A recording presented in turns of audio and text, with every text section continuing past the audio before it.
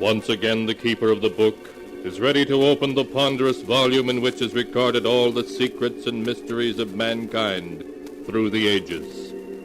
All the strange and mystifying stories of the past, the present, and the future.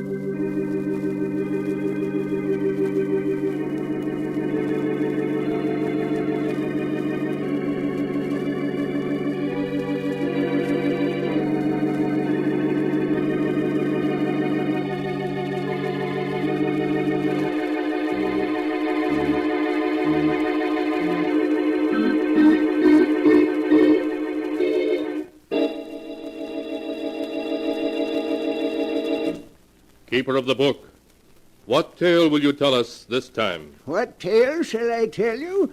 I have here tales of every kind. Tales of murder, of madness, of dark deeds and events strange beyond all belief. Now, let me see. Yes, here's a tale for you. The story of a small and desolate island off the coast of New England, and the people who lived on it. The title of the tale is Devil Island.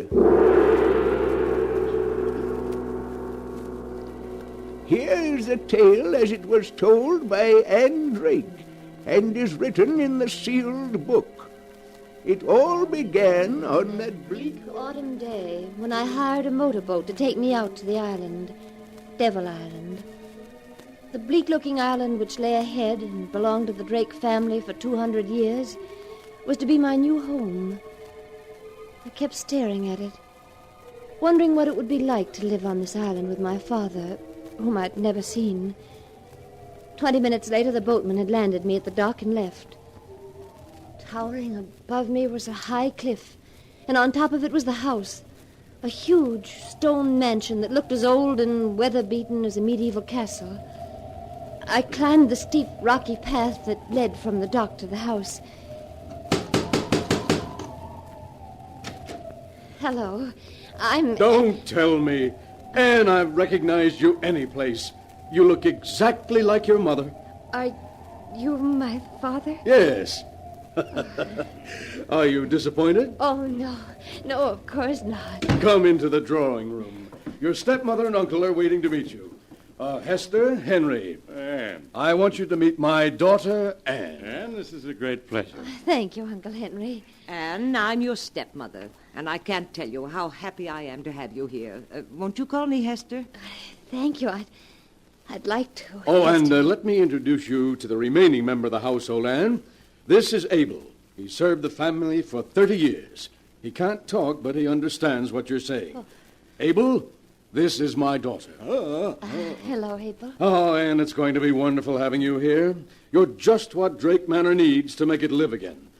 I do hope we'll be able to make you happy here.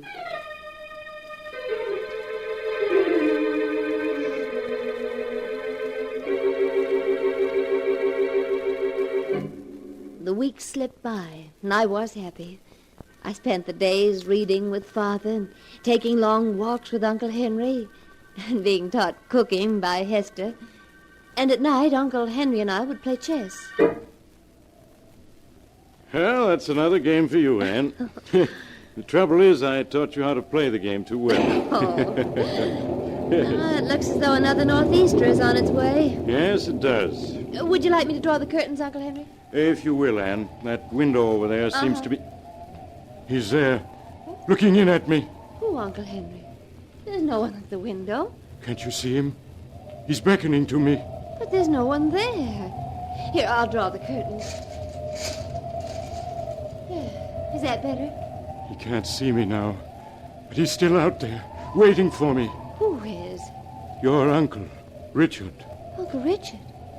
But he's been dead for 15 years. Yes, I know. And now he's come for me. No, Uncle Henry, you only imagined you saw him. Perhaps the same thing is happening to me that happened to the others. What happened to the others? Your grandfather Daniel, Aunt Harriet, Uncle Richard. They all died insane. Oh, no. No, it can't be. They did, Anne. There's a strain of insanity in the Drake family. Aunt Harriet, for weeks before she died, kept screaming that Grandfather Daniel was trying to pull her into the grave. Oh. And Uncle Richard, he died crying out that Aunt Harriet was at the window calling him. No. They all died during a storm like this one. And now my time has come. Richard is waiting for me. I'll be the next of the Drakes to die.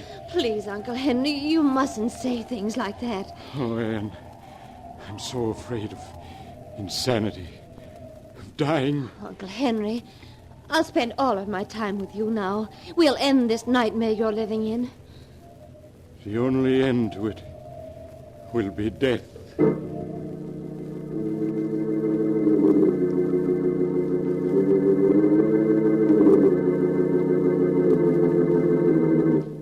Uncle Henry never spoke of his terrible fear again.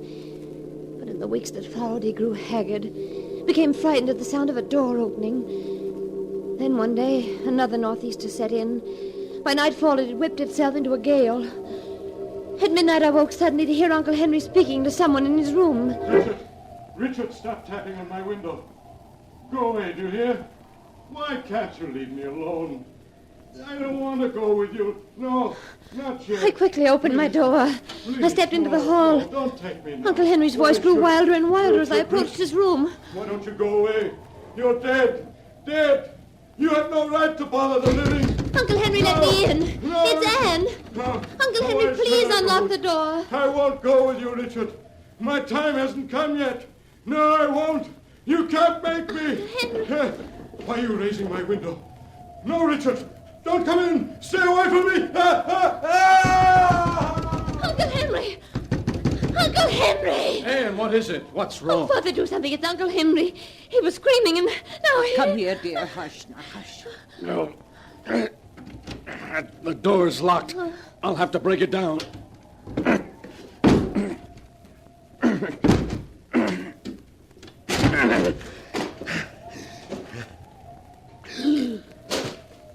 Henry.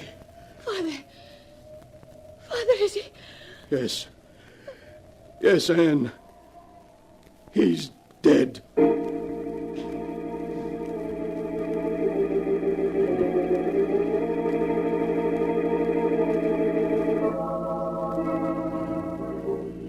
Here in the island, burying grounds of 6 generations of Drakes, we place the remains of our beloved brother and uncle Henry Drake, secure in the knowledge that in thy arms he shall find everlasting.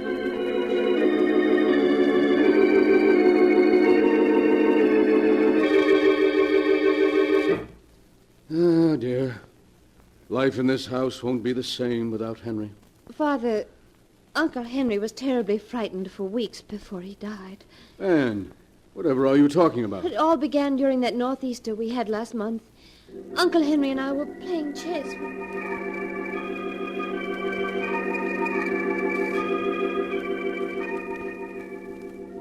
But Anne, why didn't Henry tell me about those hallucinations he was having? He didn't want to worry you. Father, did Aunt Harriet, Uncle Richard, and your father die insane? Oh, Anne, Henry should never have told you about them. Promise me you won't worry about our hereditary trouble. I'll try not to, Father. We've lost Henry, but the three of us will go on as before.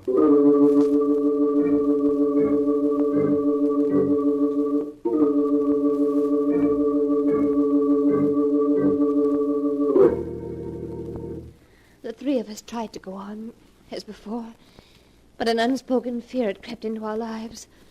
Often I turned to find Father and Hester watching me anxiously. Then a month after Uncle Henry's death, another storm lashed the island. I'll be glad when this storm blows over. It's getting on my nerves. Father, why don't we close up Drake Manor for a few weeks and take a vacation on the mainland? You mean leave the island? No, that's impossible, Anne. We have enough money to get along on the island, but not elsewhere. But I have all that money my mother left me. We could use that. You won't receive that money until you're 21. That's 6 months from now. Besides... Anne, well, what are you staring at? Look. Look at the window. Eh? It's Uncle Henry. He's beckoning to me. Anne, there's no one at the window. He's there, I tell you, he's there. Look. Now he's gone away. Oh, you saw him, didn't you? You must have. Darling, you only imagined you saw him. Oh, no, I did see him. He was beckoning to me, the way Uncle Richard beckoned to him. Means I'm going to be the next Drake to die.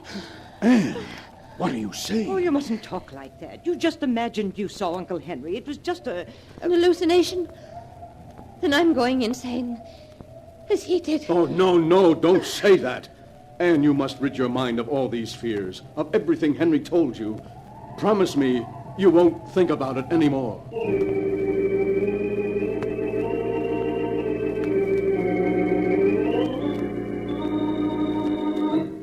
But that was a promise I couldn't keep. At night I'd lie in the darkness of my room, thinking of everything that had happened, listening to the night noises. And one night I heard footsteps above me in the tower. That limp. Oh, that unmistakable limp. It was Uncle Henry in the tower. There was an icy coldness about the house as I climbed the steps to the tower. I opened the door. The tower was in complete darkness. But by a window, his face ghost-like in the moonlight, stood Uncle Henry. I've come to take you with me, Anne. Your time has come. The grave will wait no longer. No. Do not be afraid. Your death is not a thing to be feared, but to be welcomed. No, stay away from me. I cannot return to the grave without you. Give me your hand. No.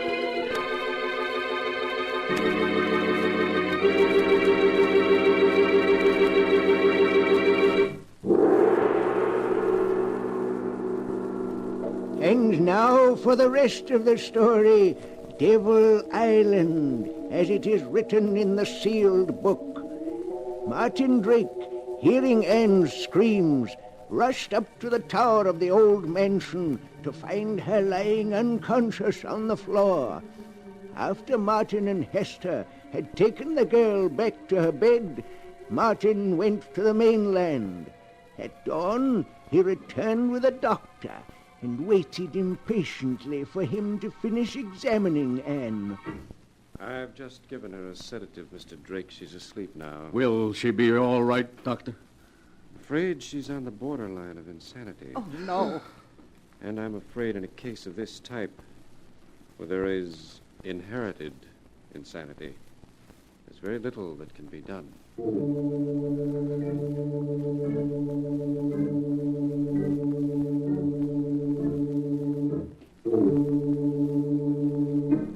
Well, sleepyhead, it's about time you were waking up. Hello, Father. How long have I been asleep? A little over 10 hours. It's just getting dark outside. Is the doctor still here? No, Anne, he left hours ago. And, darling, he says you're going to get well. Why, of course you are. Now you'd better get some more rest. Good night, darling.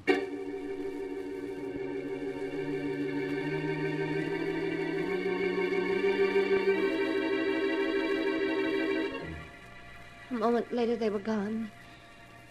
I was alone again. Alone in the dark. And all I could think of was... I was going insane. Perhaps I was already mad. The hours passed. The very stillness of the house made my heart pound in my ears. And then... the stillness was broken. That limp again. It was Uncle Henry in the tower. Back and forth from one end of the tower to the other he limped. Then silence. I lay in the darkness waiting. Waiting. And then suddenly, the door to my room was opened. I wanted to scream, but I couldn't. Oh, Abel. Oh, Abel, what are you doing in my room? What are you trying to tell me? I don't understand. Oh, he's walking again. Abel, you hear him, don't you? You do hear it. I told them that Uncle Henry had come back from the grave, but they said I was just imagining it. You mean no? He hasn't come back from the grave?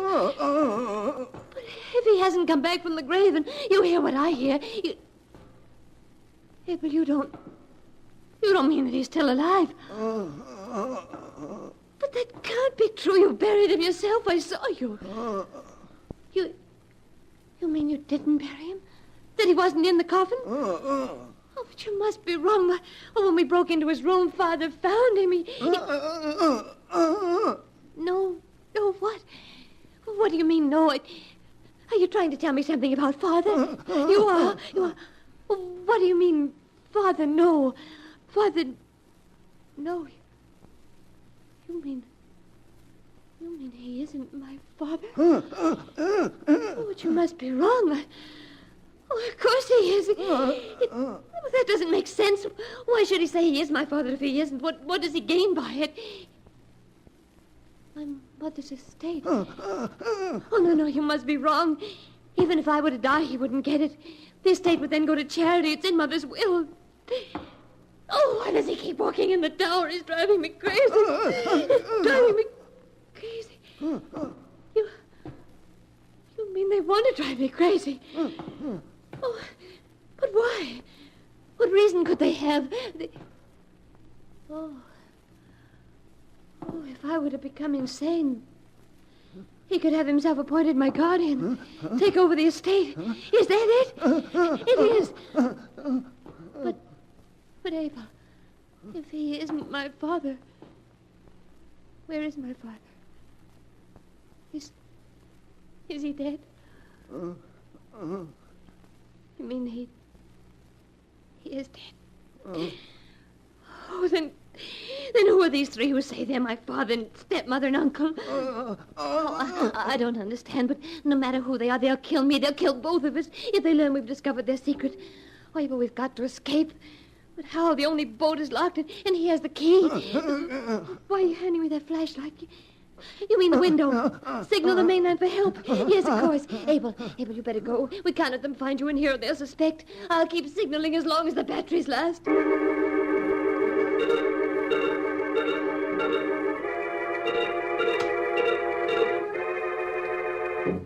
Oh, I can't keep signaling much longer. For now, And, what are you doing out of bed? And with that flashlight? Nothing at all. You weren't signaling someone on the mainland, were you? Oh, no. No, I just had the flashlight in case someone came in the room. Oh, why, you're trembling as though you were frightened. You're not afraid of your own father, are you, dear? Oh, no. No, of course not. Now, no more walking around. I want you to get some sleep. Good night, dear.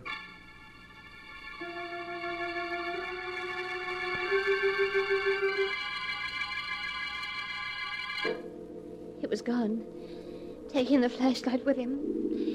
Did he suspect that I knew? Oh, the hours seemed endless until the first rays of dawn came. Would rescue come with it, or had my signals gone unnoticed? After I dressed, I went to the window, and then I saw it. A strange launch tied up at the dock. Suddenly frightened as the callers leave before I could speak to them, I rushed out of the room. As I ran down the stairs, I could hear voices in the drawing room. Well, Sheriff, if Dr. Arnold has spoken to you about my daughter's mental condition, I'm quite sure you'll understand. Sheriff, don't listen to him. He isn't my father. Anne! What was that, miss? I tell you, he's not my father. He's an imposter, and so is she. Oh, Martin, she's having another one of her spells. Now, please, Hester. They're acting, I tell you. The moment I set foot on the island, they began their plan to drive me insane. First, they gained my love and trust. Then they had Uncle Henry confide to me his fears. And when Uncle Henry was found dead, they told me that... Who says I'm dead? You... I've never felt better. Oh, Sheriff, allow me to introduce my brother, Henry. Well, Miss Drake, your Uncle Henry doesn't look very dead. He wasn't. They just pretended he was. They even buried an empty coffin to make me think I was attending his funeral. I really think you should take Anne up to her room, Hester. She needs rest. Oh, Sheriff, they're lying, the three of them. Have you any proof, Miss Drake? Yes, Abel will tell you. He knows. I'm afraid that Abel can't tell you anything, dear. The poor chap fell off Devil's Cliff into the sea early this morning. Oh, you pushed him off the cliff so that he couldn't talk. Martin, the excitement's too much for her. She's getting worse. Sorry to trouble you, Mr. Drake, but it was my duty to investigate those signals. Oh, Sheriff, you can't leave me here. They will drive me insane. I assure you, Sheriff, she'll be given the very best of care. We have a specialist coming to see her next week. Oh, no, Sheriff, wait. Wait, please. Now, Miss Drake, I think you'd better stop. No, wait. I just want to show you this gold locket.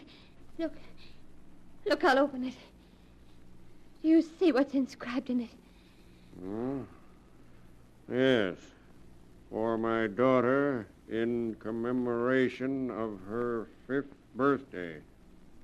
What are you driving at, Miss Drake? If that man's my father, as he claims he is, ask him what my middle name is. It's inscribed in the locket. Well, just to humor her, Mr. Drake, what is her middle name? Her middle name? Well, frankly, Sheriff, I seem to have forgotten. Oh, he hasn't forgotten it, Sheriff. He never knew it. He isn't my father. Kind of strange you're not knowing your own daughter's middle name. Well, it's just that, I have an awful memory for names. So have I, but I know my kid's middle name. There's something peculiar about all this. I think you three and the girl better come with me to the mainland. What for? So I can do a little checking. If you're Martin Drake, as you say you are, there must be someone on the mainland who can identify you. Oh, see here, Sheriff, this is ridiculous. Just because... I said you're going to the mainland with me. Well, I always said you were the weak link in the chain, Gerald. Shut up, you fool. It's no use, Gerald. The game is up. The trip to the mainland is more than we can stand. You just have to look at Hester's face to see that she agrees. Who are you folks? We're actors. Things having become difficult a few years ago, we accepted employment on this island from Mr. Drake. When he died, I thought of this little scheme. It really was a perfect plan until this fool slipped up on the girl's middle name. By the way, what is her middle name? Why, according to this locket, she hasn't one. It's just inscribed to Anne.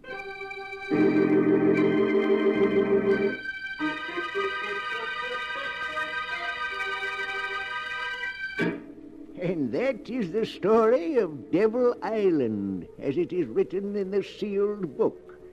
Because an impostor slipped up on a middle name that didn't exist, an almost perfect crime was prevented by Sheriff Williams, and an innocent girl was rescued from imprisonment and probable death. It was a small slip, but a fatal one. But the sound of the great gong tells me I must close the sealed book once again. One moment, keeper of the book. What story will you tell us next time? Next time? Are you sure you want to know? Perhaps my next story may be about you, for I have here all the stories that ever happened, and many that have yet to come to pass. But I'll find one for you in just a moment.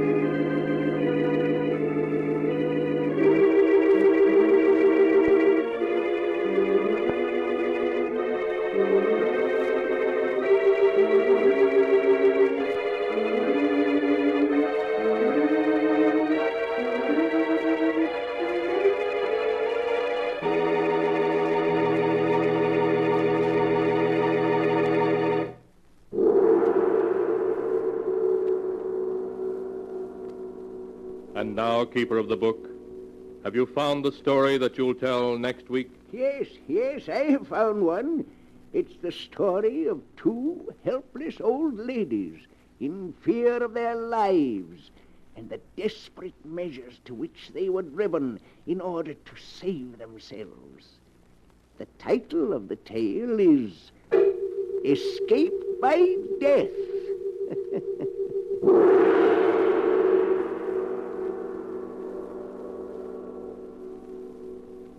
Be sure and be with us again next time when the great gong heralds another strange and exciting story from The Sealed Book. The Sealed Book, written by Bob Arthur and David Cogan, is produced and directed by Jock McGregor. You're listening to HOJO Radio. Stay tuned. The Sealed Book.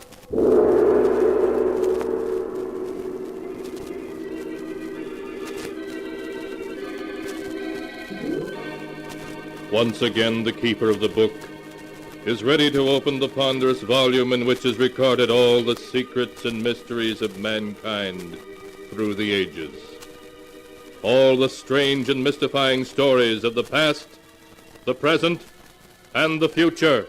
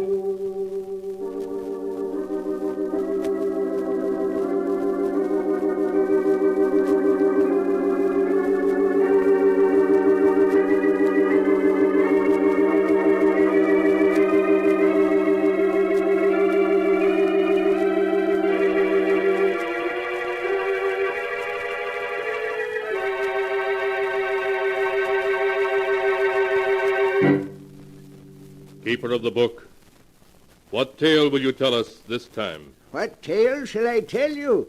I have tales here of every kind.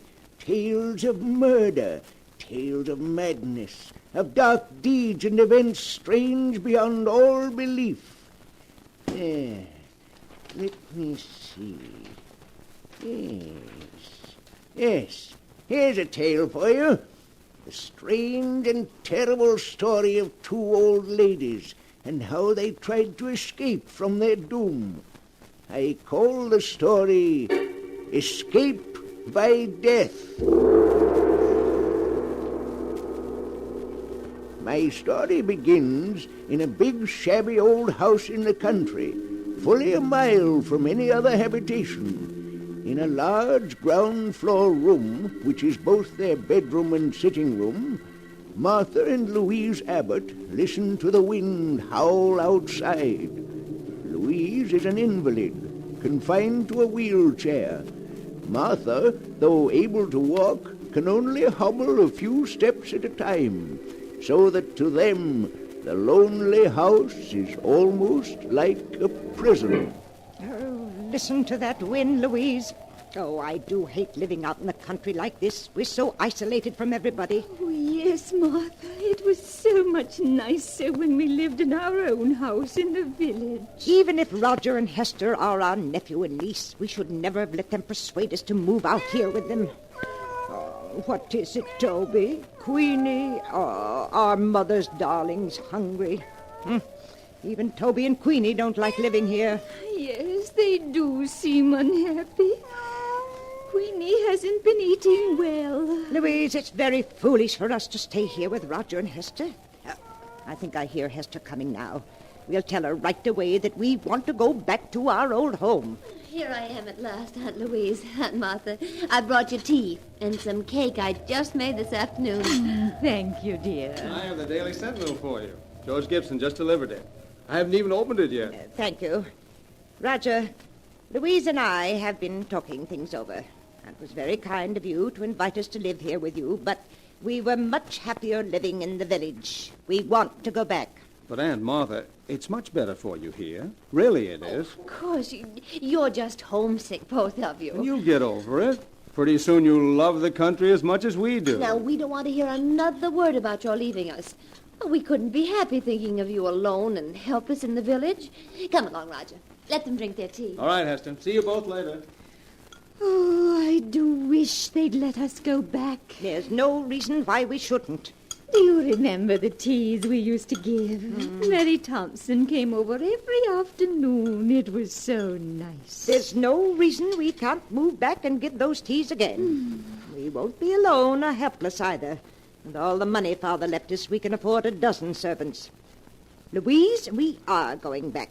I've made up my mind. Oh, Martha, I'm so glad. Listen to Toby and Queenie. They're glad we're going back, too. Aren't you, you fat old darlings? Oh, they understand you, Mother. They know we're not going to stay here much longer. Of course they do. Well, now that's settled. Let's see what's in the Sentinel. Let's see now. Oh, Martha, let's look at the obituary notices first. Just what I was turning to, Louise. Ah, here we are. Did anyone we know die? Now, let me see. Yes. You remember Amos Wilson, don't you? Yes. He died 2 days ago. Poor Amos. He was about your age, wasn't he, Martha? Certainly not. He was a good deal older. Oh, Martha, look at this. Why, it says that Mary Thompson is entering the county home for the infirm. The poorhouse? Oh, no, it can't be. You can read it for yourself. Oh, that dreadful place. I'd rather be dead than in that home. Poor Mary. Martha, after we move back to the village, can't we have Mary come to live with us? Yes, of course. Why, going to the poorhouse would be the death of her. No, it can't be. What can't be? Read what it says there in the real estate column. The old Abbott mansion, owned by the Mrs. Martha and Louise Abbott, has been put up for sale by their nephew, Roger Clark. What? Why, that must be a mistake. No. We never told Roger to sell our house. Roger! Now, Martha, we mustn't get excited. But why should he want to sell our house? I won't permit it. You calling me, Aunt Martha? Yes, Roger. What's this in the Sentinel about our house being up for sale? Oh, is it in the Sentinel? Oh, I'm so sorry. It is a mistake, isn't it, Roger? Well, no, Aunt Louise. But since the house isn't being used, I thought it would be a good idea to sell it. But you had no right to put the house up for sale without telling me. Now, don't get yourself excited, Aunt Martha. If you don't want the house sold, I'll remove it from the market. You must, Roger. We couldn't live if the house was sold. All right. Now I'll take care of everything. Don't you worry. Everything's going to be all right. I don't like it, Louise. I don't like it at all. Why should he try to sell it without telling us? It does seem strange. Louise, we must get in touch with Judge Morris at once. He's the administrator of Father's estate. He'll take care of everything for us the way we want it. I didn't like the look in Roger's eyes just now. I've always been suspicious of Roger, and if you want my opinion, he and Hester are up to something.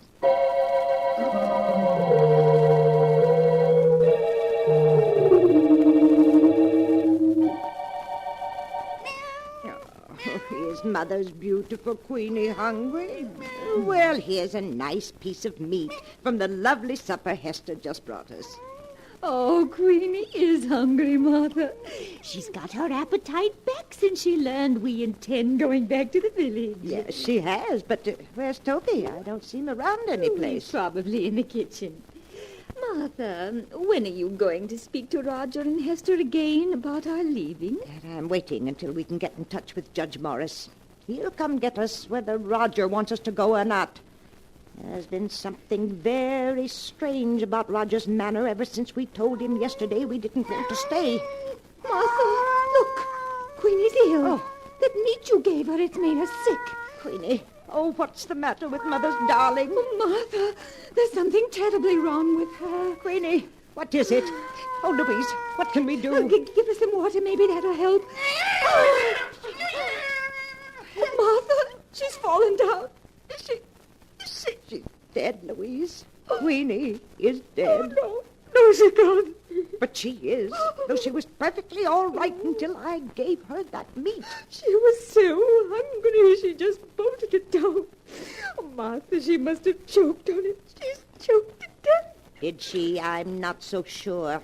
Martha, what do you mean? What else could it have been? She acted more as if she were poisoned. Poisoned? Yes, I'm sure of it. The meat was poisoned.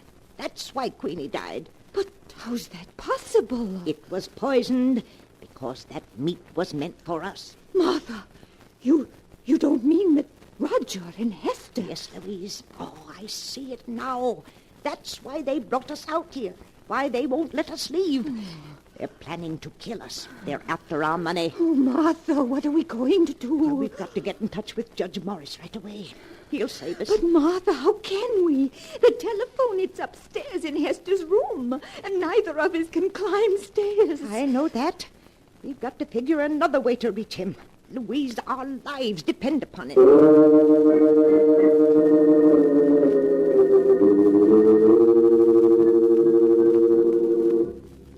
All that night, the two old ladies, terror in their hearts, tossed and turned in an effort to think of a way of escape from the horrible trap in which they found themselves.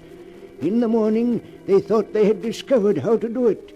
When George Gibson, the rural mail carrier, came by, Louise called to him and gave him a frantic message to Judge Morris, which he promised to deliver. However, a few minutes later, encountering Roger, their nephew, George Gibson told him what had happened, and Roger managed to persuade him not to deliver the message. Then Roger hurried home to consult with Hester. Roger, you say that while Martha was out here in the kitchen with me, Louise was giving George Gibson a message for Judge Morris? Yes. And she seemed so excited that George stopped me on the road to tell me about it. Hester, I'm afraid they suspect. Oh, no, they mustn't. We mustn't let them. I should say not, after all the trouble we've gone to. Well, it would ruin everything. We've got to quiet their suspicion somehow. We've got to make them like it here, so they'll be perfectly content to stay with us until they die.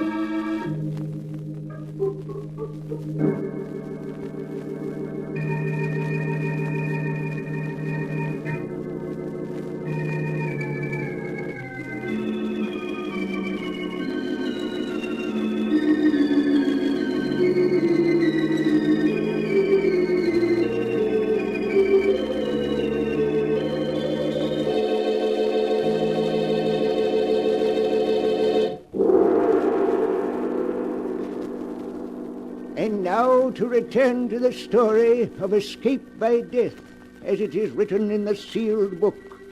For 24 hours, Martha and Louise have waited in trembling impatience for George Gibson to bring word that Judge Morris has received their frantic appeal for help.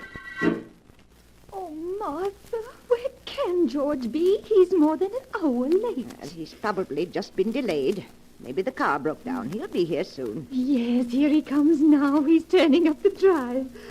Oh, Martha, I was so worried. I told you he wouldn't fail us. But there's Roger taking the mail from him. Suppose Roger doesn't let him see us. He might... Louise. What is it, Martha? What's wrong? That isn't George Gibson delivering the mail. Not George Gibson? No, that's a much younger man. Now he's leaving. Roger's coming back in the house. Martha, where do you suppose George is? I don't know. I don't understand. Perhaps he's sick today. Here comes Roger. Hello, Aunt Martha. Aunt Louise. Here's a magazine that came in the mail. I thought you might like to see it. Thank you, Roger. Why didn't George Gibson deliver the mail today? Oh, you saw that there was a new driver. Well, I'm sorry to have to tell you this, but yesterday afternoon, poor George was killed. Killed? Oh, no. He had a bad accident as he was returning to the village. An accident? Yes. I'd rather not talk about it anymore now. It'll just upset you. Hester will bring you some supper soon. Poor George. Well, that means Judge Morris didn't get our message. Oh, Martha. Don't you see, Louise? That wasn't any accident. George was killed to keep him from going to Judge Morris. Martha, you can't mean that Roger and Hester... Yes, Louise, they'll stop at nothing to get our money. But what are we going to do? We can't get a message to anyone. And they're poisoning our food. We haven't eaten a thing since poor Queenie died. We can't go on throwing the food away or we'll starve. There's only one thing to do. Toby must sample our food. You mean to see if it's poison? Yes. It's dreadful, having to risk poor Toby's life, but it's the only thing we can do.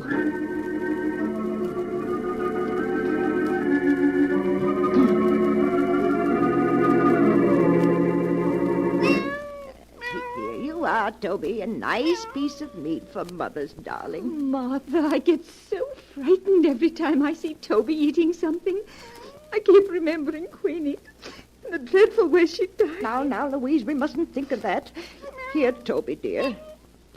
Martha, why are you feeding Toby? Well, he gets plenty to eat in the kitchen. He'll die of overeating if you aren't careful. I've always fed Toby from my own plate. He expects it. But, Aunt Martha, if you feed that meat to the cat, there won't be enough for you. No. And if you're to get well, you need all that food.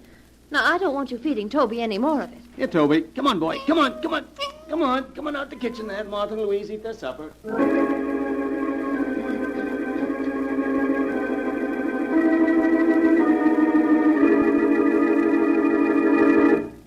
Here you are, Aunt Martha. Aunt Louise, I've bought you your lunch.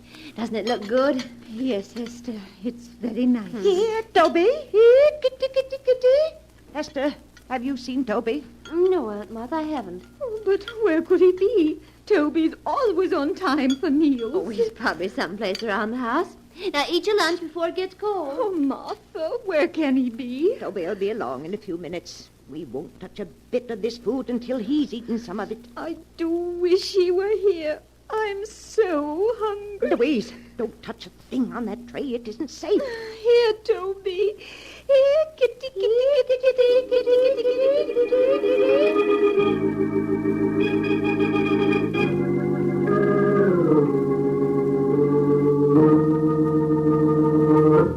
Good evening, Aunt Martha. Aunt Louise, how are you? Good evening, Roger. I have supper here for you, too. Why, Aunt Martha, neither of you ate your lunch. What's wrong? We weren't hungry, Hester. Have you found Toby yet? No, I've looked everywhere for him, but he seems to have disappeared. Oh, no. Now, you mustn't worry. I'm sure he'll turn up all right. Aunt Martha, you and Aunt Louise can't afford to miss meals in your state of health. Certainly not. Now, we want you to eat everything that Hester's brought you. Mm-hmm. You'll make us very unhappy if you don't.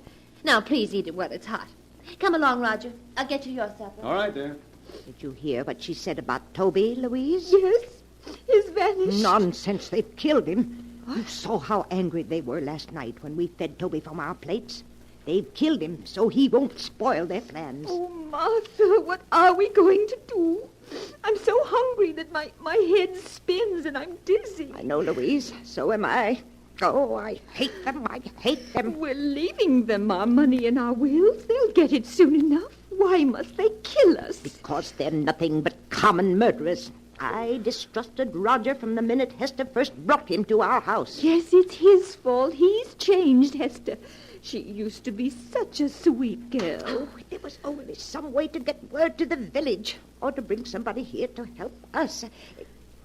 Louise, I have an idea. What is it, Martha? There's one way to bring people here. What, Martha? If we were to set fire to the house, somebody would be sure to see the flames. Yes, of course. And then the fire company would come out. Then we'd be able to tell them. We'd be saved.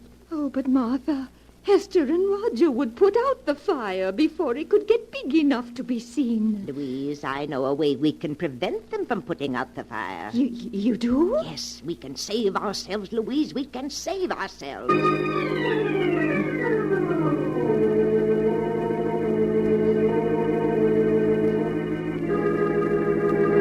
Here, Toby. Here, kitty, kitty, kitty. Martha, why are you looking down the cellar stairs like that? Now, you should be in your room. Certainly should. It's drafty out here in the hall. Now close the cellar door and go back to your room. But I heard Toby crying. He's down in the cellar, and I won't go to my room until I get him. But Aunt Martha... Roger, just to put Aunt Martha's mind at ease, why don't you go down the cellar and see if Toby is there? Oh, all right. But if you ask me, it's just a waste of time. Please help him look for Toby, Hester. You'll find him so much quicker if you both look for him. Aunt Martha... Please. Oh, very well. But you go back to your room so you don't catch cold. Roger, do you see him? Doesn't seem to be any place here in the cellar. Now we'll see just how smart you are, trying to poison us. You won't stop us from escaping now. I must get Louise. Louise, it worked. You mean you were able to lock them in the cellar? Yes, and with the door locked, they can't get out. They found out they're locked in. Now, don't you worry about it, Louise. I'll take care of everything. What are you doing with that kerosene lamp, Martha? Pouring the kerosene around the room so it will burn better. There. Are you ready to leave, Louise? Yes, Martha, yes. Now strike a match and start the fire. How quickly it's starting to spread. Yes, we've got to leave. I'll push your wheelchair, Louise, and you try to help by rolling the wheels. Yes, Martha. Well, we're coming along nicely. Good more, dear. Come on. Just a little bit more. Martha, I do hate to do this. Louise, you mustn't waste any pity on them. Even if they are our niece and nephew, they're nothing but common murderers. Yes, I suppose you're right. Now, I'll just open the front door, and we'll be free. Now, roll the wheels a bit, Louise. And just a few feet more, and we'll be safe. Yes, that's it. There. Now we're far enough away from the house to be perfectly safe. Oh, my, the whole house is on fire. Do you think they can see it in the village by now, Martha? I'm sure they do. Now remember, Louise, when the fire company gets here, we don't know what happened to Roger and Hester. We just managed to get out ourselves. Yes, Martha. If we told them what we were forced to do to escape, we'd have to reveal that our own niece and nephew were poisoners, murderers. We don't want to disgrace the family name, Louise. Oh, no, Martha, of course not. Look, Martha, look! The roof is going! Oh, and here comes the fire engine. Louise, we're saved. We're saved.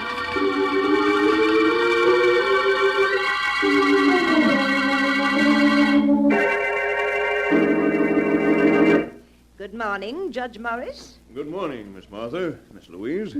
I trust you're well after that terrible ordeal last night. Oh, we're feeling much better. Thank you, Judge Morris. I know it'll be painful for you, but now that your niece and nephew are gone, we must plan for your future. Oh, you don't have to bother, Judge. All we want to do is move back to our old house, hire a few servants, and live as we used to.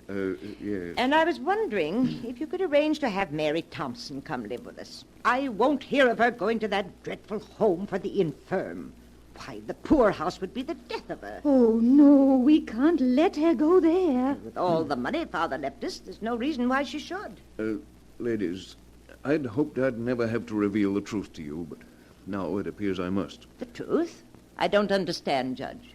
Some weeks ago, the bonds in the trust fund your father left you became utterly worthless. What? Your nephew and niece were afraid the shock of learning you were penniless would be too much for you. So it was decided to keep the news from you. That's why the three of us persuaded you to move in with them. Your house here in the village had to be sold to meet the debts of the estate. But that can't be. Father left us so much. It's all worthless now. Perhaps I should have told you this a month ago. But your niece and nephew wouldn't hear of it. In spite of the fact that they had only Roger's salary to live on, they were determined to prevent you from ever learning of your misfortune. Oh, but the deaths of poor Queenie and Toby, of George Gibson. George Gibson? Yes. I'm afraid I don't understand.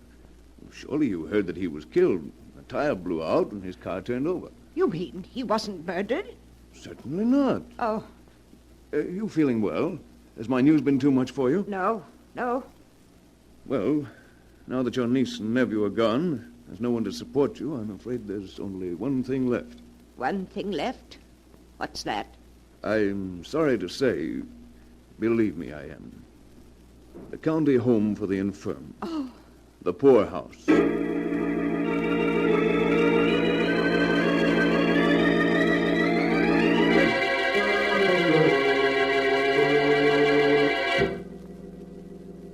And that is the tale of escape by death, as it is written in the sealed book.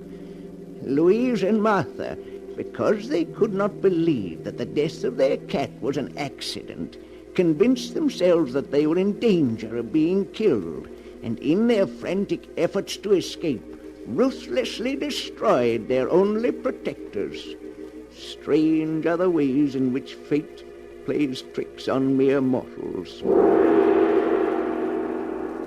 But the sound of the great gong tells me it's time to close the sealed book once more.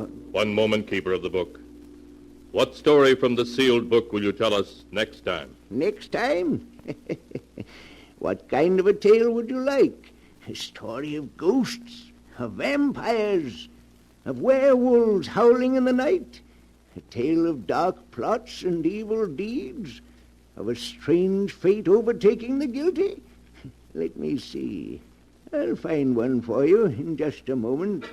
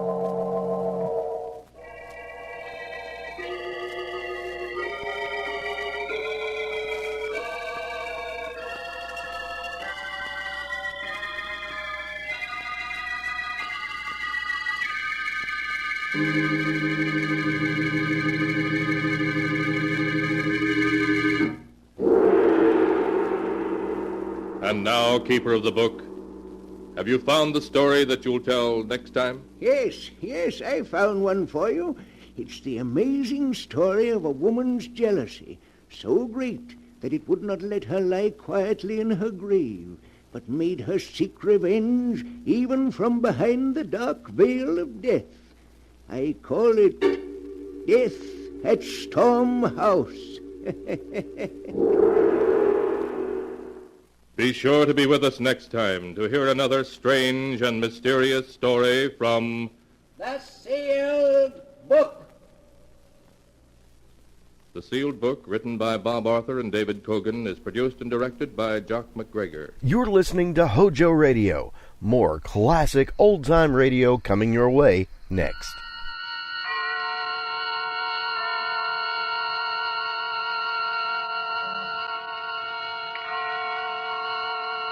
Columbia Network takes pleasure in bringing you Suspense.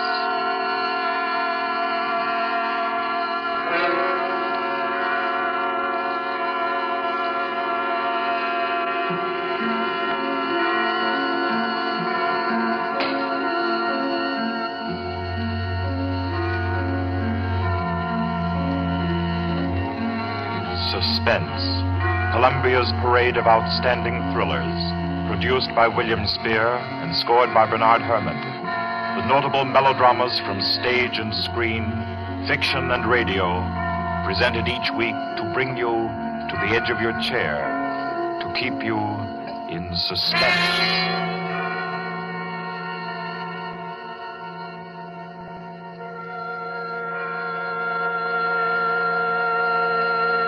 Tonight's story deals with a remote and dangerous house and a terrifying thing that happened there because the rain went on for days and days.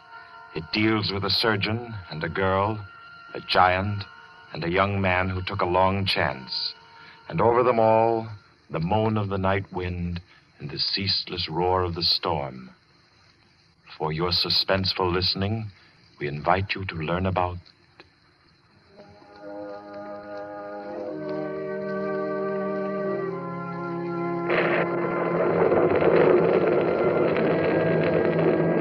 Kettler method.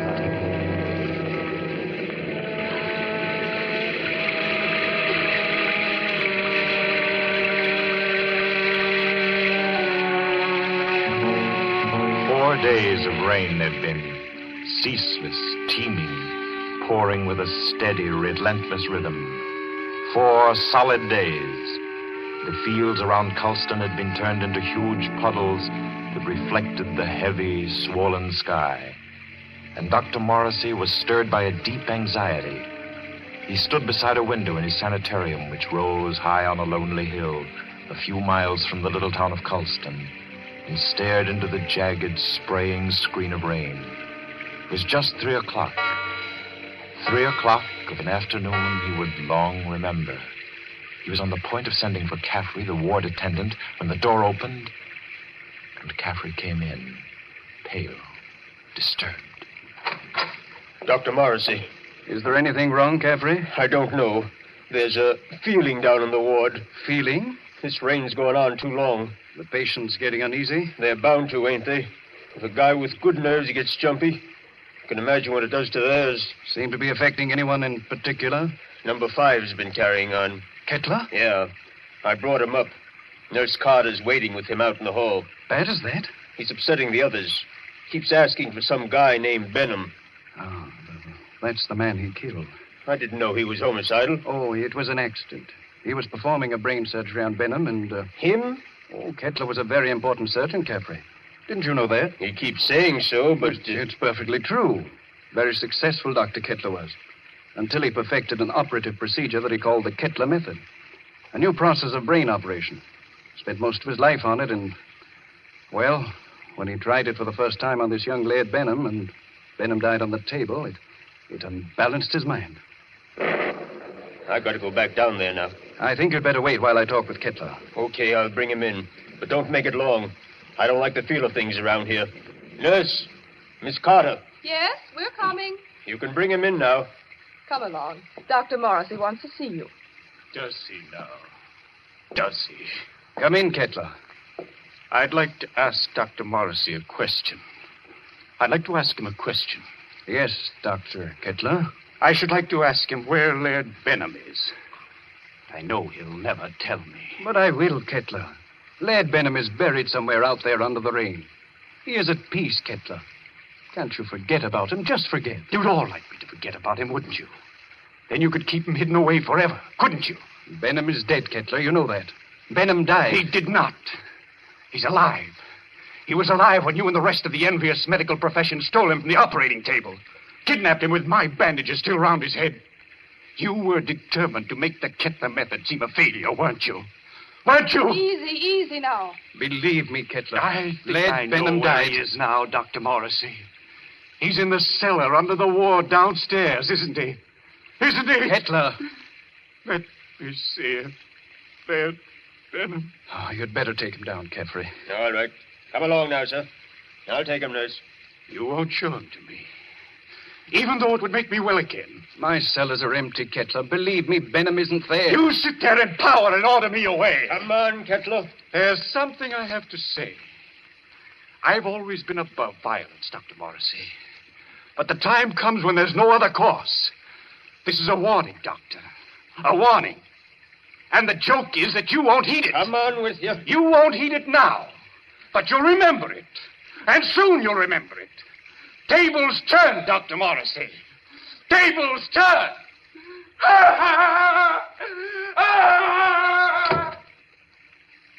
Poor Poor thing. I'm afraid I'm failing with him. Failing completely. But you're not. It takes time to put a man back together. Oh, it's taken me too long with Kettler. I'm beginning to be afraid. If you'll pardon me, Doctor, Yes? I do think you're making a mistake. With him? No, with yourself. You haven't had a real vacation in 3 years, Dr. Morrissey. Oh, you think I'm wearing a bit thin just now, don't you? And you're right. But I really can't leave my patients in anyone else's hands. Not now, at any rate. No, I'll have to make the best of it. But you need relaxation, Doctor. I know. Well, I hope to soothe my ragged nerves somewhat over this weekend. Oh? I've some friends coming down from the city Friday night. Leslie and Claire Winton. Young married couple, newlyweds. And I'm just going to relax with them and forget everything until Monday morning. You must, Doctor. You do need it so badly. Oh, by the way, Doctor. Yes? I slipped some those new sample bandages into your coat pocket. Well, thanks. I'll have a look at them. I think they're quite good. The salesman said that... Yes, nurse. What is it? Did you hear something? Thunder, wasn't it? Something else besides thunder. I thought it... Well, I didn't hear it. My nerves must be getting the best of me. Perhaps it's a case of nurse heal thyself, eh? I'm not the only one who needs a rest. You know, it might be a very good idea if we both... Dr. Morrissey. I heard that. What is it? It's coming from the ward. Sounds like... That was a shot, nurse. You get on the phone. Call the police at Colston. Hello? Keep at it. Hello? Someone's trying to get in from the hall. Dr. Morrissey! Dr. Morrissey! It's Caffrey. Just a moment. Caffrey, what is it? He's ganged up on me. All of them coming up the stairs. Kettler, clear out of here. Oh. Steady, nurse. He's dead, isn't he? Isn't he? Yes. Dr. Morrissey. Kettler. Remember my warning. Remember it, Doctor. Tables turn, Dr. Morrissey. Tables turn.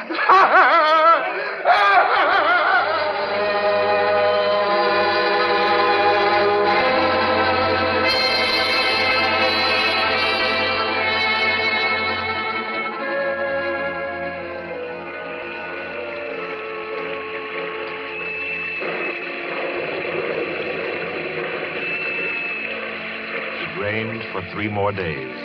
Friday night came, black, wet, and glistening. And the 8:15 express groaned into Colston Station, bringing Leslie and Claire Winton out from the city with their weekend luggage.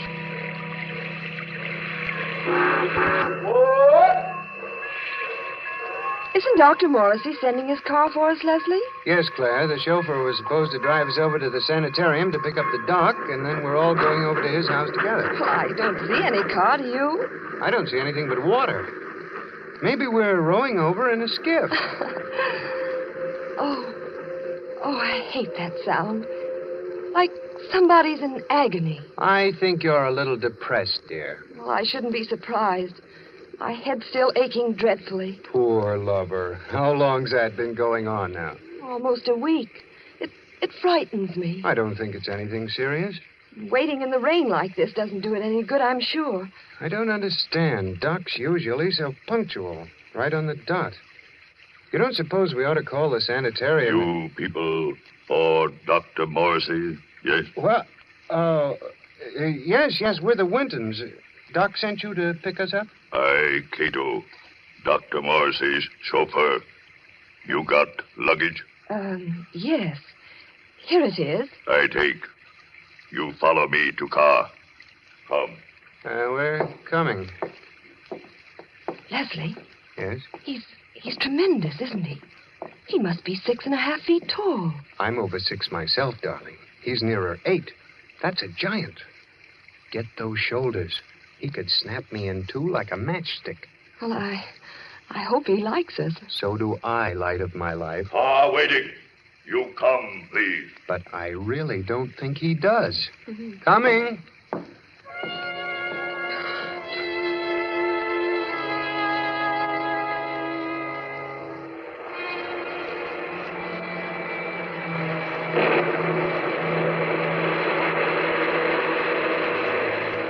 heavy car lurched and hurtled over the rain-soaked roads, tearing wildly through the dark and careening up the hillside toward the stark walls of the sanitarium. It skidded to a standstill in front of the main entrance, and cold black Cato led them inside. The brightly lit corridors were deserted, silent, like hallways in a nightmare. Claire was aware of her headache growing steadily worse as Cato opened the double doors and ushered them into the waiting room. You'll tell Dr. Morrissey we're here, huh? Doctor, be with you soon. You do not go away. Yes, thanks.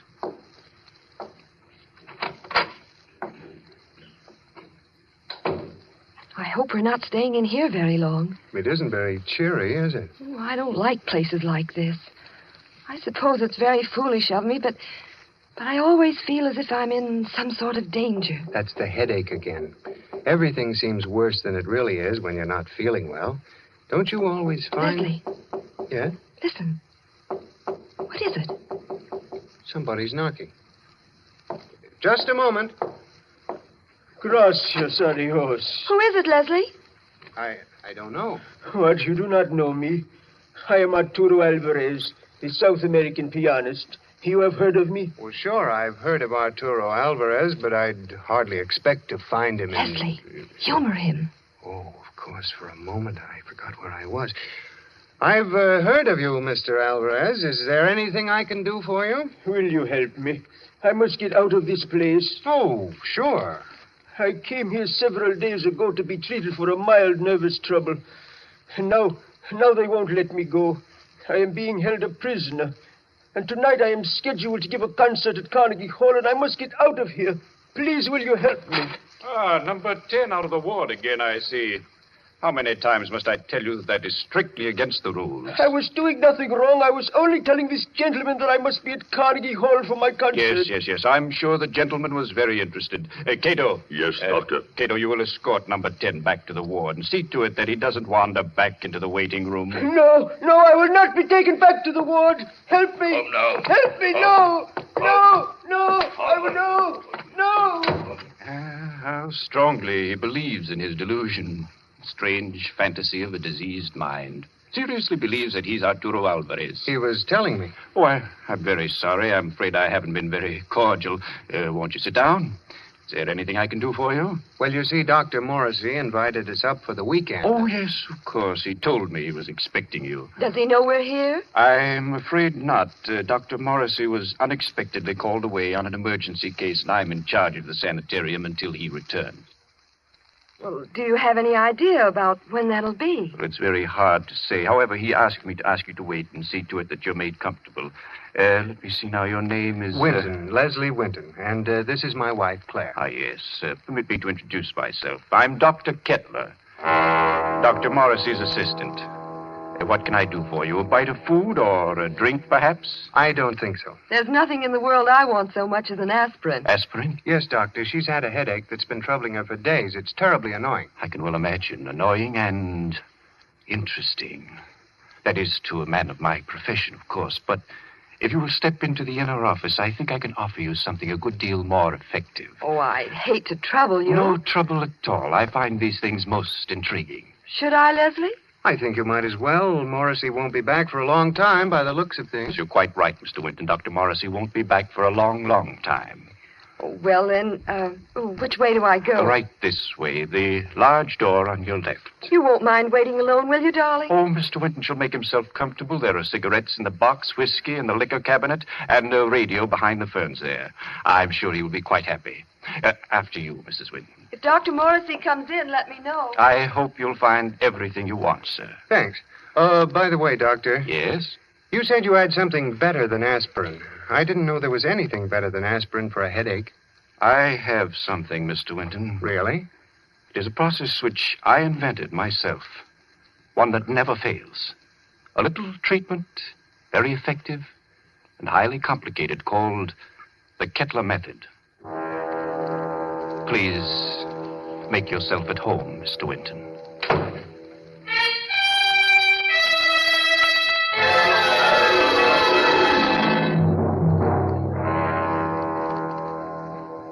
Leslie sat there, alone in the big waiting room for a while. Then creeps began setting in, and he thought to himself, maybe I'll have that drink after all. He rose and went over to the liquor cabinet that Kettler had pointed out to him and opened it. Why, there's nothing in here but books. Yes, books. Books that were so thick with dust that it was clear they'd been there for months. Well, no drink for Leslie. Maybe a cigarette.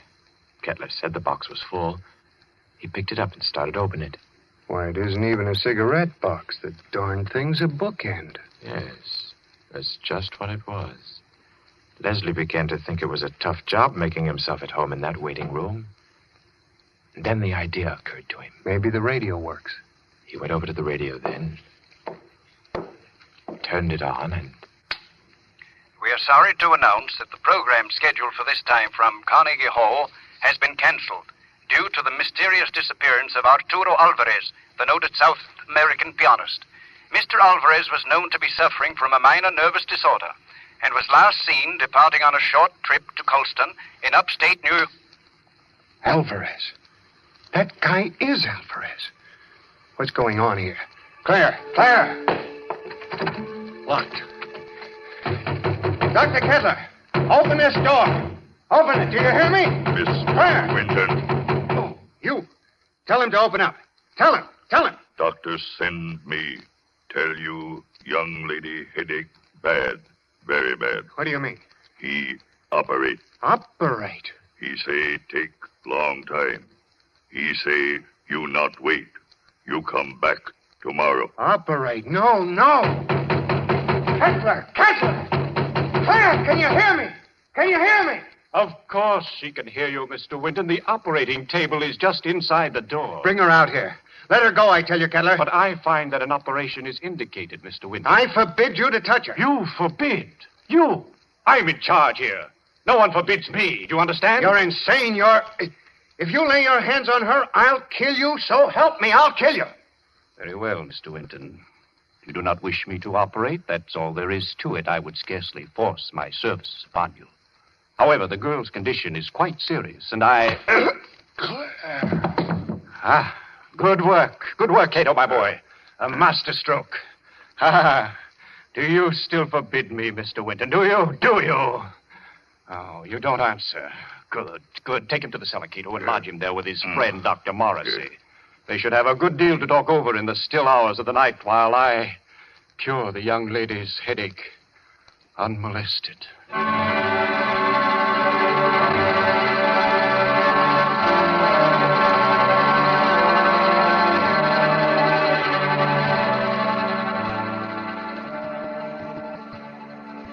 You've got to pull yourself together, Leslie. Now try. Try to think. Cato brought you down a few moments ago. You've been hit in the head. Can you remember? Yes, I was talking to Kettler, trying to make him let Claire go. Claire? Oh, good Lord, Morrissey. Where is she? He's got her. Kettler? She's on that operating table up there. We've got to do something. Well, I'm afraid there's not much we can do. I've been here for 3 days and nights. What happened? It was a nightmare come to life. I'd had Kettler in my office for treatment. Yeah? He was off on a wild tangent, insisting that I had a man whom he had killed hidden down here in the cellar. That I and the rest of the medical profession had kidnapped him off the operating table with his head still swathed. He thinks I've been keeping this venom from him all along, even though I've known that just one side of him would cure his mental disorders. He hates me with every fiber of his twisted brain. He's a dangerous case, Leslie. He'll kill Claire? He may. There's a slim chance he won't. What's that? Well, all the surgical instruments are locked away. It's possible they may not be able to find them. Isn't there any way we can get out of here? Well, wouldn't I have used it? Where does that corridor lead to? To the staircase that goes to the first floor. Well? Not a chance. Comes out in the operating room, and they keep that door locked as tight as a drum. Besides, Kettler still has the pistol he took from my nurse. I've got to think. I've got to. And my head hurts so I can't make good sense. Let's say that. I think they gave you a nasty cut. Oh, it doesn't matter. Say, Doc. Yes? What was his name? Who? The guy Kettler thought you were keeping from him, the one he killed. Benham. Laird Benham. Why? Was he a young fellow? Yes, rather tall, slender chap. Say, Doc. Hmm? Do you have any bandages down here? What? Bandages. Why, yes, I think so. They're stored down here. Enough to bandage my whole head, face, and everything? Why? I might have a chance of getting through that door up there.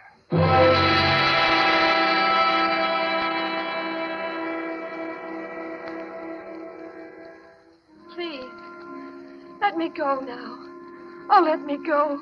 Leslie! Leslie! You will be better soon, much better. I will take the pain away, Mrs. Winton. Cato, have you found the surgical case? Not found yet. I look. Cato, look. Find it. We must not keep Mrs. Winton in agony. Find it, I say. She'll have to create some order in this place. I want my instruments at hand on a moment's notice. Please, let me go. Oh, let me go. You shall be well again, my dear. I promise you shall be. Doctor, here, tall, white cabinet behind curtain. That's it. Open it, Cato. Locked. Locked, Doctor. Smash it open. Open it. I do. You'll find scalpels on the top tray. Bring them to me. Yes, Doctor. Is here, Doctor. See, knives. Good, sharp knives. Cato find. He find them. Excellent. How they glitter. It is good to feel the knife in my hand again. Put the others right beside my pistol here on the table. Please. Oh, please. There, my girl. I shall expend all my genius on you. You shall be well again. No! Now to work. What was that? Who's there? Dr. Kepler, Who is it? I have found my way back to you. Open the door, Dr. Kepler. I've come back again. Who are you? You remember? You remember Laird Benham? Cato! Cato! Yes, Doctor. The door! The door! Let him in! He's come back! Let him in, I say! Yes, Doctor. Oh, let me out of here! He's come back! He's come back, Cato! Dr. Kepler. Benham, I knew it. I knew it all along. You're alive. You're living. Yes. Living. Yes, Dr. Kepler. You. Just as they took you from the table. Yes. They took me away before the operation was complete. Finish it now. Hurry. I can't live much longer. I'm about to die. No. Cato, get Benham onto the table. Girl on table. Take her off. Take her out of here. Put her in the cellar. Let Benham take her place. At once, do you hear? Yes, Doctor. Cato. No, I won't be put in the cellar. I won't. It might be well if you went down into the cellar, you know. It's nice down there. You'll see old friends, perhaps. Old friends who need help. Leslie. Hurry, I say. Yes, Doctor. Come. I'm coming. Are you all right, Benham? Weaker. Cato! Cato, closed door. No, stop wasting time. Leave the door alone. Help me. Help me get Benham on the table. Yes, Doctor. Cato, do. That's right. Now lift him carefully. Yes. Good. Now, lie back. Lie back. Gently. All right. Careful now. There we are. Cato, give me the knife. Yes, Doctor. Take off the bandages. From the top, Cato. That's correct. That's proper procedure. There. Yeah, now that's... I thought his hair was blonde, not black. Well, perhaps I've forgotten. I've forgotten so many things that... There was a scar on his forehead. I clearly remember a scar on his forehead. Maybe I imagined that, too. Perhaps it was someone else with brown eyes. Benham, didn't you have blue eyes? I know they were blue. And your nose. Your nose was thinner and longer. Yes. And your lips. You had thick lips. That I know. Bandages off, Doctor. Dr. Kettler, there's a trick here. You're not Benham. You're not Benham. You're that young Mr. Winton. Dr. Kettler, listen to me. Cheat. So you wanted me to finish you, did you? Yes, Mr. Winton, I will. I will. Hold him, Cato. Hold him. See the knife, Mr. Winton? Watch it glisten as it comes down, down, down, and into the...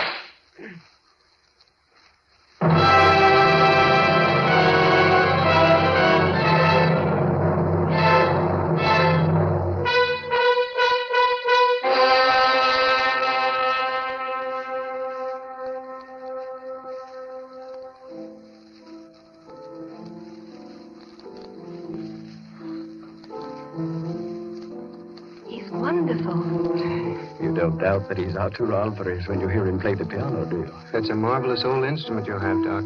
It was my mother's. This old house has been in the family for generations. Who'd ever thought we'd be alive to sit in your house and listen to somebody play a concerto? We wouldn't have been. At least I wouldn't have been if you hadn't snatched that revolver off the table right out from under Kettler's nose before they threw you into the cellar. That was the lifesaver. Made the weekend perfect. I'm afraid it wasn't very restful. Hereafter, I'm spending all weekends in a cozy little corner under the L. It was worse for Claire than anybody. She had a dreadful time. It was ghastly, all right. Horrible. But you know something? What? My headache. It's completely gone.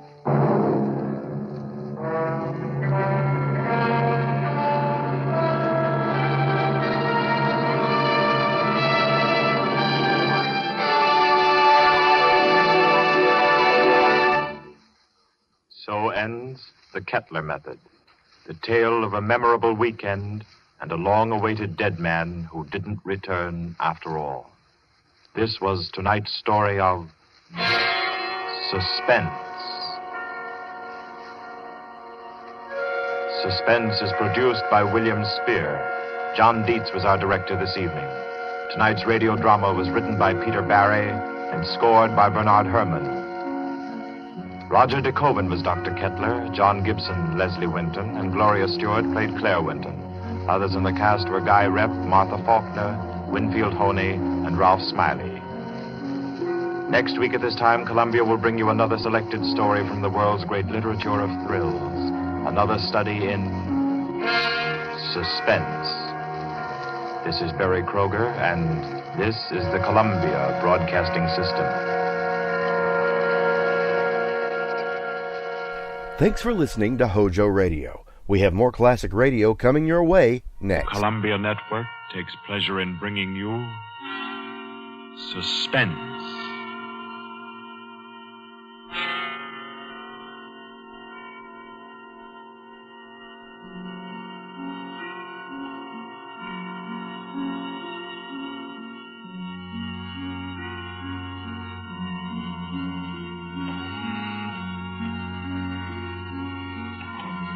Suspense. Columbia's parade of outstanding thrillers, produced by William Spear and scored by Bernard Herrmann. Notable melodramas from stage and screen, fiction and radio, presented each week to bring you to the edge of your chair, to keep you in suspense.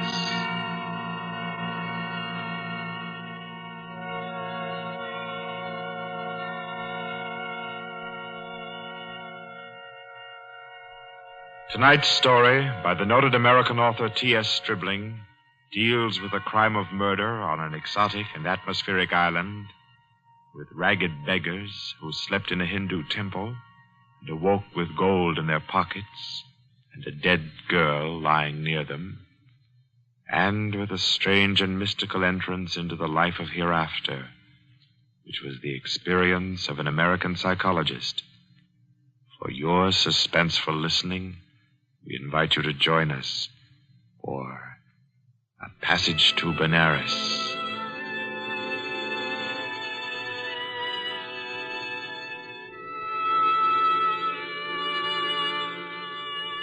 In Porto, Spain, in Trinidad, at 5:30 in the morning, Mr. Henry Poggioli, an American psychologist, stirred uneasily, became conscious of a splitting headache, opened his eyes in bewilderment, and then, with a shock, saw where he was. He got up, arranged his clothing. He tried with his neat psychological mind to recapture his dream, to bottle up again the little smoking wisps that still floated about within his aching head. By 7 o'clock, he had found his way back to the house of Mr. Lowe, his host in Port of Spain. Lowe was already about his coffee, with an interested spoon poised above the morning paper. Ah, there you are. Good morning, Bajoli. I say, you are quiet. Didn't hear you get up at all. Have some breakfast? Oh, thanks. I've been out for a breath of air. What's the news today? Well, the new governor will arrive in Trinidad on the 12th, and, hello. Another native's killed his wife. Tell me, Pajoli, as a psychologist, why do coolies kill their wives? Oh, for various reasons, I imagine. But here's some of the facts. Oh, I say, this is a coincidence. Really putting on a show for you, Pajoli, on your first visit to Trinidad. How so? Well, you remember that wedding procession you and I watched last evening down at the Hindu temple? The temple? Oh, of course. The cream-colored little bride with the breastplates and the linked gold coins and the anklets and all the finery. Mm-hmm. The bridegroom. What'd you say his name was? Budman Lal? Yes. Well, do you know what's happened? Budman Lal is in jail this morning, and his cream-colored little bride is dead with her throat cut. No. Do they think he did it? No doubt of it. That's why he's in jail now. He always seemed like a sensible fellow, too. One of our best patrons, which only proves my contention, Pajoli. A bridegroom of only 6 or 8 hours killing his wife without any reason at all. Oh, there's usually some reason for murder. Maybe. But I say, old boy, you're missing the point completely. How? Well, suppose you actually had gone and slept in the temple there last night. You wanted to, you know. Remember? And I said, no white man ever stays all night in a coolie temple. Remember? Yes, I remember. You said it simply isn't done. Well, if you had, Pajoli, I say, that would have been a pretty kettle, wouldn't it? Yes. Yes. Well, I'm afraid I'll be mixed up in this. Both Mr. Lal and his uncle Hiradas are clients of mine. Old Hiradas has upwards of $5 million in my bank. Hiradas? Didn't you tell me he built that temple where the murder took place? Yes. It's what the Hindus call a temple and rest house. Hiradas gives rice and tea to any traveler who comes in for the night. It's an Indian custom to help mendicant pilgrims. A rich Indian will build a temple and rest house just as you Americans erect libraries. Ah. What does it say there about the murder, though? Budman Lal, nephew of the famous Mr. Hiradas, was arrested early this morning at his home for the alleged murder of his wife, whom he married yesterday. The body was found at 6 o'clock this morning in the temple where the wedding ceremony took place. The temple attendants gave the alarm. The victim's head was severed completely from her body, and all her jewelry was gone. 5 coolie beggars who were asleep in the temple when the body was discovered were arrested. They all claimed ignorance of the crime, but a search of their persons revealed that each beggar had a piece of the bride's jewelry and a coin from her necklace. Mr. Budman Lal and his wife were seen to enter the temple at about 11 last night for the Hindu rite of purification. Mr. Lal, who is a prominent curio dealer, declines to say anything further. Doesn't tell you very much, does it? No, not much. What do you make of those beggars? Oh, that's simple enough. Those devils laid in wait inside the temple until the husband went out and left his wife. Then they murdered her and divided the spoil. Ah, but she had enough bangles and gewgaws to give a dozen to each man. Yes, you're quite right, Pajoli. That's a fact. Why should they continue sleeping in the temple after they'd killed her if they did murder her? Well, why shouldn't they? They knew they'd be suspected, and they couldn't get off the island without capture, so they thought might as well lie down again and go back to sleep. You may be right, Lowe, but that doesn't look like the solution to me. Well, I'm satisfied that's how it occurred. You mean the beggars killed her? Mm-hmm. Well, I don't think so. I rather fancy that the actual murderer took the girl's jewelry and went about the temple thrusting a bangle and a coin in the pockets of each of the sleeping beggars to lay a false scent. Oh, come now. That's laying it on a bit too thick, Pajoli. My dear Lowe, that's the only possible explanation for the coins in the beggars' pockets. I say, oh, boy, you've had lots of experience in these things. Come along with me, and we'll go up and see Mr. Hirat Das and see if we can't help his nephew. I'll be glad to. But we'll go to the temple first. Then we'll call on Mr. Hirat Das.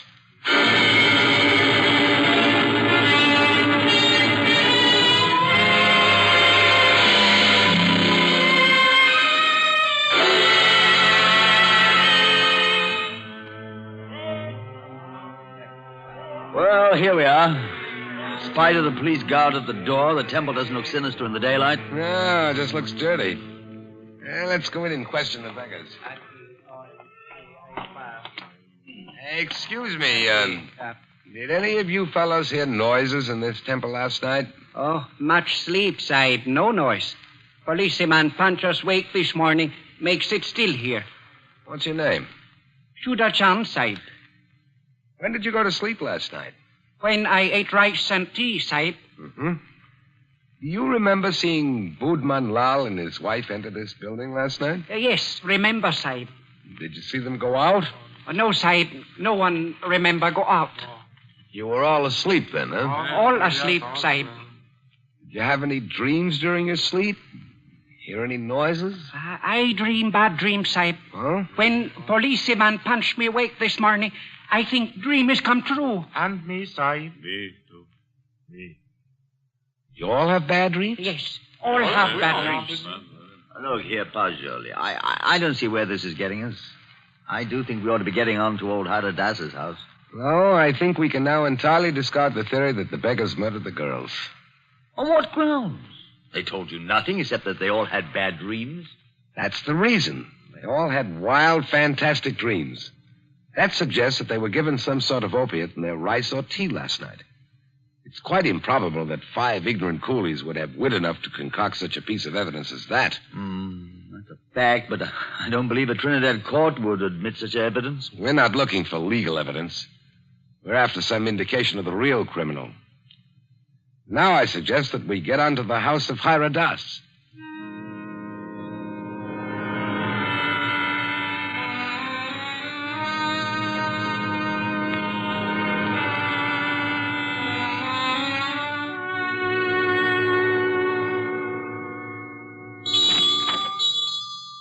Please come in, gentlemen. I've been expecting you. Please be seated. Thank you. Thank you. A most mysterious murder, and the life of my poor nephew will depend upon your exertions, gentlemen. Tell me, what do you think of the beggars that were found in the temple with the bangles and coins? Well, I'm afraid my judgment of the beggars will disappoint you, Mr. Hirat Das. Huh? My theory is that they're innocent of the crime. Really? Why do you say that? Because they told me of dreams they had. All their dreams were very nearly identical. You are not English, sir. No Englishman would have thought of that. No, I'm American with a backlash sprinkling of Italian. My name's Paggioli. What is your profession, Mr. Paggioli? You are a detective? No, Mr. Das. I'm a psychologist. Ah. Your soul is at least groping after knowledge. However, it gropes as a blind worm, Mr. Paggioli, and we must find the criminal who committed this crime, and thus restore my nephew Budman Lal to liberty. You can imagine what a blow this has been to me after I arranged this marriage for my nephew. You did? Arranged a marriage for a nephew who was in his 30s? Yes, Mr. Paggioli. I wanted him to avoid the pitfalls into which I fell. He was unmarried, and he'd already begun to add dollars to dollars. I did the same thing. Now, look at me. An empty old man in a foreign land. What good is this house where men of my own kind can't come and sit with me, when I have no grandchildren to romp and play? No. I've piled up dollars and pounds. I've eaten the world, Mr. Paggioli, and found it bitter. Now here I am, an outcast. And why don't you go back to India, Mr. Hirat Das? Why, Mr. Paggioli, my mind is half English. If I should return to Benares, I'd walk about thinking what the temples cost. How much was the value of the stone set in the eye of Krishna's image? If I would ever be one with my own people again, Mr. Pajoli, I must leave this Western mind and body here in Trinidad. That's very interesting and moving, but we were discussing your nephew, Budman Lal. Wait. In searching for the criminal, I would suggest you look for a moneyed man. Let me tell you my suspicions, and you can work out the details. What are they? I went out to the temple this morning to have the body of my poor murdered niece brought here to my villa for burial. I talked to the 5 beggars, and they told me there was a 6th sleeper in the temple last night. Was there indeed? Yes, Mr. Lowe. A white man. White man? Yes, Mr. Lowe. All 5 of the coolies and my man, Guka, told me it was true. But, Mr. Hiradas, decapitation is not an American mode of murder. American? I was speaking generally. I mean, a white man's method of murder. It is indicative in itself. I meant to call your attention to that point. It shows the white man was a highly educated man who had studied the mental habits of other peoples than his own. So he was enabled to give the crime an extraordinary resemblance to a Hindu crime. But what motive could a white man have? Possibly robbery, Mr. Pajoli. Or if he were a very intellectual man, he might have murdered the poor child by way of experiment. A murder for experiment? Yes, Mr. Lowe. To record the psychological reaction. Why, I can't entertain such a theory as that, Mr. Hiradas. Oh, no. It is too far-fetched. However, it is worth investigating, is it not? Yes, but I'll begin my investigations with the man Guka. By all means, Mr. Pajoli. And in your investigations, gentlemen, hire any assistance you may need. Draw on me for any amount. I want my nephew exonerated, and above all things, I want the real criminal apprehended and brought to the gallows.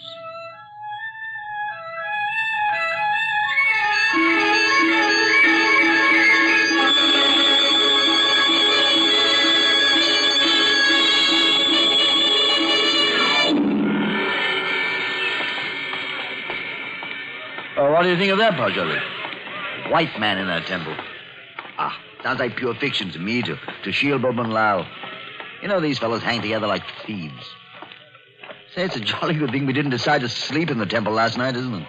You know, in my opinion, Lowe, the actual criminal is Budman Lal. Same here. I've thought so ever since I first saw the account in the paper. Somehow these fellows will chop their wives to pieces for no reason at all. Lowe, what do you know about Budman Lal?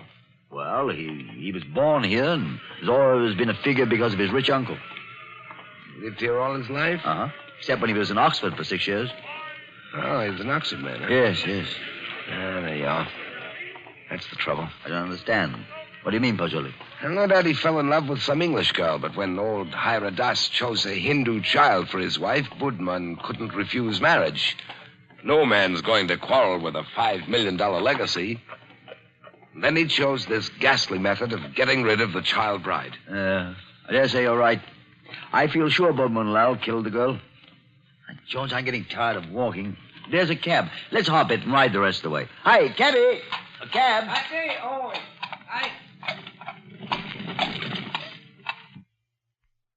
Well, aren't you coming?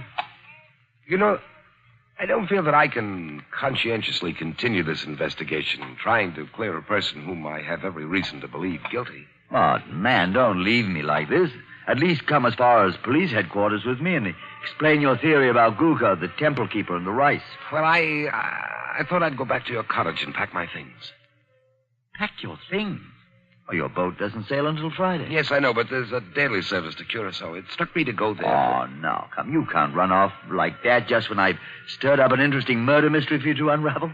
Why, Pajoli, you ought to appreciate my efforts as a host more than that.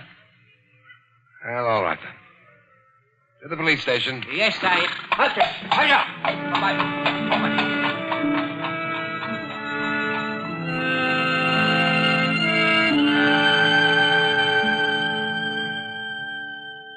Chief Vickers, this is my friend, Mr. Poggioli. Mr. Poggioli, Mr. Vickers is chief of Trinidad's police force. How do you do? How do you do? Chief Vickers, I've asked Mr. Poggioli's counsel in the Budman Lowell murder case.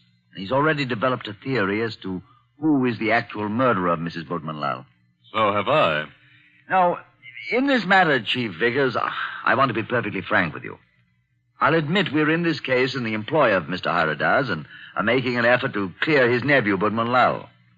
We felt confident you'd use the skill of the police department of Port of Spain to work out a theory clearing Budman Lowell just as readily as you would to convict him. Our department usually devotes its time to conviction and not to clearing criminals. Yes, I know that, but if our theory will point out the actual murderer... What is your theory? Mr. Poggioli's deduction is based on the dreams of the men who were found in the temple. So Mr. Poggioli's deduction is based on dreams. It would be a remarkable coincidence, Mr. Vickers, if 5 men had lurid dreams simultaneously without some physical cause. It suggests strongly that their tea or rice was doped. Now, if you find out what soporific was used, then have your men search the sales record of the drugstores in the city to see who has lately bought such a drug. You will find the murderer. Uh-huh. How do you like Trinidad, Mr. Poggioli? I'd like it very much indeed. You've just arrived, haven't you? Yes. In what university do you teach back in the States? Ohio State. A chair of criminal psychology in an ordinary state university? I'm not a professor. I'm simply a docent, and I haven't specialized on criminal psychology. I quiz on general psychology. You're not teaching now? No, this is my sabbatical year. You look young to have taught in the university 6 years, but then you Americans start young in your land of specialists.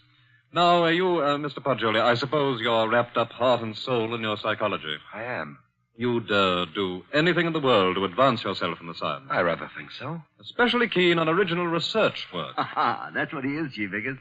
You know what he asked me to do yesterday afternoon? No, what, Mr. Lowe? Oh, I don't think we ought to burden Mr. Vickers with our household anecdotes. Oh, but I'm really curious. Just what did Mr. Poggioli ask you to do yesterday afternoon, Mr. Lowe? Oh, well, really nothing at all. It was just a little psychological experiment he wanted to do. And did he do it? Oh, no, I wouldn't hear of it. Oh, as unconventional as that? Oh, it was really nothing at all. I think I could guess your anecdote if I tried, gentlemen. About a half an hour ago, I received a telephone message from my man stationed at the temple to keep a lookout for you and Mr. Poggioli.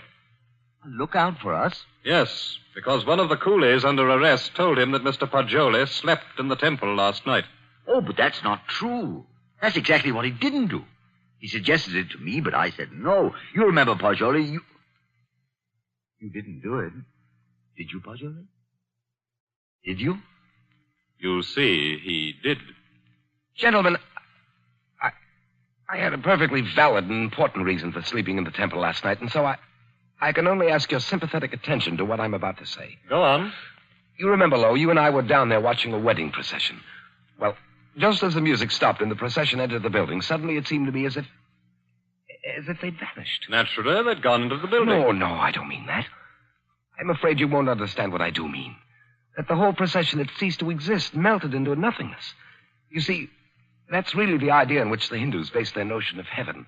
Oblivion, nothing. Yes, I've heard that before. Well, our medieval Gothic architecture was a conception of our Western heaven, and I thought perhaps the Indian architecture had somehow caught the motif of the Indian religion, suggested nirvana. That's what amazed and intrigued me. That's why I wanted to sleep in the place. I wanted to see if I could further my shred of impression. Does that make any sense to you, Mr. Vickers? We're not interested why you went, Mr. Poggioli. We know a murder took place in the temple. You can't think that I committed a horrible murder as an experiment. You intellectual chaps do some pretty weird things, Mr. Poggioli. Why, only the other day I was reading about 2 young intellectuals. What? Yes, these fellows I read about also tried to turn an honest penny by their murder. I don't suppose you happened to notice yesterday that the little bride, Maila Ran, was almost covered with gold bangles and coins? Of course I noticed it. I had nothing whatever to do with her. I did sleep in the temple. By the way, you say you slept on a rug just as the coolies did. Yes, I did. And you didn't wake up either, Mr. Pajoli? No. Then did the child's murderer happen to put a coin and a bangle in your pockets, just as he did the other sleepers in the temple? I don't know. I haven't looked in my pocket since then. Then please do so now, Mr. Pajoli. Oh, yes. Here they are, Mr. Vickers. You don't happen to have any more, do you? No. I've already been through all my pockets, and I haven't any more. Well, that's something. Of course, you might have expected just such a questioning as this and provided yourself with these 2 pieces of gold, but I doubt it. Somehow, I don't believe that you're an experienced enough man to think of such a thing. However, we shall see. I suppose you have no objection, Mr. Pajoli, to my accompanying you over to have a little search of your baggage in Mr. Lowe's cottage?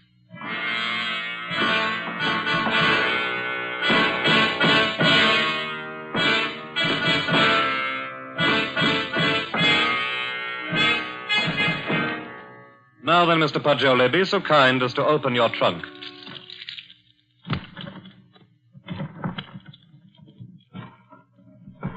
Good heavens. Mm-hmm. Just as I thought. A trunk tray full of bangles and coins. I'll say one thing for you, though, Mr. Pajoli. Your nerve almost got you by. But you can't believe that I did it. Oh. You don't believe I did this, do you? I don't. In your trunk, If I did it, I was sleepwalking. God, to think that it's possible that right here in my own Well, trunk. we might as well start back, I suppose. This is all. I'll go back with you, Pajoli. I'll see you through. Somehow I can't. I won't believe you did it. Thanks. You know, Pajoli, you set out to clear Boatman Lal, and, well, dash it all, it looks as if you have. No, he didn't. Boatman Lal was out of jail at least an hour before you fellows came into police headquarters to see me. Out? You mean that you turned him loose? Yes. How's that, Chief Vickers? Because, Mr. Lowe, he didn't go to the temple at all with his wife last night. He went down to Queen's Park Hotel and played billiards till 1 o'clock. He called up a few friends and proved that easily enough. My word, that leaves nobody but... Yes, Pajoli. I don't know anything about it. If I did commit the murder, I was asleep. I don't know anything about it. That's all I can say. I don't know anything about it. Perhaps arrest in jail will help restore your memory. Well, we'll see. Come now, Pajoli, old man. Don't be too downhearted. I promise you, I'll do everything I can.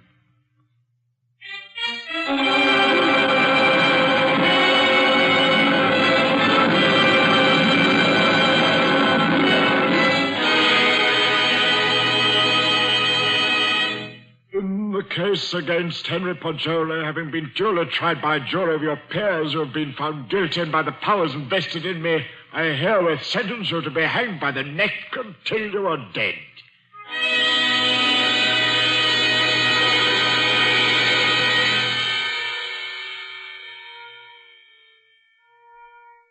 To recall a lost dream is the most tantalizing task ever a human brain was driven to.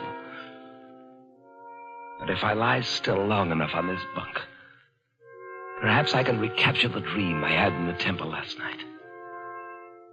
Yes. It seems to me that the image on the altar moved, and suddenly the dome overhead was opened and left me staring upward into a vast abyss, where I was alone in endless space, where all creatures and all matter that had ever been or ever would be were wrapped up in me, Pajoli. That was my dream. That's an odd thing. 6 men dreaming the same dream in different terms. There must be a physical cause for such a phenomenon. Of course. I've got it. Vickers! Hello! I have it! I've solved it! Get me out of here! I know who killed the girl!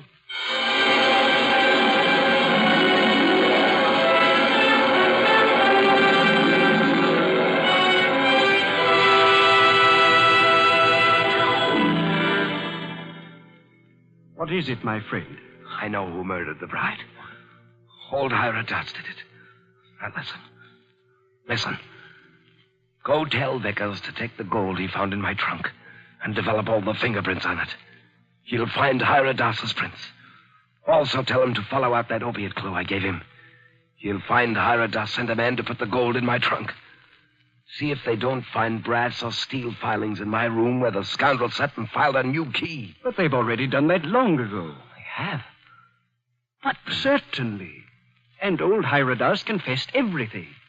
Though why a rich old man like him should have murdered a pretty child is more than I can see.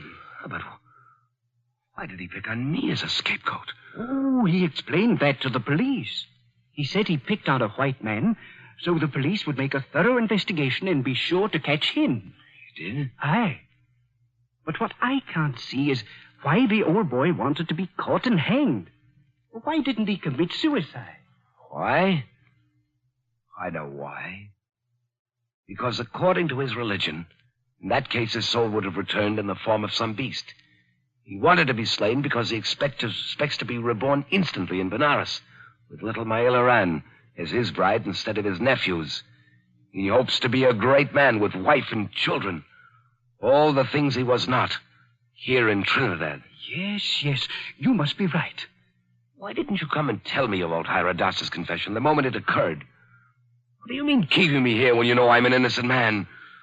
Why didn't you tell me before this? Because I couldn't. Old Hira Das didn't confess until a month and 10 days after you were hanged.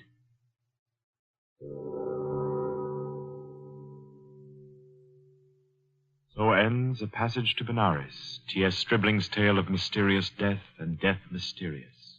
This was tonight's story of Suspense. Suspense is produced by William Spear. John Dietz was our guest director this evening. Tonight's radio drama was written by Carol Case and scored by Bernard Herrmann. Paul Stewart was Poggioli, Barry Kroger was Mr. Hira Das, and Horace Brem played Mr. Lowe.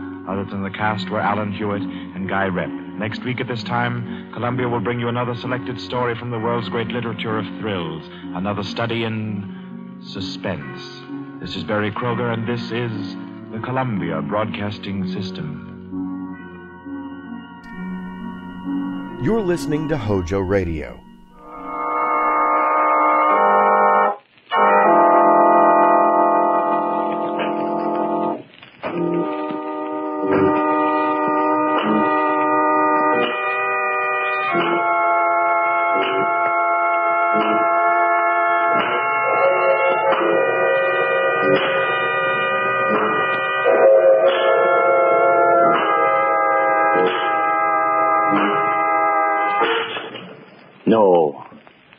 No, stay where you are. Do not break the stillness of this moment, for this is a time of mystery, a time when imagination is free and moves forward swiftly, silently.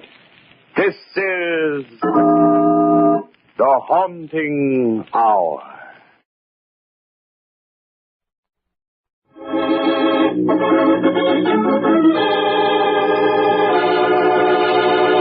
Murder wears a strange mask.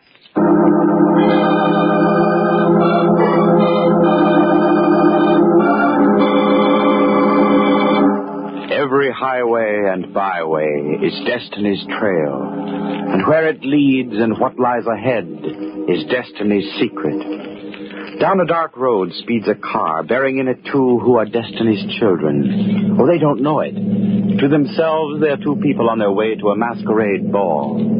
Steve Raymond and his fiancée, Marcia Phillips, heading for an evening of gaiety and laughter. But they are destined to spend a strange, macabre evening in fear. For one of the guests at the masquerade is death. You're rather fetching in your gypsy costume, Marcia. In a moment, I'll be tempted to read your mind. Well, there isn't much I can hide from you, darling. Your womanly instincts are quite remarkable. Especially where John Williams is concerned? Oh, now look here, Marcia. I must admit this magician's disguise of mine isn't too effective. For one thing, it hasn't helped me to change your disposition. Steve. But if you will, my dear, please try to check your suspicions at the door. Fortunately, we're not married as yet, and Ben Carter's masquerade promises too good a time for you to spoil. At the risk of being stubborn, dear, I'm curious to know what you see in her. Or perhaps you can tell me why Roy Benson is still madly pursuing her. I guess he never stopped loving her. He was her first husband. Just the same, Steve, dear. If I so much as see you go near her tonight, I might be tempted to drop a potent mixture in the punch bowl. Oh, be careful with your predictions, darling. You're a gypsy fortune teller tonight, and I'd rather not see you proven accurate. That's up to you, Steve. You're a little early with your masquerade, Marcia. Wait till we get to Ben's place. Then you can feed strychnine to Joan Williams and all my other loves.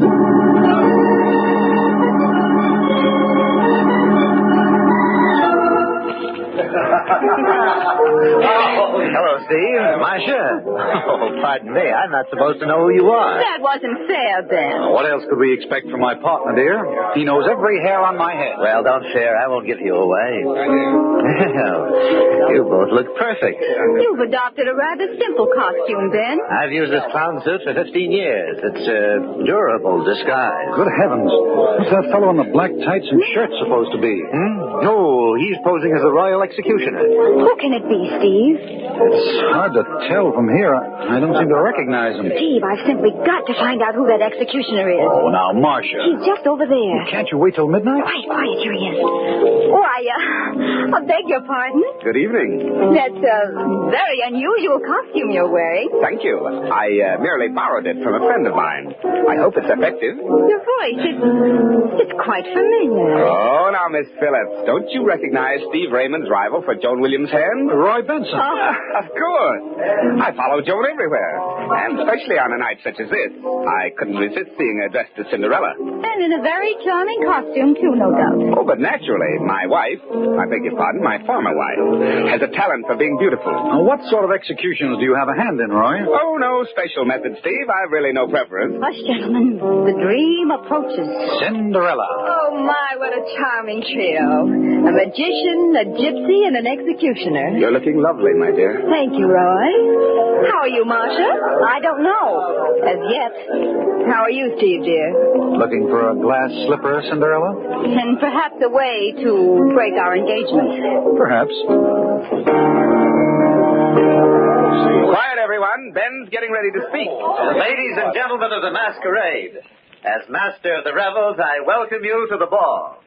You've been asked here, disguised in the roles for which you have all longed these many years. You're all strangers to one another, your identity known only to yourselves. Thus you will remain till midnight. But till that hour, the mystery of the unknown is yours. The excitement of living a dream is in your hands. I see a magician here, a peasant, a statesman, a clown such as myself, and, oh, there's Cinderella, who at midnight will find that dreams must end. But until the clock strikes, give yourselves to music and wine and dancing.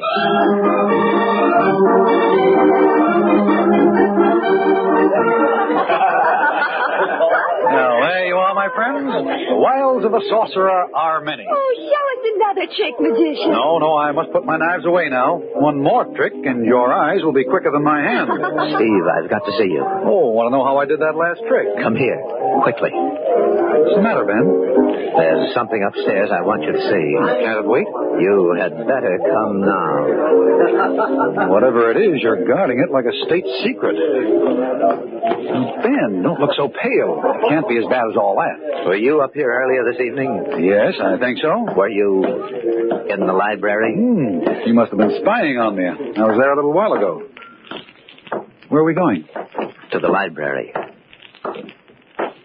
Here. Here we are. There. In front of the fireplace. No, it can't be. Unfortunately, it is. Joan Williams. Stabbed to death. I don't believe it. It's not an illusion, Steve. It's real. I found her like this a few minutes ago. But how did it happen? I thought you could tell me. What are you talking about? Look at that knife closely. Good heavens. Isn't that one of the knives that you were using in your demonstration tonight, Steve? Oh, you're talking nonsense, Ben. I didn't kill her. Who said you did? Well, you inferred it. Oh, what's the sense of this wrangling? Joan's dead. I didn't do it, but I want the man who did. There's a set of prints on the knife handle, Steve. If they match yours, well, that's the answer. You're pretty well convinced that I murdered her, aren't you, Ben? We'll let the police decide that. I'm going to call them. Well, no, you can't, Ben. You've got to give me a chance first. No? What do you mean? I swear to you that I didn't do it, Ben. Now, you've got to let me find who did. Just a few hours, that's all I need. Just till midnight. All right, Steve. Till midnight, then.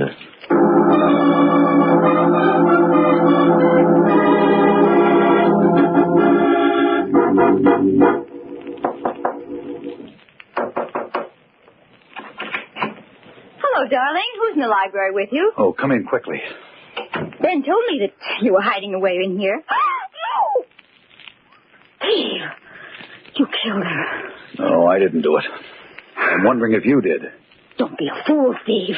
You can't get away with murder that easily. I had no motive, Marcia. Unfortunately, you did. Does anyone else know she's dead? Ben found the body. And he's called the police. No, he's given me till midnight to find the murderer. Oh, what a complete waste of time. Not altogether, Marcia. Have you forgotten your prediction earlier this evening? That's of no importance. I'll admit I'm glad she's dead. But my wishing it didn't put that knife in her back. That remains to be seen, darling. Let's get it over and said with, Steve. I hope you're guilty. I hope they hang you. You've treated me like a fool. You've asked for everything you're going to get. I didn't know you could be so vicious, Marcia. I only hope that I'll be able to testify against you. Thank you, my sweet. I'm not interrupting, am I? No, I'm leaving. Good luck, Steve. Don't go too far away, Marcia. You might be very helpful to me. I'll be here when the police come. So long, Marcia. Well, we both lose, Roy. Yes. So Ben told me. He also said he thinks you did it, but I don't agree. Thanks. But how about some evidence? Haven't you any ideas at all? No, but that executioner's costume of yours worries me. I'm sorry, Steve, but this is my night off. My record's as clean as yours. How about Ben? I can't figure out a motive for him. Well, he's my business partner. He might be trying to pin this on me. Very weak, old pal. Did you have a motive? Well, I wanted her to marry me again, but she refused. Said she was waiting for you to make up your mind. The police could claim I killed Joan to get her out of the way. Oh, they'll dream up some motive. I'll tell you what I'll do, Steve. I'll come in with you. I don't think you did it, and I've as much at stake as you in finding the murderer. Thanks, Roy. But we've got to work fast. I want to talk to Marcia. She had a pretty good motive for killing Joan. Yes, jealousy is still fashionable, Roy. That's a good lead. You'd better quiz Ben. See what you can find. He's been pretty anxious to call the police. I wonder what he's hiding. Suppose you rattle a skeleton or two in his closet, Steve. Maybe we'll come up with a murderer.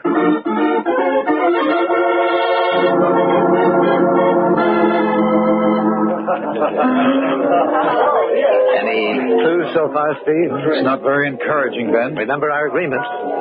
Midnight's the deadline. You know, Ben, I've completely neglected to ask you some rather important questions. No. What's on your mind, Steve? Well, for one thing, how come you happened to find Joan's body? I'll tell that to the police. Oh, I'm trying to clear myself of suspicion of murder, Ben. Make a very bad debating partner. Why not question Roy Benson? Now, listen, Ben, this is no idle business transaction. You've accused me of murder. You might be decent enough to explain why I should be so certain of your innocence. Suppose I call the police. Right now, Steve, let them settle the question of where the guilt belongs. You promised to hold off till midnight. Very well, then, but you might do better trying to clear yourself than just standing here arguing. Goodbye. Where are you going? I have an appointment with an executioner. Want to come along?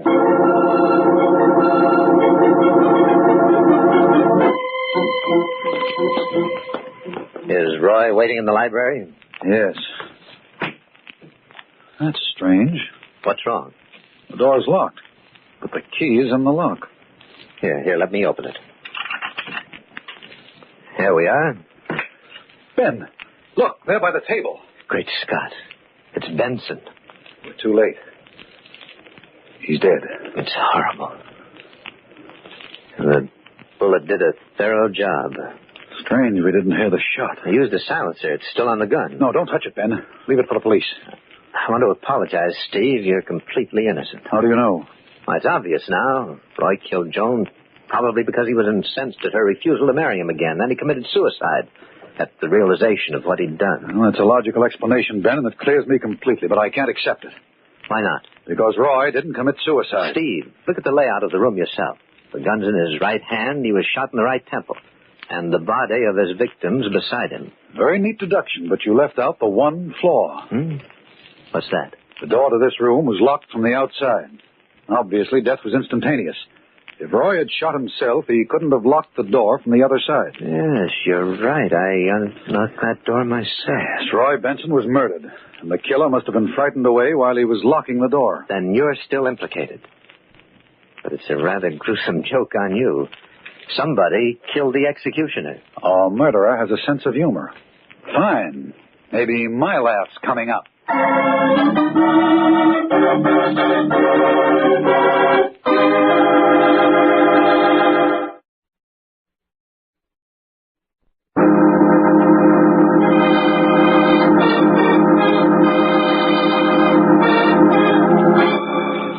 Destiny's Highway has led Stephen Raymond and his fiancée, Marcia Williams, to the home of Steve's partner, Ben Carter, where a masquerade ball is in progress. It is a house of gaiety. Music and laughter pervade the lower floor.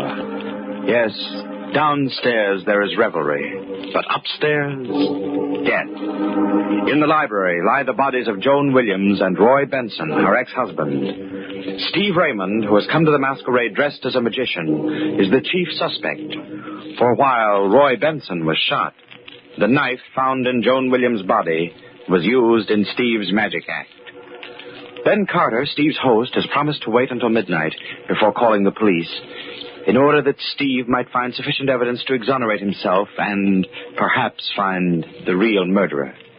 Steve is alone with Ben Carter. They're talking.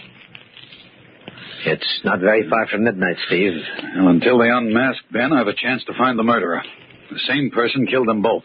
The knife that killed Joan was yours. But whose gun was it? Well, the police can trace the registry. That's impossible. The serial number was filed off. How do you know that? I examined the gun while we were upstairs. But I had told you not to, Ben. I wanted the police to find things untouched. I was only trying to help you, Steve. After all, you're the only one on whom the police can build a case. Remember, it was your knife that killed Joan. Well, whoever stole that knife from me killed Joan and Roy. Better use your magician's get-up of yours, Steve, and see if you can pull a murderer out of your top hat. Yes, I'm going back to the party and do just that.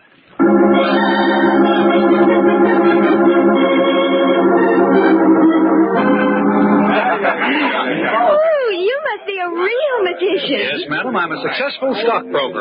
Same thing. How about another chick? Oh, I'm sorry, but I've concluded my last performance. For a long while, I'm afraid. Steve, I've got something to tell you. What is it? I can't tell you here. Come into the next room. All right.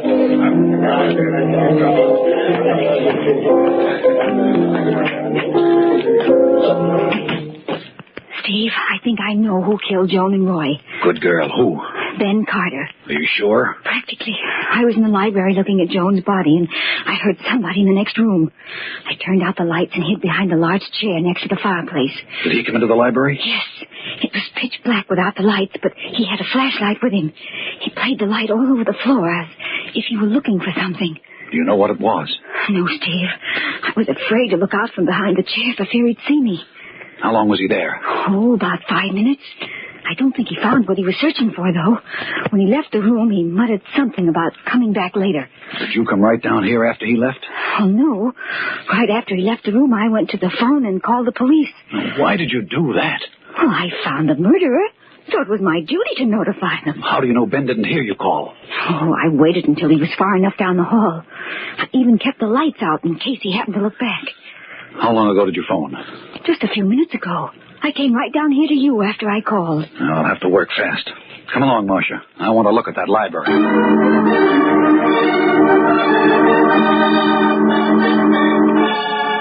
Oh, no light showing under the door. Let's go in.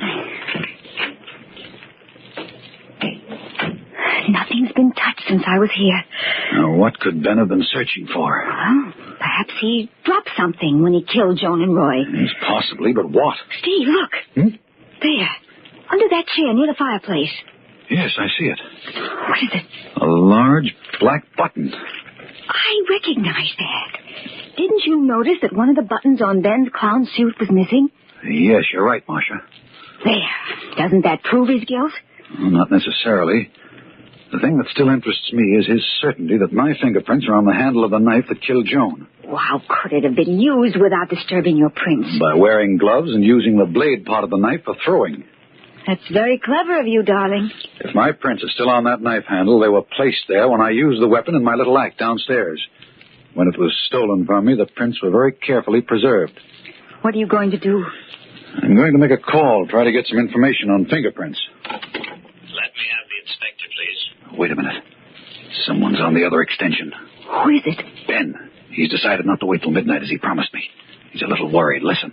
Inspector Boland, this is Ben Carter, 116 Ocean Road. Yes, Mr. Carter.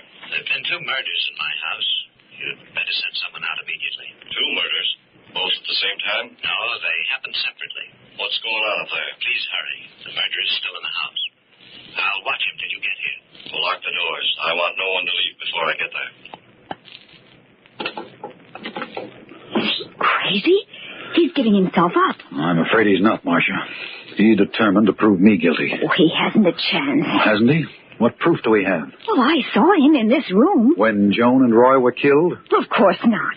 But why was he sneaking around in here looking for this lost button? Well, whatever the reason, I'm afraid my goose and I are cooked quite thoroughly. Oh, no, you're not. Hey, where are you going? What? There's someone at the door. I think you ought to know I called the police. They'll be here shortly. Yes, I know. We heard you on the phone, Ben. I wouldn't advise either of you to leave the house. Why don't you stop all this pretense, Ben? We know you killed Joan and Roy. Marcia's still loyal to you, Steve. I was behind this chair earlier this evening when you came up here prowling around with a flashlight. Well, why didn't you help me find what I was searching for? Was it this? Yes. Yes, the button from my costume. Please give it to me. Oh, no. This goes to the police. Well, don't be absurd, Marcia. I lost it up here before the ball began. I'm sorry to contradict you, Ben, but it was on your clown suit when we first came tonight. Oh, right. Thanks for calling the police, Ben. All right, I admit I lost it up here after Joan and Roy were killed. I wanted the button back because I knew it would look suspicious if the police found it. Mm-hmm. It's midnight. I have to end the masquerade. Yes, and we mustn't delay the master of the revels. Coming, Steve? Yes, might as well, Ben. We'll keep an eye on one another until the police decide which one of us is the murderer.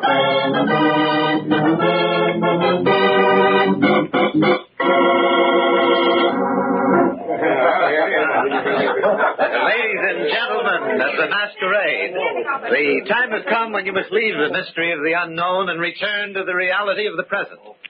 The peasant will become a wealthy man, the clown a respected philosopher, the beggar a statesman. This is the moment. Unmask, please. Ben, the police are in the hall. Take care of them for a minute, Steve. I'll be right back. Oh, I'll give them all the clues they require.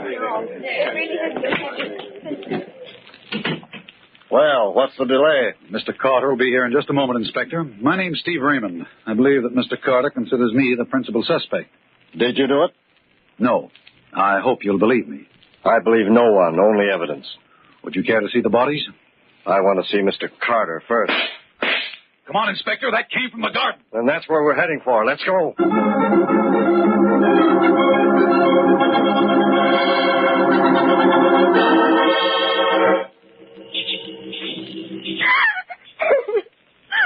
Oh, it was horrible. All right, now, calm yourself. We've no time for hysteria. I was sitting here under this arbor when I suddenly heard someone moving in back of me. I turned around quickly and saw Ben come towards me. That gun was in his hand. What did he say to you? Oh, his face had sort of a crazy look on it. He told me that I was the only one who could possibly testify against him.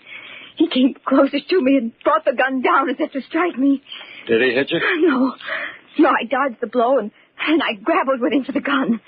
Finally, I managed to get possession of it, and I shot him. It was the only thing I could do. Let me see that gun, Mr. Raymond. Here you are, Inspector. Will you hold the flashlight, Mr. Raymond? Surely. Now, just a little fingerprint powder over the butt of the revolver. There we are. Now, do you see the impression? Yes, there are 2 distinct sets of prints on the butt. Just as I told you. Ben and I fought for the gun. Is your conclusion the same as mine, Mr. Raymond? I'm afraid it is, Inspector. Marcia lied in her story. That's ridiculous, Steve. Don't you see the 2 sets of prints? That's just it, Marcia. If you and Ben had fought for possession of the gun, the 2 sets of prints would have been smudged and blurred. Not distinct and clear as they are now. It was very convenient of you to tell that story. Why'd you try to kill this man? Try. He's dead, isn't he? Not quite.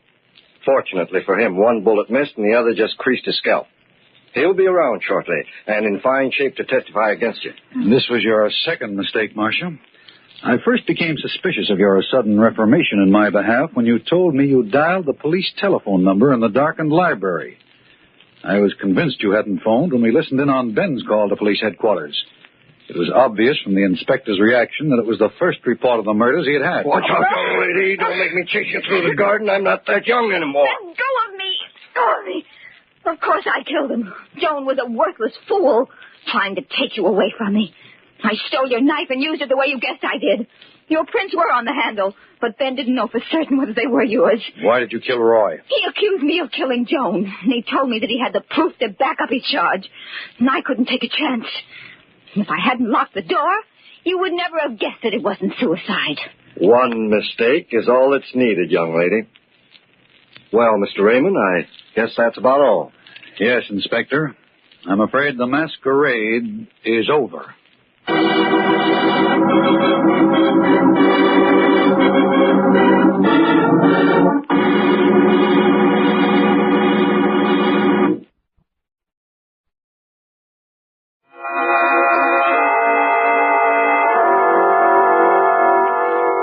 From shadows and stillness, mystery weaves a spell of strangest fascination, charging the mind with doubts and fears. For mystery is a strange companion, a living memory in the haunting hour.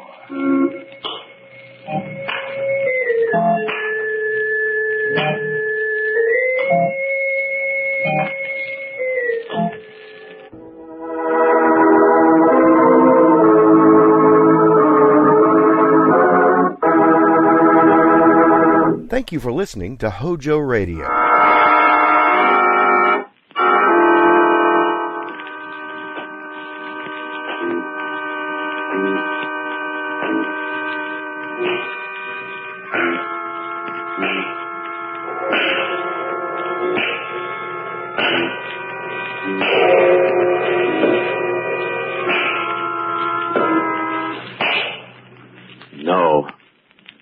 No, stay where you are.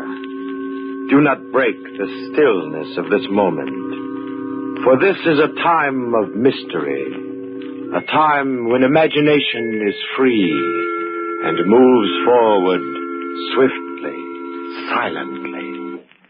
This is the haunting hour.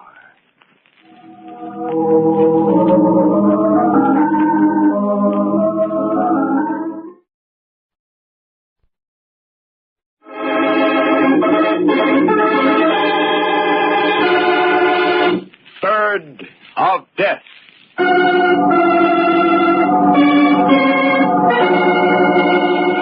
This is the story of a man named Spear, of a bird, a kind of carrion crow, and of a student of birds named Victor. This is also a story of Victor's uncle, Orin, but that comes later. At this moment, we are concerned only with the trio, Spear, Victor, and the bird of death, the crow. Watch this, Victor. I'm going to get him. I wouldn't if I were you, Spear. Got him. No, you just wounded him. He's getting away.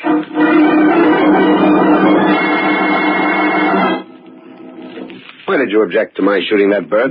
It's a member of the Corvus Coroni family, a kind of carrion crow. So what? Well, there's an old Indian tradition about those particular birds. A tradition, eh? Well, what is it?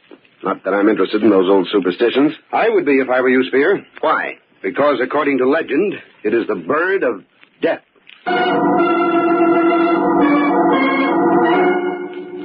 This is also the story of Victor's uncle, Oren, a man with a different kind of interest in birds, an interest that often took him and Spear to a certain marsh. Are those all the decoys we brought with us, Spear? Yes, sir. Then roll over to the blind. Never can tell when a flight of ducks will come along. Yes, sir. There's that old fishing weir. It's a pity it isn't used anymore. I hate to see anything wasted. Yes, sir. Just a lot of stakes driven into the marsh. A fish trap. They bait it, the fish get in, and they're caught. Looks like an arrow from above. Yes, sir. I'm glad we put the decoys around it. It's a natural place for them. Makes the setting perfect. No duck will be suspicious of it. Yes, sir. You stop that infernal yes, sir. Can't you say anything besides yes, sir? Yes. Of course, Miss Oren. Anything you wish. You know, you're too agreeable today, Spear. Too agreeable. There's a streak of pleasantness in you. It's usually right beneath the surface, but you're covering it up today. You're covering it up real well. What's up? Why, nothing. Nothing at all, Mr. Oren. I don't know what you're talking about. You don't, eh? Well, most people don't know what the other fellow's talking about. That's what's wrong with the world. More people would. Hurry up, Spear. You're rowing as if we had all day. Yes, sir. Can't get over what a perfect setting that old fishing weir makes for our decoys. Why, the ducks have come right into the nozzles of our shotguns without suspecting there are any hunters around. It's a good setup, all right. Good. It's perfect. That's what counts in the world, Spear. The setting. Give a man the right setting and he can get away with murder. Why, there's been many... Hey, Spear, you're not rowing toward the blind. No, I'm not, Mr. Oren. You're rowing toward the fishing weir. What's the big idea? It's the right setting, Mr. Oren. Give a man the right setting and he can get away with murder. You said so yourself. Murder? Murder? What are you talking about? Whose murder? Yours, Mr. Oren. You stop rowing. Now, Spear, I don't like this. That's understandable. Most of us are cowards. We flinch from death. Even wealthy men like you, Mr. Oren. Oh, stop joking. Does this shotgun look as if I'm joking? You'll notice it's pointed right at your chest, and the shotgun at close range is a pretty messy weapon, I've read. Why, you... You needn't bother looking for your shotgun. It's behind me. You haven't a chance in the world of getting it. In fact, you haven't a chance, period. Spear, you're crazy. You can't get away with this. I'll call for help. In the first place, you won't call. The instant you even try to yell, I'll pull the trigger. In the second place, who'd hear you out here in the marsh? Why, I don't... Victor. Yes, that's it. Victor might hear me. He often comes out here to study bird life. Or maybe one of the servants may be around here. None of the servants will be around here today. You know Jed's too lazy to do anything he doesn't have to, and Kathy's rheumatism will keep her indoors on a day like this. But Victor... He won't be here today either. No, Mr. Oren, you'd better not count on help from your dear nephew. I've taken care of him. You killed Victor? Now, why would I do that? I only want to kill one man, and that's you, Mr. Oren. No, I saw to it that Victor received a new book on ornithology this morning. He's in his study reading about the habits of birds.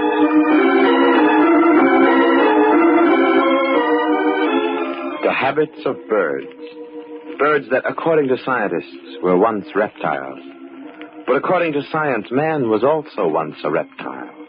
So the lives of the two, birds and men, may at times be interwoven. In his study, Victor muses. Birds are strange creatures. Jed, do you know that the Ardea Herodias... The what? The Ardea Herodias, the great blue heron. You mean like them that live round the marsh? Precisely.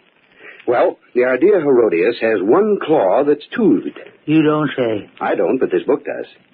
It says the middle toe is toothed. What's the bird want teeth in his middle toe for? I suppose to make it easier to hold on to the fish it catches. You've seen them catch fish, haven't you? Yeah, especially around the old fish trap in the marsh. I don't reckon I ever saw one of them lose a fish once he grabbed a hold of it. Precisely. Oh, say, I reckon there ain't much them book writers don't know. Wonder how they learn it. By observation, Jed. Oh, I tell you, this is a fine book. I just got it this morning. I don't know who sent it, but whoever did certainly knew what he was doing. It's a remarkable book. You ought to read it. Yeah, I ain't no hand at book reading. To think that a man like you or me, could learn so much about ornithology. About what, Mr. Victor? Ornithology. That's the scientific name for the study of bird life. Oh.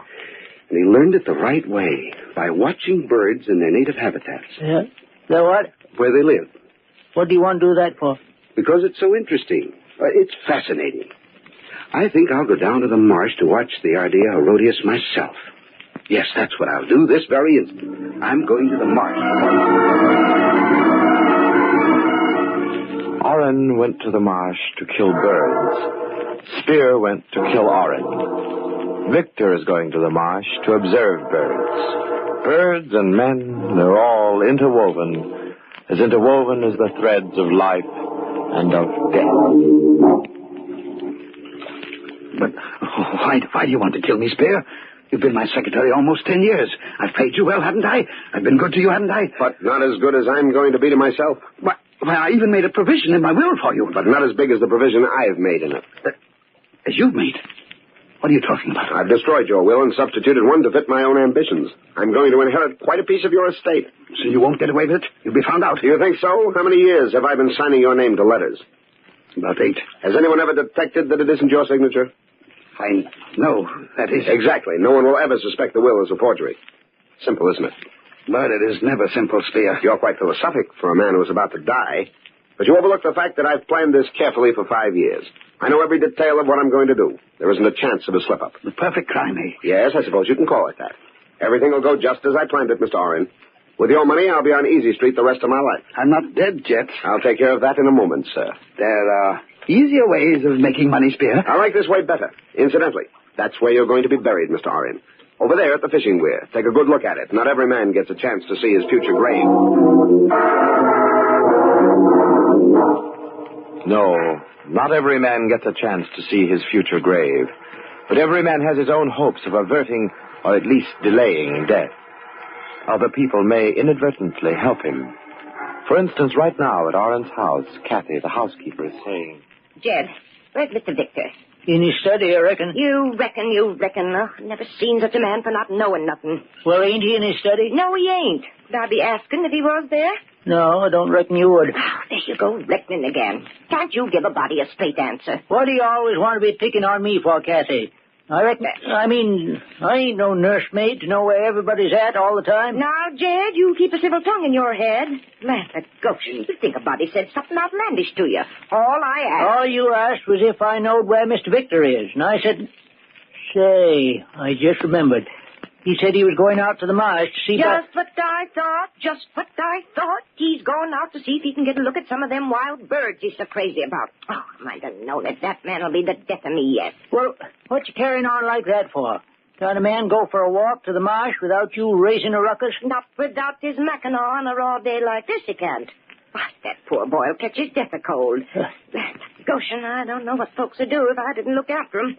Now, you get Mr. Victor's mackinaw and take it to him right this minute. Oh, Kathy, if he didn't take it himself, maybe it's 'cause he don't want it. Jed, you do like I say. You take Mr. Victor's mackinaw to him right this minute. If he had my rheumatism, he'd know better than leaving it behind. But how am I going to know where he's at? You just said yourself he was going to the marsh. Well, you go there, too. Keep looking till you find him. Oh, all right. Don't get head up about it. I reckon all I do around here is go traipsing around following.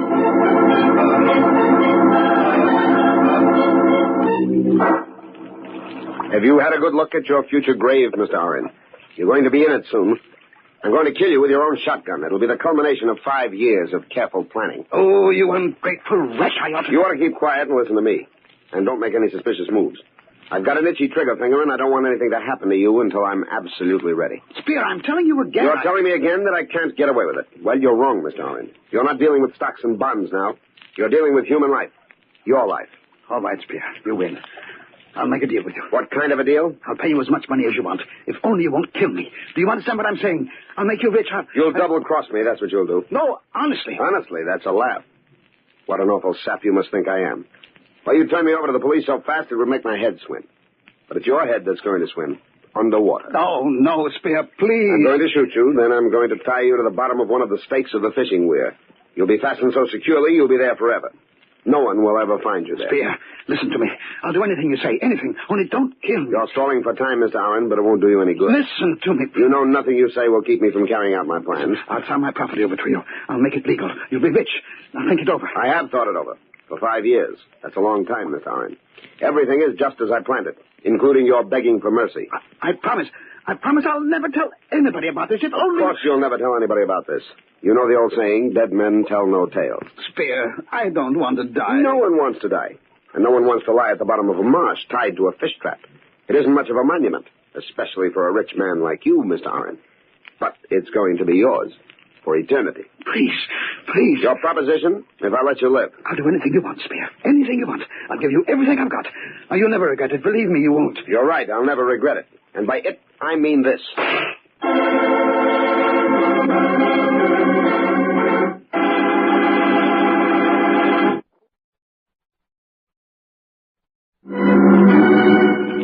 This is the story of Spear and the gun which he fired twice. The first time at a crow which he did not kill but merely crippled. The second time at his employer, Mr. Oren, whom he murdered on the spot. This is the story of Victor, Mr. Oren's nephew, a student of bird life who worries about the crippled crow and who questions Spear about the disappearance of his uncle.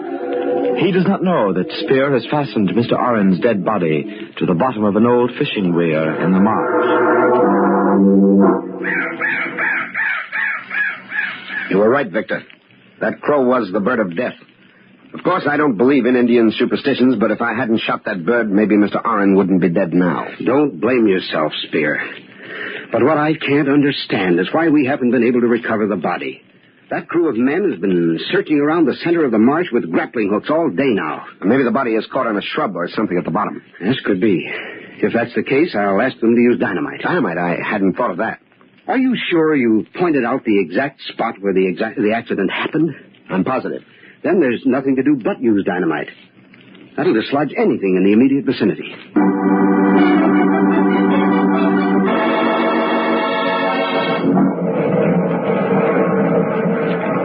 Been using dynamite and still no sign of Uncle's body. I'm just as sorry about that as you are, but as I said before, it's probably wedged between some shrubs or rocks down at the bottom. These old marshes are full of them, you know. Yes. I know how you must feel, Victor, but please bear in mind it isn't easy for me either. I can understand that, your having been with him when it happened. I'll never forget it. It was terrible. Last night I dreamed about it. I felt the water closing over me as I surface dived the last time trying to find him. My hands searched in vain. I could feel the water suffocating me, and then I awoke drenched in cold sweat.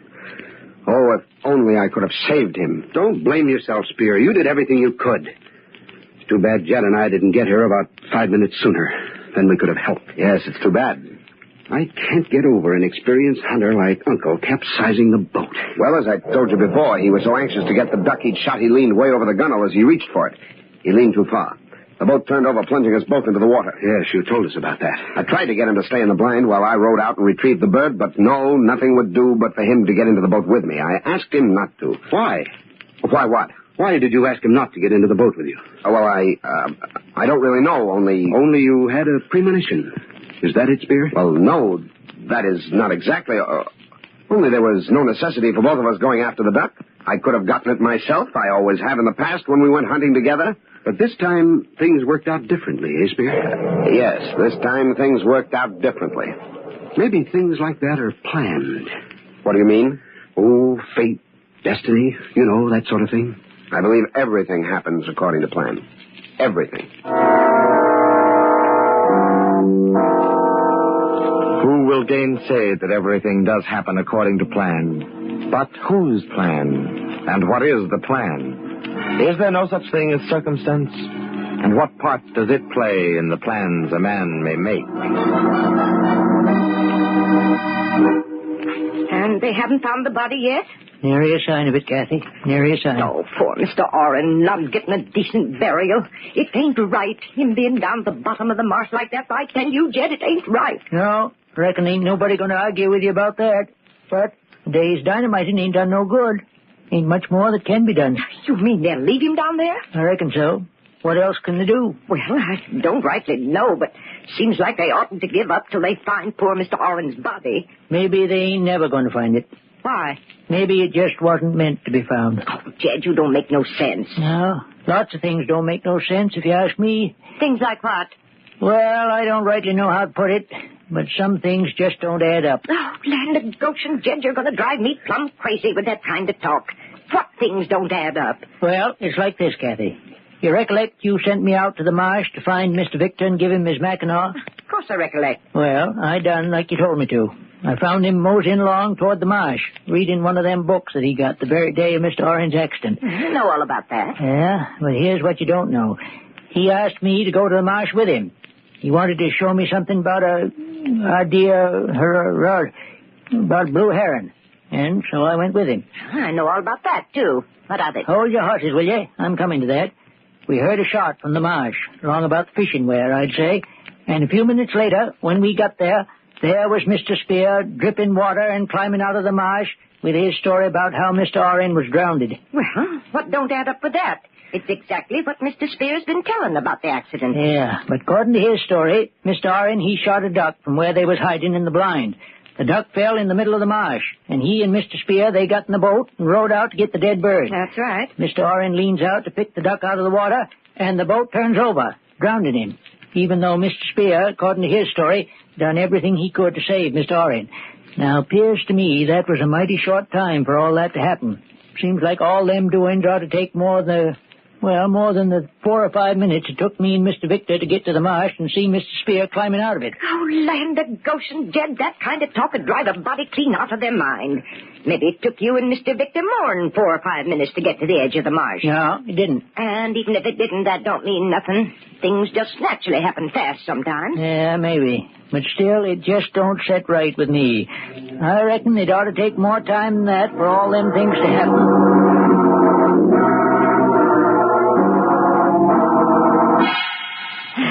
So they stopped dynamiting her? Yeah, Kathy, Mr. Victor finally gave it up. Said there was no use keeping it up forever. Oh, that means poor Mr. Oren will be down there at the bottom of the marsh till doomsday. I reckon so. I still say the whole thing don't add up just right. Oh, now don't start that again, Jed. Body just can't stand being around you when you carry on with such crazy talk. I just can't help feeling land of Goshen. You make even my rheumatism worse for that kind of talk. All right, then I'll keep quiet about it. But I still say... There you go again. All right. Don't get yourself het up. You and your crazy talk. You haven't told Mr. Victor any of it, have you? No. Well, don't. He's got enough on his mind right now as is. I won't say nary word about it to him. Promise? Yes, I promise. That's better. By the way, where is Mr. Victor now? I reckon he and Mr. Spears over at the lawyer's for the reading of the will. Looks like they could have waited a spell before they went into that. Mr. Spears said they might as well get over with. Guess he's right. Oh, I get all fussed up inside thinking of poor Mr. Oren resting down the butt. Jed, where you going? I think I'll just mosey on over to the marsh for a spell. I just can't get it through my head why the whole thing don't add up.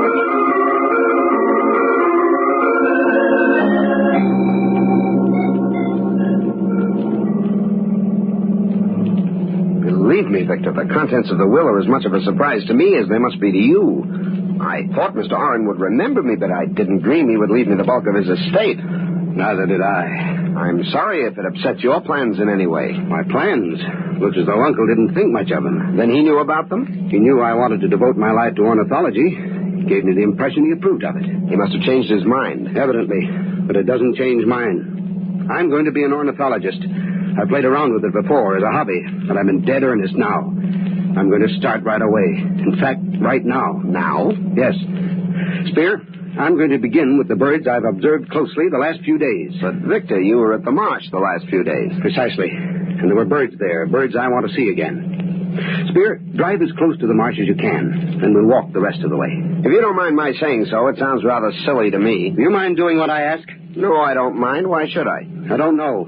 But then there are other things I don't know. Things I intend to find out about. You have a gun? A what? A gun. What's the matter? Don't you understand English? Look, Victor, I can understand your being upset about the will. Well, have you got a gun or haven't you? There's a double-barrel shotgun in the back of the car. That's perfect for what I want.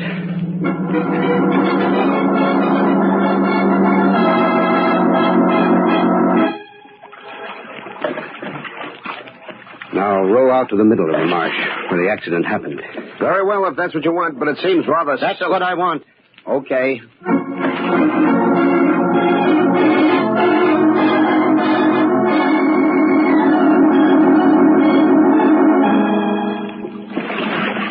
here we are. Now, what's this got to do with birds? Plenty. See that buzzard of a crow sitting there on the fishing weir? The bird you crippled? Well, watch me take a shot at him. You missed him. I intended to. Killing isn't in my line. What does that crack mean? You'll know soon enough. I don't understand you, Victor. First you try to keep me from shooting that bird. Then you take a crack at him and miss him on purpose.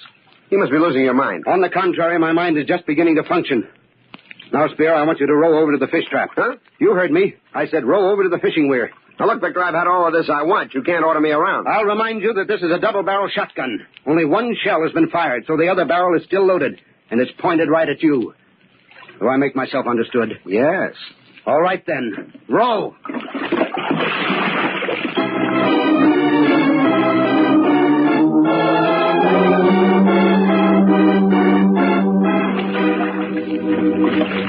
Edge the boat over a little, Spear. Right against the stake that crow is sitting on. Why, it's back. Yes, it's back. Back on the same stake it's been sitting on for 3 days now. It just sits there and stares hungrily straight down into the water. Well, what of it? That bird is a scavenger, Spear. It isn't here to catch fish like the other birds. It's only interested in carrion. All right, so it's interested in carrion. What's that to me? You're interested in carrion too, Spear, but in a different way. You're crazy. You don't know what you're saying. Prove it. Let's investigate that stake, the one the bird was perched on. No, let's go back to the house. You're afraid because my uncle's corpse is at the other end of it, Spear. No, of course not. It's because... Well, you give me that... No, I've got the gun. All right, your uncle's down there at the bottom of the fish trap. I killed him just as I'm going to kill you right... I got him just in time, Mr. Victor. I heard what he said. I was there in the duck blind. I'm sure glad I had my rifle with me.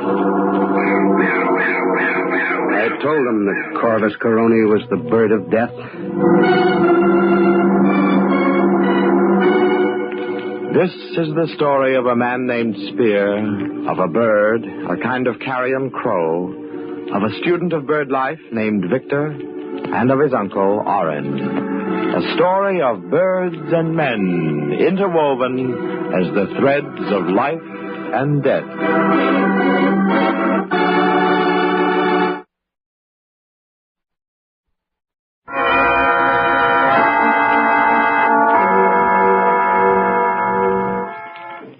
From shadows and stillness, mystery weaves a spell of strangest fascination, charging the mind with doubts and fears. For mystery is a strange companion, a living memory in the haunting hour.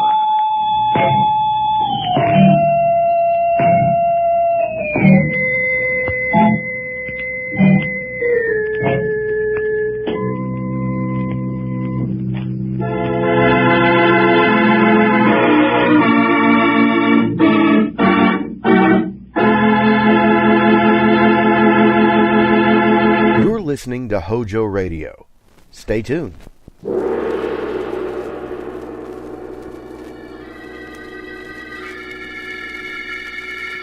The Sealed Book.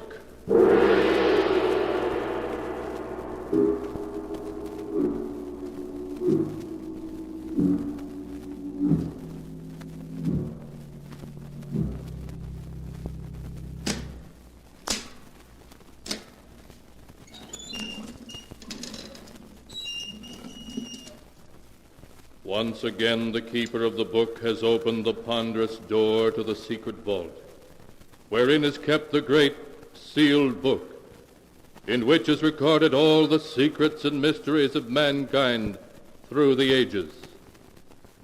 Here are tales of every kind, tales of murder, of madness, of dark deeds strange and terrible beyond all belief. Keeper of the book, I would know what tale we tell this time.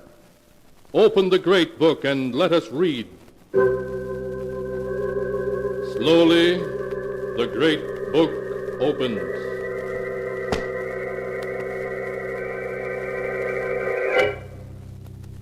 One by one, the keeper of the book turns the pages and stops. The strange story of a beautiful woman whose jealousy was so great that even the grave could not give her peace. A tale called Death at Stormhouse.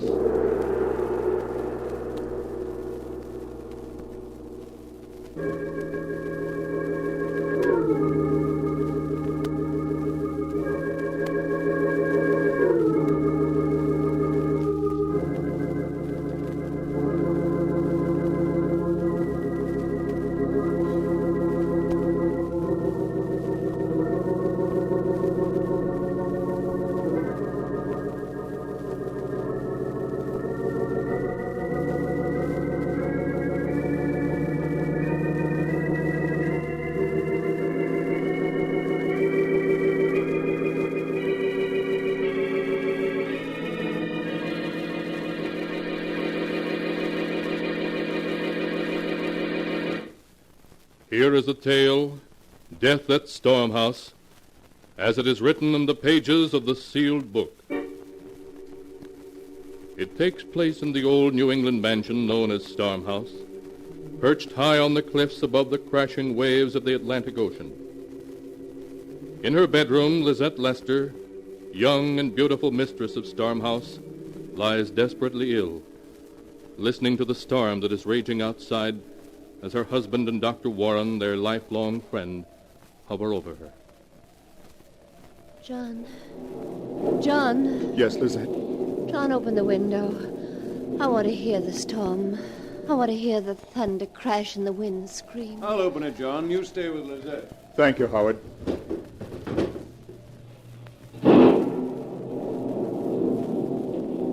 Oh, it's a wonderful storm. I've known it was coming for 3 days. I've always known when a storm was coming, haven't I, John? Yes. Yes, Lizette. You've always known. And I've been waiting for this one. I've been waiting for it so I could die as I was born. On a night when there's a storm filling the sky and death riding the wind to take me as it took my mother that night. Lizette, don't say that. You mustn't excite yourself, Lizette. It weakens you. I'm dying, Doctor. You know it as well as I do. It's only the storm that's keeping me alive now. Oh, Lizette. Lizette. John, darling. Yes, Lizette. In my will, there's a bequest to old Andrew for his faithful service. Everything else is left to you, including the house. On condition that you live here at least 6 months out of every year for the rest of your life. Lizette, I can't bear to talk about it. But we must, darling. You don't mind the condition that you live here half of every year, do you? Of course not, my dearest. I couldn't bear to think of you as ever very far from me, in life or in death. I'll always be with you, my darling. And you won't marry again, will you, John? Never, Lizette. I swear it. You've sworn it, John. You mustn't break your vow. If you do, I'll be angry. Very angry. And when I'm angry, I do terrible things. You know that. I know, darling. You have my promise. I'll never break it. It's such a beautiful night. All my life, I've never been able to sleep on a night like this. I wonder if now when the storm sweeps in from the sea, I'll know it and wake up. Oh. Lizette. Lizette. John. She's gone.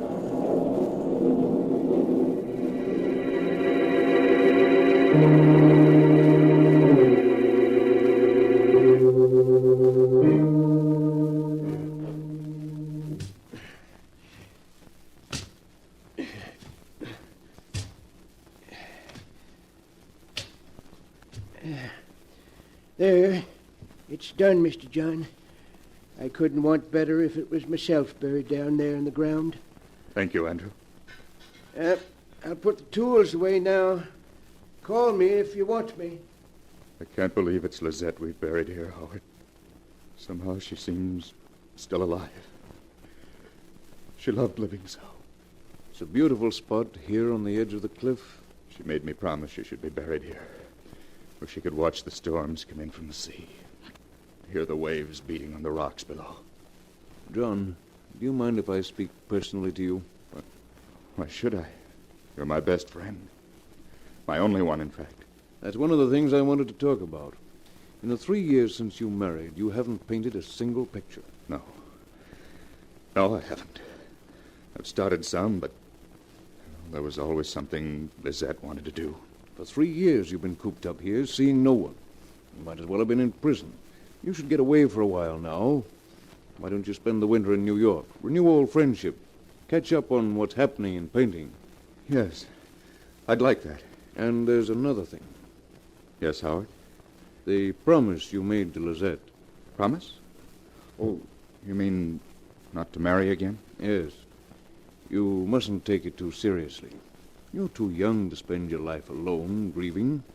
Lizette wouldn't have made you promise if she had thought... I don't know. It seemed to mean so much to her.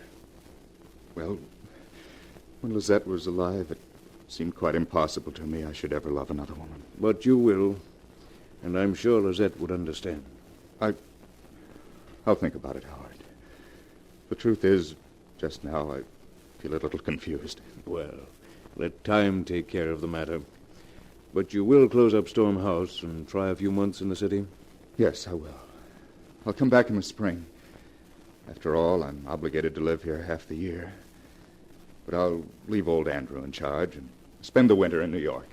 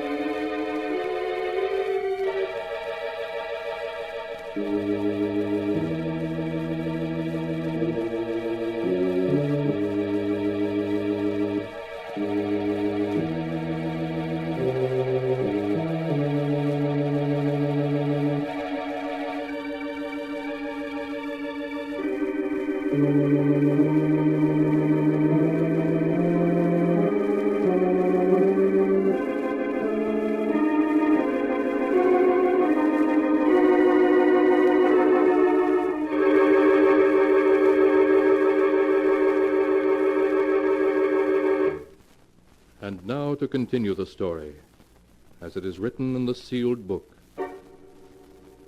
Once away from the somber atmosphere of Storm House, John Lester seemed to waken as if from a dream.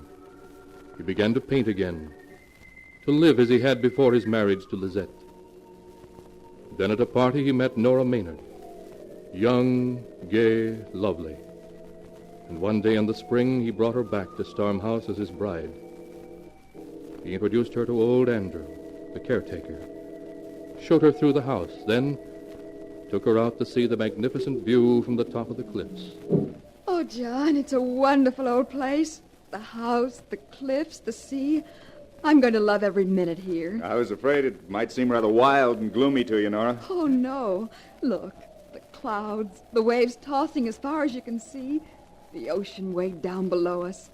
It's magnificent. Yeah, it can be frightening, too, when a real storm comes sweeping in from the sea. John, what's that? Over there on that little point? It's Storm House's private burying ground.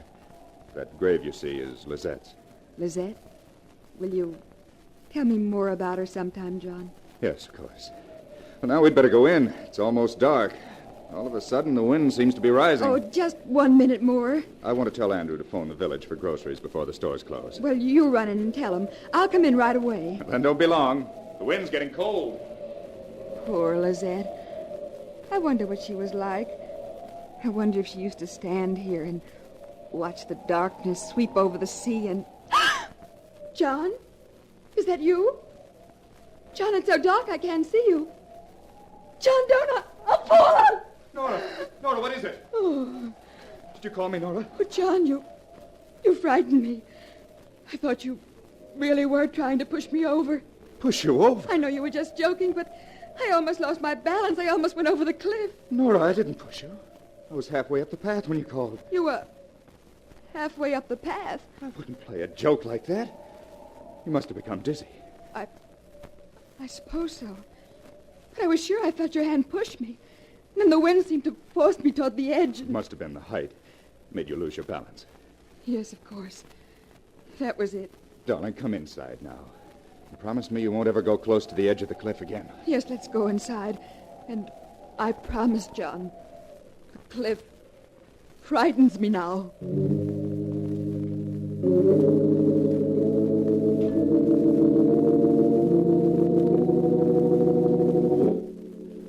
During those first weeks after John Lester returned to Storm House with his new bride, the wind never ceased to howl about the great old house. Several times when Nora was walking near the cliffs, strong gusts sprang up that would have pushed her over to her death if she had been walking closer to the edge.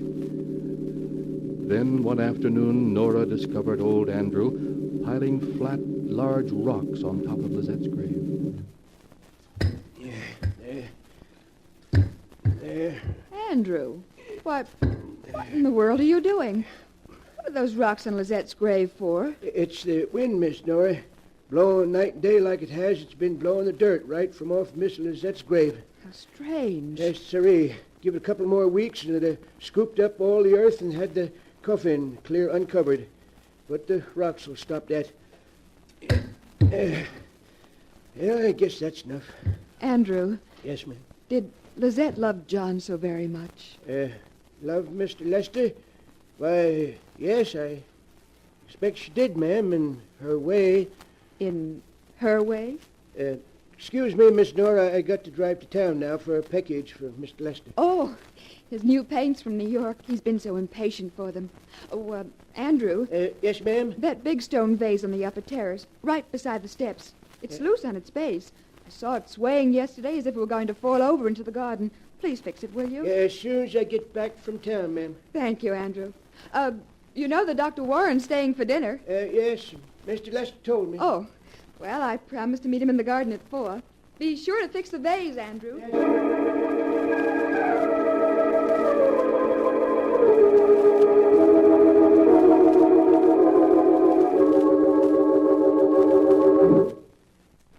Hello, Dr. Warren. Have I kept you waiting long? Well, there you are, Nora. I was just beginning to be afraid you'd gone too close to the cliff and become dizzy again. Oh, no. After almost falling over twice, I don't take any chances now. That's the spirit. Where's John? Painting on the upper terrace. There he is now. Oh. John! Oh, hello, you two. What are you plotting down there? A tour of the caves down by the beach. Knock off for the day and come along. Please do, John. Well, maybe I will. Light's fading. John, don't lean on the stone vase. It's loose and... Oh! Nora, look out! Nora, you hurt? I'm coming down. Good grief, that was close. Fell right where you were standing. You pulled me back. Just in time. Nora, you all right? Yes. Yes, thanks to Dr. Warren. He saved me. I couldn't move. I can't understand it. I'd hardly touched it when it went over. You must have leaned against it harder than you realized. No, I didn't. I just touched it. It gave way all of a sudden. Oh, thank heaven you were here, Howard. It must have been the wind. And the vase was loose. I was just telling Andrew to fix it. If you'd been hurt, Nora. A miss is as good as a mile, darling. Come on. Let's forget the caves and go in and have tea instead. The wind has turned awfully cold all of a sudden.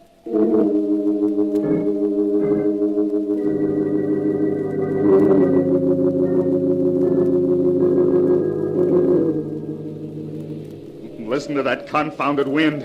I can't even read anymore. It makes such a racket. Would you like me to read to you, darling? No. I'm just jumpy, I guess. It isn't something special, is it? You're not regretting that you married me? Oh, don't be silly, Nora. It's just the wind.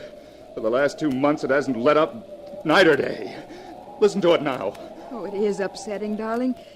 Sometimes it sounds just like a voice saying something you can almost make out, but not quite. I haven't painted a stroke in 2 months. Every day I get my canvas and my paints ready, and then the wind rises and distracts me. You're not sleeping well, are you, John? No, I haven't slept for weeks. Nora, I can't stand it any longer. I can't stand it. That wind doesn't stop blowing, I think I'll go mad. Oh, my darling, my darling. John, listen to me. Listen to me, dear. We must go away from Storm House, away from the wind. We must, John.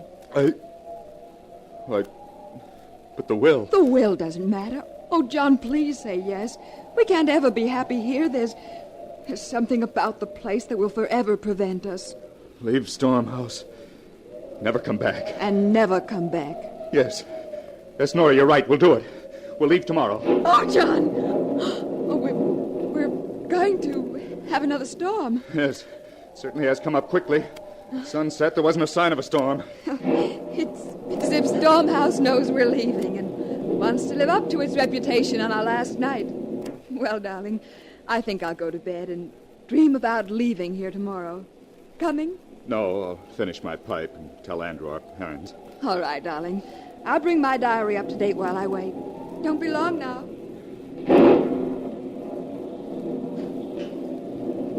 Mr. John! Mr. John! What is it, Andrew? Land sakes, Mr. John. A real granddaddy of a lightning bolt hit the cliff just now, right beside the burying ground. It opened up a big crack in the earth, running right across her grave. Her grave? Lizette's?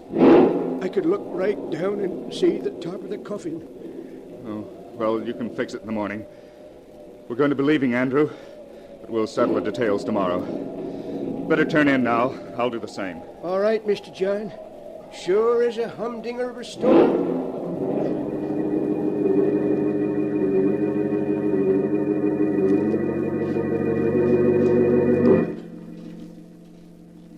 And tomorrow we leave here forever. I do so hope it's going to make a difference. John has seemed so depressed lately. I wonder if it's my fault. If he regrets marrying me. No, I won't think that. Not even this storm tonight can frighten me now. I know John loves me and... Who turned out the light? Who came in then? John, is that you? John, where are you? Don't tease me like this. You're frightening me. John! Ah!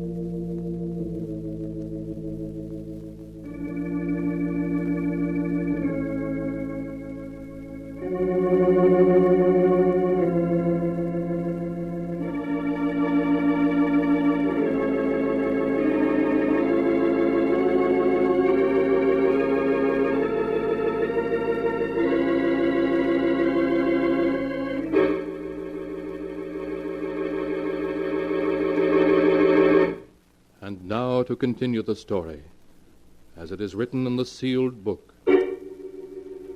After the great storm had opened up Lizette's grave so that her coffin was plainly visible, Nora had a midnight visitor. There was a scream, and a body crumpled to the floor.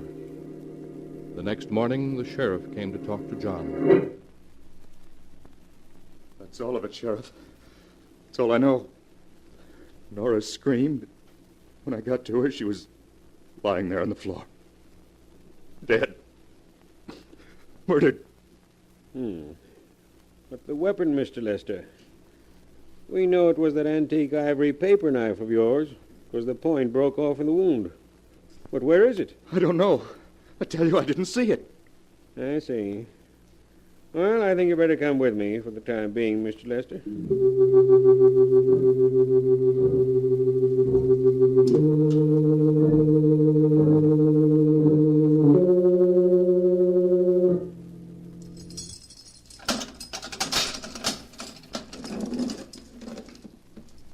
prisoner, Doctor. You can see him for 15 minutes. Oh, Howard, thank heaven you've come. John, how are you? Oh, how am I? I don't know. I don't care. Howard, have they caught Nora's murderer? They still think you did it. I gather that they did. And the ivory knife hasn't been found? Nowhere. And we've searched every inch. John, think. I know when you found Nora, you were shocked and dazed. But the knife, surely you saw it. Surely you drew it from the wound, put it down somewhere. You must have. I've tried to think, Howard. I'm sure I'm right. There was no knife. Only Nora, crumpled beside her writing desk. The blood staining her nightdress. The wind screaming outside as if in triumph. I understand. I know you didn't murder Nora. I don't know how we're going to convince the world. Is it as bad as that? As bad as that. If only the knife had been found, it could have been suicide then. But the knife is gone, and you testify that Andrew is innocent. So, as there wasn't any other living soul but yourself in the house that night... I see. Well, I've told them all I can. I don't know how the knife could have disappeared. There's nothing more I can do. Even though they hang me.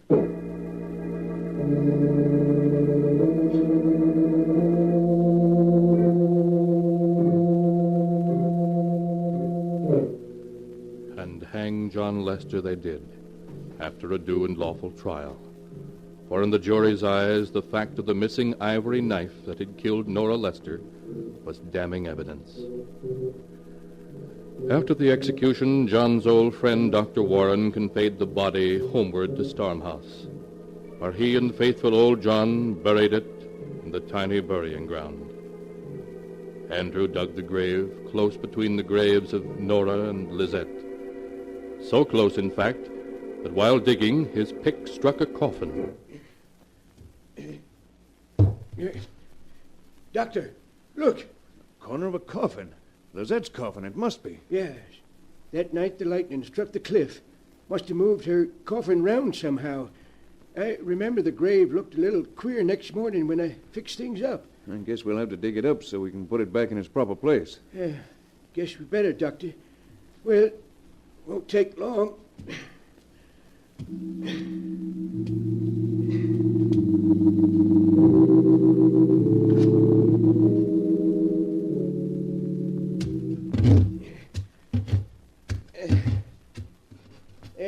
Doctor. Guess that does it all right. Good. Now we'll just slide the coffin back into its place. You've made plenty of room. Dr. Warren. What is it, Andrew? The lid of this coffin's been tampered with. Tampered with? But that's impossible. Come take a look, Doctor. You'll see I'm right. I guess I'd better. Stand aside, Andrew. Yes. Now, just what do you mean? Look, Doctor. All along both sides and this end. The screws. They're all loose. Yes. They've been pulled out of the wood when someone lifted the lid. This coffin's been forced open. That's right, Doctor. Only, look, how was it forced open? There's no tool marks on the wood. No tool marks. Then whoever did this just didn't leave any. Andrew, we've got to look inside and see why Lizette's coffin was molested. Maybe we'd better leave it just as it is, Doctor. We can't do that. Here, put your pick under the edge and the lid. That's it. Now, lift. Well, if you say so. Easy does it. There. It's loose. Now, we'll see what... I told you. I told you we shouldn't open it. A bloody knife. The ivory knife that killed Nora. Here, in Lizette's coffin. They hung Mr. John because they couldn't find the knife. And it's been here all along, held tight in Lizette's hand.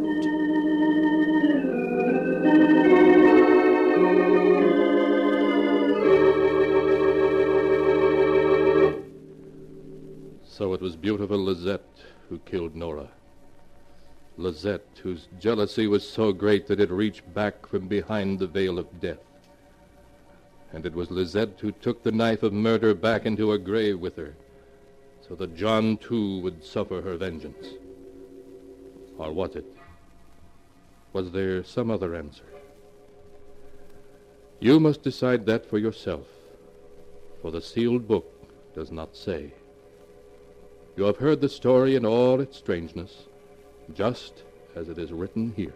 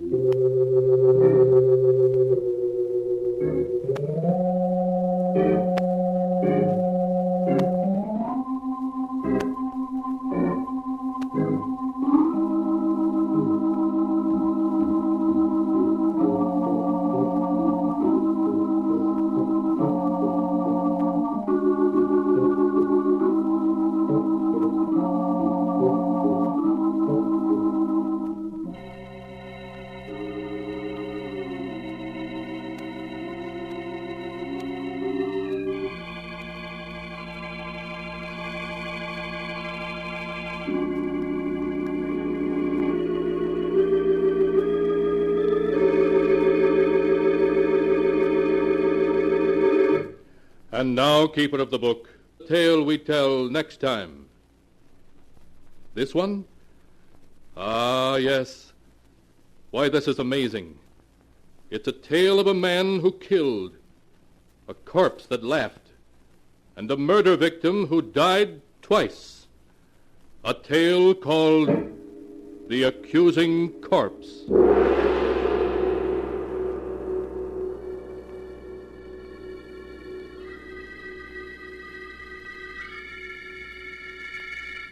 Be sure to be with us again next time, when the sound of the great gong heralds another strange and exciting tale from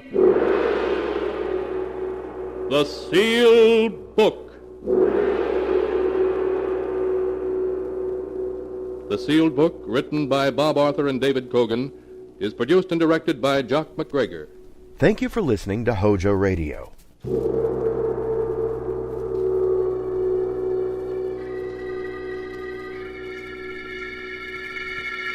The Sealed Book.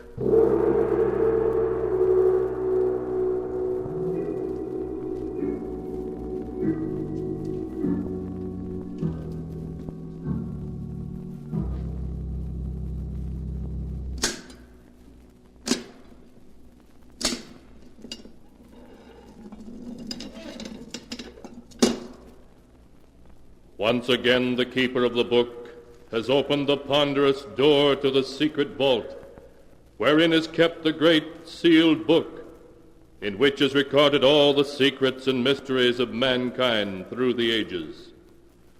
Here are tales of every kind, tales of murder, of madness, of dark deeds, strange and terrible beyond all belief. Keeper of the book, I would know what tale we tell this time. Open the great book and let us read. Slowly, the great book opens.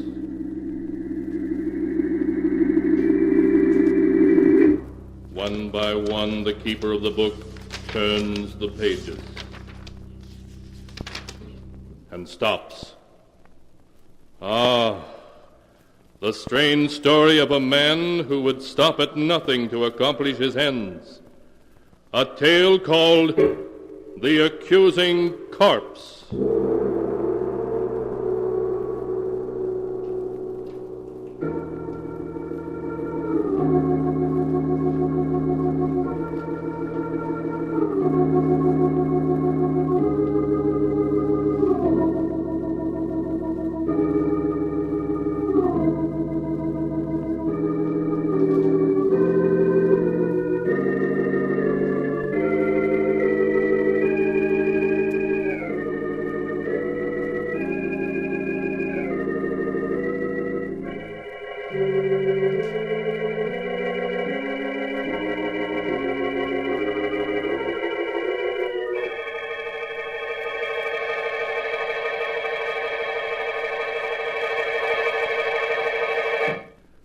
Here is the tale, The Accusing Corpse, as it is written in the pages of the sealed book.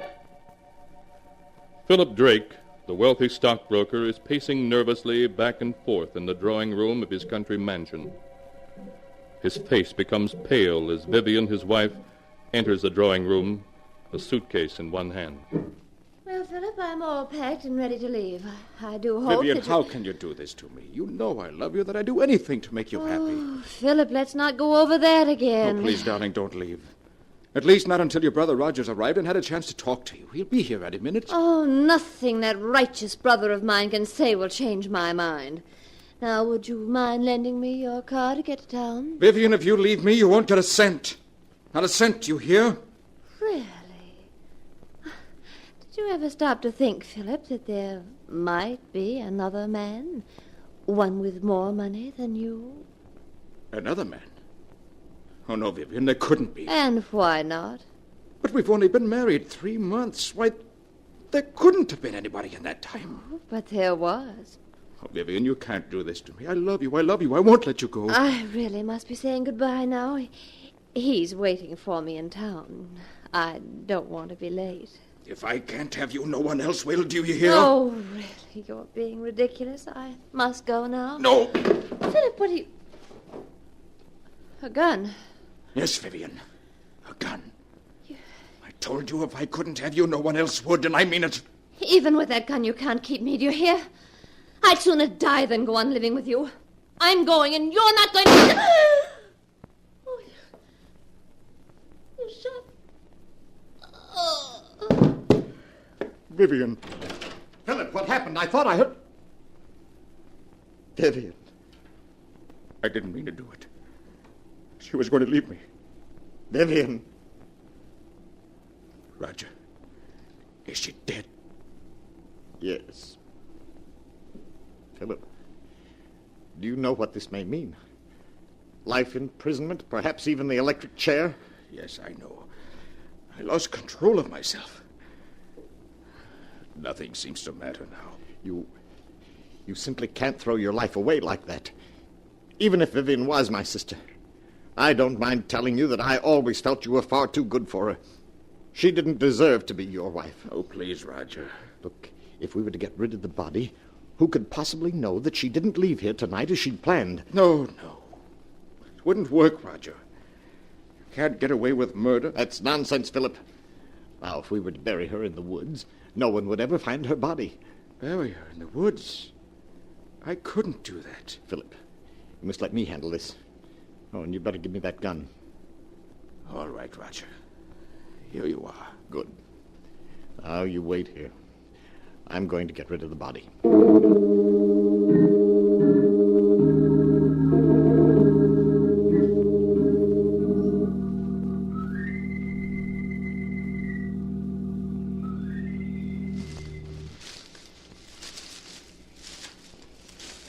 I think this is quite far enough. I'm afraid I'll have to bury you now, my dear Vivian. Put me down, Roger. I'm tired of being carried like a sack of potatoes. All right. There. Oh, and let me congratulate you on your performance as a corpse as I carried you out. Roger, do you think he suspects anything? Of course he doesn't. He's positive that he shot and killed you. It was very clever the way you taunted him into doing it. You've got the gun, haven't you? Certainly I've got it. You don't think I was going to let him discover that the bullets had been removed and blank cartridges substituted, did you? No, not you, Roger. You always know what you're doing. It was a lucky day when you met me. Look, now here's the key to the apartment I rented in town. You'll find my car a quarter of a mile down the road. All right. I'll be waiting for you at the apartment. I'll be there in a few hours. Well, now let's see. This seems like a nice place to dig.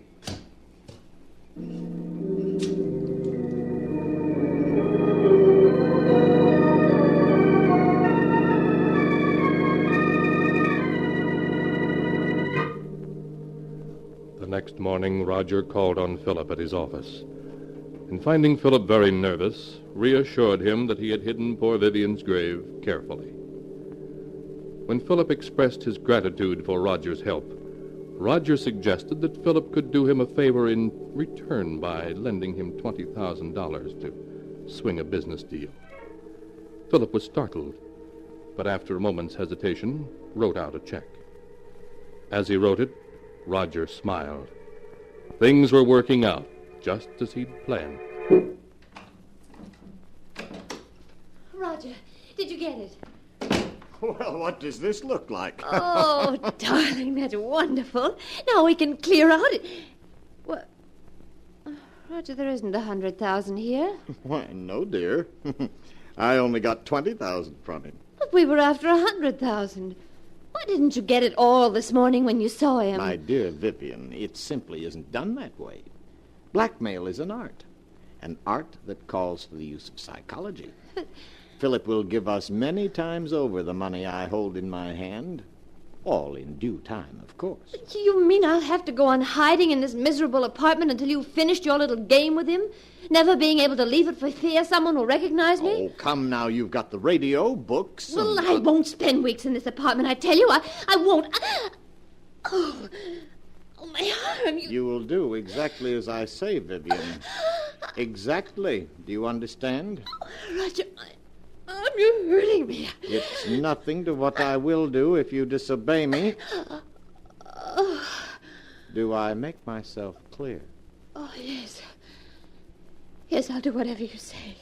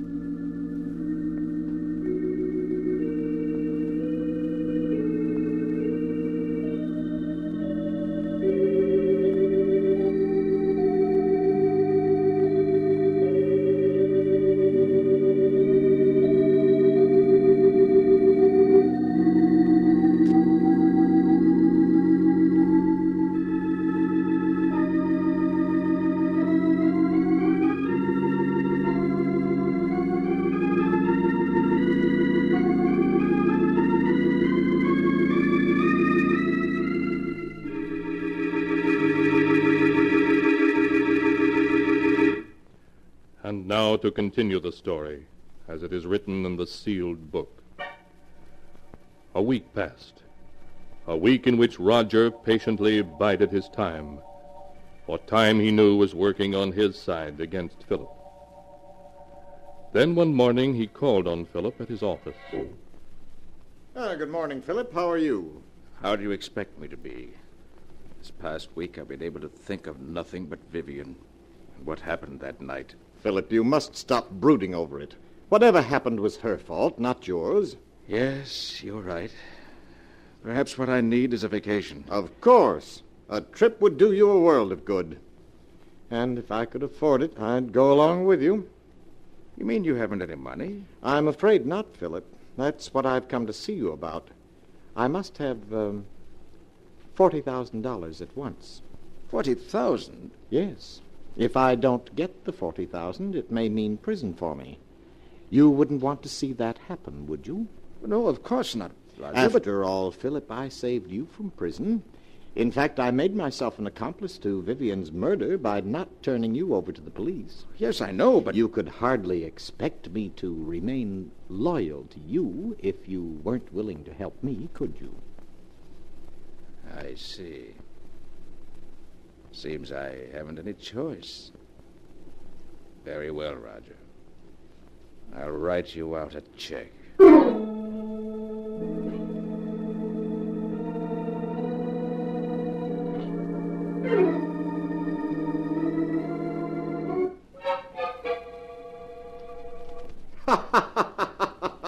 Take a look at this, Vivian. $40,000 in cash. Oh, darling. Wasn't this worth staying in hiding for? And there's plenty more where this came from. What? Oh, who could that be? You better get behind that screen. All right, Roger. Yes? COD for Miss Brown. Comes to $64. You must be mistaken. There's no Miss Brown here. Well, this is the address she gave. It's in care of Mr. Roger Martinson. That your name? Well, yes, but I Those don't know. packages are for me, Roger. How much did you say the COD was? $64, miss. Oh, yeah. Here you are. Thank you, miss. Here's your receipt. Bye. Bye. When did you buy those clothes? This morning?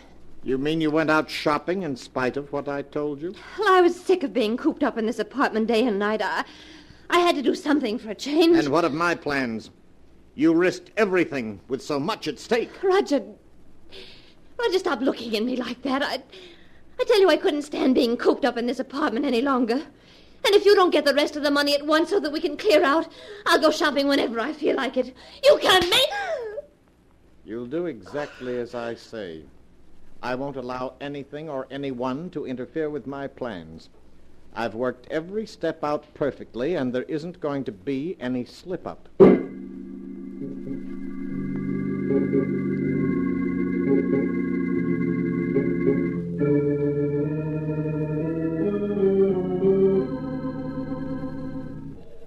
Another week passed. A week in which Roger made no effort to see Philip. Then early one evening, he got into his car and drove out of the city to Philip's home in the country. Oh, it's you, Roger. Come in. Good evening, Philip. Where are the servants? This is their night off. You're not looking well at all, Philip. You shouldn't remain in this big house by yourself. What difference does it make where I am? Wherever I go, the memories of that night follow. It's hard to believe that it was only 2 weeks ago tonight that I killed her. 2 weeks ago tonight? Why, so it was. By the way, Philip, do you think you might possibly lend me $60,000? 60? Well, you can't be serious. Oh, but I am. But I've lent you that much already. Yes, I know, but I must have more. No. I won't give you another cent. You've blackmailed me enough. Blackmail is a harsh word, Philip. What else would you call it? You're just as hard and grasping as Vivian was. Oh, yes, but you must remember I'm alive and she isn't. I suppose you're glad she's dead. In life, she was worth nothing to you. In death, you were able to get $60,000 for her. In death?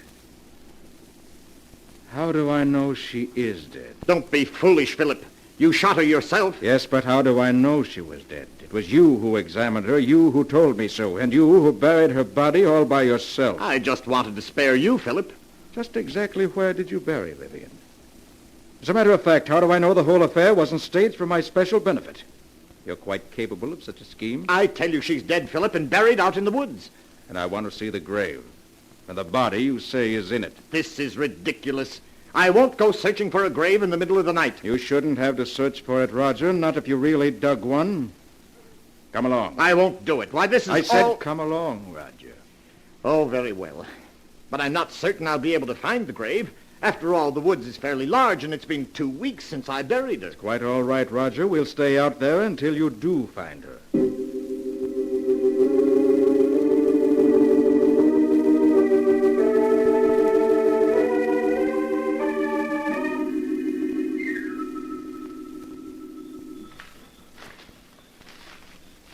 The grave is someplace around here, I'm certain of it, but perhaps we ought to come back in the daytime. It might be easier to find it then. I know, Roger. You shouldn't have any trouble finding it now, if it exists. It does exist, I tell you. It's just that the woods are so confusing at night. Everything looks so different. Just keep on searching, Roger. Well, perhaps this is the spot. It looks something like it. There's only one way to make certain, and that's to start digging. Here's a shovel. Start digging. Oh, very well, Philip, if you insist.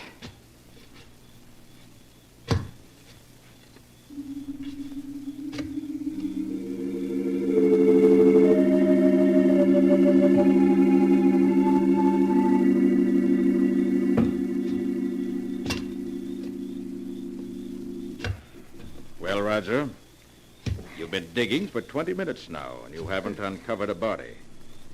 You're a great actor, but I'm afraid this time you've overplayed your role. What do you mean? Vivian isn't dead, and there's no use pretending she is. Everything that's happened was part of a scheme the two of you planned to extort money from me. I tell you she's dead, Philip. And where's the body? I thought this was the spot, but I must be mistaken. I'm sure I didn't bury her any deeper than this, but... Philip, turn the flashlight this way. What is it? Look. Do you see what I've uncovered? A hand. Yes. This is the spot where I buried her. Just a few more shovels full. I'll have her body uncovered. Vivian. No. No, it can't be. But it is Vivian. Look, Philip. Here's the bullet hole under her heart. The bullet hole you made. I don't want to see any more. I've seen enough. You should trust me a little more, Philip. Everything I did was for your own good.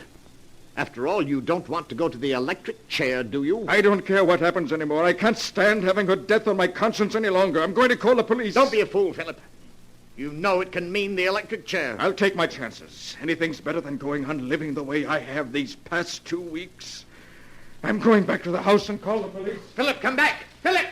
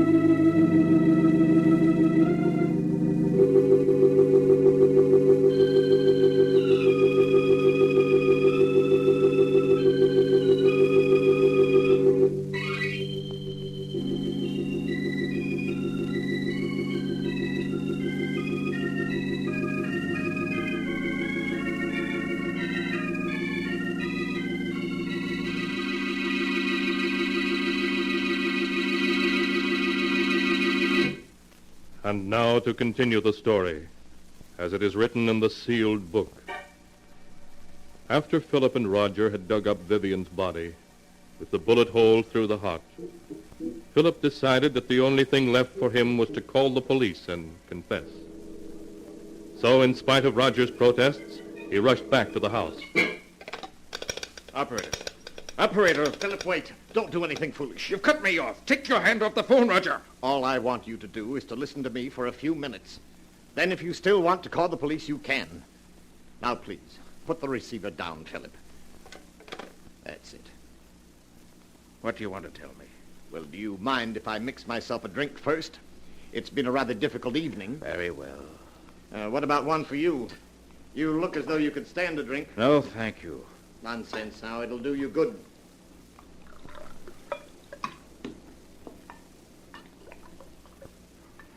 What is it you want to say to me, Roger? Say to you? Oh, yes. Here's your drink. Thank you. Well, what shall we drink to? We'll drink to your good luck, come what may.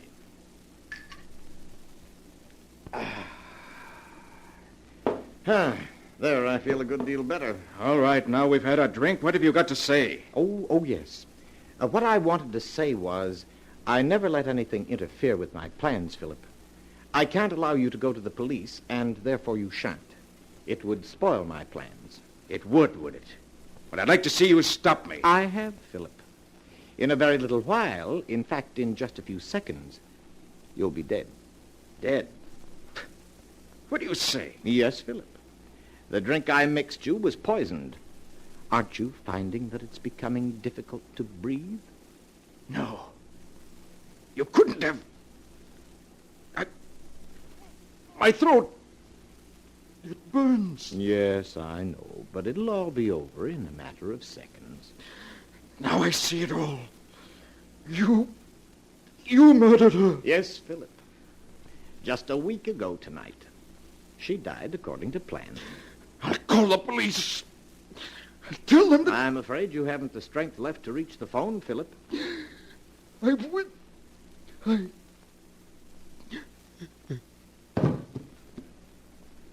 You and Vivian never had a chance, Philip. I had things worked out perfectly, down to the smallest detail. Hello, operator. Operator, please connect me with the police.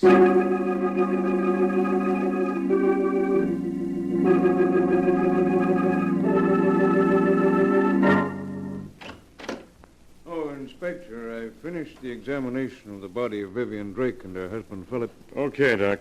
Oh, this is Roger Martinson. Mr. Martinson, this is Dr. Smith, the county coroner. How do you do, Mr. Hello. I'll be with you in a few minutes, Doc. Just stay here. All right, Inspector. Now, Mr. Martinson, you were telling me how you came to this house 2 weeks ago tonight to see your sister and found she was gone. Yes. My brother-in-law, Philip, told me that she had gone on a vacation. I thought it strange at the time that she should have gone away without saying goodbye to me, as we were always very close. Then days passed, and I didn't hear from her. Was it like your sister to go away and not write? No, and that's what worried me so. The past 2 weeks, Philip kept putting me off when I inquired about Vivian's whereabouts. Tonight I couldn't stand it any longer, and I came to this house to have it out with him. Well, what did your brother-in-law say when he saw you? He was quite agitated at my unexpected arrival. When I threatened to go to the police, he broke down and confessed to having murdered Vivian. When had he murdered her? He told me he'd done it 2 weeks ago tonight. That was the very night I'd come here to see Vivian, and he'd told me that she'd left for a vacation. I see. Go on. Naturally, when he told me he'd murdered her, I was aghast. He led me to the woods and showed me the grave. We returned to the house, and before I could stop him, Philip had taken poison. I then called the police. Well, seems like a plain case of murder and suicide to me. Right, Doc? Perhaps, but Mr. Martinson, I was very much interested in what you had to say regarding the murder of your sister.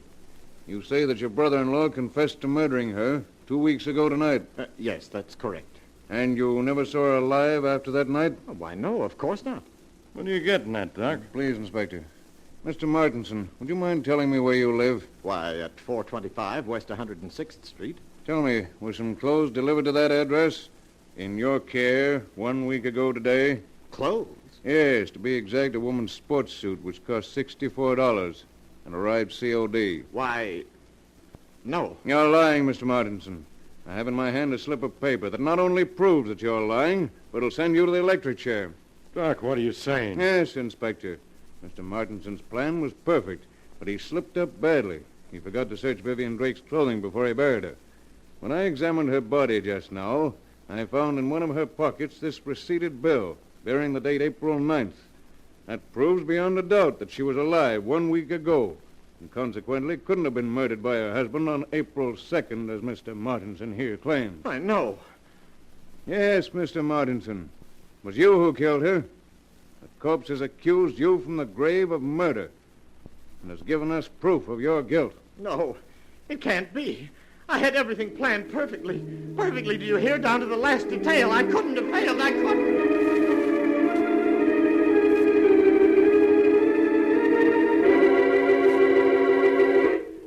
But Roger Martinson had failed. And all because of a mere sales slip that was found in a corpse's pocket.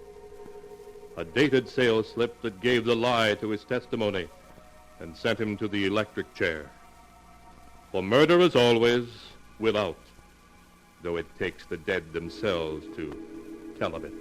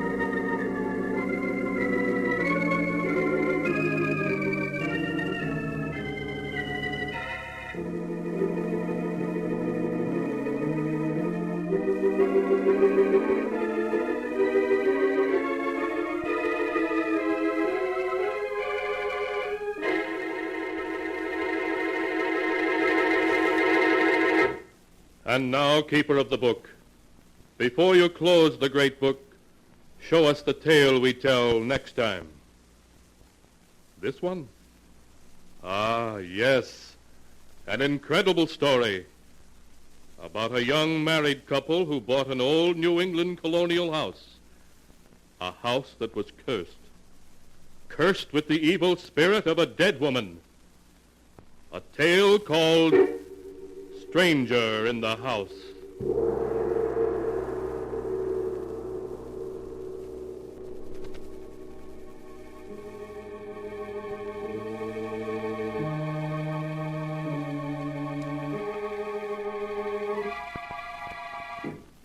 Be sure to be with us again next time, when the sound of the great gong heralds another strange and exciting tale from The Sealed Book.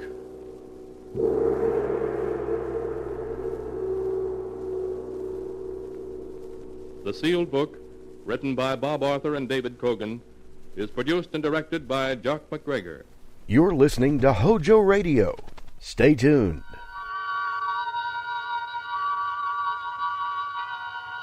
The Columbia Network takes pleasure in bringing you Suspense.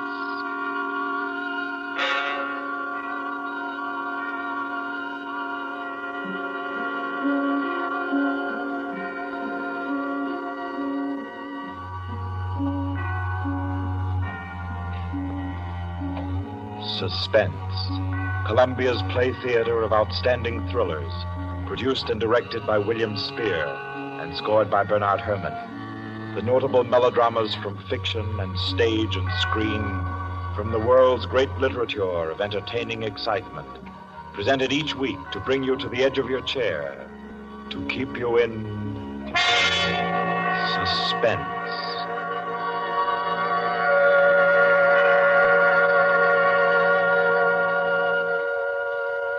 Tonight's story, by America's distinguished author-playwright Owen Johnson, gathers its suspense in a very gentle way.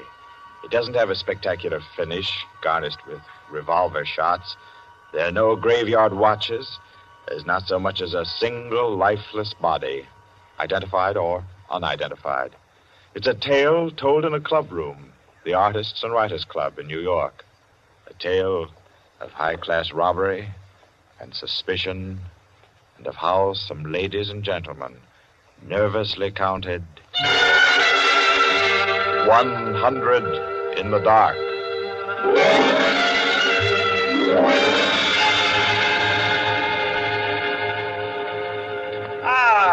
That was a fine meal. Me for the club anytime. Here, we can all sit here, Quinty. Yes, if you'll just draw up that chair for Mr. Peters. Oh, yeah. Here you are, Mr. Peters. Thank you. Do you all know Peters? This is Mr. Steingall. How do you do? I know you. Mr. Golier. Oh, I believe we've met. Oh, yes. How are you? Oh, you know each other. Yes. And the one who drew up the chair, Mr. Rankin. How do you do? Well, I guess we're all acquainted now. To get back to our table discussion, Quinny. Oh, yes. How about a drink? Who'll join me? Oh, yeah, pleasure. Fine. John. Well, now, Steingall, as I said, there are only half a dozen stories in the world. What is more to the point? There's every reason Yes, sir. What? Oh, 5 with soda, John. Yes, sir. Now, where was I? Oh, yes. What is more to the point, gentlemen, is the small number of human relations that are so simple and yet so fundamental that they can be eternally played upon, redressed, and reinterpreted in every language, in every age, and yet remain inexhaustible in the possibility of variation. Well, that's true, of course. It's very possible. Take the eternal triangle. 2 men and a woman, or 2 women and a man. Its variations extend to thousands. That right, Rankin? Well, in a way. Ah, here we are. Set them down right there, John. Very well, sir. A little soda. Here you are. Thank you. And you. Thank you. Soda, Peter? Yes, please. There. Another one. Here you are. Thanks. And here's yours. Thank you. And now, a little soda in mine. Well, here's to you all. Cheers.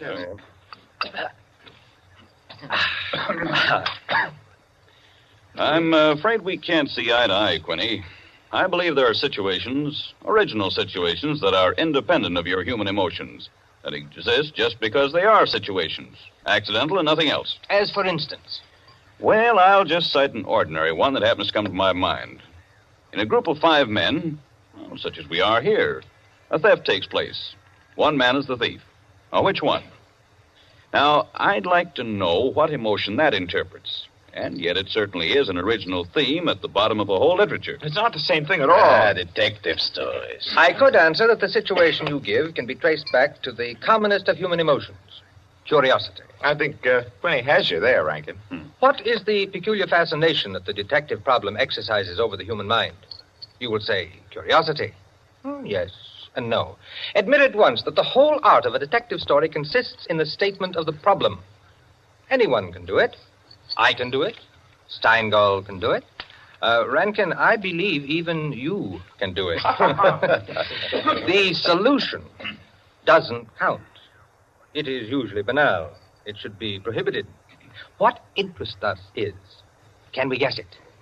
There you have it, the problem, the detective story. Now, why the fascination? I'll tell you. It appeals to our curiosity. Yes, but deeper, to a sort of intellectual vanity. 5 men present. The theft takes place. Who's the thief? Who will guess it first? Whose brains will show its superior cleverness? You see? That's all. That's all there is to it. Out of all of which, the interesting thing is that Rankin has supplied the reason why the supply of detective fiction is inexhaustible. It does all come down to the simplest terms. 5 possibilities, 1 answer. Well, the reason is that the situation does constantly occur. It's a situation that any of us might get into any time. Yes, I know of an incident of that kind that happened to a friend of mine last month. Of course, gentlemen. You are glorifying commonplaces. Every crime, I tell you, expresses itself in the terms of the picture puzzle that you feed to your 6-year-old. It's only the variation that is interesting. Take the well-known instance of the visitor at a club and the rare coin, for example. You all know that story. You've heard it, haven't you? I don't think I have. I'm sure. Why, it's very well known. Oh, go ahead, Quinny. Tell it. A distinguished visitor is brought into a club. A dozen men, say, present at dinner, long table. Conversation finally veers around to curiosities and relics. One of the members present then takes from his pocket what he announces as one of the rarest coins in existence. Passes it around the table. Coin travels back and forth, everyone examining it. And the conversation goes to another topic. All at once, the owner calls for his coin. It is nowhere to be found. Everyone looks at everyone else. First, they suspect a joke. Then it becomes serious. The coin is immensely valuable. Who has taken it? The owner is a gentleman. Does the gentlemanly, idiotic thing, of course. Laughs as he knows someone is playing a practical joke on him and that the coin will be returned tomorrow. The others refuse to leave the situation so. One man proposes that they all submit to a search. Everyone gives his assent until it comes to the stranger. He refuses, curtly, roughly, without giving any reason. Uncomfortable silence. The man is a guest. No one knows him particularly well, but still he is a guest. One member tries to make him understand that no offense is offered, that the suggestion was simply to clear the atmosphere. The stranger becomes very firm, very proud, and says, I refuse to allow my person to be searched, and I refuse to give the reason for my action. Another silence. The visitor evidently has the coin, but he is their guest, and etiquette protects him. Nice situation, huh? Well, what's the answer? The table is cleared. A waiter removes a dish of fruit, and there, under the ledge of the plate, where it's been pushed, is the coin. Banal explanation, eh? Of course. Solutions always should be. At once, everyone apologizes to him, whereupon the visitor rises and says, now I can give you the reason for my refusal to be searched. There are only 2 known specimens of that coin in existence, and the second happens to be here in my vest pocket. That's rather obvious. Of course, the story is well invented, but the turn to it is very nice. Very nice, indeed. Well, I don't know. Ending is very unsatisfactory. The visitor should have had on him not another coin, but something absolutely different, something destructive, say, of a woman's reputation, and a great tragedy should have been threatened by the casual misplacing of the coin. Well, I've heard the same story told in a dozen different ways. Oh, it's happened 100 times. It must continually happen. I know of one extraordinary instance. In fact, the most extraordinary instance of this sort I've ever heard. Peters, you rascal. I see you've been quietly letting us set the stage for you. Well, it's not a story that will please everyone. Why not? Because you will want to know what no one can ever know. It has no conclusion, then? Yes and no. As far as it concerns a woman, quite the most remarkable woman I've ever met, the story is complete. Do I know the woman? Possibly. Probably, I should say. Uh-huh. As a matter of fact, this should be particularly interesting to you because I believe that most of you are acquainted with the people involved. The names, of course, are disguised. I think... yes, I have. Just time before I catch my train to tell it to you.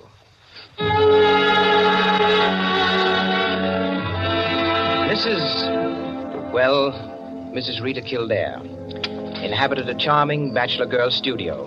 Very elegant. With a duplex pattern and one of the buildings just off Central Park West. She knew very nearly everyone in that indescribable society in New York that's drawn from all levels and that imposes but one condition for membership, to be amusing. In this mingled society, her invitations were eagerly sought. Her dinners were spontaneous, and the discussions, though gay and usually daring, were invariably under the control of wit and good taste. On the Sunday night of this adventure, she had, according to her custom, sent away her Filipino butler and invited to an informal chafing dish supper 7 of her more unusual friends. At 7 o'clock, having finished dressing, she put in order her bedroom, which formed a sort of free passage between the studio and a small dining room to the kitchen beyond. Then, going into the studio, she struck a match and was about to light the candlesticks which illuminated the room when the bell rang, and a Mr. Flanders, a broker, compact, nervously alive, well-groomed, was waiting as she opened the door. Well, you're early. On the contrary, you are late. Well, in any case, hello, and come inside. Here, let me take your things. Thank you. Well, I'm the first, I suppose. Of course. And since you are, you can be a good boy and help me with the candles. Delighted. Who's to be here tonight? The Enos Jacksons. I thought they were separated. Not yet. How interesting. Only you, dear lady, would dream of serving us a couple on the verge. It is interesting, isn't it? Assuredly. Where did you know Jackson? Through the Warings. Jackson's a rather doubtful person, isn't he? Well, let's call him a very sharp lawyer. They tell me, though, he's been gambling pretty much. In deep. How about yourself? Me? I'm a bachelor. If I lose my shirt, it makes no difference. Is that possible? Probable, even. Who else is coming? Oh, Maud Lilly. You know her? I don't think so. You met her here some time ago. A journalist. Oh, yes, of course. I'd forgotten. Mr. Harris, a clubman, is coming, and the Stanley Cheevers. Stanley Cheevers? Are we going to gamble? Don't tell me you object. Certainly not. Only the Cheevers. They play quite a game. Yes, well united. They have an unusual streak of good luck. Oh, by the way, it's Jackson, isn't it, who is so attractive to Mrs. Cheever? Quite right. What a charming party. Where does Maud Lilly come in? Don't joke. She's in a desperate way. And young Harris? Oh, he's to make the salad and cream the chicken. See the whole party. I, of course, am to add the element of respectability. Of what? Don't play baby with me, my dear Flanders. I apologize. That's better. No one, of course, knows who else is coming. No one, of course.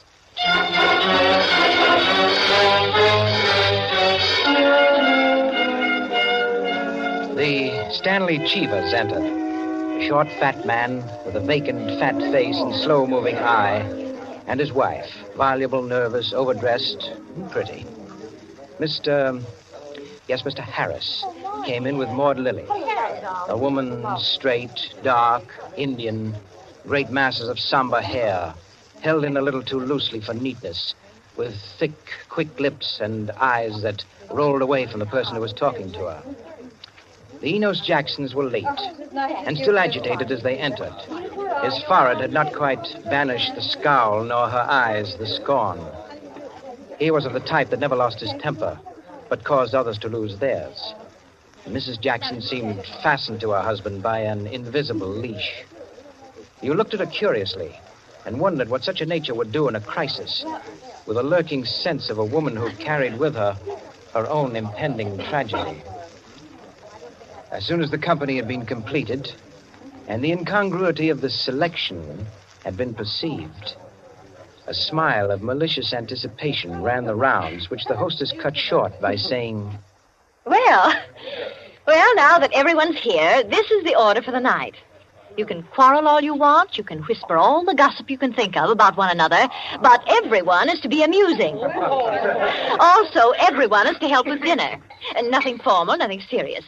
We may all be bankrupt, divorced, or dead tomorrow, but tonight we'll be gay. That's the invariable rule of the house. For she's a jolly good fellow, for she's a jolly good fellow, for she's a jolly good fellow, which nobody can deny. Oh, thanks, everyone. Now, if you'll excuse me, I'll get on with the cooking. Harris, I'll need you. Right with you. May I be of any help? Thank you, Ma, dear. Oh, Mrs. Cheever, you might come along, too. All right.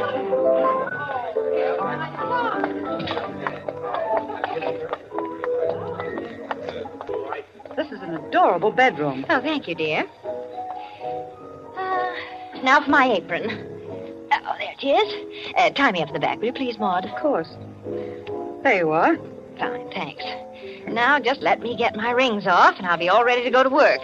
Oh, this is such a lovely apartment, Mrs. Kildare. Thanks. Soap and water always seem to do it. Ah, there. Your rings are so beautiful. They are nice, aren't they?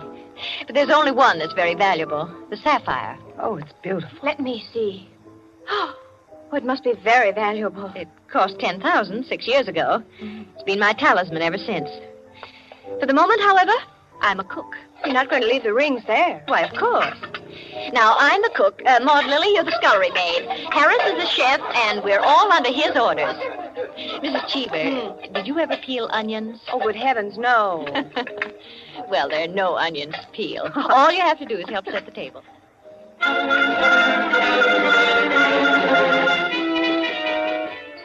Under their hostess's gay guidance, the 7 guests began to circulate busily through the rooms, laying the table, grouping the chairs, opening bottles, and preparing the material for the chafing dishes. Mrs. Kildare, in the kitchen, ransacked the icebox, and with her own hands shredded the chicken and measured the cream.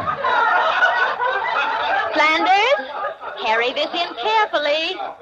Cheever, stop watching your wife and put the salad bowl on the table. Everything ready, Harris? All set. All right, everyone sit down. I'll be right in. She went into her bedroom, took off her apron, and hung it in the closet. Then, going to her dressing table, she drew the hat pin around which were her rings from the pincushion and carelessly slipped them on her fingers. But all at once, she frowned and looked quickly at her hand. Only 2 rings were there. The 3rd ring, the sapphire, was missing. Stupid, she said to herself, and returned to her dressing table. Immediately, she stopped. She remembered quite clearly putting the hatpin through the 3 rings. She made no attempt to search further, but remained without moving, her fingers slowly drumming on the table. Who had taken the ring? Each of her guests had had a dozen opportunities in the course of the time she'd been busy in the kitchen. She ran over their characters and their situations as she knew them. Strangely enough, at each, her mind stopped upon some reason that might explain a sudden temptation. To find out nothing this way. That's not the important thing to me just now. The important thing is to get the ring back. And slowly, deliberately, she began to walk back and forth, a clenched hand beating the deliberate, rhythmic measure of her journey. 5 minutes later, As Harris, installed as chef over the chafing dish, was giving directions, spoon in the air, Mrs. Kildare came into the room like a lengthening shadow. Her entrance had been made with scarcely a perceptible sound, and yet each guest was aware of it at the same moment, with a little nervous start. Heavens, dear lady. You've come in on us like a Greek tragedy. What is it you have for us? A surprise? I have something to say to you. Mr. Enos Jackson, Yes, Miss Kildare? kindly do as I ask you. Certainly. Go to the door, Go to the door. please. Yes? Lock it and bring me the key.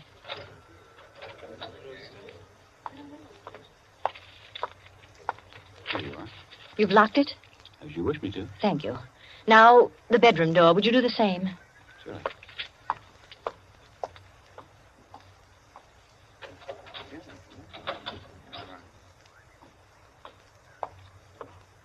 Thank you, Mr. Jackson. Mr. Cheever, Yeah? would you blow out all the candles except the candelabra on the table? Blow out all the candles. Except the candelabra. All right. Well, for goodness sake, Mrs. Kildare, what is it? I am getting terribly worked up. My nerves are all sorry, on edge. Mrs. Jackson. That's the last candle.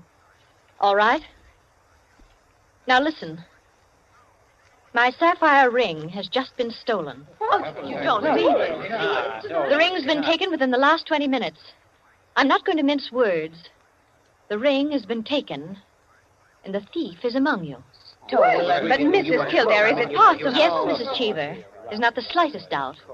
3 of you were in the bedroom when I placed my rings on the pincushion. Quite true. I was in the room when she took them off. The sapphire ring was on top. Each of you has passed through there a dozen times since. My sapphire ring is gone, and one of you has taken it. For heaven's sake. Now listen. I'm not going to mince words. I'm not going to stand on ceremony. But I'm going to have my ring back. Listen to me carefully. I'm going to have that ring back. And until I do, not a soul shall leave this room. I don't care who's taken it. All I want is my ring. Now, I'm going to make it possible for whoever took it to restore it without possibility of detection.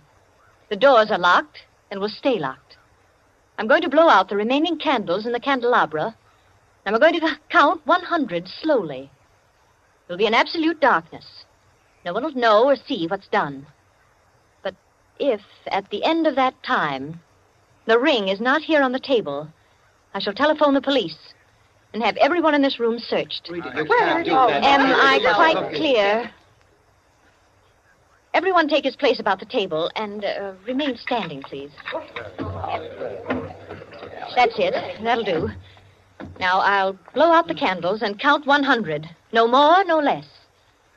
Remember, either I get that ring, or everyone in this room will be searched.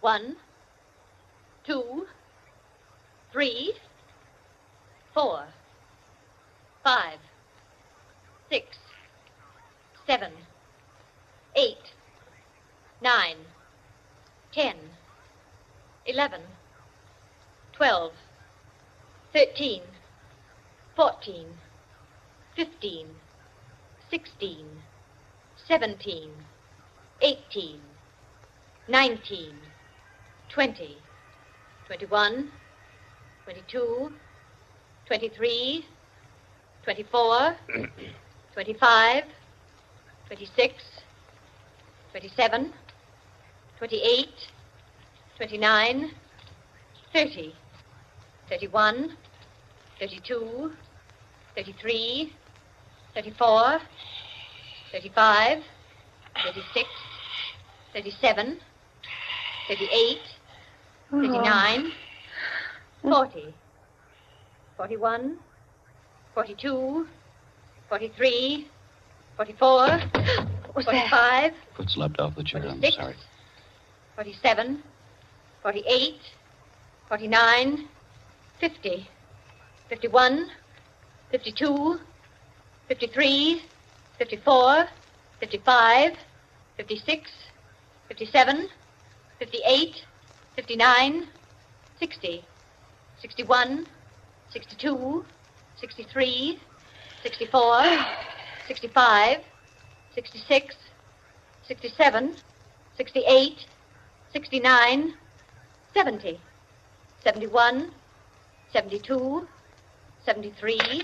The ring. 74. There it is. 75, 76, 77, 78, 79, 80, 81, 82, 83, 84, 85, 86, 87, 88, Oh, really? 89, 90, 91, 92, 93, 94, 95, 96, 97, 98, 99, 100. Well, it is there, isn't it? Mr. Cheever, you may hand it to me. Well, now that that's over, we can have a very gay little supper. The lights, someone.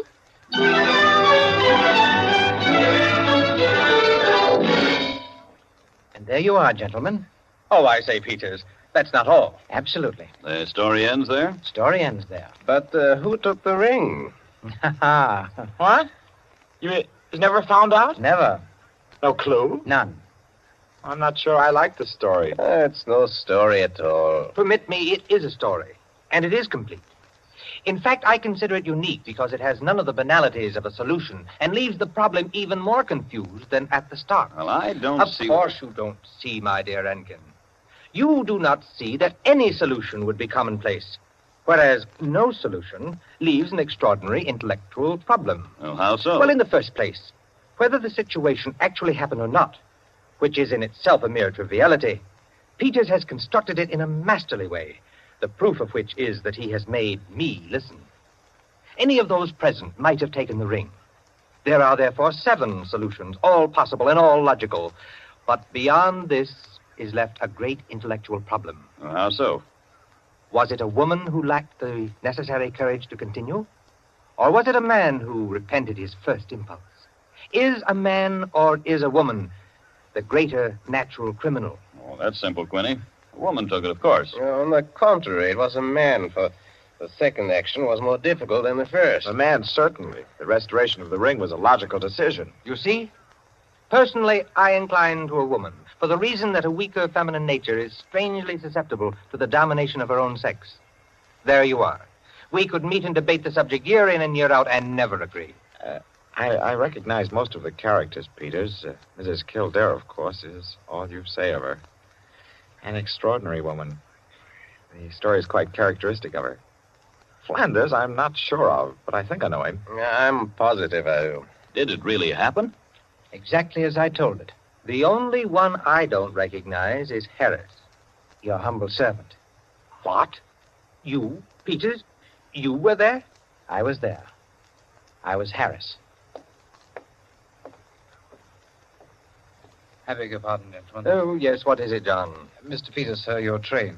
You told me to remind you. Oh, thank you. Yes, I didn't know it was so late. Will you gentlemen pardon me? Huh? Of course. Nice to meet you all. Night.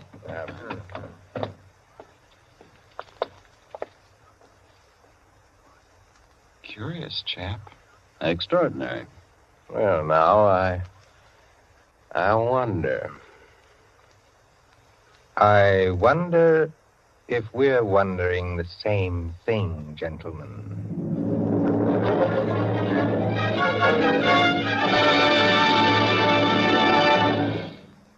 And so, with the enigmatic smile of Mr. Peters, or Harris, ends 100 in the Dark, Owen Johnson's smooth story which gave us tonight's Suspense.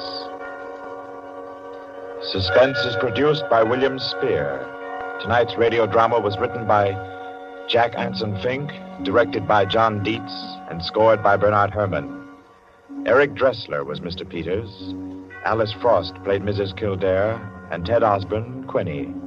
Others in the cast were Helen Lewis, Joan Shea, Henriette Kay, Frank Reddick, Paul Luther, Stephen Schnabel, Ian Martin, and Barry Kroger. With this evening's performance, Columbia brings to a conclusion the present series of Suspense. If you've liked these broadcasts, CBS would be pleased to hear from you. Suspense has been a series presented for your relaxation and enjoyment by the Columbia Broadcasting System. You're listening to HOJO Radio. More classic old-time radio coming your way next.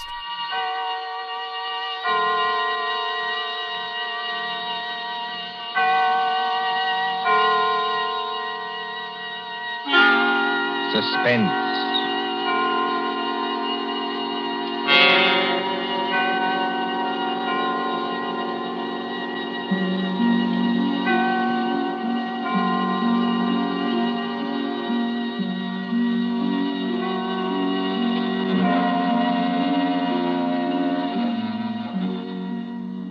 The thrill of the nighttime, the hushed voice and the prowling step, the crime that is almost committed, the finger of suspicion pointing perhaps at the wrong man, the stir of nerves at the ticking of the clock, the rescue that might be too late or the murderer who might get away, mystery and intrigue and dangerous adventure. We invite you to enjoy stories that keep you in suspense.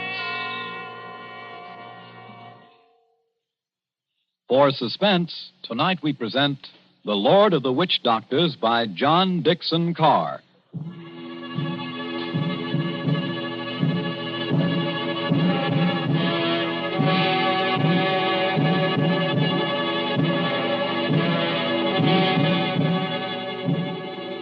The drums were beating that night. The Lord of the Witch Doctors was on his way. 20 miles off the East African coast, fanned by the blistering heat of the Indian Ocean, lies the island of Zanzibar. Here, many years ago, To be exact, in the year 1889. 3 nations were rivals for imperial German eagle. At Mogadishu were the Italians. A mixed population boiled along that coast, Portuguese, Arabs, Swahili.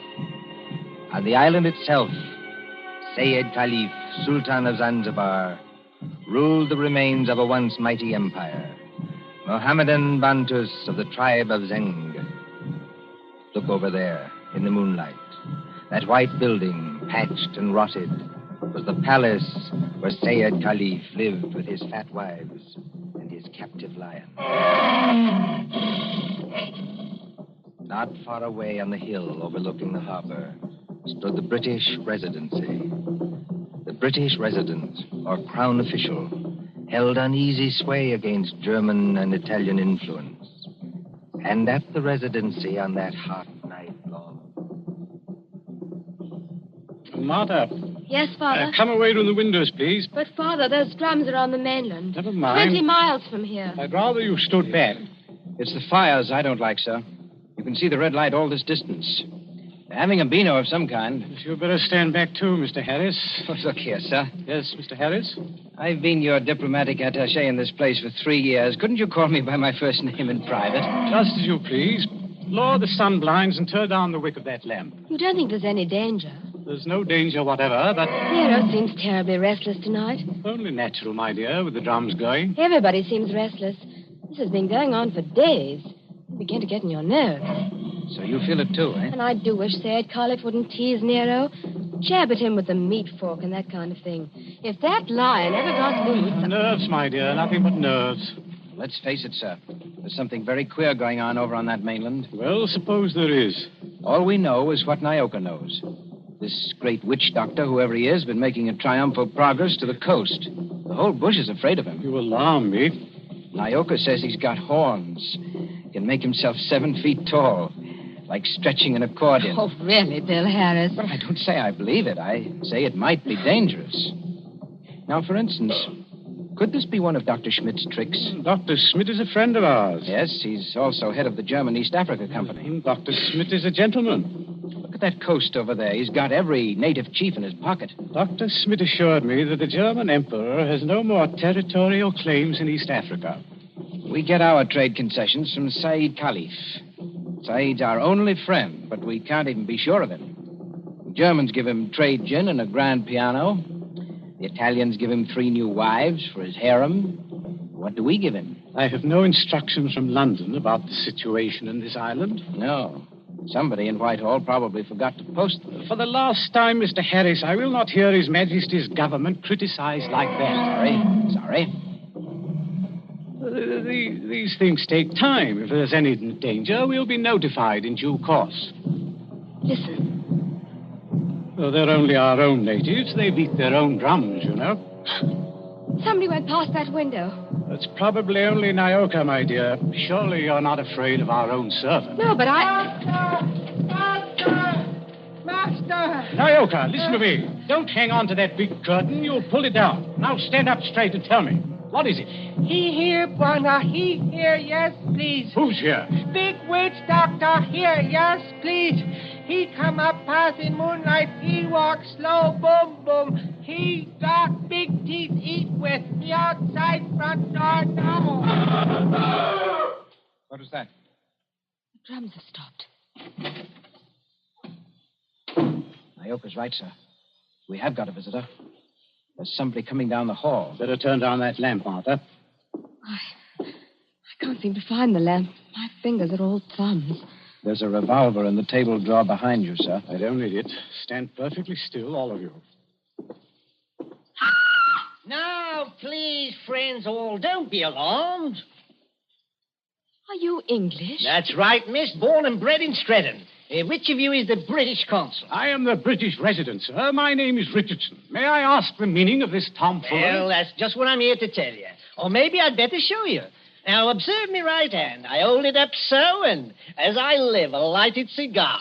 But perhaps the lady doesn't like smoking in the drawing room. Now, look here. There's nothing up my sleeves. I wouldn't deceive you for the world. I turn over my hand, and would you believe it? A glass of water. Is this man insane? Father, I think he's trying to tell you he's a magician. That's right, miss. Direct from the Egyptian Hall, Piccadilly. Animal taming and magic. That's my line. Then you're the famous witch doctor that's got all the natives in an uproar? Nobody else, young fella. Yes, well, you tell us what you mean by this nonsense. Scaring everybody when there's no danger. No danger?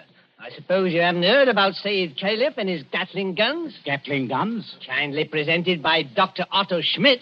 And believe me, all you've got is an appointment with a Gatling gun, unless my nonsense steps in. Here, take a look at this. But you can't be from the British Foreign Office. Well, that's just what I am, Governor. Going up in the world, don't you think? By the way, I'd better give you your instructions.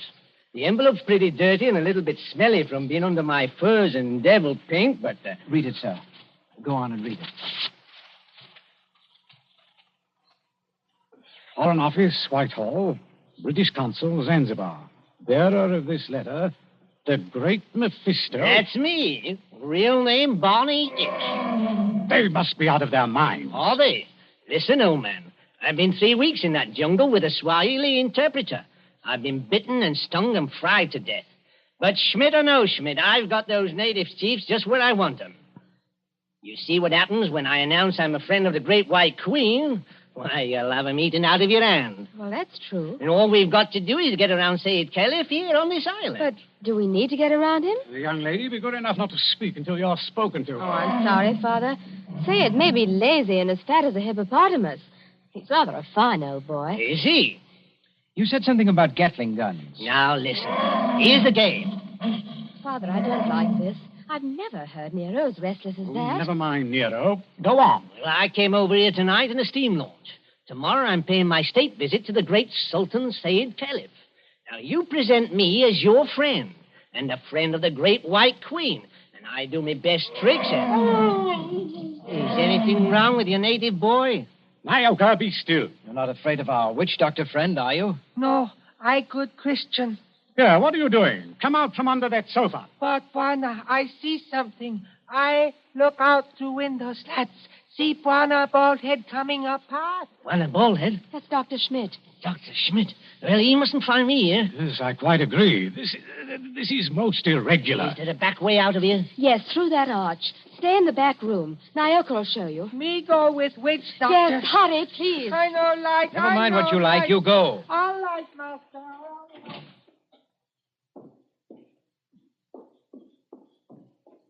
It's all right. They've gone. Yes, about time, too. Well, good evening, Dr. Schmidt. Pleasure to see you. Always a pleasure to see you.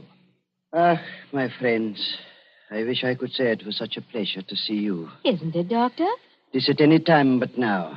Do not mistake me, I beg of you. No, it is that confounded lion, Nero. Always I say it will happen, and now it has happened. What about Nero? My friends, I regret. He has made his kill. He has tasted blood. What's that? You permit that I sit down and take off my sun helmet. I am not young, and I'm tired. It's not Sayed Caliph. Yeah, it is so. He has teased that lion once too often. Oh, poor old boy. He was our friend. He's not dead. Yeah, I regret. Yeah, he is dead. Sultan of Zanzibar is dead. Good God. But how did the lion ever get at him? He drank too much pumba. That was his trouble. He got drunk and think he can do too much. So he opened the door and went into the lion's cage. Into the cage? Yeah, would you believe it? Not easily. But it is true. Over to Paris, there's what you call gnashing of teeth. His son Nobi is in tears. Did you see this happen, Doctor? No. I go there later and they tell me it. It's all the worse because of some foolish story, a doomhead story. That he has been struck over the head and thrown into the cage by someone who did not like him. That's more likely, if you ask me. My friend, it is foolishness. Everybody liked old man. He was a father to his people and a kind friend. Doctor, are you telling us that Said may have been put into that cage unconscious? It is what one African soldier says, yeah. Well, then he may still be alive. Alive? It is impossible. It's more than possible. A lion may maul an unconscious man, but it doesn't often kill him. This is vital. Vital to Said himself and others as well. You're a doctor. Can't you go and make sure? My friend, I regret. I am not that kind of a doctor. Harris, you may be right. I think I'd better go myself. Yes, that's a good idea, sir. I'll stay here and entertain Dr. Schmidt. Unless, of course, he wants to go, too. No. I think I do not like sights of that sort. I have a tender heart and I have illnesses. Besides, you can do nothing. I tell you, he is dead. Yes, we'll see. Martha, you'd better come with me. Your nurse's training may be of some use at last. Of course. Hadn't we better go the back way and speak to Naoka? Yes, Naoka mustn't be troubled in that back room. A very good evening to you, Dr. Schmidt.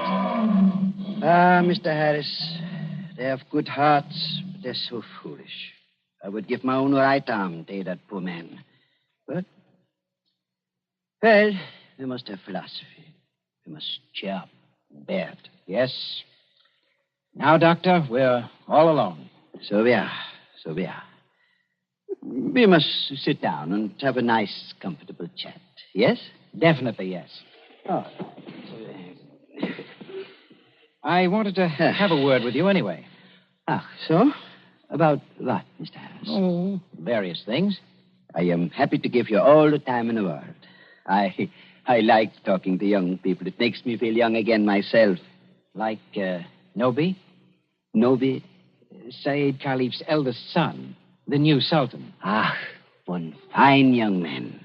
Or a savage. Yes, but weak, easy to manage. And very fond of his father, too. It's a wonder he didn't have the lion shot after they got the body away. Shot with what, my friend? I beg your pardon, Himmel. I do not consider the matters funny. No. But shot with what? These brutes, they have nothing but loading muskets. Kill Nero with those? No. Suppose they had Gatling guns. Pardon? Just suppose that, of course. Of course. Well? My friend. Gatlings would be of no better use. You only wound. To kill a lion, you must reach the eye or heart with a high-power bullet. What is the matter with us? Why are we talking of these things? Talking of death, you mean? Of Said Caliph, who gave all the trade concessions on Zanzibar to the British? My friend, I was talking about express rifles. Look here, don't you find it warm in here? Yeah, a little. Yes, it smells of animal's fur, doesn't it? I'll just raise those sun blinds. No. You must not trouble yourself to do that. It's no trouble. I beg of you not to trouble. It is not necessary. Doctor, you've been mopping your forehead ever since you've been here. Little fresh air never hurt anybody. Here. Isn't that better? Much. Why not sit down, my boy, and we have a nice chat? Fine enough night. No smell of the animal's cage here. My friend, you talk like a hunter. Yes. Or a victim. Yes, it's a fine night. At least for this part of the world. Fire's still burning on the mainland. I wonder if that's a good sign. Of what? I wish I knew. And the sea is like skim milk under the moon. And... Good Lord. What is it? What makes you jump? Look there, in the harbor. My friend, I see nothing. Perhaps if I take off my spectacles and Why, man, you must see it. In the harbor, out at the left there, beyond the shadow of those big palm trees. Don't you see our riding lights? It looks like... By George, it is. It's a warship. It is only a German gunboat, my friend. Only a very little German gunboat. German gunboat? My friend, you must not be so distrustful. That is not kind. Let me get a telescope. But I tell you who she is. It is nothing. She is on what you call a goodwill tour.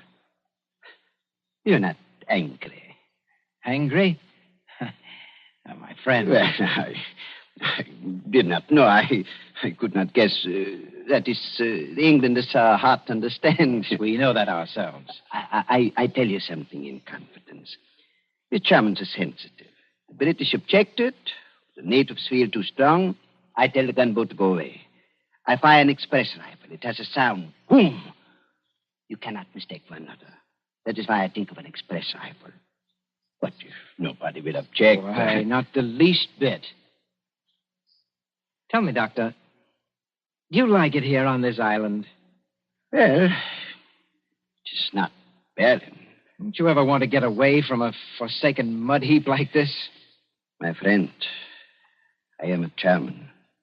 My duty is here, as I stay here. Yes, I know.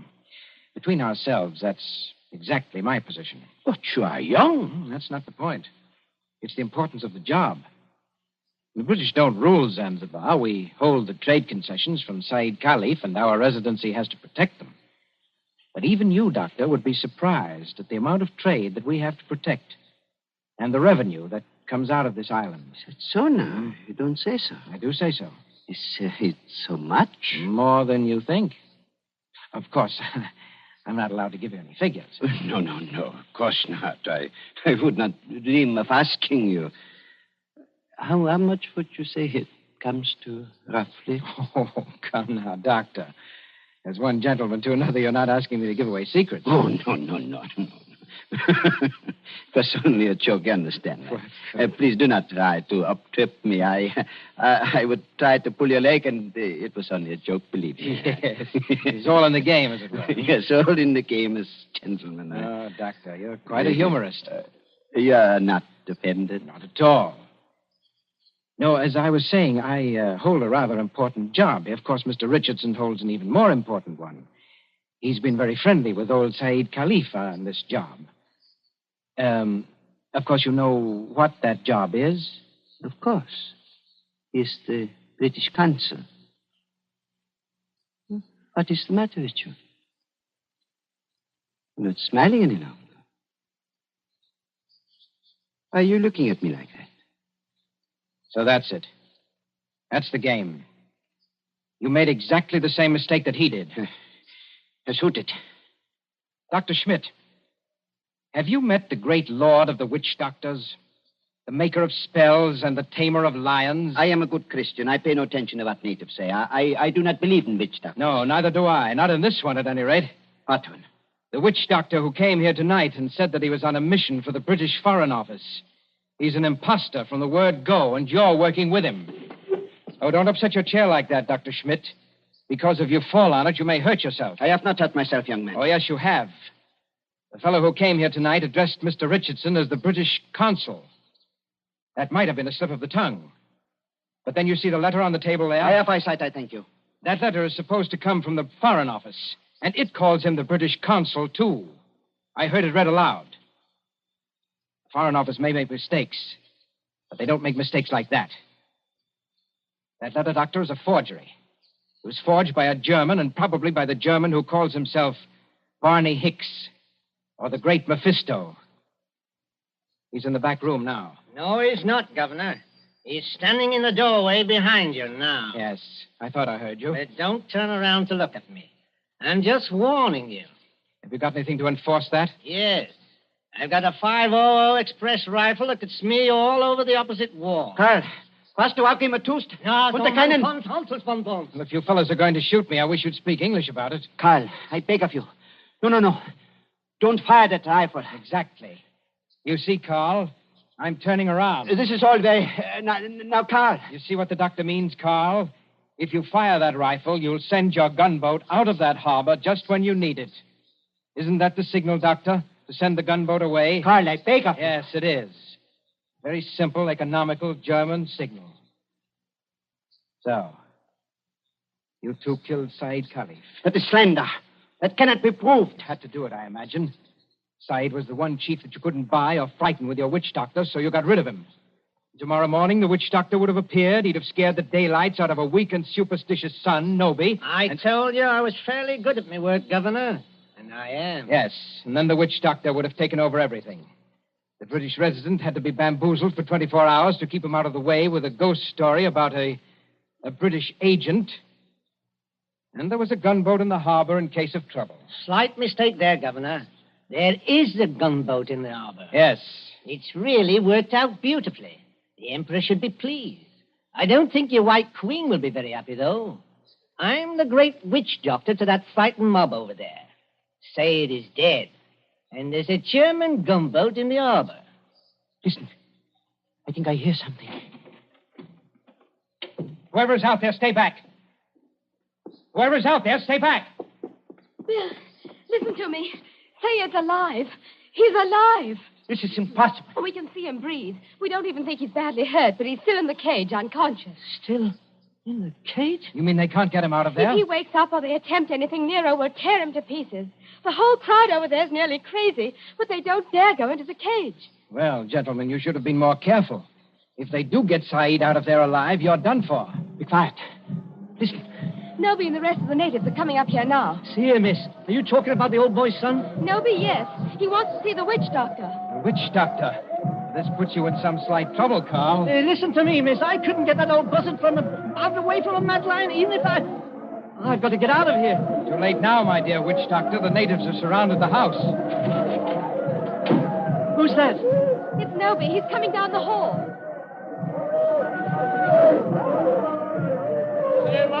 Abu du Save. My Noby. Speak white language. Carry Sultan's wand. Witch doctor? Much respect. Fall on floor. Go ahead. Play your part, Carl. Play your ruddy part. Get up again. Great medicine man. Father Herd. Encaged with lion. You come. Say something, Carl. You can't be a dumb wizard. You come. My dear Noby, my friend. The witch doctor can't understand you. Hey, witch doctor. Not speak everything. Bad witch doctor. No. It is not that. He does not hear you.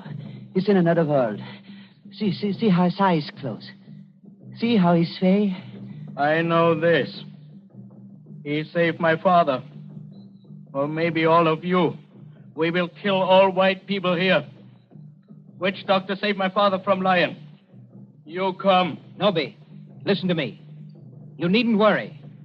The great witch doctor can save your father. Go in cage? No, not go in cage. Strike with fire? Yes, that's it. Strike with wizard fire. Open heaven. Flash great light. Nero scream and die. Father saved. Carl, you must not save him. If he remain alive, he will talk. Then the natives will know. You not want to save father? The witch doctor does want to save your father, Nobi. You see that gun under his arm? Gun? Gun no good. Not use gun. Only wound lion. Lion in pain kill father. No, that's not like your muskets, Nobi. It's an express gun. It's a magic gun. Magic gun? Listen, Nobi. Magic gun save your father with one shot. Just like that. Lion fall over dead. Your father well again. And our friend. We use gun. Give me gun. No, you could not use it, Nobi. Which doctor can use it best? Tell him to use it. Tell him to be sure that he hits the lion. Now, look here, Harris. I've had enough of this. Yes, Nobi. If he wants to hit Nero with that white fire, he can strike the lion dead before you could wink your eyes. Then do. You'd better try it, Carl. And you'd better not miss him, or you know what'll happen to every white person in this room. My hands are shaking. Magician with shaky hands? That won't do. I take your shoulder. You follow. Yala, Ngomba. All come.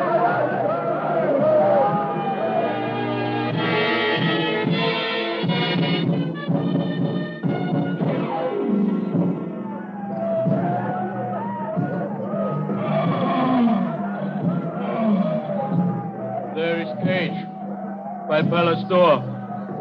All court over river, bright as day. 1,000 torches, all make light. Now do. Now do. See how quiet they get when Nobi raises his hands. They're praying. So are we. Won't do it. You better. I told you that. They're out of hand now. If you miss, you're no witch doctor.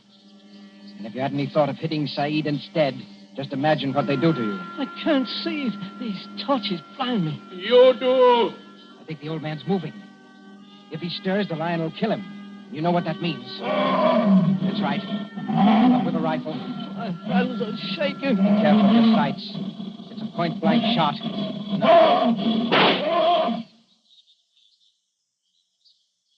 Allah! FUNKO! All right, Nobi. The lion is dead. They can go in and carry your father out now. Lion dead? German magic is great magic. Yes, Nobi, it is. But English magic is greater.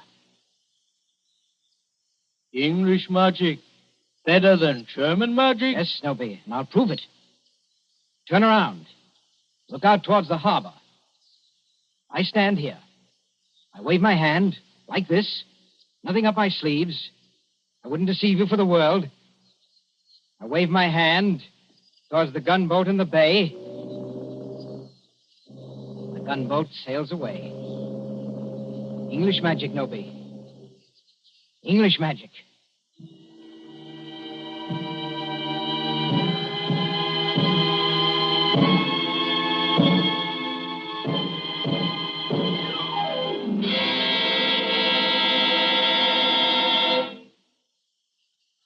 And so ends The Lord of the Witch Doctors. Tonight's story of Suspense.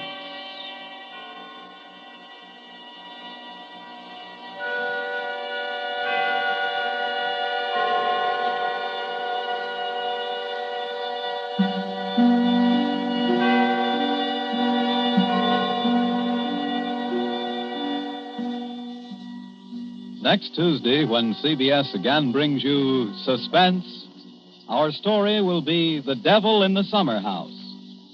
The broadcast for next week only is scheduled for 10 p.m. Eastern Wartime, a half hour later than usual. William Spear, the producer, John Dietz, the director, Bernard Herrmann, the composer-conductor, and John Dixon Carr, the author, are all collaborators on Suspense. Thanks for listening to HOJO Radio. We have more classic radio coming your way next.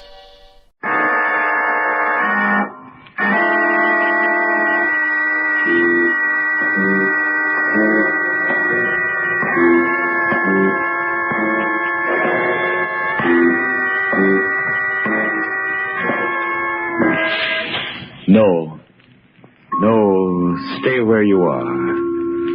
Do not break the stillness of this moment, for this is a time of mystery, a time when imagination is free and moves forward swiftly, silently. This is the haunting hour.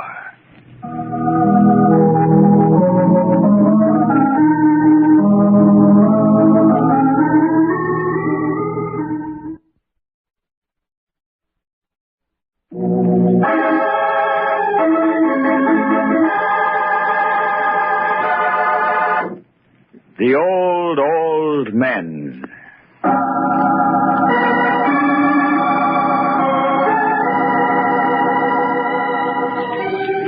At the foot of Fulton Street, where fishing vessels and other boats come laden with cargo for New York City's people and industry, lies the Schooner Hotel, surrounded by dingy fish markets, gray, forbidding warehouses, and abandoned buildings.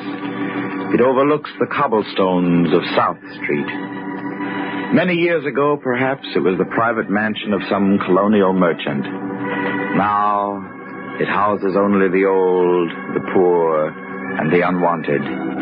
Retired sailors and fishermen, broken-down draymen, and those who have lived out their lives, but have not died. One foggy December evening, a shining black limousine glided to a stop in front of the hotel. Mrs. Ralph Hollister sat in the back, tense with shock and astonishment. Schooner Hotel. Snowden, are you sure this awful place is where my stepfather lives? Yes, ma'am. I checked the address with the detective. He said Mr. Stebbins had been here 3 months, ma'am. Snowden, wait here, please. If I need your help, I'll call you. Yes, ma'am. Funny, the old gentleman coming back to where he started. Isn't it, Mrs. Hollister? Don't worry, Snowden. He won't be there for long.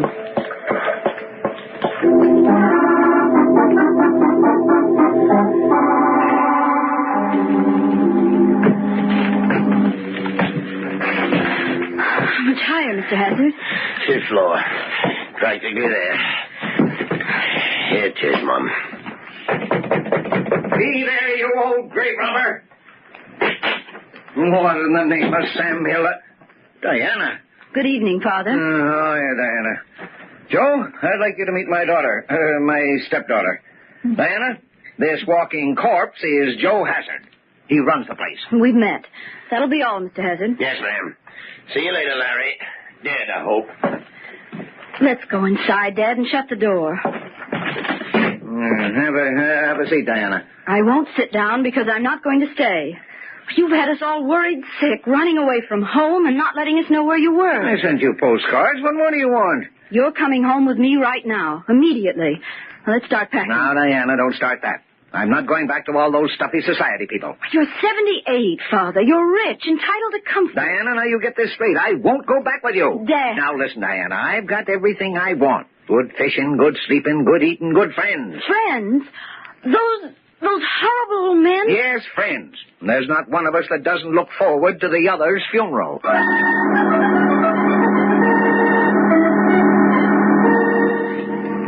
Hey, Joe, put another lump of coal on the stove. It's cold in the lobby. Why don't you wear a warmer shroud? Now, don't be so stingy. You won't be here much longer to enjoy your money. Huh? Look who's talking about money, Joe. The undertaker told me that Stebbins was in price in a gold casket the other day. That's a good one. Now, look here, Joe. There are 9 of us, all about the same age. What do you mean, same age? I'm 81. Okay, Pete. But you'll all see, I'm going to outlast the rest of you old duffers. That boasting of yours is a bad business, Stebbins. Joe's right. As a matter of fact, you haven't been looking so well lately, Stebbins. Who says? Me, Tim Owens. So do I. Spinelli the Oysterman looked just like you do right before he was took. Huh? And he was hardly 75. Now, look, Pete, if you don't stop me... Don't be a sorehead, Stebbins.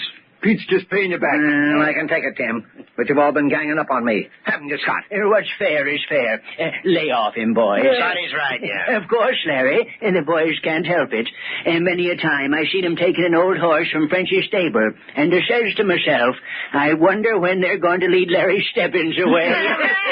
You get a big kick out of seeing me go, wouldn't you? Of course I would. With you gone and all our wills made out to the survivor, there'd be real money in the pie. Sure, before we cut you in, the whole price for surviving weren't more than $20,000 for the whole 8 of us. And now it's millions.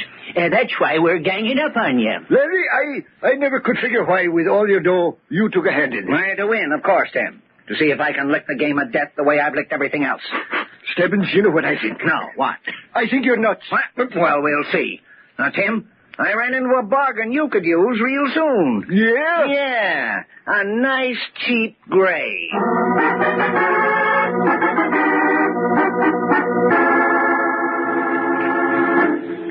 It was horrible, Ralph, and yet he absolutely refused to leave. Well, Diana, we might as well face it. Your stepfather hasn't been happy living with us. But why must he stay in a place like the schooner? Oh, any other surroundings are too tame for him. He's always been a vigorous person. Then, there's this morbid game they play. Oh, it's incredible. One night he said he climbed into bed and found a tombstone there with his name on it. Oh, it isn't human, Ralph. It isn't human. Oh, Diana.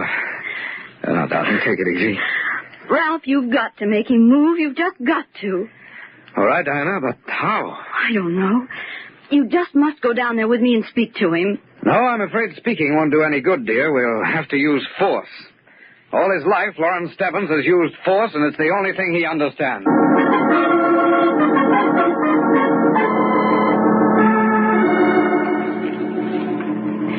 Do you know where Mr. Stebbins is, Mr. Owens? Couldn't rightly say. Saw him go out early this morning. Hasn't been sitting around the stove at all today like he usually does. Well, where's Mr. Hazard? Joe, he's out for a breath of air. Won't do him no good, though. What do you mean? He's bound to go anyway. Ralph, don't listen to him. It's just that awful game. Oh, here's Joe now. Hey, Joe, Larry Stebbins' daughter's looking for him. You seen him? I've come to take Mr. Stebbins home, Mr. Hazard. I'm afraid you won't be able to do that, Miss Hollister. Why? Where is he? Is this his cap, Mum? Well, let me see it, please. Initials L.S. Abbott Brother. Yes, that's where he buys his clothes. Yes, I think it is. I thought so. Some kids out there gave it to me. Where'd they find it? They said it belonged to a guy who jumped off the end of the pier. An old man like myself, they said. Suicide? That's what it looks like to me, mister. No, Ralph, it couldn't be. If there was one thing that Lawrence Stebbins wanted, it was to stay alive. You mean... I mean, if he died, there was just one reason. Murder.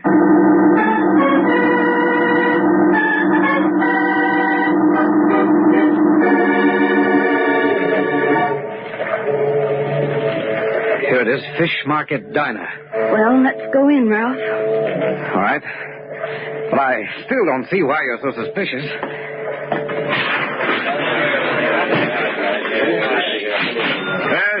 What can I do for you? Did you know Lawrence Stebbins of the Schooner Hotel? Sure, I know him.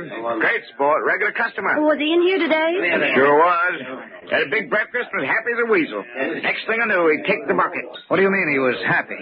Well, Mac, he was cracking wise. He even did an old-time dance with his hat on his cane. Hat? You mean his cap? Oh, no, ma'am. He was wearing a hat.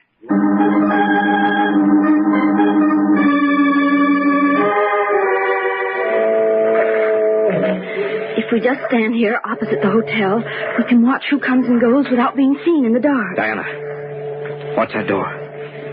Someone's coming now. Oh, you know him. That's Tim Owens. No, I can't see very well. We better get closer. Let's go over behind the loading platform on the next pier. All right. The light should show their faces better from there. Let's go. Made it. Ralph, look. Look where? Right behind me. Yes, there are two of the old men. Pete Sanders and Charlie Hall. Both asleep. Yes. But they're not asleep. They're dead. Stone dead.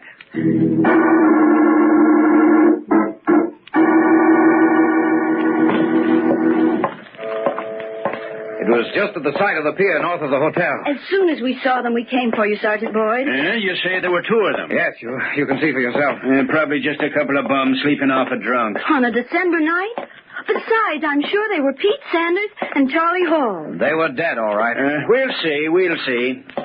You're a little edgy about your stepfather's suicide, ain't you, ma'am? Oh, of course I am. Well, you could have made a mistake.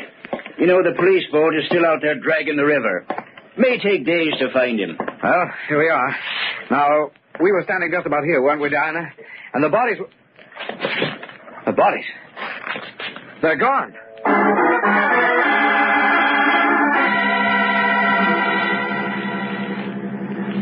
Say, Joe, Sergeant Boyd was in here looking for Pete Sanders and Charlie Hall while you was out. What do you want him for, Scotty? Oh, said Stebbins' daughter thought she saw him dead. Yeah, the way she and her husband was talking, you'd think Larry Stebbins wasn't fit for the undertaker anyway. No, Tim. Don't hold it against the young lady. She's all worked up. They'll find the old man's body, she'll calm down, and we can all go to the funeral. Say, Tim, you didn't happen to see Pete or Charlie this evening? No, I didn't, Scotty. But I was out a while. Maybe Sullivan did. Wake up, Sullivan. Wake up. He's been sitting here in the lobby all evening, snoozing off and on. That's a good idea, Tim. Sullivan! Hey, wake up! He's out like a light. Hey, I think I'll hang some crepe on him. Scare him when he comes to. Oh, lay off that stuff for a while, Tim. It gives me the willies. Sullivan! Try shaking him, Scotty. Sullivan, wake up! Pat! Hey, don't fall over like that. Joe, he's not asleep. He's dead.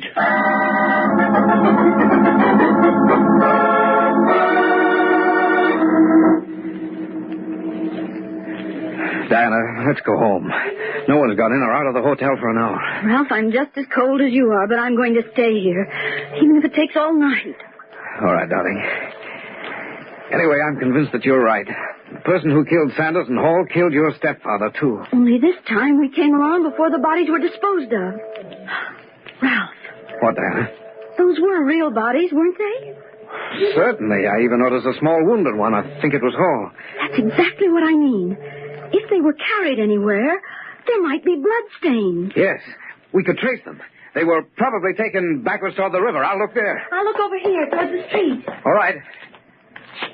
No, nothing here. Ralph? What? Come here.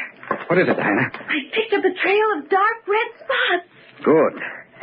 Yes. We'll follow them. They seem to lead right to this abandoned building next to the hotel. So they do. From the direction, I'd say they'd go straight to that side door. Oh, we'll try it. Mm-hmm. That's where they've gone. Well, try the door. Diana, it's open. Come on in. Good evening, Diana. Good evening, Ralph. I've been expecting you. Mr. Stebbins.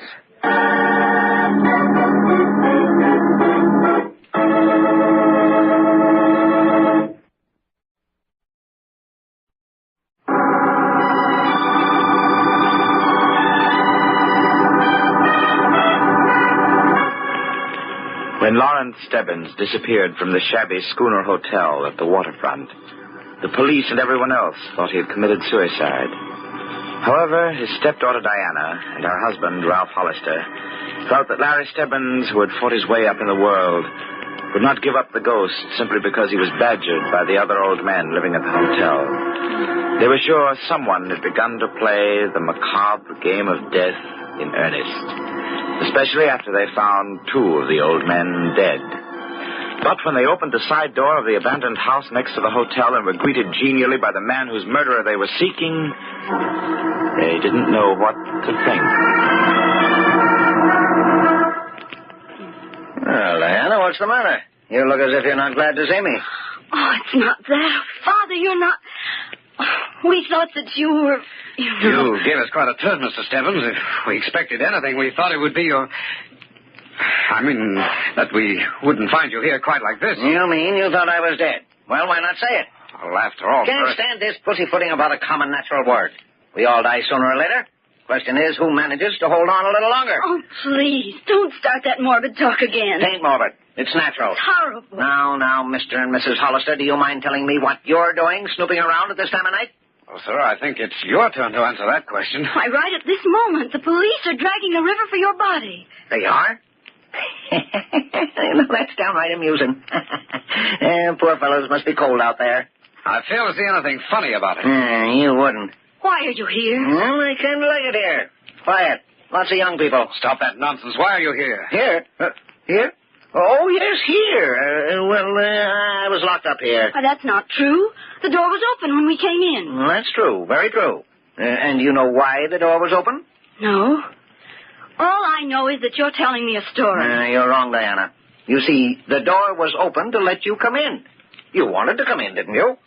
Yes, but I don't see what that has to do with... You wanted to come in. I unlocked the door.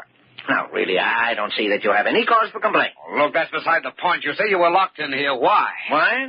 Well, it's this way. A fellow wanted to kidnap me. You mean that you're hiding here from someone? No.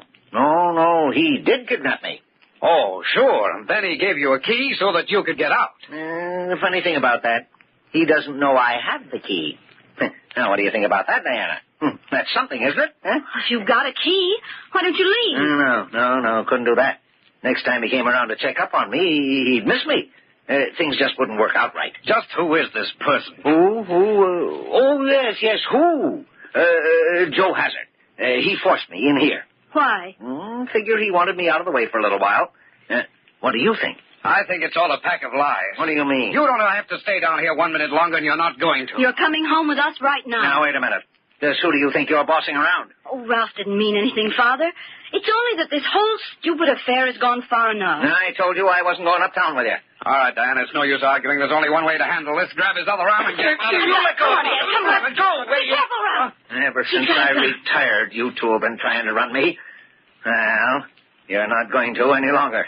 No one in the world can run Larry Stebbins. Why, Lawrence Stebbins, what's come over you? Just come to my senses, that's all. I want to stay here, and nobody's going to tell me different. Now, get moving. What? Where to? You're going down the cellar, where you can't interfere. Turn left. Now, down those stone steps. The bloodstains, they go this way. I can't believe it. I can't believe it. Be quiet, Diana. You wouldn't want to get me in trouble, would you? Now, you. Ralph, open that closet door. Ralph! The bodies, they're in here. Go ahead, get in there, both of you.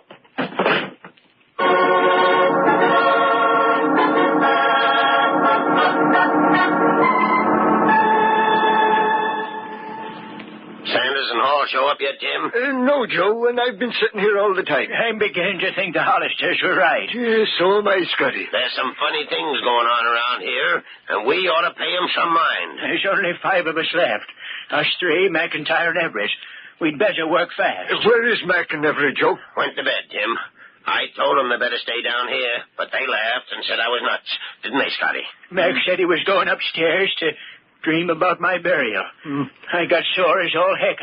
I can't stand that talk anymore after what's happened. Scotty, go upstairs and tell them to come down here. We ought to keep together.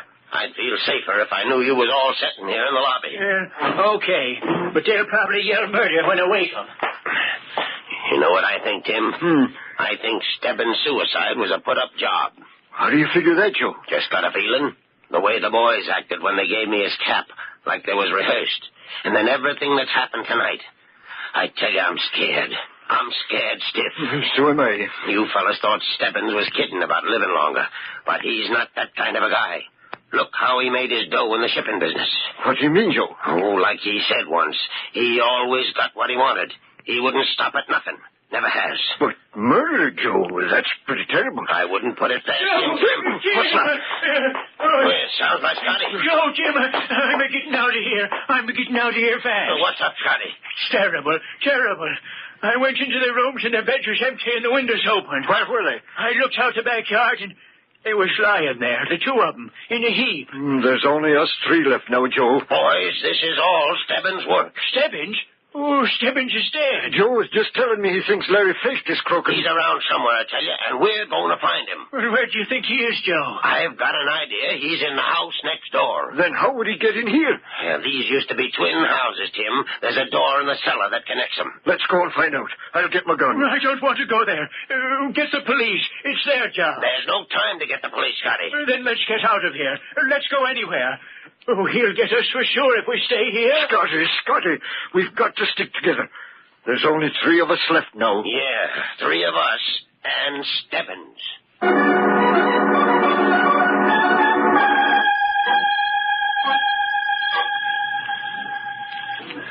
Ralph, what's happening? I can't hear very well through this ventilator, but I'm sure that after he locked us in here, he went upstairs.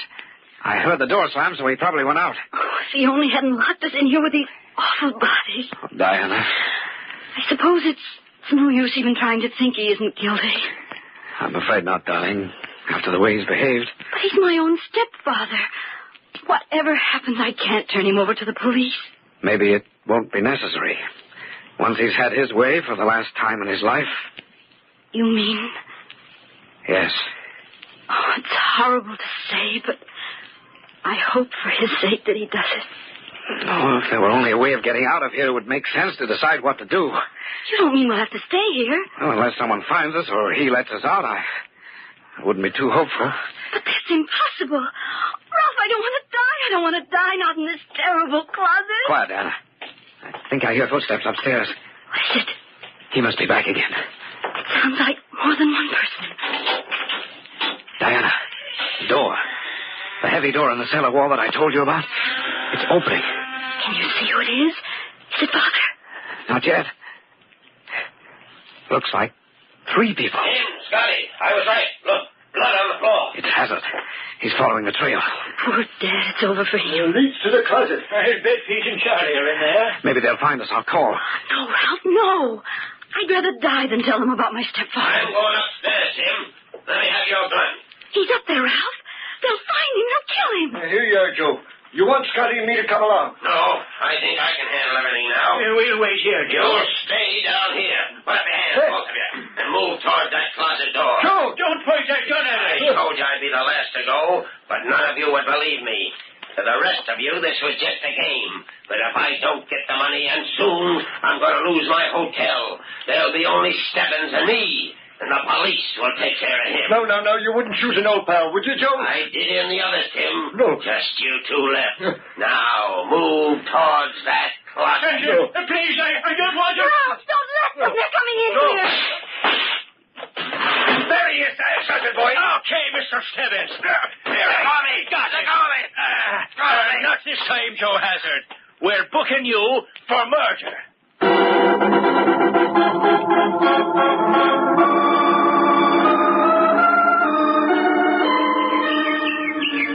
Nice sitting out here in the park, ain't it, stranger? Yeah, Pop. Don't call me Pop.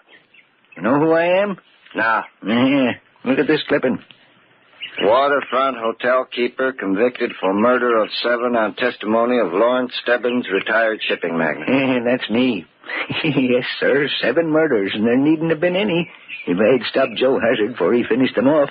Really? Yes, sir. Went to 8 funerals. But I really got a kick out of Joe Hazard's. Had to lock my stepdaughter and her husband up, too. They nearly grabbed my whole plan. You know, Joe Hazard thought he could plant all those murders on me. But you have to be pretty clever to outsmart Larry Stebbins. Listen, Pop, you gonna shut up? I'm reading. Okay, mister, I'll go. 8 funerals. No one will even talk to me. It's kind of lonely, though, now, Larry. Ain't it?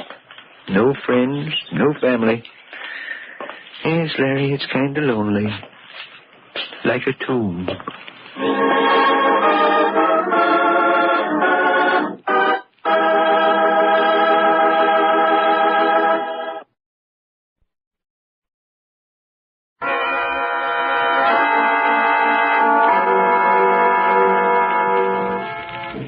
From shadows and stillness, mystery weaves a spell of strangest fascination, charging the mind with doubts and fears. For mystery is a strange companion, a living memory in the haunting hour.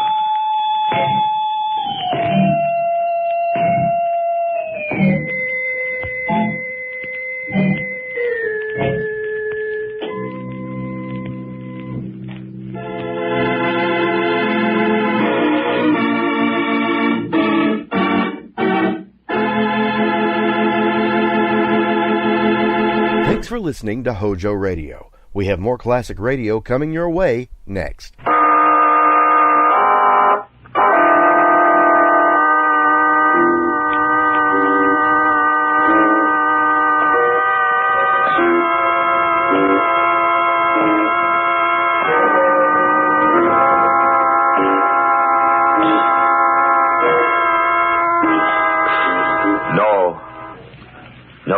Stay where you are. Do not break the stillness of this moment, for this is a time of mystery, a time when imagination is free and moves forward swiftly, silently. This is the haunting hour.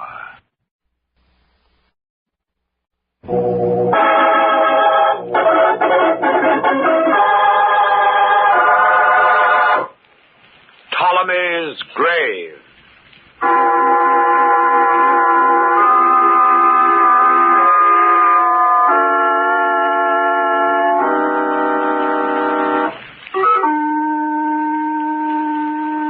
Over the tomb which held the mummy of Ptolemy III, these words were written: Death to him who disturbs the everlasting resting place of these sacred remains. 2 weeks ago, William Cartwright, a famous Egyptologist, defied this curse. He bought the mummy, had it sent to his home. That same day, he slowly walked down the stairs from his upstairs study. His wife, Martha, heard his familiar footsteps in the hall, over the stairs, but she did not know that her husband was then walking into a nothingness, that he would completely disappear, leaving no trace of his whereabouts. Now, it is 2 o'clock the following morning. The Cartwright house is still. A taut feeling of mystery hovers in the air. Martha Cartwright is dreaming of her missing husband, and in her dream, as in her waking hours, she is haunted by the fear of Ptolemy's curse. William. Martha, I hear you. Do you hear me? William, where are you? Downstairs. I'm downstairs, Martha. Downstairs? Here in our house? In our study. Come to the study, Martha. I'll come, William. Here in the study, Martha. Come to the study. Yes, William. The study. I'm here, William. Here at the study door. Look for me. Where are you, William? Look for me, Martha. Darkness. Can't see you. Come over the carpet to the mummy case. To the mummy case. The mummy of Ptolemy III. Yes. Yes, William, I'm here. Look at the mummy closely, Martha. I am looking, William. Don't you see? All I see is a strange, misty light. Like a halo. Shining, glowing about the mummy. Lean forward then, Martha. Look closely. Look closely. No, I can't. You must, Martha. Look at the mummy's face. The face? Can't you see, Martha? Can't you see what it is? No. No, it's just... I don't know what you mean. The features, Martha. Don't you see anything different about the features? Gray, shrunken, shriveled skin. Gray and horrible. But the lips, the forehead, the eyes, don't you see, Martha? Have you forgotten so soon? Forgotten? I remember you, William. I'll always remember you. But if the eyes were open, if they were open, Martha, could you... Look, now they are open, Martha. Yeah. I see. Now I see. William, the mummy has your face. Yes, Martha, that's it. The mummy and I, we're the same, Martha. The same. The same? William!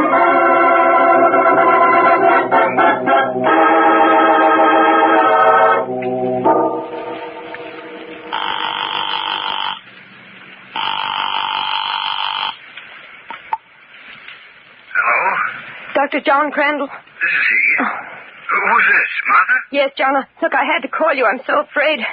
I thought the operator could never get my call through. Yes, I know. The long-distance lines are pretty well tied up. What's the matter, Martha? What time is it? It's very late, but I couldn't wait till morning. John, something's happened. Have they found William? Yes. No, I don't know. Look, John, I need you badly. I think I'm going out of my mind. Oh, nonsense. What happened? I've got to see you, John, please, tonight. I'm asking you this not only as a patient, but as a friend. But I can't come into town tonight, Martha. Oh, you're all right. It's just your imagination. Oh, no, I thought it was a dream. Well, I've got a job here that's got to be finished, but I can leave the hospital early in the morning. As soon as you can, please. I promise, Martha. Now, take hold of yourself. Control's the word. Remember. I'll try, John. I'll try.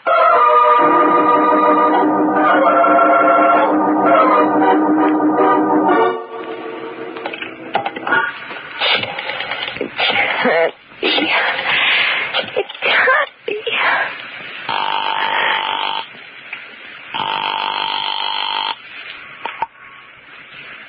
Hello. Is this Mr. Kroll? Yes? This is Martha Cartwright, Mr. Kroll. I'm sorry to wake you up, if I did. Oh, no. That is all right. I've got to see you first thing in the morning. It's important. It's urgent. Why, of course, Mrs. Cartwright. Will you come here to my house at 9 o'clock? At 9. I will be there. But what is the trouble? It's about that mummy you sold my husband. Oh, I see. Don't fail me, Mr. Kroll. Oh, no. I will be there without fail.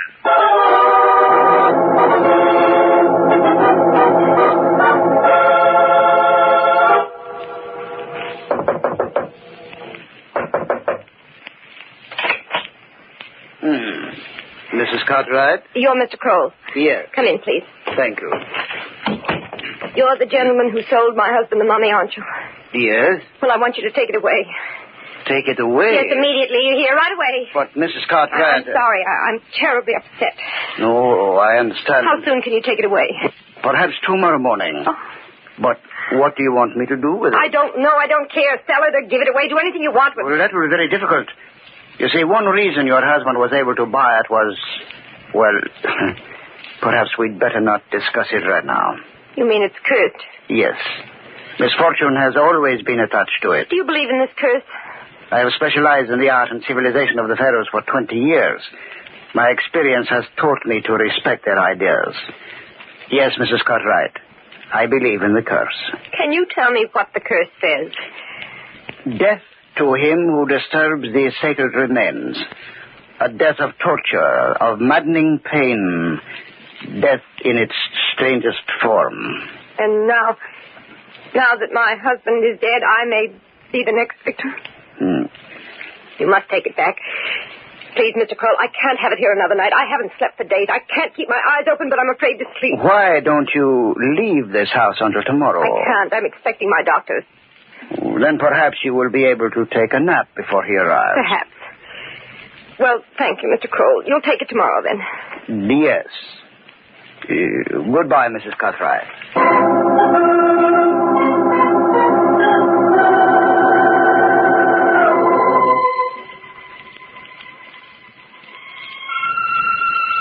Oh, William. Death in its strangest form. Not you, William. A death of torture, of maddening pain. They couldn't, William. They couldn't. Martha? Do you hear me? William? Yes, Martha? Where are you? I'm in the study, Martha. You remember where you saw me last night? No. Oh, it was a dream last night. You were in the mummy case, then it couldn't be. Yes, I'm still there, Martha. Come and you'll see. No, William, I couldn't go there again, no. I haven't disappeared. I'm here in the house. You want to be with me?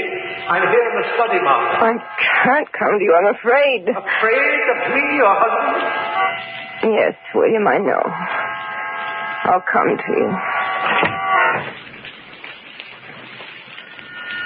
Down here, Martha, in the study. I'm coming to you, William. I'll do anything you say. But don't make me look at the face. You must, Martha. No, William, I'll do anything. Not that, please. No, not that. No. Martha. Please don't make me. Will, please, I can't do it. Martha, wake up. It's John. No. John Crandall. I'm going to die. I know I'm going to die. I don't want to look at that face again. Please don't make me, William. Please, please. John Crandall. You were walking in your sleep, Martha. I'm sorry I slapped you, but I had to wake you. Oh, you're here, John. Thank heavens you're here.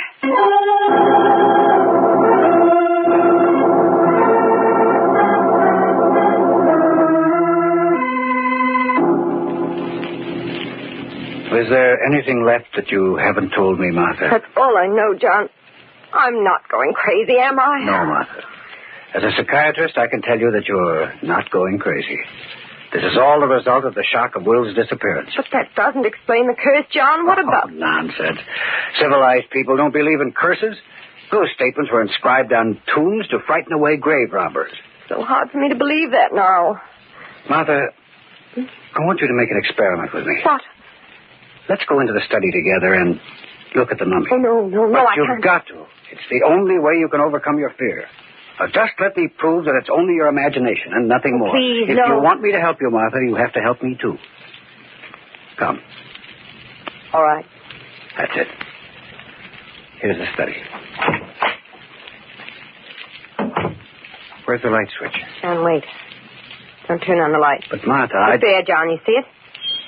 You see that misty light? It's just the moon coming through the blinds. No, it's the mummy. Look at it. The mummy? You see it? That gray light that shines around it? I'm not sleeping, John. I'm here with you. And look at that face. Look closely, John. I am, Martha. You see that face? William's face? As though it were dead for centuries? Is this a nightmare, too? No, it's not a nightmare. I see it. And that mummy is William's body. It's the curse of Ptolemy III. Did you laugh at, John? You laughed. Martha. Now William's gone. He's dead. Martha, please. And I'll be cursed after John was. You don't believe that. I do. Why didn't he believe it when they told him? Now it's too late, don't you see? Now I'll die as William died. Because now the mummy belongs to me.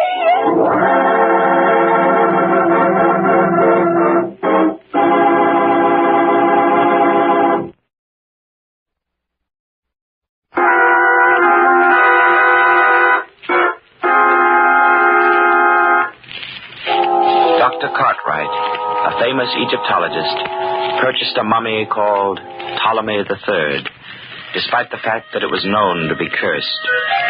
The same day, he vanished. Now his wife has been suffering from the delusion that the mummy has acquired Cartwright's features. In fact, is Cartwright. Dr. Crandall, a psychoanalyst and a friend of the Cartwrights, has tried to disprove this, only to find that he, too, notices a strange resemblance. Now, we find Dr. Crandall attending Mrs. Cartwright in a hospital. It's daylight, isn't it? Yes. How do you feel? Better. What happened to me? Well, you were suffering from lack of sleep, Martha, and your nerves were so unstrung that I thought it best to bring you here for a while. Do you believe in the curse now, John? After what you saw? No? But you saw the same thing I did? Yes. How do you explain it? I'm not sure that I can explain it yet, Martha. But after I brought you here, I went back to the house again to look at the mummy. And? It was gone. Go? Oh, I suppose Mr. Kroll called for it. Who is Mr. Kroll? He's the man through whom William bought the mummy. I asked him to take it away. I see. Well, I'm going to leave you now, Martha. There are several things I want to take care of. But I'll be back this evening, and I want you to come with me to Mr. Kroll's place. What? I want to see that mummy again. Oh, but John, why must I do that? Are you still afraid of the curse? Yes. Well, I still intend to prove to you that there is no such thing. I'm going to buy that mummy.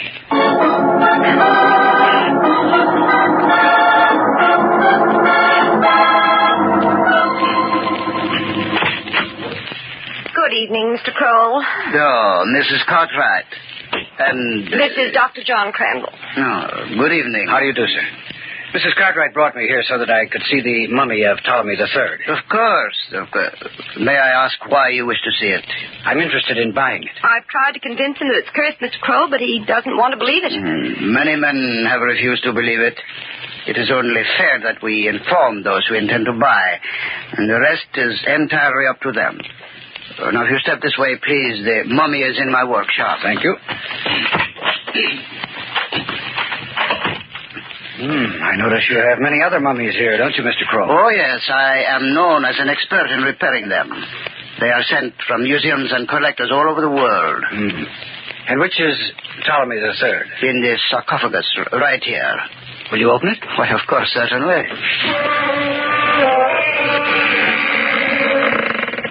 Now, just a moment, Martha. Don't go away. I want you to look at it. John! It's very important. There you are, sir. There it is. Martha, is that the mummy we looked at last night? You see, I'm not sure. I saw it for only a few minutes. It looks the same, but But what? the faces... the features are not so familiar. How do you mean? This one doesn't look like William. Perhaps the light is too sharp here. Do you think you could turn the lights off for a second, Mr. Kroll? No, Mr. Kroll. No, I'm afraid. Martha, you know I'm not trying to hurt you any more than you've already been hurt by this whole affair. But I must get you to believe that there is no such thing as a curse of this kind. If you don't do as I say, your condition may grow even worse, beyond my control. Is that clear? Yes. Now, Mr. Kroll, will you turn off the light? Of course. Are you looking at the mummy in that sarcophagus, Martha? Yes. Do you see anything now? No. It's so pitch black I can't see anything at all. Nothing. I see. John, you know I haven't been imagining all this. What is it, Martha? Over there. Look near that other wall. Face. That's William's, just as we saw it last night, John. With that glow all around it. And it's moving. Look, it's moving. John, make him turn on the light. John! Kroll, will you turn on the light? Please, hurry. Why, certainly. Oh, John. All right, Martha, all right. We'll get you out of here. Will you open the door, Mr. Kroll? Why, of course, Doctor. And could I ask you to get Mrs. Cartwright a glass of water? A pleasure, I'm sure. Martha, listen to me carefully. I've got to explain quickly. As soon as you leave here, go straight to the nearest telephone and call the police. Tell them to come here immediately. I don't understand. I know now that William was murdered. What? Yes, Kroll killed him, and I'm going to stay here with him until the police arrive. I beg your pardon, I have the water. Thank you. Now, drink this, Martha, and take the pill I just gave you. Yes. That's it. Now I think you'd better go home, and don't forget what I told you. Yes, John, I'll go home. Goodbye, Mr. Kroll. Goodbye, madame. Oh, it's terrible, sir. She's completely obsessed with the fear of that mummy, and it's destroying her. She loved her husband very much, I'm sure. Of course. But more than anything else, it's her insane fear of that curse. And is that the reason you want to purchase the mummy, Dr. Crandall? Precisely. In that case, maybe I can help you. You can? Yes, let us talk about it. But first, would you like to have a drink? I notice you are rather fatigued after what just has happened. Yes, I guess I could stand something. Will you join me? Why should I leave myself out? Why, of course. I have some very fine old spirits here. And now, there we are. I hope... What was that? What? Is there somebody else in your workroom? I thought I heard a noise from there. Well, there is nobody there that I know of. No. It must be your imagination, Doctor. Oh. Perhaps you yourself can take one of those pills you just administered to Mrs. Cartwright. Yes, she has been a very trying patient, I'll admit.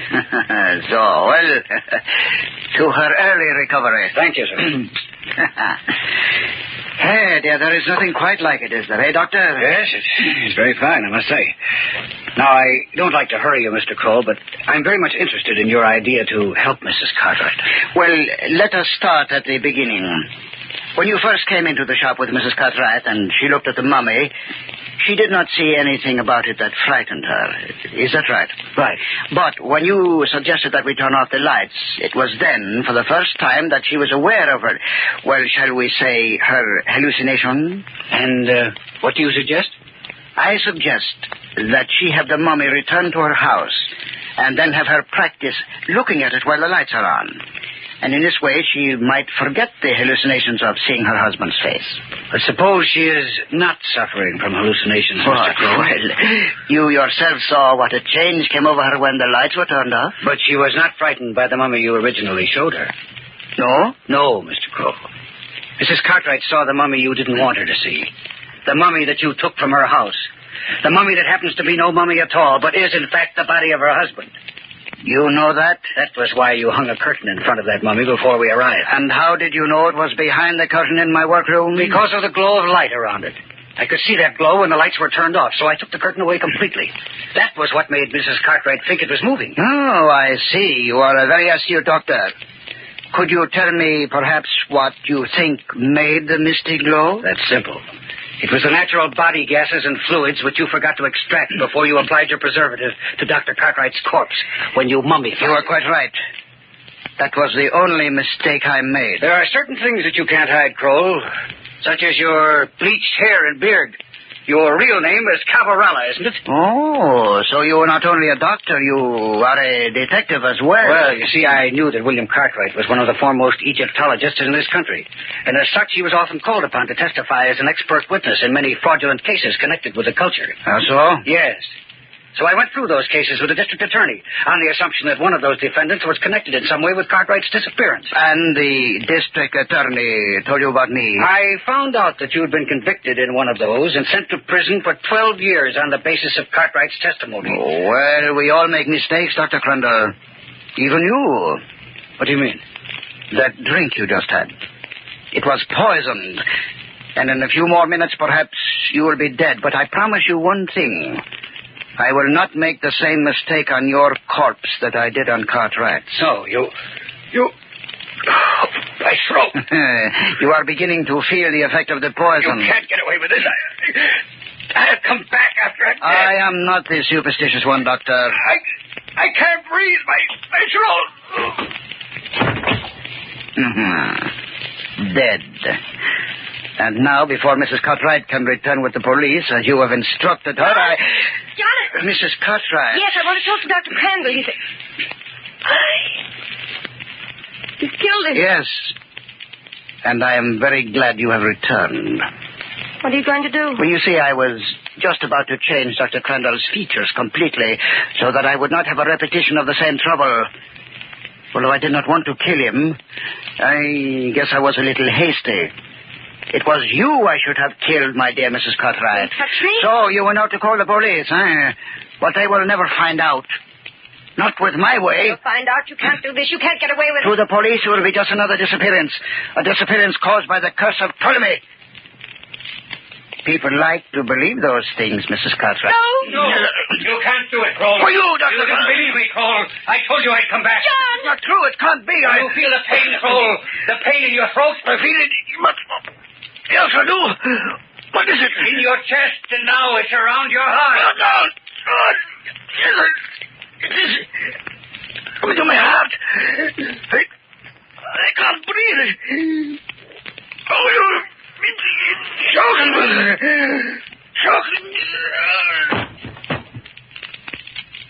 Dead? John, you're alive. I don't understand. I know how trying this is for you, Martha, but listen to me. I'll explain it. But I just... I wasn't dead. Kroll offered me a poisoned drink, but I distracted his attention by pretending to hear something outside.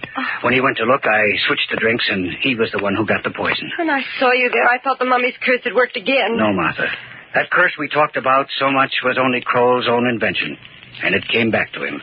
If he'd never thought it up, he would never have died as a result of it.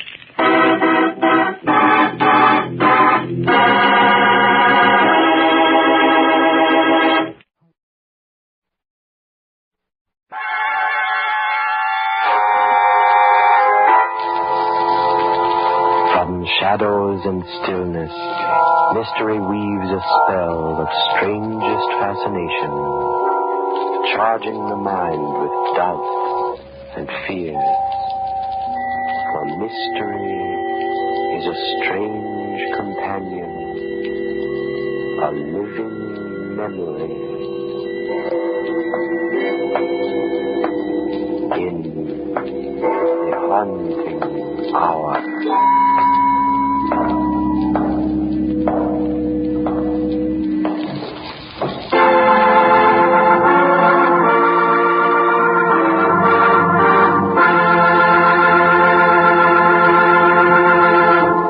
You're listening to HOJO Radio. Stay tuned.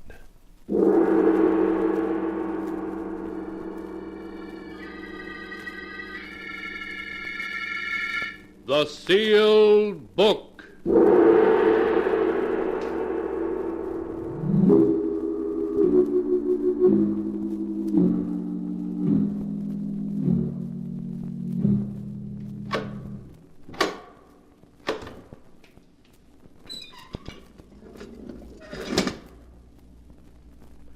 Once again, the keeper of the book has opened the ponderous door to the secret vault, wherein is kept the great sealed book, in which is recorded all the secrets and mysteries of mankind through the ages.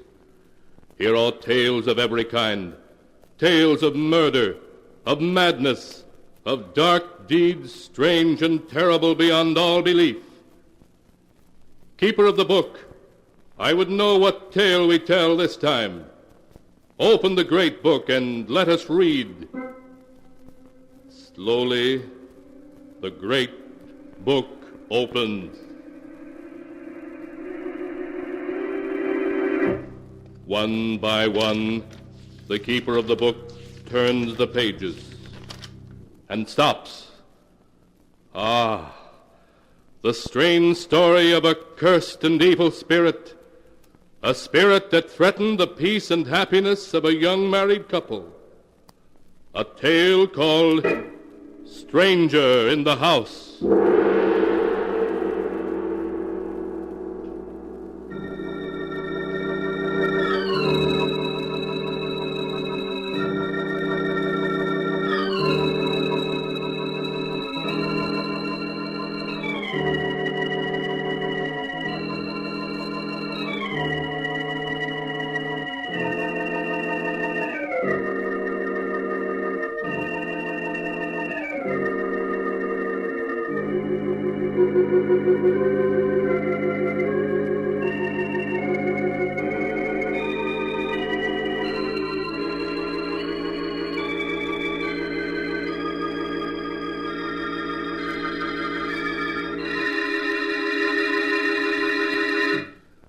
Here is the tale, Stranger in the House, as it is written on the pages of the sealed book. The tale was told by Jane Barton herself. From the first moment I saw Wickford Manor, I was filled with a sense of uneasiness, almost fear, a fear I couldn't explain. To all outward appearances, Wickford Manor was just another old, staunchly built colonial house, the kind you see through all New England. Roger, my husband, was delighted with the house. Its beauty and remoteness won his heart from the beginning. Say, take a look at that beautiful staircase. Look at this magnificent fireplace in the drawing room. Yes, it is beautiful, Roger. It's just the size house we need, with 4 rooms upstairs. 4 rooms upstairs? How do you know, Roger? The agent never mentioned how many rooms the house had. Didn't he? Well, there's only one way to find out. Let's go upstairs and look. Come on, Janie. All right, Roger.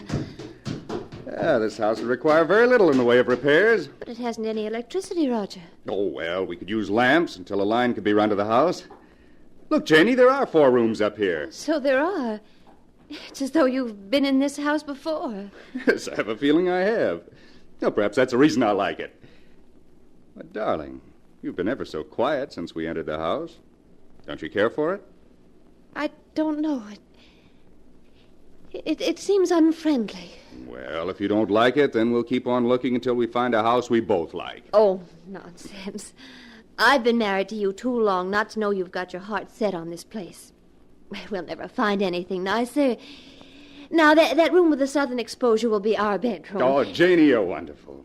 And we will be happy here. I know we will.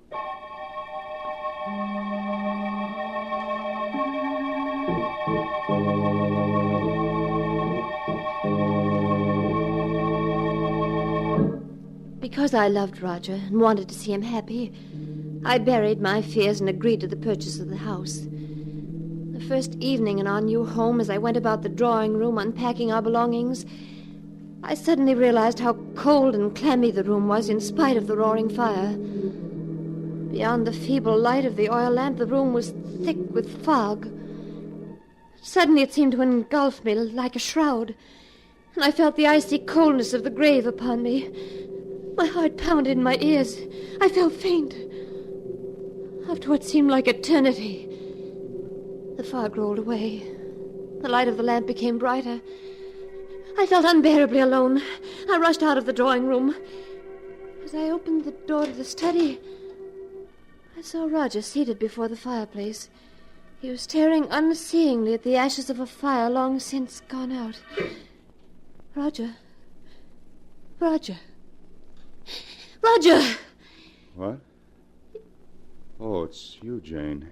Roger, is anything wrong? Wrong? Yes, you seem so far away, remote. It frightened me. Do you smell perfume in here? Perfume? Why, yes. It's the perfume I gave you for your birthday, isn't it? No. No, it isn't my perfume. It smells like narcissus. Yes, so it does. How strange. Roger, what were you thinking of when I came in here?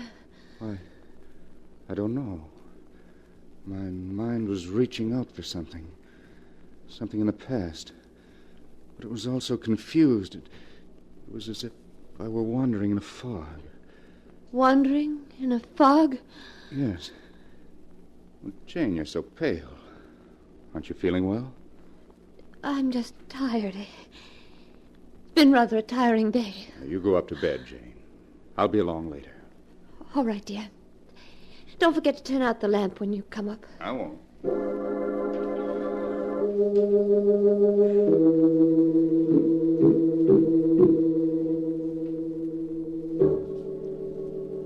I left the study and Roger.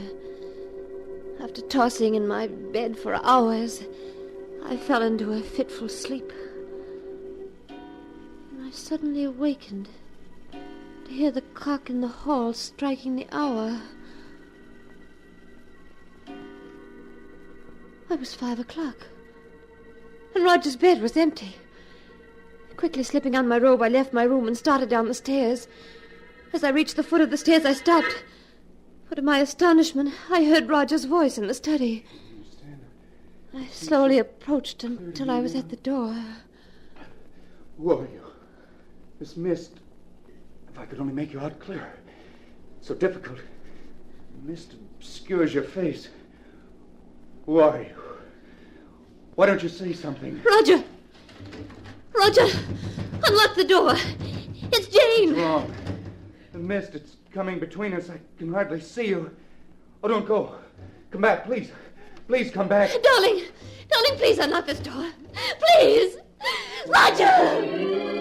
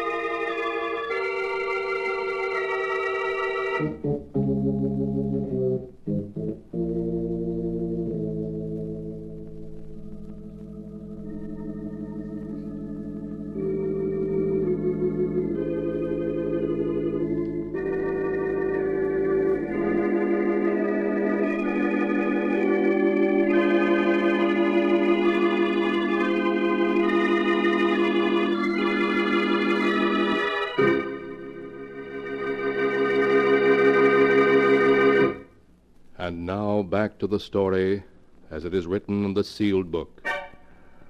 It was 5 o'clock in the morning when Jane suddenly woke and found Roger locked in his study. He was apparently talking to someone, although there could be no one there. Hysterically, Jane pounded on the study door. Darling! Darling, unlock the door, please! Roger! Roger. What is it, Jane? I was so frightened. Who are you talking to? Talking to? I don't know. I must have been dreaming. Oh, yes. Yes, you must have been. There isn't anyone in here. Roger, the scent of narcissus. So strong in here. Yes. Much stronger than it was at midnight. Roger, what were you dreaming about? It was night. All around me was a mist. And there was a woman. A woman? Yes. I could barely make out her face in the swirling mists, but it was a beautiful face. The most beautiful face I've ever seen. Did you feel you'd seen her before? Yes, but I couldn't remember where. Oh, what do you make of it, Roger? Make of it? Oh, it was just a dream, I suppose. What else could it have been?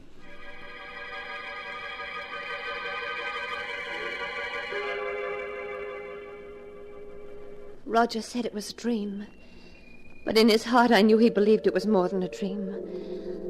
During the days that followed, he'd pace incessantly in the study, paying no attention to me, living only for the coming of twilight. And when night did fall, he'd lock himself in the study, forbidding me to disturb him. Hours would pass, and then suddenly I'd hear him talking to her, begging her to come closer, pleading with her to speak to him. At last one night, I couldn't stand it any longer. When he began talking to her, I knocked on the door of the study until he opened it. What do you want? I thought I told you I wasn't to be disturbed. I must talk to you. You must be fools. She was about to speak to me for the first time. And you knocked on the door and caused her to vanish. Oh, Roger, you're not in love with her. You couldn't be. But I am. There's never a moment I don't think of her.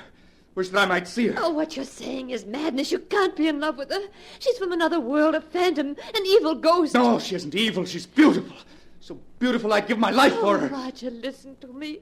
You must come away from this house and from her. She's cast a spell over you, and it can only lead to disaster. Roger, we must leave this house at once. No, never. I insist. Get out, do you hear? And don't come back. I'll never leave her, never.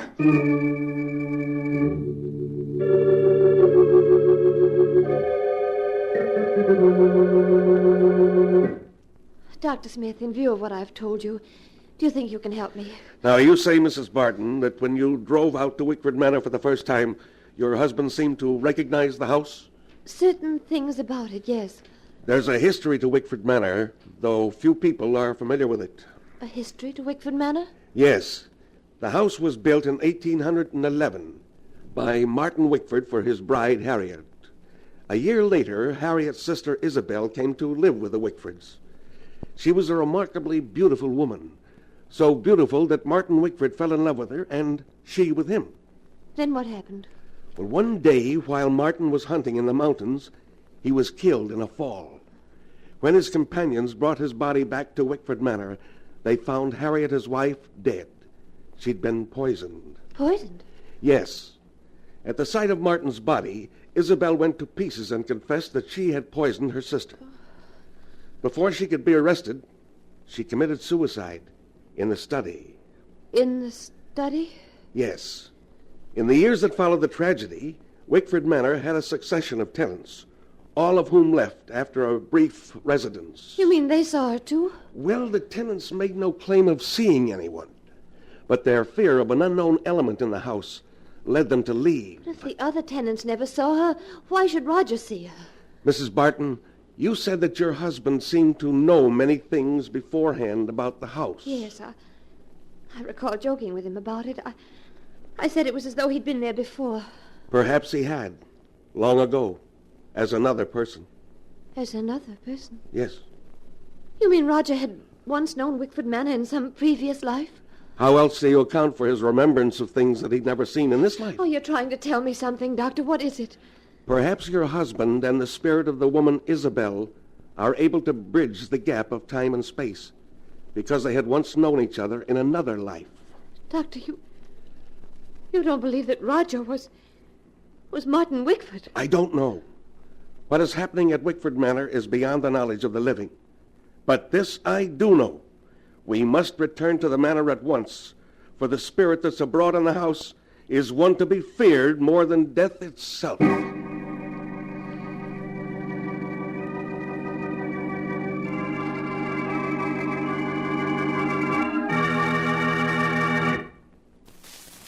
Please come closer so I can see you better. Oh, you're beautiful. Beautiful. Won't you tell me who you are? We have met before, haven't we? Yes. We've met before. What? You spoke. I've waited so long for you, Martin. Why do you call me Martin? My name's Roger. It was Martin. Then. Then? What do you mean? Look at me, Martin. Look into my eyes. Don't you remember me? Yes, but where? Think, Martin. Think. Time is the barrier between us, but we shall surmount it. Think back into the dim past when you lived in this house and we loved each other. Isabel. Yes, Martin. Isabel. Do you remember now? Yes, Isabel, yes. I remember everything up to the day I went hunting in the mountains and fell. What happened to me, Isabel? What happened to us? To our love? Don't think of that accursed day, darling, but think of the future. Our happiness together. Oh, yes, Isabel. Our happiness together. Roger. Roger, please open this door. Roger. Martin, she's come back. Yes. Darling, don't go. Don't leave me. I must, Martin. I must. We could be so happy together. Come back. Please come back. Roger, please unlock the door, please. What do you want? What did you come for? Roger, this is Dr. Smith. Doctor, this is my husband. What the devil did you bring him here for? Roger, please. I thought perhaps he could help us. Help us? I don't need anybody's help. I must warn you, Mr. Barton. The spirit of the woman you see in the study is an evil one that will lead you to disaster. I don't need help from you or anybody else. I'll get out of this house. Get out, both of you. Doctor, we must do something. We must. We shall, but not tonight. I must have time to think about it. You'd better return to the village with me. No, I don't want to leave him in the house alone. Something might happen to him. Very well, then. I'll return late tomorrow afternoon, and when I do, we shall take action.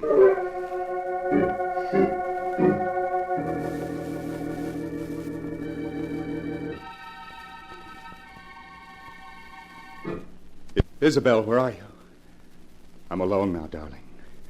Please come back. I'm here, Martin. I'm here. Oh, yes, I see you now. Promise you'll never leave me again, Isabel. I don't want to leave you, darling. But that woman is trying to come between us. Jane? Yes. She hates me, Martin. She will come between us if you don't get rid of her. I tried to make her leave, but she wouldn't go. Then that leaves only one thing to do. One thing to do? Yes. Come. We must hurry. It's almost dawn, and I'll have to leave you soon.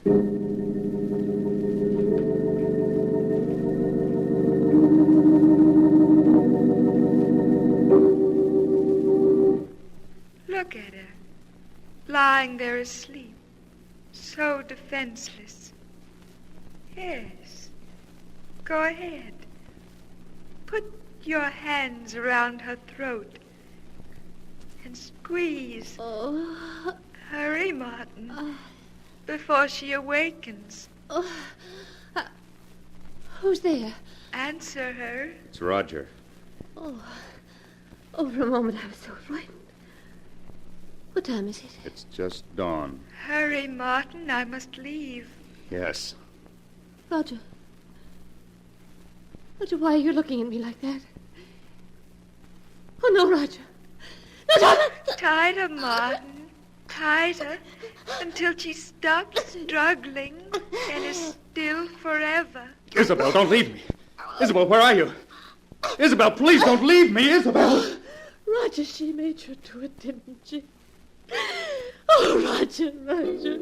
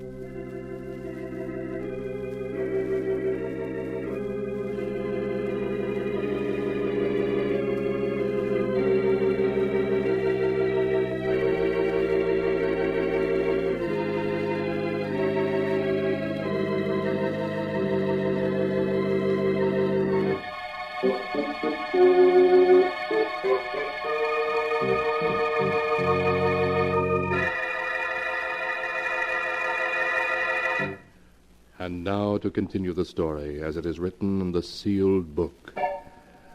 As Jane finished describing to the doctor how Roger, urged on by the sinister spirit he called Isabel, had nearly strangled her, the doctor spoke. And then, Mrs. Barton, you say your husband stopped choking you and ran out of your room and down to the study? Yes, Dr. Smith. Oh, I should have known better than to let you remain in this house last night. Don't you see? This Isabel knows that if he murders you, he will then join her cursed spirit forever in this house. Oh, look. Look, it's growing dark out. Soon she'll appear to bewitch him again. Doctor, we must do something. Very well. This woman, Isabel, has been denied the peace of the grave because her sister's blood is on her hands. She belongs neither to the living or the dead, only to this house. If we could get your husband to leave, perhaps it would break the spell she's cast over him. Yes, but he absolutely refuses to leave. Then we must force him to. I could very quickly give him a hypodermic and render him unconscious. Yes. Then we could carry him away. And to make sure he never returns to this house, we must burn it to the ground before we leave. Yes, we will burn it. And the evil that's in it. Then if you'll lead me to the study. All right, Doctor. Have you the hypodermic ready? Yes. Now, when your husband opens the door, just gain his attention for a moment. Long enough for me to give him the injection. Yes, very well. Roger. Roger, open the door. I want to talk to you. What do you want? Why has he come back to this house? He's come to take me away, Roger. To take you away? Yes. Good. I'm glad to see you. What have you stuck me with? What's that in your hand? Just the hypodermic, Mr. Barton. A hypodermic? What are you up to? You're trying to take me away from this house. From her. Well, I won't go. I won't go. Do you hear? You'll... Oh, Doctor, quick, quick, he's falling. I've got him, Mrs. Barton. Now, I suggest you take that lamp and smash it on the floor. Yes. Let's burn the place down to the ground. Yeah, that's it. Now, you'd better help me carry your husband out of the house. In a little while, this house will be a raging inferno.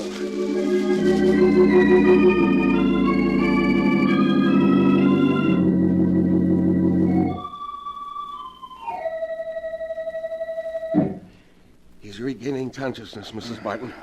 Will he remember what's happened? I don't know. How are you, darling? Oh, hello, Janie. Oh, but I had a terrible dream. I'm so confused. You've been very ill, but now you're going to be all right. Of course. Oh. Where am I? You're in my home, Mr. Barton. Yes, darling. Our house burned down last night. Burned down? Oh, that's too bad. Well, we only had one night in our new home. One night? Oh, yes, of course, Roger. Well, Mrs. Barton, in spite of the loss of your home, I think you were very fortunate, for there are things far worse than fire. Yes, Doctor. And I can never thank you enough for breaking the bridge between the past and the present. What are you two talking about? Oh, nothing, darling. Nothing at all.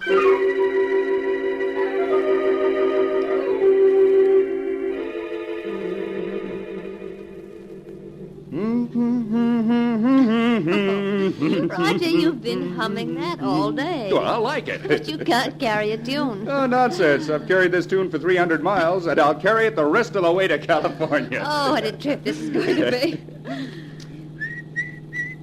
Roger, What? do you smell something?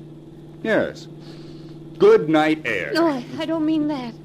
Well, what's wrong with you, Janie? Don't you smell it? What? You mean that perfume? Yes. Seems familiar. What is it? Narcissus. Narcissus? Yes. Oh, Roger, we haven't escaped from her. She's here in this car. Mart, it's Isabel. Think, darling. Think. Roger, you look as though you're listening to her. You do remember everything now. Don't you, Mart? Yes. Darling, we must get rid of her. She's trying to come between us. Yes. Oh, Roger, you mustn't listen to her. Once she's gone, we'll be together forever, darling. Yes. Forever. Roger. Roger, why have you stopped the car? No. No, don't look at me like that. Roger, no. Stay away from me. You mustn't.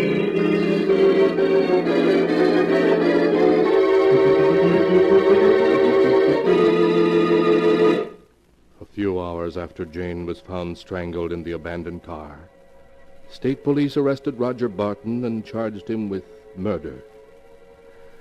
Strangely enough, as Roger was being hanged for his crime, witnesses at the execution noticed a strange scent of perfume about the gallows. Some people said afterwards that it was Narcissus, and they remarked on the expression of joy on Roger's face as he died.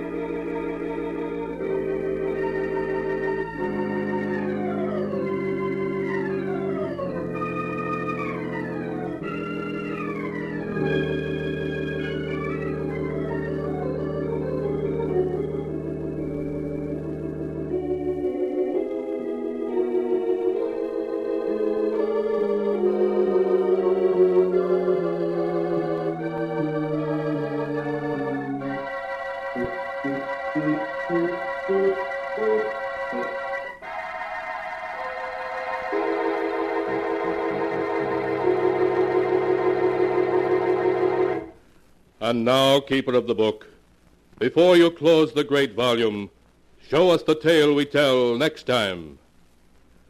This one. Ah, yes, a weird and incredible tale of a wife who was being blackmailed because of her past.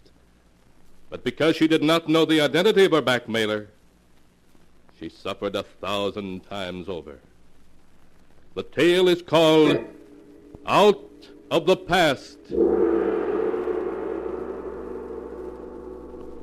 Be sure to be with us again next time when the sound of the great gong heralds another strange and exciting tale from The Sealed Book.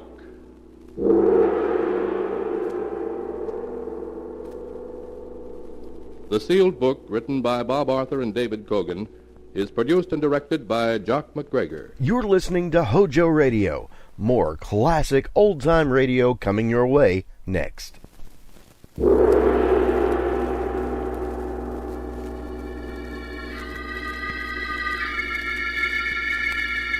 The Sealed Book.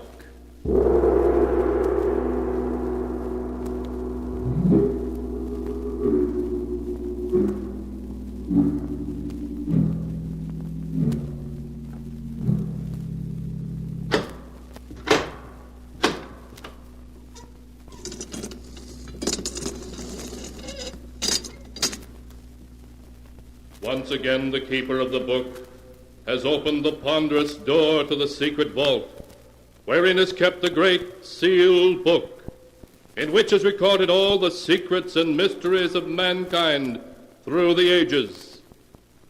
Here are tales of every kind, tales of murder, of madness, of dark deeds strange and terrible beyond belief. Keeper of the book, I would know what tale we tell this time. Open the great book and let us read. Slowly, the great book opens.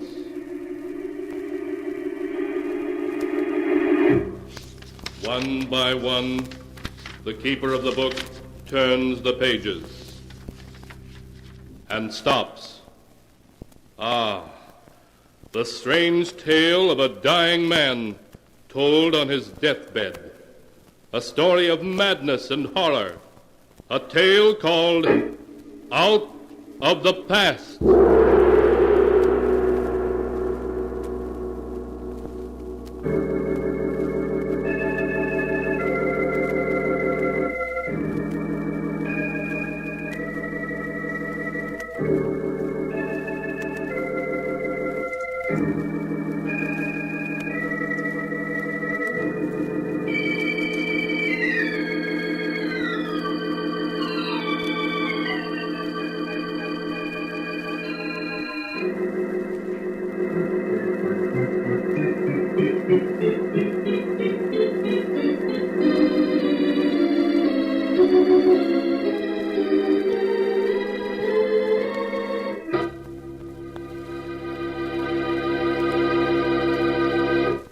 Here is the tale, Out of the Past, as it is written in the pages of the sealed book.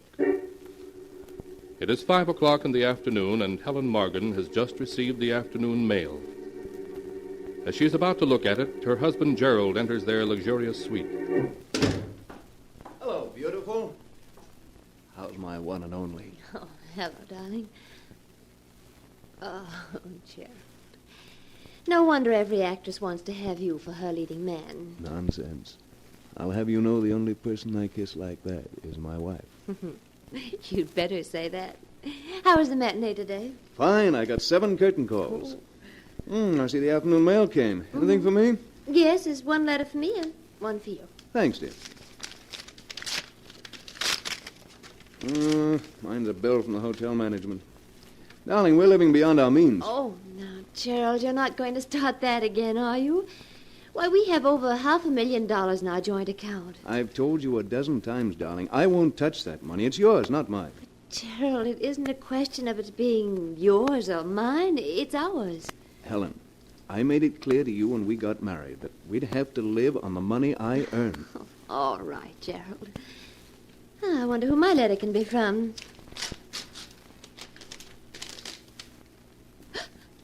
Helen, what is it? For a moment, as Helen stared at the letter in her hand, she felt as if her heart had stopped. Then it began to beat again wildly, as though it would burst. Over and over, she read the few lines in the letter. A friend from England expects you tomorrow afternoon at 2 o'clock at the Hotel Edgewood.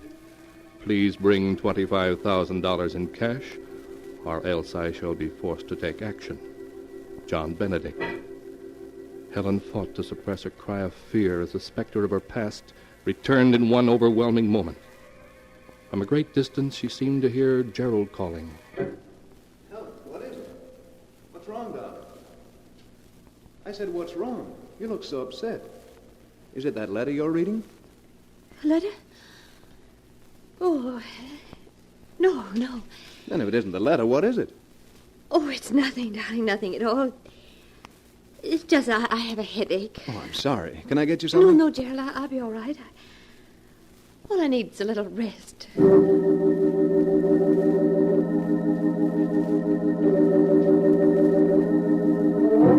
Helen noticed the worried look in Gerald's eyes and strove to act natural. That night she lay awake hour after hour, staring at the ceiling, seeing the words of the letter before her, the letter that reached out for her from the terrifying past. The next day, after Gerald had left the apartment, Helen ordered a cab. 20 minutes later, she rushed into the office of Martin Walker, her attorney. Martin, you must help me. I'm in trouble. Great trouble. Helen, what is it? What's wrong? I'm being blackmailed. Blackmailed? Yes. By whom? A man named John Benedict. I don't know who he is, but I received a letter from him yesterday afternoon. Well, there's only one thing to do, and that's to go to the police. Oh, no, I can't go to the police. Why not? This man Benedict knows something I can't afford to have exposed. What does he know, Helen? Oh, please don't ask me, Martin. I can't tell you. But believe me, if it ever gets out, it would ruin my marriage. My life. I couldn't stand to lose Gerald. I couldn't. I'd rather die. No, please, Helen, don't cry. You know there isn't anything I wouldn't do to help you. But as I see it, your only chance is to go to the police. No, I can't. It would ruin everything. Oh, Martin, if you really wanted to help me, you'd do as I ask you. I've got to buy him off. All right, Helen. I think you're making a mistake, but I'll help you. How much money does this Benedict want?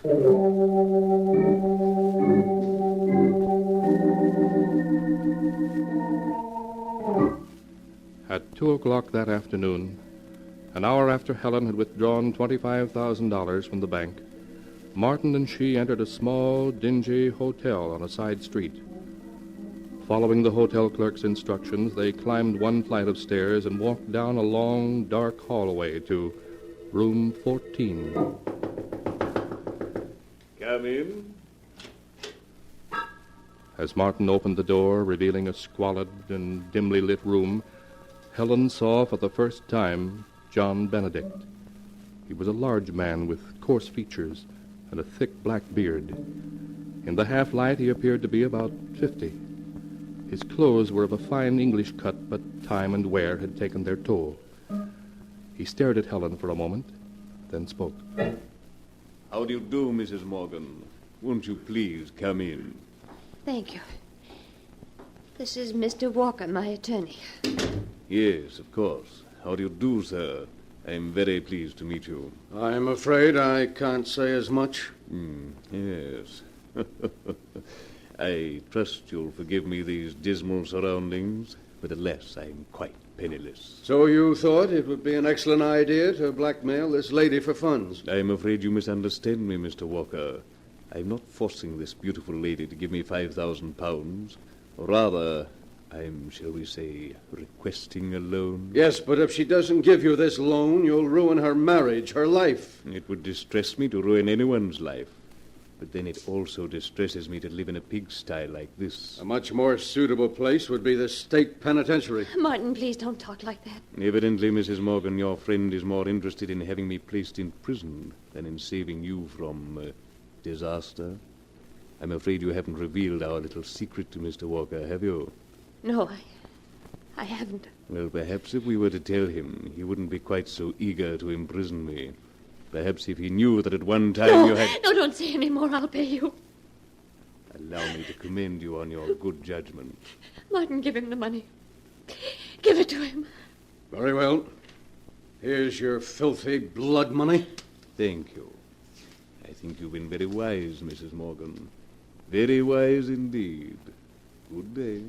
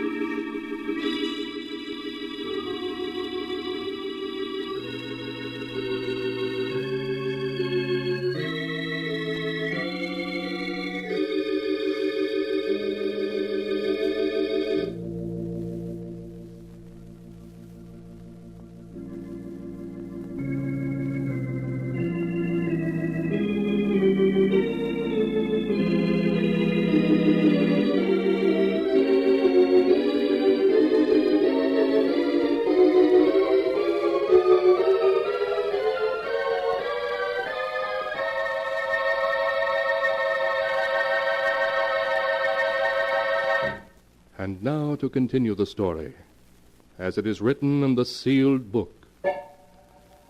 In the days that followed Helen's payment of money, the money Mr. Benedict demanded, she tried unsuccessfully to forget him and the terrifying secret he shared with her. Life for Helen became tense, watchful, frightening. Then one afternoon, while Gerald was at a rehearsal of a new play, she received another call. A call that sent her in panic to Martin Walker's office. Martin, I've heard from him again. Who? Benedict? Yes, he phoned an hour ago. He wants $50,000. $50,000? Now maybe you'll have sense enough, Helen, to let me turn this over to the police. No, I can't do that. You can't? You mean you're going to buy him off a second time? Yes, I must. But you can't, Helen, you can't. What's to prevent his extorting money from you a third and a fourth time? He'll squeeze you dry. The money doesn't matter, do you hear? Nothing matters but keeping what Benedict knows from Gerald. If he finds out, it will mean the end of everything for me. Everything.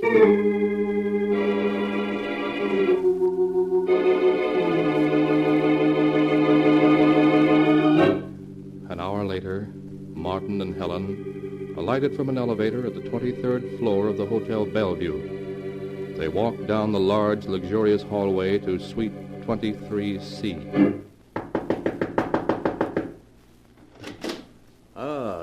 Good afternoon, Mrs. Morgan. Oh, I see you brought Mr. Walker. And I was counting on a pleasant afternoon. May I take your coat? No, thank you. Benedict, what do you mean by asking for $50,000 now? We paid you $25,000.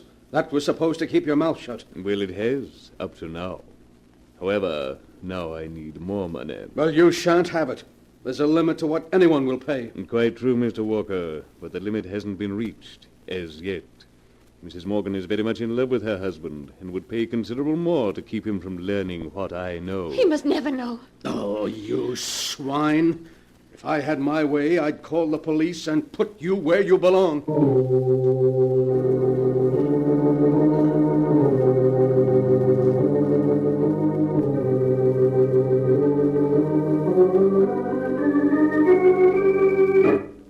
A week passed.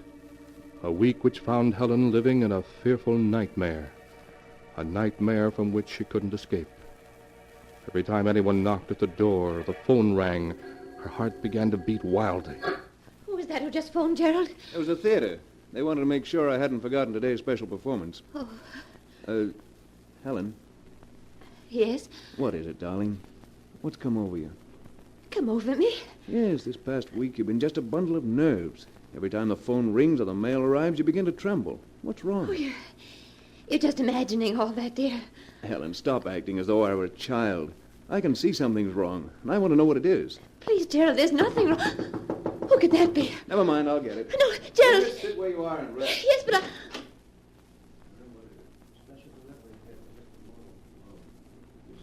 Oh, why doesn't he come back? What's taking him so long? Gerald, who is it? Gerald! Helen, what is it? Why did you scream like that? I didn't scream.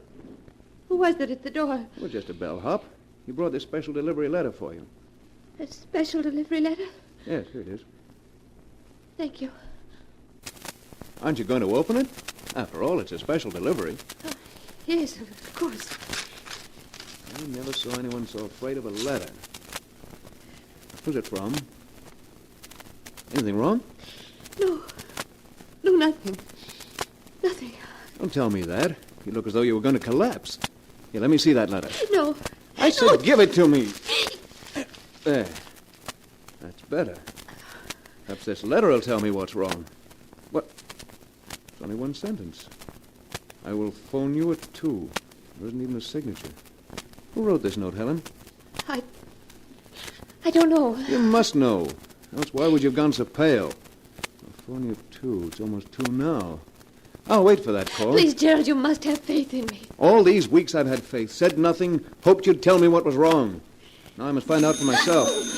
Well, right on time. It's just 2 o'clock. Gerald, please don't answer it. Take your hand off that phone, Helen. No, I won't let you answer. I said take your hand off that phone. No, Gerald, please. Hello? Hello? Hello? No answer. Whoever called hung up when he heard my voice. I suppose you still won't tell me who it is. All right, then. I have to leave for a matter now.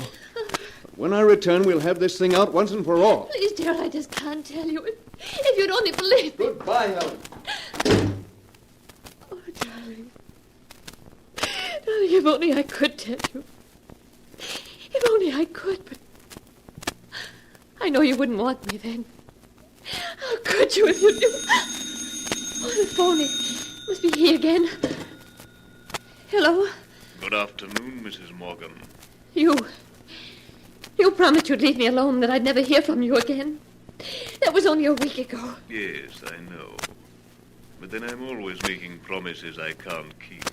What do you want? I'm tired of your playing cat and mouse with me. I should like you to call on me at 5 o'clock this afternoon. If it's money you're after, I won't pay you another cent. Not another cent, you hear? There's no end to your demands. Ah, but there is, dear lady. I assure you that this is the last time you'll ever hear from me or see me. If I could only believe that. But that's what you promised the last time. I won't be tricked again. I'm not coming, you hear? I'm not coming. I shall expect you at 5. And don't bring Walker. No, I won't be there. I won't. Hello. Hello. Hello. Hello.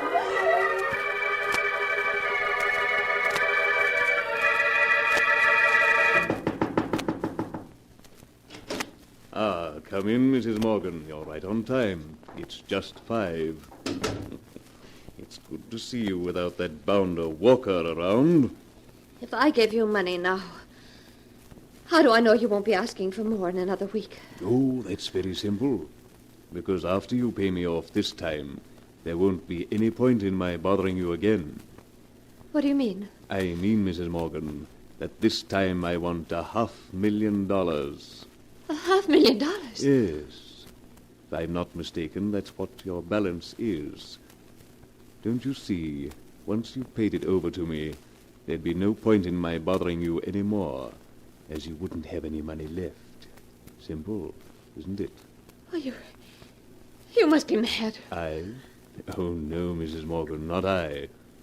Come now, you love your husband and he loves you. There are years and years of happiness before you. If he doesn't learn your little secret, if you're wise, you'll turn the money over to me. But I can't. I can't. My husband and I have the money in a joint account. If I were to withdraw $500,000, he'd know about it at once. Ah, but there's always a chance that he won't find out.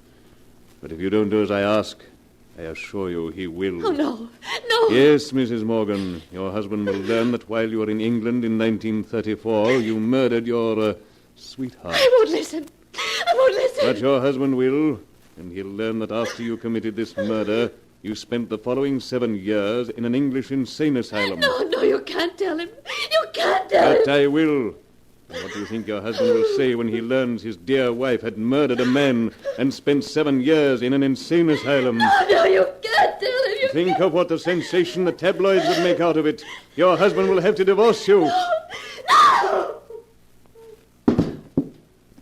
So, fainted, have you? That isn't going to help you, Mrs. Morgan.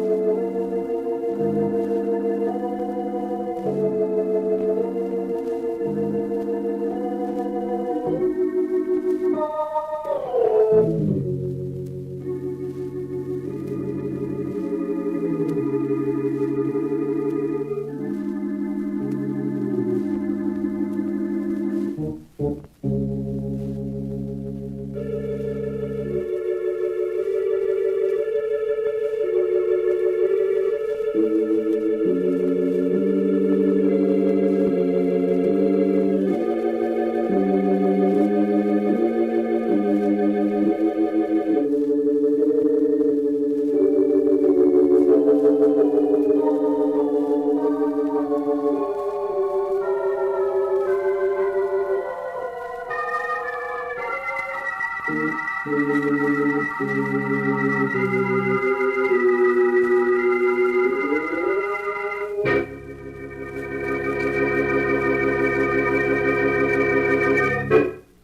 now to continue the story as it is written in the sealed book. After Helen Morgan fainted when Benedict threatened to tell her husband of her terrible past unless she paid him $500,000, she lay helpless and stunned in her bed. When Gerald came home that night... Helen, where are... Why, Martin, Dr. Smith, what are you two doing here? Is anything wrong? Where's Helen? She's in her room, Gerald. What's wrong? She's had a breakdown. A breakdown? Yes. I must see her. Very well, Gerald. But only for a moment. I'm afraid you'll have to wait out here, Mr. Walker. I understand, Doctor. Now, you must be very quiet, Gerald. Yes, of course. Helen. Darling, how are you? Helen, please speak to me. I'm not Helen. My name is Grace. Grace Arnold. Helen, what are you saying? Yes. Grace Arnold. Grace Arnold. Doctor, why does she keep saying her name is Grace Arnold? Why doesn't she recognize me? We must let her rest now, Gerald. I'm Grace. Come along. She doesn't even know me. What's wrong, Doctor? Come along, Gerald. Grace Arnold. Well, how is she, Doctor? You said she had a breakdown, but she didn't even know me. Gerald, I'd hoped I'd never have to tell you what I'm going to, but now I must. Tell me what? Helen comes from a family which has insanity in its blood. Insanity? Yes. For many years, Helen had a fear of becoming insane until, in 1934 in England, she had an unfortunate accident, and as a result, did become insane. No, that can't be. It's true, Gerald. I went to England with her father to look after her. She spent the following 7 years in an English nursing home. She was discharged as sane in 1941. Her father had died a short time before, so I brought her home. She never told me a word about it. One day she came to my office and asked me if she had any right to marry you. I'm afraid I was being unfair to you when I said yes. No, you weren't being unfair to me. You see, I felt that with a person like you at her side, someone strong, someone who loved her, she'd overcome her fear of insanity. During the first 2 months of your marriage, my theory seemed correct. She never looked so well or was so happy. Then what caused her breakdown? I don't know, Gerald. I suppose she was so happy that she began to fear it couldn't last, that you'd find out about her past. Probably preyed on her mind day and night, leading to this breakdown. She'd only told me. Why does she keep saying her name is Grace Arnold? It's a symptom of her illness, Gerald. She's seeking to escape from herself. Oh, there must be something you can do. Will she always be like that? That's very difficult to say. Naturally, she'll have to go away. She may recover in a year or two, and then again she... Oh, no. She's so young and beautiful. You're tired, Gerald. You'd better sit down and rest. Yes, Gerald, that's an excellent idea. Meanwhile, I must return to Helen. Look after her, Mr. Walker. All right, Doctor.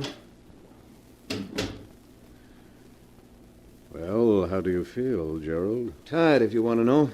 Well, that's only natural. These past 3 weeks have been quite strenuous for you. But with $500,000 and a joint account and a wife who will probably never be in any condition to ask you about it, you've done quite well. Quite well? That's an understatement. Name one actor, living or dead, who could have given as great a performance of Mr. Benedict as I did. You were superb as Benedict, I admit. Superb? I outdid myself. You should have heard me this afternoon. My dear Mrs. Morgan, your husband will learn that while you were in England in 1934, you murdered your sweetheart. And that after you committed this murder, you spent the following 7 years in an English insane asylum. Shh, Gerald, she'll hear you. Nonsense. I've broken her once and for all, Martin. Oh, what a pity. I played my greatest role to an audience of 1. Yes, Gerald, but you were probably the highest paid actor in the world. I'm sure that $500,000 for 3 weeks' work, less my share of costs, is something of a record. You know, it's really rather a pity, for Helen, that is, that she talks in her sleep. Because if she didn't, I'd never have learned that she once murdered a man and spent 7 years in an insane asylum.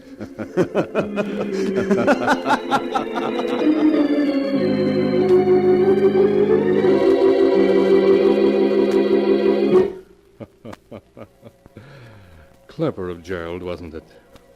The way he played his wife's love against her. But unfortunately, he never had a chance to enjoy his ill-gotten gains, for 2 weeks later he died as a result of an automobile accident, and on his deathbed confessed to everything. Even after Helen's recovery, which took some time, she was never told the truth about her dear departed husband.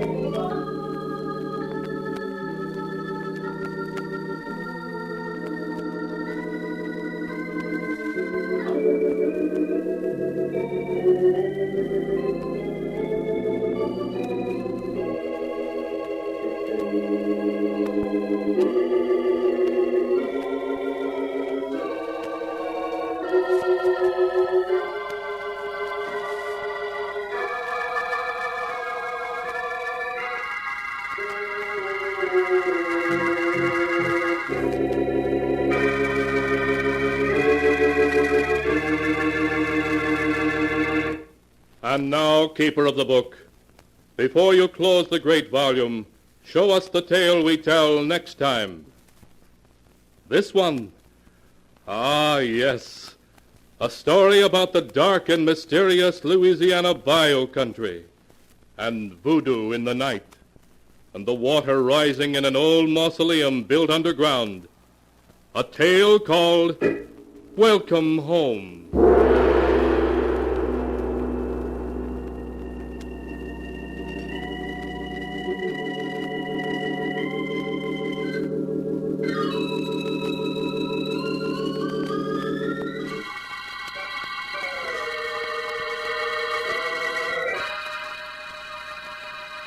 Be sure to be with us again next time when the sound of the great gong heralds another strange and exciting tale from The Sealed Book. The Sealed Book, written by Bob Arthur and David Cogan, is produced and directed by Jock McGregor. Thanks for listening to HOJO Radio. We have more classic radio coming your way next.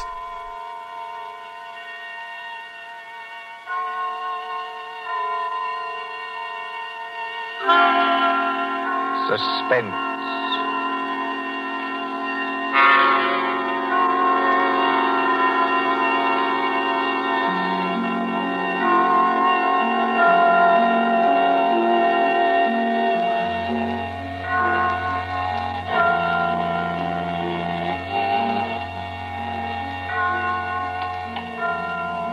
Now let's see.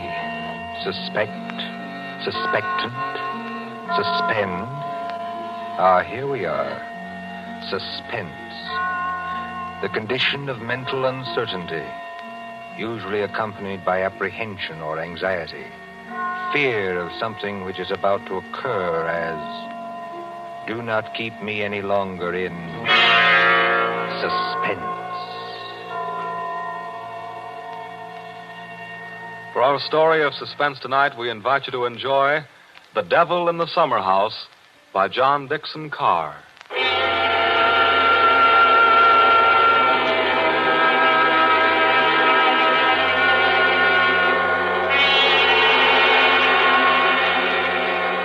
Somewhere along the Hudson, perhaps not far from Terrytown, there is a modest house in its own grounds. Behind it, in the spacious garden, stands a summer house of evil memory. More than 25 years ago, a man shot himself, or at least died, in that summer house. They found Major Kenyon with a scorched bullet hole in his head and the weapon beside him. But we are in the present now. The latticed summer house has grown heavy with vines, and only the other evening 2 men came into that garden at twilight, over the shaggy grass, as a storm was brewing along the Hudson. 2 men, the lawyer from New York. Who's there? And Captain Burke of the homicide Easy, squad. my friend, easy.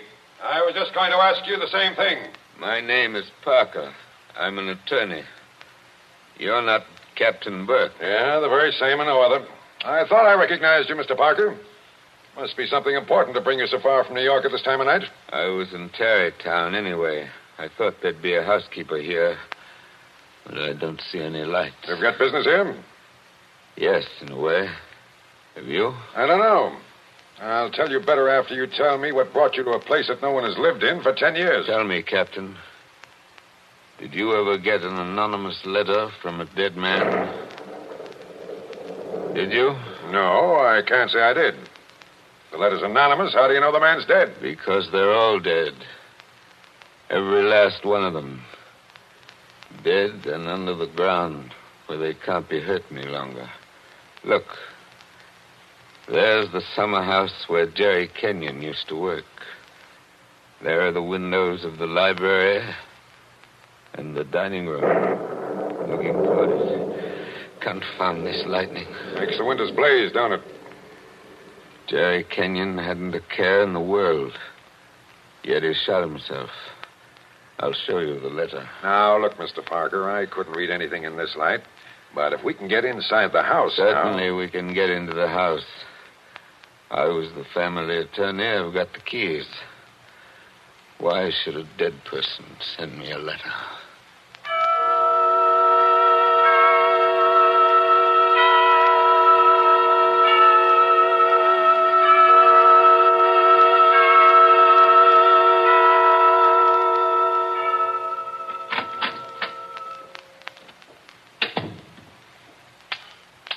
No lights working, eh? But you got a flashlight, I see. Came here prepared for anything, eh? This is the library. There were always candles on the mantel. Yes, there they are. Have you a match, Captain? Yes, I'll light them. That's better. Same old heavy furniture. Same old thick carpet. Same old globe map. Now, Mr. Parker, this letter that you were talking about. Yeah. Read it. Hey, wait a minute. This thing is dated November 2nd, 1918. That's right, and be careful of that paper. You see how old it is? But it was mailed yesterday. From where? I don't remember. I didn't keep the envelope. Read it. Dear Joe. In case you didn't know it, I'm Joe. Dear Joe, if you want to know how Major Kenyon really died... But we know how he died. It was suicide. Are you sure it was? Whoever wrote this letter doesn't seem to think so. If you want to know how Major Kenyon really died, look in the third drawer of the desk in the library. Press hard at the back of the drawer. Yours very truly. It's not signed. That's right. Now, you sure you don't know who wrote that letter? This is the first time I've been back in this room, Captain. It was almost a home to me once. There's the chair where Isabel sat on the afternoon it happened. Isabel was Jerry Kenyon's wife. Beautiful woman. There's the door that the maid let me in by that afternoon. You know, Captain, seems to me they're all here tonight. Who? We stand beneath the sounding rafter, and the walls around us are bare as they echo our peals of laughter. It seems that the dead are there. Yet we stand to our glasses steady. You know it? I was in my school reader. How does the rest of it go? Yet we stand to our glasses Steady, and drink to our comrade's eyes. Here's a glass to the dead already. Hurrah for the next that dies. Excuse me, Captain. I don't know what's come over me talking that way. I was very fond of these people. Are you going to look in the desk drawer? This is a lot of nonsense. Then why are you here, Mr. Barker? Jerry Kenyon was always a happy man. At least that's what I always thought. Big, boisterous fellow. Yeah? He had a good position with Vitaton. You know, the phonograph company. Yeah, sure, I know. But he'd just been made a major in the Army. 1917. There was a war on then, too, if you remember. I remember. To make the world safe for democracy. Old days. Old heartaches. Old memories. I remember that blazing hot day in August when all the windows were up. I remember this room. And Isabel, that was Jerry's wife, sitting in that chair, knitting. I remember...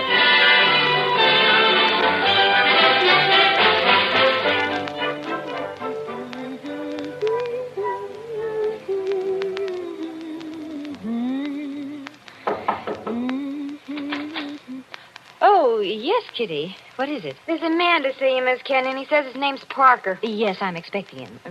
Show him in, please. All right, ma'am. Shall I take your knitting in your knitting bag? Why should you take my knitting? I don't know, Miss Kenyon. I just wondered. You can come in now. Thank you. Hello, Joe. Hello, Isabel. You sent for me? Joe, I must apologize for Kitty. Servants are getting to be a problem nowadays. She looks pretty enough to get along. Oh, Kitty's got large ideas. She wants to go on the stage, if you please, and do imitations, like Miss Draper. She only knew how hard it was acting all your life. Isabel, you've been crying. I have not. At least, Is that why you sent for me? I've missed you. You haven't been here in over a week, Joe. I had an idea Jerry was getting a little tired of having me around this house. Oh, no, Joe. Why, Jerry... Yes, what about Jerry? I wish I knew, Joe. That's why I wanted you here. Where is he, by the way? I want to say goodbye to him before he leaves. He's probably out in the summer house where he works with all those papers. He's got a lot of work to catch up with. He's going overseas tomorrow. Yes, I know. He's out there. He's been out there all day. His last day here, and I've been alone. That sounded like a shot.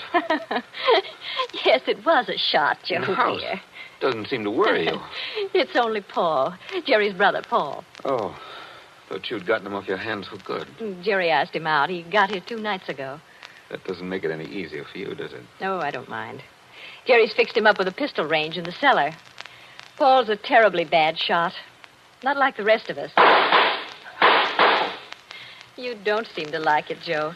Shall I have Kitty go down and tell him to stop? No, it's bearable. As long as he keeps away. Poor Joe. But, about Jerry, who is it this time? Joe, Jerry's been home 5 days on leave from camp. Well, never mind what camp. But he spent 4 evenings of those 5 with that Fisk woman. Diane Fisk? The redhead with all the money? Oh, she got money? Well, She must have some attraction then. Please understand me, Joe. It's not that I'm jealous any longer. It's just no, that of course not. Jerry goes his way and I go mine.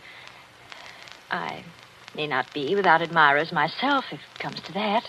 You've no idea how true that is, Isabel. No, I was thinking about Jerry. He may not always be lucky. He may meet some girl who's not as broad-minded as I am. And then when he gives her the go-by... Paul must be getting really furious down in that cell. He's not hitting anything. He must be using a lot of ammunition. Now, your trouble, Joe, is that you're too much of a gentleman. And if you really want to see Jerry, there he is now. Where? Just standing in the door of the summer house. Look out the window. Infernally bright out there. Doesn't he look noble in his new uniform?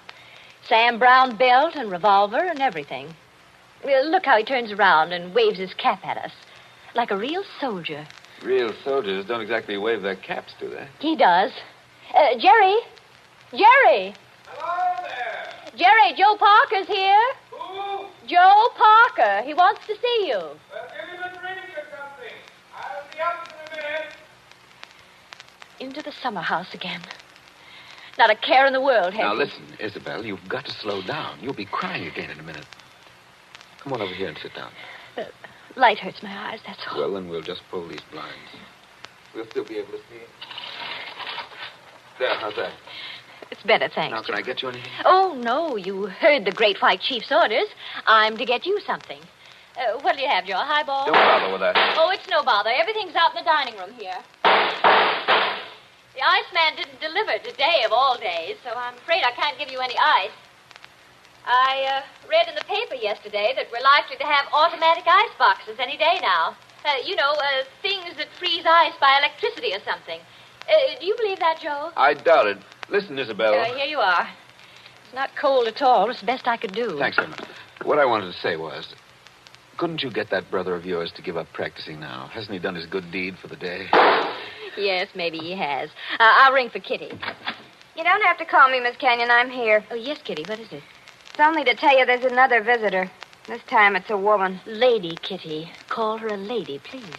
Well, maybe. She says her name's Diane Fisk. Diane Fisk, that's Jerry. Kitty, tell the lady I'm not in. Lady. She's a fine lady. I don't want to intrude, my dear. I don't want to intrude. Anyway, it's too late, Miss Kenyon. She's coming down the hall now. My dear Mrs. Kenyon. How do you do, Diane? This is a friend of ours, Miss Fisk, Mr. Parker. Oh, now, I don't want to intrude, really, I don't. I wouldn't have intruded for worlds, especially on a day like this. Isn't it awful? But your husband simply insisted, my dear Mrs. Kenyon. He simply wouldn't take no for an answer. I'm sure he wouldn't. Do you know what he's brought from his office as a surprise? No. A phonograph recording machine. He's going to let us use it. So that we can all hear ourselves talk twice. How nice. Heaven's name, can't somebody stop that firing? Don't fly off the handle. Take it easy now. Kitty. Yes, ma'am. Would you please go down the cellar and tell Mr. Kenyon's brother he's driving us all crazy. Tell him to stop. Yes, ma'am. My dear Mrs. Kenyon, I do hope I haven't offended you in any way. I know I'm a silly little chatterbox. They say people who have red hair often are. Because at your age, you must find the heat very trying. Don't you think we'd all better sit down? I was very much interested in what Miss Fisk said about a phonograph recording machine. Mrs. Kenyon was just talking about a machine to make ice. Yes. Isn't science wonderful? But I do think it was mean of Major Kenyon to invite me out here and then go and fall asleep in the summer house. Did you say fall asleep? Yes, of course. How did you know? Well, I came up the back way and I saw him in the summer house with his head forward on the table, taking a nice little snooze. That's very queer. Of course, you couldn't see much except in the bright light of the door, but I think I saw him there. I didn't disturb him, naturally. But I think I'd better disturb him. Oh, now, please don't trouble on my account. The fact is, my dear, I don't altogether trust myself in this room. A woman of my age has to conserve her strength, you know. So if you'll just excuse me. Well, of course, if you... Oh, dear, I just can't think what I'm always saying because I have the best intentions in the world, Mr. Barker. But, Parker. Oh, yes, Parker, but I do somehow manage to offend people being so dependent and everything. Except the men, of course. I couldn't offend you, Mr. Parker. Now, could I? Madam, I'm not sure. Well, of course, the person I really came to see was Paul, Mr. Kenyon's brother. He's a little young, of course, but he's joining up next month, and I think we should all do our bit, don't you? He has such a pleasant personality. I think he likes me. Why, if he walked in at that door this minute... Now, how am I ever going to get any place? Someone's always interrupting my revolver practice just when I'm getting to the point where I can... Oh. Why, Paul... Good Lord, are you here again? You're a very untidy object, Paul. Well, that's pretty untidy in this cellar. And dirty. I've got cockroaches on me, so keep away. Did you have a good day shooting? Swell. One of the best. Hit the target? On the only shot that mattered, I hit the target dead center. That sounded like Isabel. I think it was Isabel. Why have you got those blinds down? Get them up. What is it? What's wrong with you? What are you looking at through that window?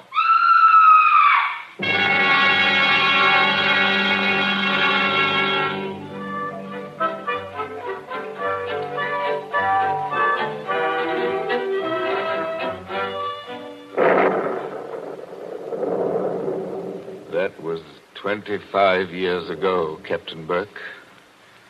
We found Jerry Kenyon lying across the table in the summer house. He'd shot himself through the head with his own revolver from the holster. It was lying on the floor beside him. Shut up, right? I see. When Isabel found him, he'd been dead about half an hour. The doctors proved that, did they? Yes, that shot had been fired against his head. The front of his uniform cap was powder burned where the bullet entered. There's no doubt about that. None at all. We never noticed the real shot Because that young lad was shooting off guns like a maniac in the cellar. Precisely. Now they're all dead. By accident, illness, they're all gone. Isabel Kenyon died less than a year afterwards. I think she died just because she was so fond of Jerry. I suppose you've guessed my little secret. Oh, I think I can sort of read between the lines. You were in love with Isabel Kenyon, weren't you? Yes. Well, these things happen. I never let her see it, you understand? Women know, pretty generally. So, they're gone. The youngest of them. And I'm left alone with old tunes, old ghosts, wondering why the fellow ever killed himself. Why? Why? And this morning, out of a clear sky, I get a letter saying, if you want to know how Major Kenyon really died, look in the third drawer of the desk in the library. But I tell you, we know how he died. Well, aren't you going to do it? Naturally. I've got a key somewhere here that fits the drawer. Now, listen, Mr. Parker. In my father's country, in Ireland, they got a saying that when a man's going to commit suicide... I thought of doing that, too. Then the devil comes in and takes him by the hand and talks to him. They say you can see the devil as plain as I see you just before you pull the trigger. The devil must have been in the summer house that afternoon, then. Oh, no, he wasn't. What do you mean? Major Kenyon didn't kill himself. He was murdered. My dear Captain Burke, the police covered all that at the time. Everybody had an alibi. They did they? Well, think of what I've told you. Isabel and I were together all the time. Paul, her brother, was shooting off guns in the cellar. Yeah? Diane Fisk. Yeah, what about her? Her chauffeur who drove her there swore he saw her walk straight up to the place. She passed the summer house, but didn't stop there. Well, that checks. Even Kitty the maid could prove she'd never stirred out of the house until just a minute or so before Isabel went herself. Oh, and why did the maid have to leave the house at all? She was taking Jerry the black coffee he drank every afternoon. He'd already been dead half an hour then. And that, my dear Captain, disposes of everybody. Well, now listen, Mr. Parker. You're a good guy, and I'm not going to hold out on you any longer. You see, I say Major Kenyon was murdered because I know he was murdered. By an outsider? By one of the people in the house. That's impossible. Is it? Well, why don't you open that desk drawer and see? What time is it? It's 7:45. 7:45, and I haven't got much time. For what? Holy St. Patrick, will you open that drawer? If it's waited 25 years, my friend, it can wait a minute more. I've got the keys somewhere in this bunch of keys. Everything the same. Paul never altered what he inherited. Same old desk, same old phonograph. Same old... I think this is the key. Yeah, it opens. There's nothing here except one or two old newspapers. Everything very dirty. The letter says to press hard at the back. Now, have you tried that? Doesn't seem to. Yes, by George, it does work. Well? There seems to be a movable back on a hinge. Well, what's inside? Some sort of flat brown paper parcel sealed with wax and about as dirty as it can get. Open it, man. Open it. I'm going to. It's a phonograph record. There's a plain white label, something on it written in pencil. I don't see too well nowadays without my glasses. Well, here, give it to me. I'll read it to you. Go on. A record of how I killed Jerry Kenyon. Say, don't you get it, Mr. Parker? This is the real goods. The murderer's going to tell us his own story 25 years later. Be careful. Whatever you do, don't drop it. Well, you seem to be interested enough now. I don't say I'm not interested. I say I can't believe it. You know, when you were talking about the dead coming back and that kind of thing, you sure started giving me goose pimples. But that's just what it is, a dead person. Now, there's the phonograph. Put that record on. Let's hear what the ghost says. Any of them could have made the record, of course. The apparatus was all here. Don't just stand there by the phonograph. Won't it work? Yes, it works. Is it wound up? Yes, it's wound up. Here goes. Now, look, Mr. Parker. Whose voice do you think it's going to be? I don't know. Now, I want to warn you. The voice you're going to hear from there... Please, be quiet. Listen. I've started it up. Well, speak up. Who killed Jerry Kenyon? I killed him, Joe, dear. Isabel. I'm sorry about it, Joe, but I had to have you for an alibi.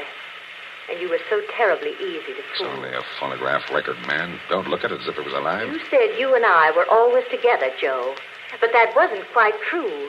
I left you to go into the dining room and mix a highball, remember? Yes. And I was carrying my big knitting bag. Remember that, too? And there was something else in it besides knitting. I'm an awfully good revolver shot, Joe. I told you we were all good except Paul. And the back windows of the dining room faced the same way as the back windows of the library. Thank you, Isabel. Thank you. Jerry was in the summer house. I made a sign to him from the window, and he came to the door there. In bright sunlight, 50 feet away. True again, Isabel. True Joe, again. don't you know what August heat is in a wooden summer house? Didn't anybody see that no man would be wearing a cap inside on a day like that? Jerry had taken his cap off before he went into the summer house. We saw him do it. He was bareheaded when he came to the door. So I lifted the revolver and shot him through the head. Then I dropped the gun back in my knitting bag and went back into the library with your drink. Isabel. Don't talk back to the thing, There man. was You'll drive me something else screwy. in my knitting bag, too. I had to use it. It was a duplicate of Jerry's army camp with a powder-burned hole already fired through it in the place I wanted. Very clever of you, Isabel. So I've been the goat for 25 years. I waited for some time and then slipped out to find the body. I fitted the new cap over Jerry's head in place where it ought to go. I put the old cap in my knitting bag. I took his revolver out of the holster and kept it. The gun that I'd used, I dropped on the floor beside him. So I proved it was suicide. You see? You proved it to me. Joe, listen, I'm very sick. They tell me I'm going to die. You are dead. Joe, I'm afraid. I'm going out in the dark, and I don't know what's there. Don't go away, Isabel. Come Joe. on. Just for a minute. Okay, I've had just about enough of this. Joe, I want you to tell everybody about it. I want you to tell them how a poor, crazy woman couldn't stand that man any longer, and how... There. It's cut off, and it's going to stay cut off. Thank you. I've heard about enough, too. But you can't arrest her now, my friend. You can't arrest her now. After hearing that, I'm not going to arrest anybody. Tell me, Captain. Did you know what was on the record? No. That's why I had to hear it. I knew about it, but I wasn't sure what it had to say. But so help me, I never guessed how hard it would hit you. Man, don't you get it even yet? Yes, I get it. Oh, no, you don't. You don't see anything. That was how the fake suicide was managed, yes. That's just how it was all done, bar one or two little things. Only... Only what? Only it wasn't Isabel Kenyon who committed the murder. Did I hear you correctly? You did? This is another one of your little jokes, I imagine. Can't you let me alone? Have you some kind of personal spite against me? What did I Hold ever it. do? You're going to hear the real truth now if I have to hold you down in that chair. I know Mrs. Kenyon didn't kill her husband because I've just come from talking to the real murderer up the river. But they're all dead. Oh, no, they're not. And I haven't got much time either. That clock's just going to strike 8. What's the time got to do Good with deal if you'll follow me. Mrs. Kenyon died less than a year after her husband, didn't she? Yes. But it wasn't Mrs. Kenyon's voice you just heard on that record. What? I'm telling you, the real murderer hated her. Hated her like poison and wanted her blamed for the crime. When Mrs. Kenyon died, the real murderer wrote a letter. Well? But she never mailed that letter. She made a lying record of Isabel Kenyon's voice as evidence. Now you figure it out for yourself. Who was pretty enough to take Major Kenyon's eye and strike back like fury when she got thrown over? Who wanted to go on the stage and do impersonations? Kitty, the maid. Ah, you're talking sense. She shot Jerry from the dining room window. When she couldn't borrow Mrs. Kenyon's knitting bag, she went out to the summer house with a gun and the fake cap wrapped in a napkin on a coffee tray. She did go out, I remember. Actually, she got there before Mrs. Kenyon did. But the summer house was dark inside, and Mrs. Kenyon never noticed her. The next day, Kitty wrote that letter, but she couldn't bring herself to send it. So she kept that letter till the day before yesterday. Then one of the boys at Sing Sing, Wait a minute. thinking he was doing her a kind action, put a stamp on it and mailed it. Did you say Sing Sing? Yes. They're electrocuting her tonight for the murder of an Italian down at Collier's Hook. I found out about the record, all right. But the one thing I wasn't sure of was that she had done the job alone. Now, frankly, the way you acted, I thought that you might have been in on it, too. Well, that's why I had to hear it through. And it was anything but a joke. And now, here it goes to blazes forever.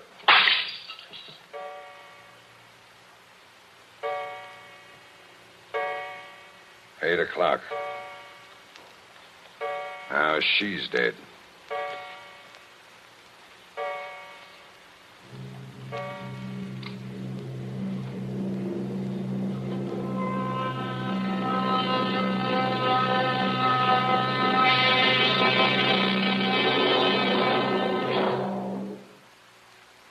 And so ends The Devil in the Summer House. Tonight's story of Suspense.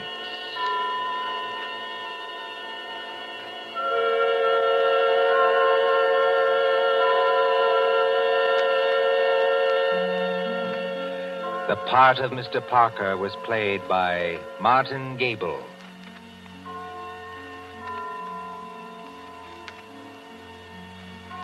Again next Tuesday at 9:30 p.m. Eastern Wartime. A story dedicated to the thrill of the nighttime, the hushed voice and the prowling step. Another adventure in suspense. William Spear, the producer, John Dietz, the director, and John Dixon Carr, the author, are collaborators on Suspense. This is the Columbia Broadcasting System. You're listening to HOJO Radio. Stay tuned.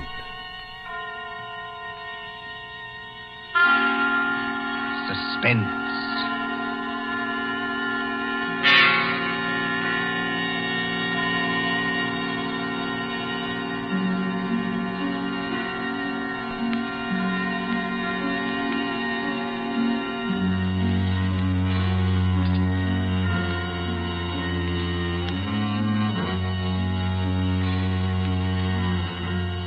The thrill of the nighttime, the hushed voice and the prowling step, the stir of nerves at the ticking of the clock, the rescue that might be too late, the crime that is almost committed, mystery and intrigue and dangerous adventures. We invite you to enjoy stories that keep you in suspense.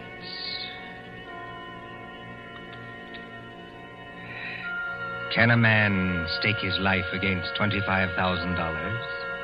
Can another and cleverer man track him down like a hunter, stalking his prey and kill him within 5 hours? Can you make a bet with death and win? For Suspense, tonight we present Will You Make a Bet with Death by John Dixon Carr.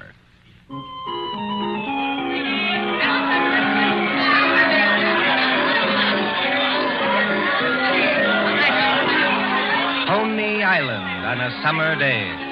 There's the beach, bright colored with bathing suits. There's the boardwalk, all straw hats and summer dresses. There's the Ferris wheel and the roller coasters. There is all humanity eating hot dogs and having a good time. And over there, beyond that souvenir shop, is the haunted mill. You get into a little boat.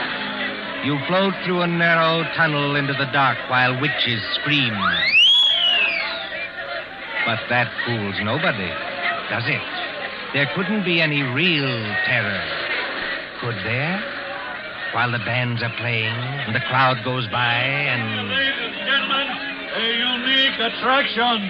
It hurts me to see you stand there and miss this. Only 10 cents, 1 dime, the 10th part of $1 to go through the old haunted mill and get the thrill of your lives. An overstatement, if you ask me. 1 ticket, please. Did you say 1 ticket, lady? That's right, 1 ticket. What's the thrill? Beg pardon, lady? I said, what's the thrill? Lady, the gals who come here with their boyfriends don't have to ask that. 10 cents, please. This way and mind the gate. Thank you. Step right up, ladies and gentlemen. Get your ticket for the old haunted mill where ghosts will walk and corpses... Give me some tickets. Now, Hurry. just a minute, young fella. I know you want to get into the old haunted mill, but there's plenty of time. How many tickets? I don't know. Better give me 10. 10 tickets. Do you hear that, ladies and gentlemen? Here's a young fella who likes the old haunted mill so much he buys 10 tickets. Don't call everybody's attention. Listen, I've got a better idea. Whatever boat comes after mine, I'll give you an extra $1 to send that boat through empty. Now, what's the matter, son? The cops ain't after you, are they? No. It's nothing like that. Will you do it? Well, money talks, young fellow. Okay, go ahead.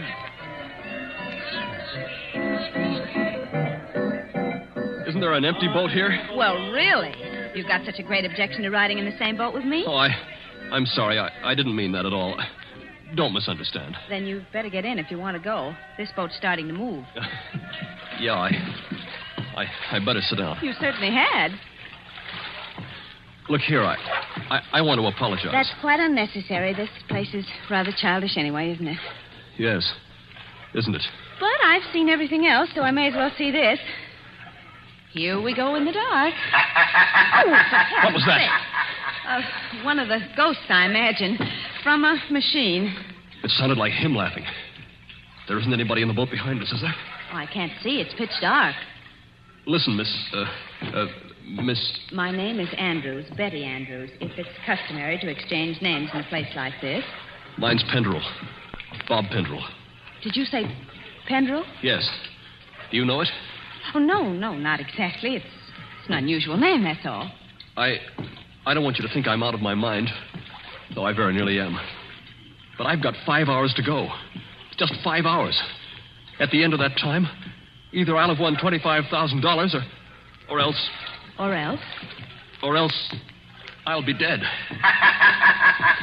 You know, I wish I'd kept you away from this boat. Well, there's nothing to get alarmed about. For you. I can't tell you much, but I had to tell somebody that or I'd have started yelling. There's just one other thing. Is there? In these places, they've usually got little dim-lighted rooms along the way. Yes, exhibits boats and things. Yes. Well, when we come to one, I'm going to get out of this boat and hide there. Just don't get alarmed, and don't tell anybody when you go out. But why should you do that? I think I see a light ahead. There is a light, but... Dim, too. That's all to the good. It's... Yes? We're coming around the corner. Look, I'm going to have company when I get off. A waxed dead man on a pile of straw. Oh, I hope I can stand these noises. Goodbye, Betty Andrews. I wish we'd met at a different time. Mind the boat! Here, what are you doing? Getting out, too. Don't be an idiot. What's the idea? You need looking after, Mr. Pendrell. And if we must hide, I suppose this is as good a place as any. I won't have it. Quick. There'll be more boats along. Over behind that dead man on the straw. He'll hide us. Hurry. Well... Now, Mr. Pendrell, in the queerest place I ever get into, please tell me what this is all about. I can't tell you. You said it yourself. If you don't tell somebody, you'll go crazy. Maybe you're right. It's against the strict terms of the bet. But this is the last day. And I tell you, I can't hold out any longer. Lower your voice. There's a boat coming.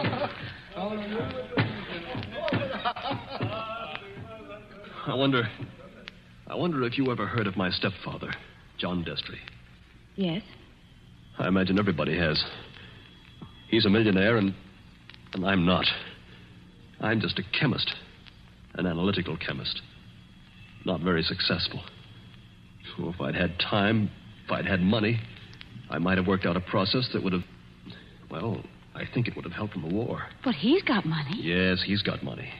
Well, my mother died years ago. This Destry's a big, white-haired, fine-looking fella. You'd think butter wouldn't melt in his mouth.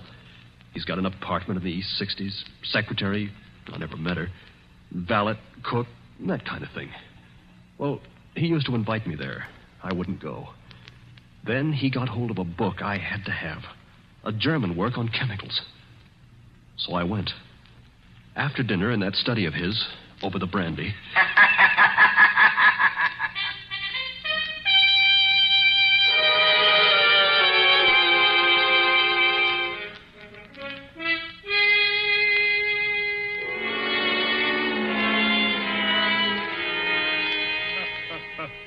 Oh, my dear Robert, you're quite welcome to the book. Don't mention it. Oh, what do you think of this brandy, by the way? It's excellent, thanks. Yes, I thought you'd like it. And now that we're all relaxed, comfortable after dinner, tell me something. Yes, Mr. Destry? You hate me, don't you? Frankly, I do. And always have. Good. Then you'll be relieved to hear I've always felt the same about you. But tell me something else. Did you ever know me to break my word? No, I never did. I'll give you that. I asked you, Robert, because I want to make a little bet with you. That is, if you have the nerve, which I doubt. Well, I'm afraid I can't afford to make bets. You were always careless with money, Robert. Well, I've been thrifty. I saw that when your mother was alive. But you can afford to make this bet. Look here, in my desk. Well? $25,000, Robert. $25,000 in 5 $100 bills. And what would I have to bet against that? Your life. What? My life? There's the money in the drawer. Look at it. What wouldn't you give for that money? What wouldn't you give to have it for this precious work of yours that you're so fond of and that you've failed in miserably? So far I've failed, yes. Oh, I've had a fairly good life as lives go. My heart isn't as good as it might be, but the doctors say I'll last a little while yet. But before I go, there's one pleasure, one little exquisite thrill for me to experience. I want to commit a murder. Yes, I said a murder. My bet is that I can kill you within 6 months, and that you can't stop me, and that I'll never be punished for it. What do you say? Yes or no? I believe you mean that. Of course I mean it. And just how would you propose to kill me? That would be telling. You know, if I had time to think this thing over... There's no thinking it over. Now. Yes or no? Yes. You must need the money badly, Robert. I do need it. But oddly enough, Mr. Destry, that isn't why I'm doing this. No? No. I want to show you can't play the Lord Almighty and get away with it. Are you challenging me? Yes. You don't think I can do it? I know you can't. We mustn't get excited, Robert. There will be conditions to the bet, you understand? What conditions? First of all, you'll never mention this matter to anyone. All right. That seems fair enough. You'll remain within the city limits of New York for 6 months. You'll spend at least 1 hour of every day walking the open streets alone. All right. You'll spend at least 1 hour every evening in your own room, alone. I may come to see you, or I may not. Trying to scare me already, are you? Finally, you'll write out a little note and give it to me. There's pen and paper on the desk in front of you. Write it now. Let's hear what I have to write before I do anything like that. You will write, I am a failure. You can't stop harping on that, can you? I am a failure. and this was the only way out. I wouldn't have done it otherwise. A suicide note? Yes. I intend to use it when I, operate. And if I won't write it? Ooh, then there's no bet. All right, I'll do it. It's now, let's see, 9 o'clock on the night of January the 10th. If you're alive and not in a madhouse... Does that go into the bargain, too? Yes. At 9 o'clock on the night of June 10th, given those conditions, you will receive $25,000. Can't you hear the dice rattle, Robert? You're playing with death now. I know it. Aren't you going to finish your brandy? No, thank you. Oh, then pour it back into the decanter. You heard me. Pour it back into the decanter. If you were as careful as I am, you wouldn't be where you are now. That's right. Always be thrifty. I can promise you, by the way, that you'll always be perfectly safe as long as you're in this apartment. But that's the only concession I make. I notice your hands are steady at the moment. I wonder what they'll be like a month from now.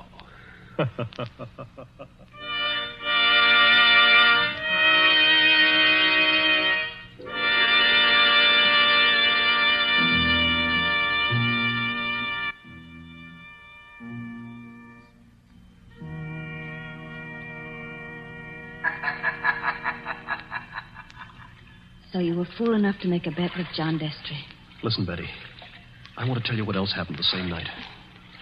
I got on a Fifth Avenue bus and started to look through that book that Destry gave me. It was a book that I wanted about poisons. Well, just as I opened it, I felt something sharp prick my fingers. I looked down, and my hands were covered with blood. He had sewn safety razor blades in a line down the inside edge of the cover. Oh, no. Yeah. A little white card fell out of the book, and I read it. It said, "See how easy it is to take you off guard? Those razor blades aren't poisoned, but they might have been. Take warning." Betty, that was 6 months ago. 6 months less 5 hours of careful, refined torture. And now, I've got only 5 hours to go. What's he done in the meantime? Nothing. Nothing. I don't understand. Nothing at all. That's the cleverness of it. He's left me waiting. Expecting something. Expecting it every hour of the day or night. Once at the laboratory where I work, I opened a box that I thought was from a chemical supply house. And a Mexican tarantula, one of those furry spiders about as big as your fist, ran out across my hand. It was a toy tarantula. He enclosed a card asking whether I didn't admire it. Bob, this can't go on. I used to think I didn't have a nerve in my body. I could hold the test tube at arm's length absolutely steady for minutes at a time. Now look at me. Don't, please, don't. But the waiting's almost over now. Walking the streets, wondering who's behind you. Sitting alone at night, listening for every step on the stair. He's got very little time left now, and he's got to do something. The question is, what's he going to do? Well, maybe he doesn't mean it. Maybe he's only doing it to scare you. And lose all that money? Oh, you don't know my stepfather. Listen. Huh? I don't hear anything. That's just it. There's no sound of running water. The boats have stopped. Then we're all by ourselves in here. Or with him. Yes. Oh, Lord, how I wish I hadn't gotten you into this. Oh, I'm all right. Or at least I think I am. I thought I saw him in the crowd outside, but I couldn't be sure. I'm seeing him everywhere. Now, Bob, just a minute. Just tell me one more thing. Did you ever see Mr. Destry, I mean face to face, after that first night? Oh, many times. He came to see you? He came to my laboratory once, yes, but mostly I went to see him. And why? Because it was the only place in the world I could feel safe. He's promised that nothing should happen to you while you were in his apartment. Don't you see it was part of the torture? Night after night he'd invite me, and I'd go. Right up until last night. Last night. We were in that study of his, with the devil masks on the walls. And he was sitting behind the big mahogany desk.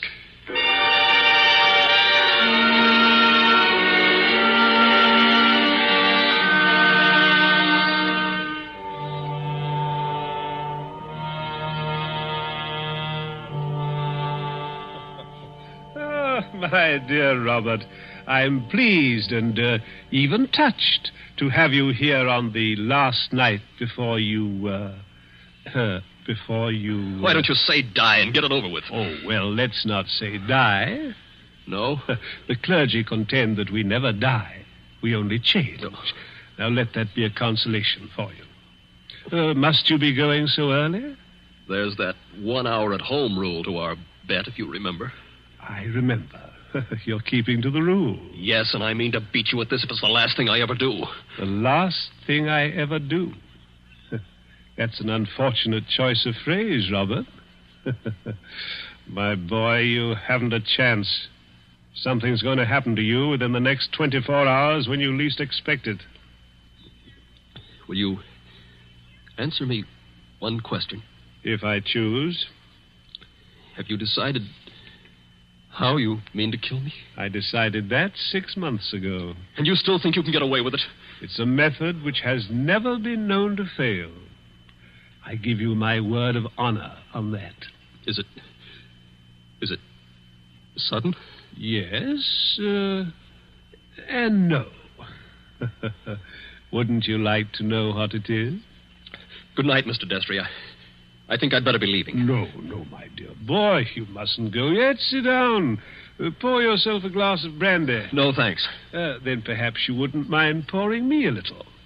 My doctor allows brandy, though I'm forbidden spirits. I notice your hands are shaking quite a good deal. They weren't like that 6 months ago, were they? No. You were full of confidence then. Oh. And it grieves me to see you waste tobacco by lighting a cigarette and putting it out immediately. Oh, it's no use lying to you. But I'm going to beat you just the same. You wouldn't like to back out now? After what I've been through? You'd still have your life. I'll keep it, thanks. That's very unwise of you, Robert. Still, you must decide. Oh, I was expecting my secretary a little later to dictate some letters. But now, I think I'll leave her a message that I've gone to bed and turn in myself. Tomorrow is likely to prove an interesting day for both of us. Here's your hat, here's your briefcase, and let me wish you a fond, peaceful, and happy good night.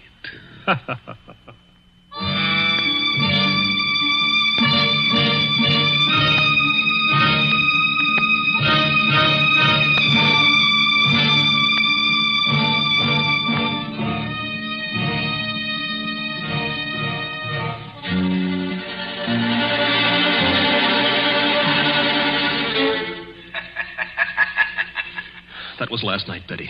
I said I had 5 hours to go. It's less than 4 hours now. If I can keep away from the old devil until 9 o'clock. I wish those boats would start running again. Why? Because it's almost as spooky in here as a real old mill. I know. Even that wax dummy on the straw. Any minute now. You're expecting to see him move? So am I. Now, don't stand up. It doesn't matter. If the boats aren't running, we can hear anybody who comes along. I hope so. Do you think Destry's got in? Bobby can't have got in. He can't even be here. Why not? Because Mr. Destry told me... Mr. Destry told you? I'm his secretary. You know, Betty Andrews, I'm sorry it was you who did this. Did what? You can't guess, can you? Oh, Bob, I didn't come here to trap you or spy on you. If that's what you're thinking, I swear I didn't. No. You only got me to tell you the whole story and lose my bet. I haven't heard a single word you said. Bob, please believe that. He didn't send you here, of course. No. And of course you never saw me at his apartment last night. No, I swear I didn't. I got there late. He'd gone to bed. I didn't even take off my hat or gloves before I left again. Don't you understand, Bob? I hate him, too. I want to see you beat him. You've got to beat him. You mean that? Look at me and see if I mean it. Betty, I almost believe you. You must believe me. And... Anything else? We better hide behind that dead man. Hurry. Those boats have started up again. I wish I could tell you, Betty, what that means to me. Come on, hurry. Wait a minute, you two. What? Stay just where you are. Where's that voice coming from? Along the tunnel, I think. But it's not Destry's voice. No, it's a man standing up at a boat. He's coming around the corner. I can see him now. Hurry. The old haunted mill, eh? My golly, if this ain't some place to make a pinch, I never heard of one. What do you mean? Make a pinch? Just what I said. Your name, Robert Pendrell? Yes. Who are you and what do you want? Police headquarters. You're to come along with me. I want to see you over in New York. About what? I wouldn't know, lady, but it might be about the murder of John Destry. Oh, no! Did you say the murder of John Destry? That's right. Somebody poisoned him last night with mercury cyanide. I wouldn't have got you at all, maybe, if the barker outside there hadn't thought the cops were after you to start with. Betty. Yes, Bob? He's beaten me. He hasn't beaten you. Oh, yes, he has. And I know now the weapon Destry was going to use in killing me. What weapon? It never fails. The electric chair. You mustn't talk like that. Don't you see? He never once intended to kill me in the way I thought. Are you coming quietly, Mr. Pendrell? Just a minute. He's poisoned himself. But he's left evidence to show I did it. He's killing me the worst way possible. He's won the bet. The money doesn't matter now. If I'm in the death house for murder, what use have I got for all the money in the world?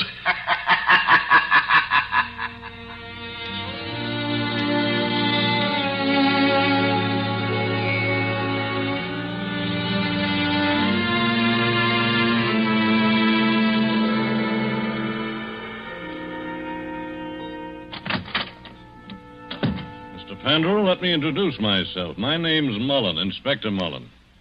It's a pleasure to meet you, Inspector. It's a pleasure to be safe again. I've had you brought here to my office for a little quiet talk. You're in a jam, son, and I want you to realize how bad it is. You think I don't realize it? John Destry was poisoned with mercury cyanide administered in a glass of brandy. And only my fingerprints were on the glass besides his own. I can guess. Mr. Destry's body was found this morning lying behind the desk in the study. There was an empty glass with traces of brandy and cyanide.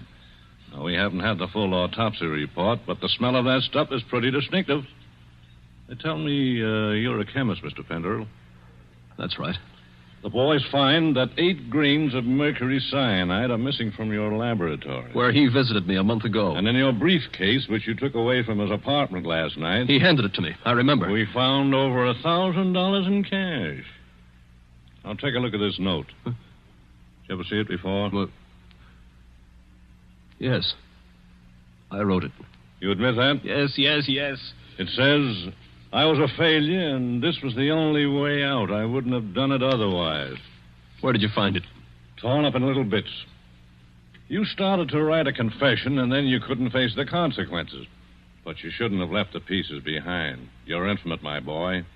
Unless... Unless what? Now, if you'd like to confess here and now, and maybe we did a little deal about second-degree murder... Oh, Inspector, why bother to string me along? What do you mean, string you along? There's no second-degree murder on a poison charge. It's the death house or nothing. He saw to that. It's too bad you had to go and kill him, son. Didn't you know he had an aneurysm? A what? Fatal heart disease. He said that he had heart trouble, but... Heart trouble? His doctor says he couldn't have lived 8 or 10 months anyway. And you might have got something in the will. So that's why he did it. Did what? Killed himself. You still stick to that crazy story you told the boys? He's going to kill me, isn't he? With 3,000 volts of electricity. Inspector Mullen. What are you doing here, Sergeant? Didn't I say I wasn't to be disturbed? All the same, Inspector. I thought I'd better do it.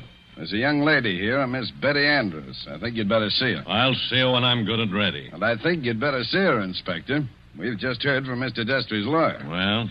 He said that young fellow there, Mr. Pendrell, inherits $25,000 in Mr. Destry's new will. Did you hear that, son? Do you see what you'd have gotten if you hadn't gone and killed him? He was keeping his promise, that's all. And a fine lot of good it'll do me now. But look, Inspector, I've just talked to the medical examiner, and he says there's no poison in Mr. Destry's body. Say that again? There's no poison in the old man's body. Somebody's kidding you. An empty glass with the smell of mercury cyanide and a dead man with a congested face behind the mask? What did kill him then? Well, you'd like to listen to Miss Andrews, Inspector. She's right here now. I think you'd better listen, Inspector. I've been trying to tell you all afternoon. Go ahead, Miss Andrews. I've been over and over it. But until they got the medical report, nobody would listen. Can you tell us what killed John Destry? Yes. Poison killed him. But the sergeant's just been saying there was no poison in the body. Inspector, will you listen? I was at Mr. Destry's apartment late last night. Well, so what? You didn't kill him, did you? The servant said he'd gone to bed. So I looked into the study to see if there were any instructions. Was Mr. Destry dead then? I don't know. I couldn't see his body because it was hidden behind the desk. I didn't even learn he was dead until late this afternoon. But I did see a full glass of brandy. A full glass, did you say? Yes. So I picked up the glass and poured the brandy back into the decanter. That's what he always made us do. And I didn't leave any fingerprints because I was still wearing my gloves. And that was the same glass you later found empty. But you still are not telling us what was the poison that killed John Destry. It was the poison in his own system. He worked out this plot to convict Bob Pendrell. Only just as he stretched out his hand to drink the cyanide... Inspector, I think I see it. It was his last great hour. He couldn't resist such gloating as he'd never known before. That's it. His heart wouldn't stand it, and he fell dead behind the desk. And I think, if you study the expression on his face, you'll find he died laughing.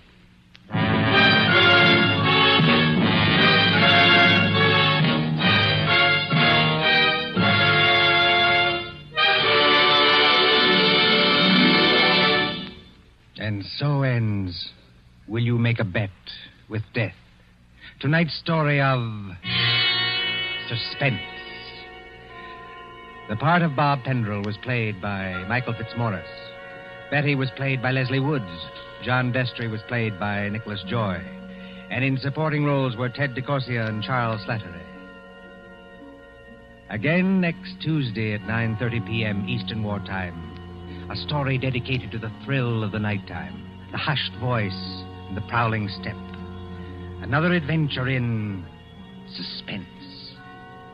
William Spear, the producer, Mark Slobe, the director in the absence of John Dietz, and John Dixon Carr, the author, are collaborators on Suspense.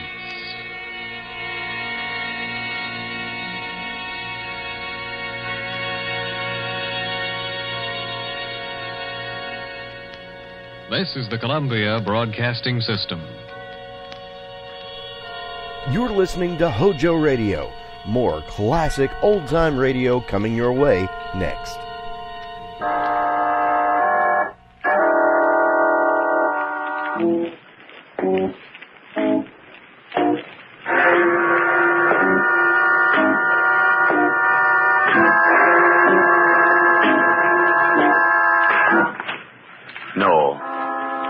No, stay where you are. Do not break the stillness of this moment. For this is a time of mystery.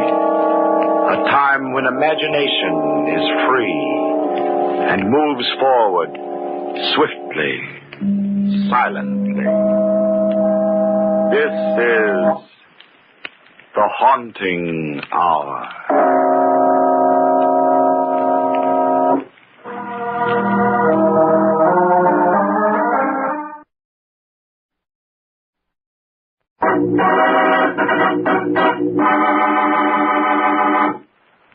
A corpse there was.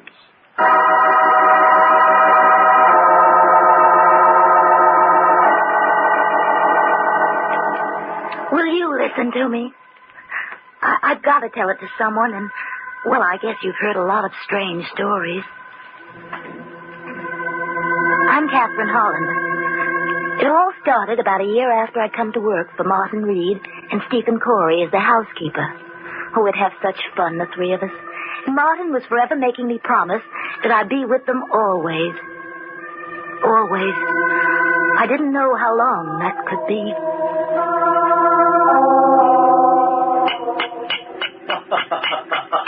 You're only joking, huh, Kathy? You wouldn't leave us. You'll stay with us always, won't you? Not if you keep doing that, Martin. Oh, you'll get used to it, Kathy. Oh, but cutting your own name on a tombstone, it's positively morbid. I don't see that. If a cobbler can make his own shoes, then surely a stone cutter can make his own monument. Well, that's true. After all, a man must do something with his spare time. And you, Stephen, of all people, have no right to scoff at me. Imagine a cemetery caretaker who wanders through the graveyard day and night, talking to the dead. If the people I met outside the cemetery, my dear Martin, were as interesting as the people I meet inside, perhaps I wouldn't. Since they're our only neighbors along this godforsaken road, and since I must get away from you occasionally... Now, look here, enough is enough. Are we going to let her boss us around, Martin? You nearly 60 and me twice her age? That's right. You're 42, aren't you, Stephen? Yep. You know, I think for your next birthday, I'll start on a nice marble headstone for you. Okay, I quit. I resign. Oh, no, don't say that, Kathy. We need you, Stephen and I. Always before, our housekeepers were stout and rheumatic. You're so young. It was like all at once having the shades pulled up and the windows opened when you came. You won't leave us, will you, Kathy? No, I won't leave you, Martin. You promise? I do. If you promise to take your medicine. No, I told you, Kathy. I don't believe in that quack doctor. There's nothing wrong with my heart. Oh, Martin, don't be stubborn. It's not a matter of being stubborn. I know I'm perfectly all right. How about those attacks you've had? They were indigestion. You don't want to take that medicine because you and the doc have been enemies for years. You won't give him the satisfaction of treating you, even if it means... Please, Kathy. Don't you think I'm old enough to know my own mind? But Kathy's right, Martin. You should take your medicine. Oh, now you start. I'm going for a walk. I'll go with you. I don't want company. Now he's mad. Oh, don't take it to heart. He'll get over it. I wish he hadn't gone out in this weather. Yeah, I think it's getting worse. I'll go call him back. Stephen, what's that noise? I don't know. But just outside the house. It's our cedar tree. That last flash of lightning struck it. There seems to be... Kathy! What? Move away from the door so I can see too. No, Kathy, please. Stay in here a minute. I'll go out. Oh, I'll go with you.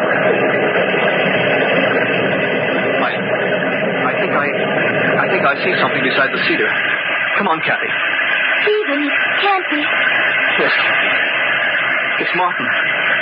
He's dead. The tree? It didn't touch him. He died from the shock of it falling so close. It was heartbreaking. Strange, isn't it? The last tombstone he ever carved was his own.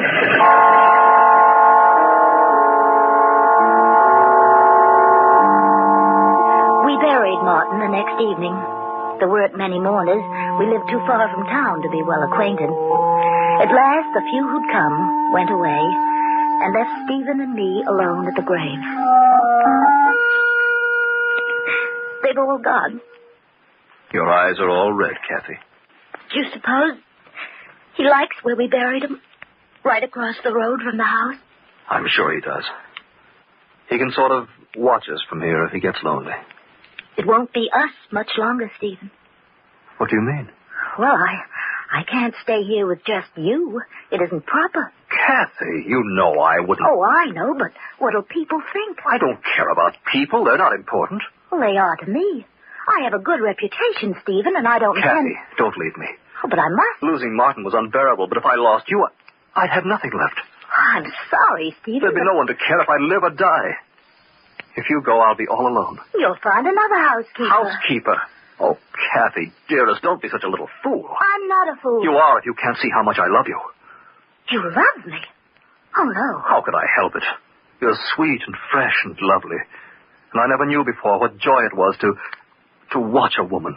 Anything you do, the way you walk and laugh, even the way you get angry. It's beautiful. Oh, keep away from me. I don't know what's come over you. I was content just having you about the house, being near you, but now... Oh, my darling, you mustn't go away. Oh, please don't look at me like that. Please, Stephen. Dearest, let's get married. I'll make you happy. No, I don't love you. Don't touch me. Oh, I like you a lot. I'm very fond of you, but... Well, it's not love. I could never love you. Why, Kathy? I'll make you a good husband. Oh, no, Stephen, no. You're twice my age. But I'd worship you, Kathy, dearest. Oh, to quit bawling Kathy, dearest, at me like a lost lamb. I'm going to the house and pack my things. I won't let you go. You belong to me. I don't belong to anyone.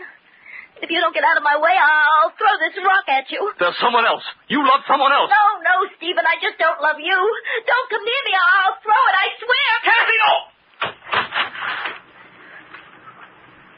I told you I would, didn't I? Why couldn't you believe me? Well, get up. Stephen! He was lying on his back, motionless. I bent over him and... his face, the rock had caught him between the eyes.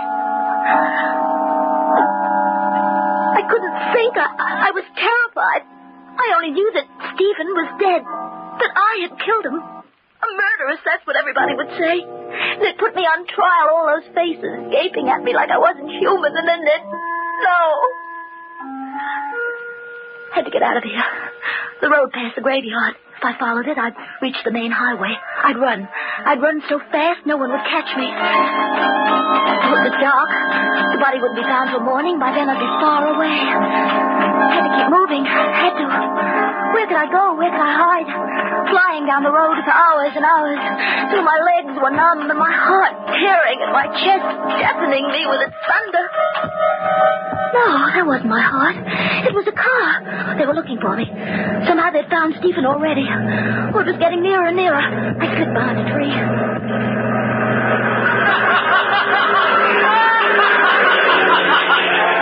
Not police. Not police at all. Picnickers. Oh, the only ones who might have seen me. They'll forget they even passed this way once they're safe at home.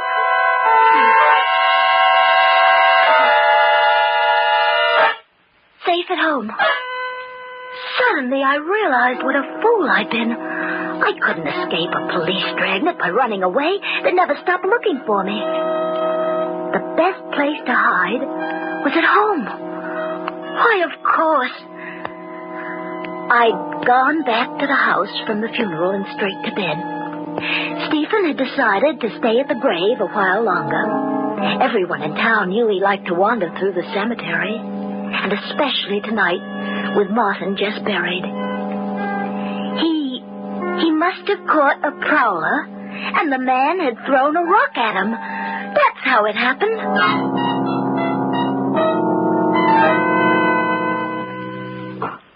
I felt perfectly calm.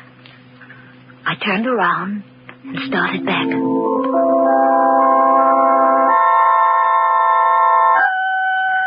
The sky had been cloudy all evening, but as I walked up the road toward home, it cleared.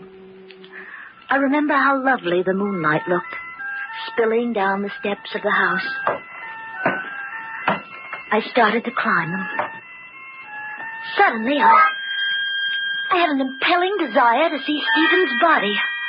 Well, I tried to fight it, but the thought of him, cold and crumpled, lying like some cast-off doll in an attic, hypnotized me.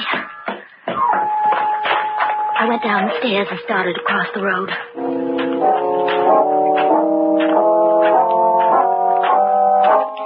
He had been lying at the foot of Martin's grave, I remembered.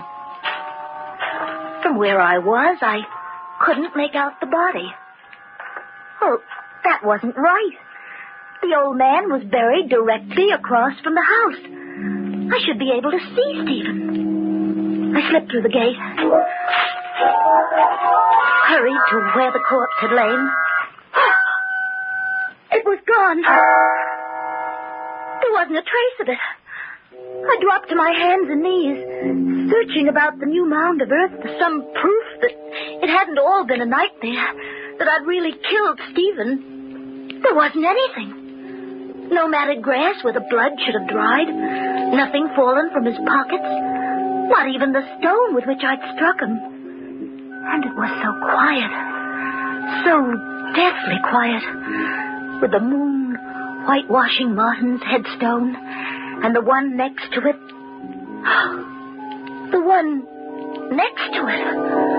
But there hadn't been any grave there before. And this one was fresh. As fresh as Martin's. I slowly raised my eyes and Look, the tombstone. Stephen Corey, born May 9th, 1901. Died April 20th, 1944. Why, I'd know that carving anywhere. Martin was dead. But Martin had made that gravestone.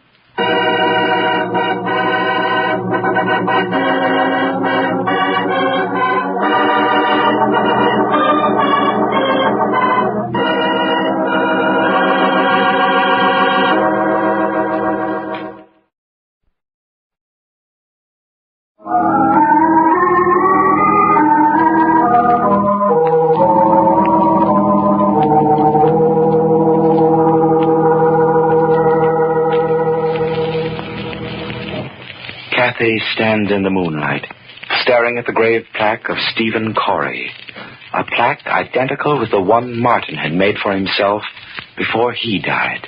And yet, how could Martin have carved that headstone? He had not made one for Stephen before he died, I knew that. Still, Stephen had been buried, and the date on the monument was right.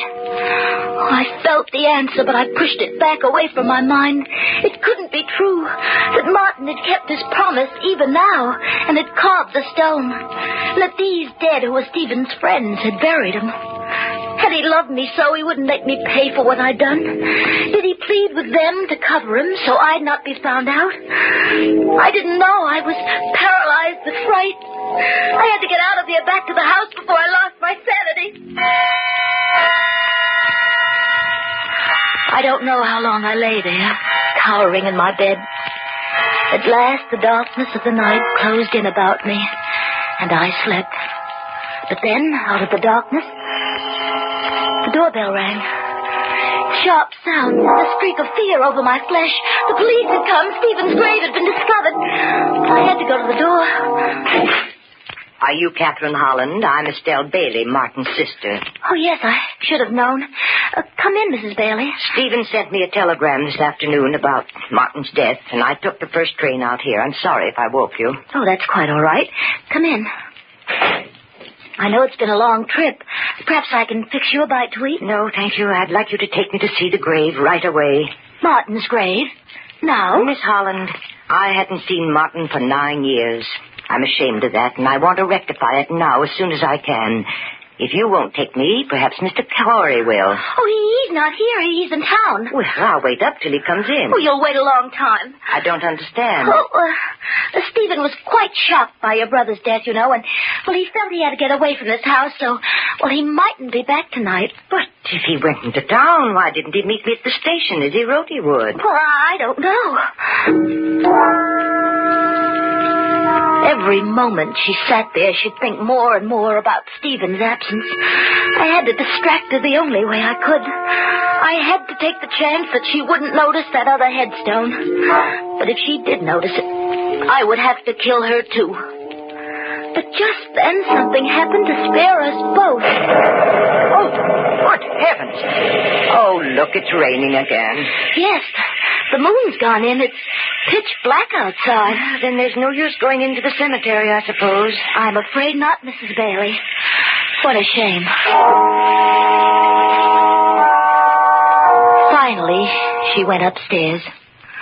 I waited until I knew she slept. Then I took a spade and crept across to the cemetery. It was wet and cold, but I didn't notice the weather. For I had a scheme. A very clever scheme. I was going to dig up someone else's headstone as well as Stephen's and switch the two. I couldn't disguise his new-made grave, but at least I'd conceal who was buried there. It was just before dawn when I slipped back to the house. Mrs. Bailey woke me about 8, and together we went into the cemetery. I came up level with the graves, and... Oh, no. No, it couldn't be. I had switched them last night. Stephen Corey, born May 9th, 1901. Died April 20th, 1944. His headstone. Exactly where it had been before. But I had dug it up. There were blisters on my hands to prove it. Mrs. Bailey, had she noticed? No. She'd gone right to her brother's grave and stood staring at it, wiping away the tears. I'm very glad of one thing, Miss Holland, that Martin is buried a little apart from everyone else. He liked to be alone most of the time, you know. Even in death, he would prefer solitude and being isolated from all the others. Solitude? Isolated from all the others? But Stephen was lying right by his side. She couldn't see Stephen's headstone. It was incredible, but it was true. Come, Miss Holland, it's raining. We might as well go now. I'll take the early train back to the city. After she'd gone, the house was empty, yet full of a screaming silence. And I sat looking out at the grayness of the lonesome day. Had there really been a grave at all? Growing inside me was a grim fascination to see. The mud stuffed at my shoes. Through the dusk, I walked determinedly toward that spot where the headstone stood. I slipped to the fence. Then I was standing beside the tree, leaning against it. For I couldn't believe what I saw. There, beside the others, stood a third headstone, and stretching almost at my feet, a freshly dug grave. Even before I crept forward to see, I knew what the plaque would say. Catherine Holland, born June 7th, 1923, dead April 21st, 1945. Tonight. April 21st. That was tonight. And I was still alive. Martin, listen to me wherever you are. I said I'd be with you always. But you can't force me to follow you. You can't force me to follow you. Tears filled my eyes. I took hold of the hateful stone and tried to flatten it into the ground. Then through the tears, I saw the dark bruises on my hands. Bruises on my hands, but it wasn't possible that... I touched one of the dark splotches. It rubbed away. Then the truth went through my mind. I fell to my knees. The letters I thought were carved into the stone. They too were blurred. I drew my finger along my name. It was lettered in black crayon. Thick, archaic lettering, darker toward the middle than at the edges, giving the illusion of depth. Giving the illusion of being cut into the stone. Then that's how Stephen's headstone was made. That's how. I stood up. Fear fell over me like a cold, wet sheet. Behind this adventure was a human being. A being like myself. Then I saw the thing in the grass, sending a tiny sparkle toward the dust-filled sky, and greedily I picked it up. A copper-colored metal cap from an eyebrow pencil. So that was how the letters had been drawn. That was how this thing had happened. Then I knew who had done it. And even before I turned to look, I knew she was standing there, staring at me, unmoving, a thin smile on her lips, her eyebrows thin, too, penciled on with surety and deftness. Turn around, Miss Holland. I see you have guessed the truth. It was you. You killed him. But do you think my conscience will hurt me as yours does? Would it make your death any easier to know you didn't kill Stephen Corey? I don't understand you. I'm telling you the truth. I came into the cemetery just as the last visitor left, and I saw you throw the rock at Corey. I saw you run for the road. You hadn't killed him, Miss Holland. He was only unconscious. But I made sure he was dead before I buried him. Then you dug the grave here. That spade in your hand. Will serve a double purpose. I shall kill you with it. Just as you murdered Corey. Why? Why did you kill him? Because Martin had willed all the family property to Corey, with the provision that when he died, it would return to me. I knew if his body weren't discovered, they'd think you and he had run away together.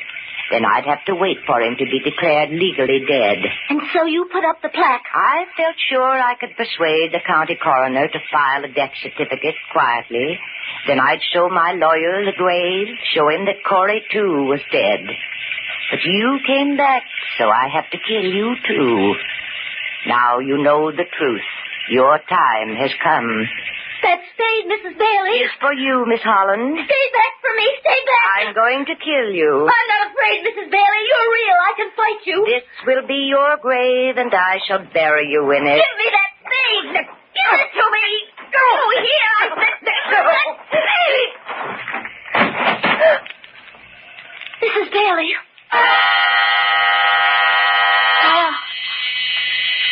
My eyes were clouded with flashes of blackness.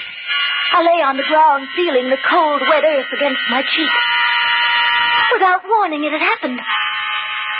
One wall of the grave gave way, and she lost her balance and fell forward into the gaping hole. Dirt from the mound began rolling down, clods of it covering the edges of her long skirt. And she lay still, silenced, at the bottom of the grave. A few wet clods of earth were still slowly tumbling down, as if they had an intelligence of their own, an intelligence that told them to bury the dead.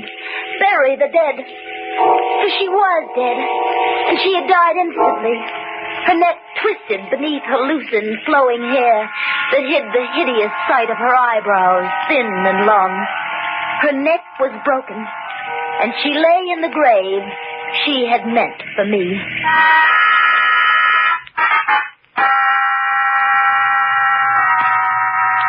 Perhaps, now I've told it, I can forget the horror of what's happened. But not soon. Not soon. One way Martin was right. In my brain, he and Stephen will be with me. Always.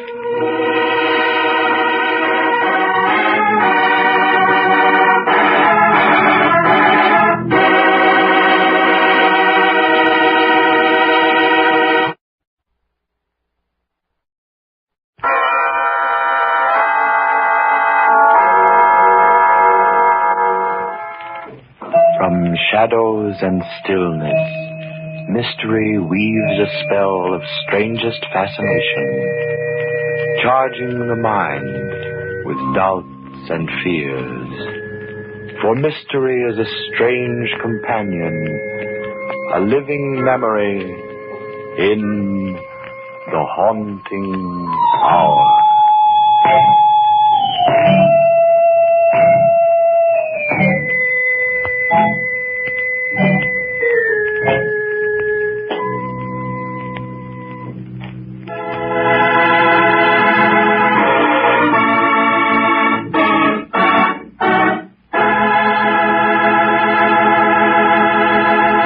You're listening to HOJO Radio.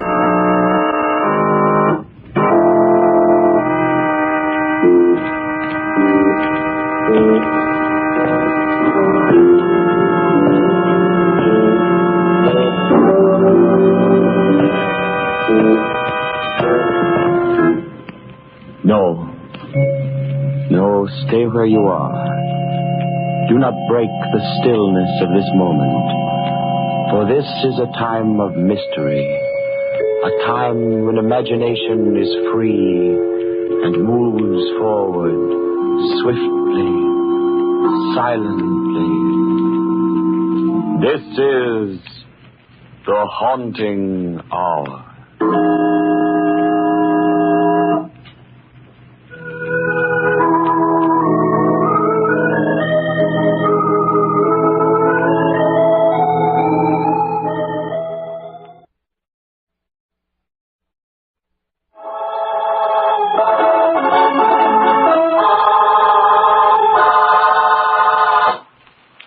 The shoe fits.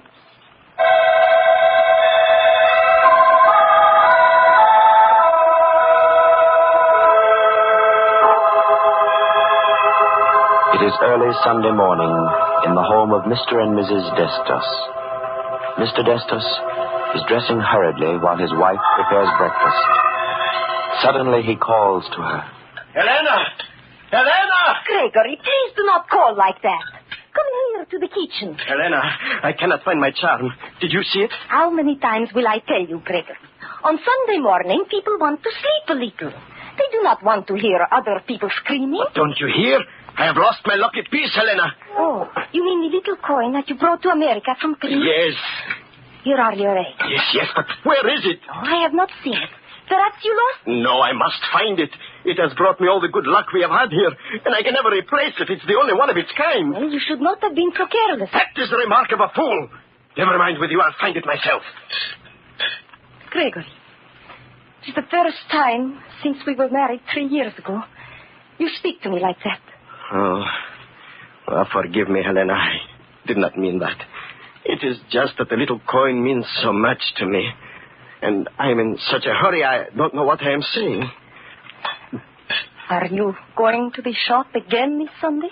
Yeah, I must. There is so much to be done. I am making more shoes now than ever before, and it is important that I build up our little business and put away some money in case of need. You will need it for doctor bills, Gregory, if you work like this. Day and night and Sundays as well. A man must have his rest. You know how we say, Helena. Never cross your luck. I am now getting the finest clientele in this city. They cannot wait for the shoes.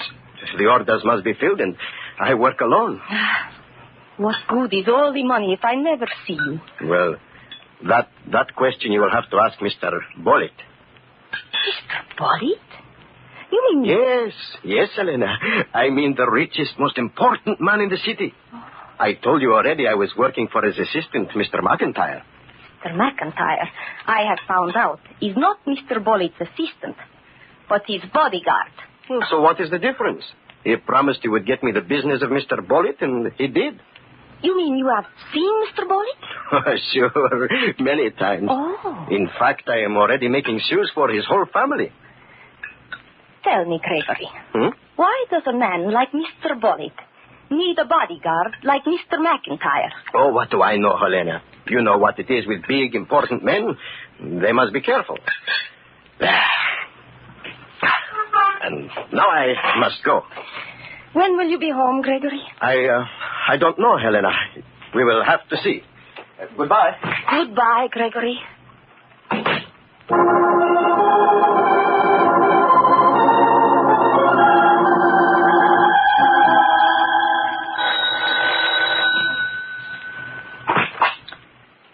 Mr. Destus live here? Yes.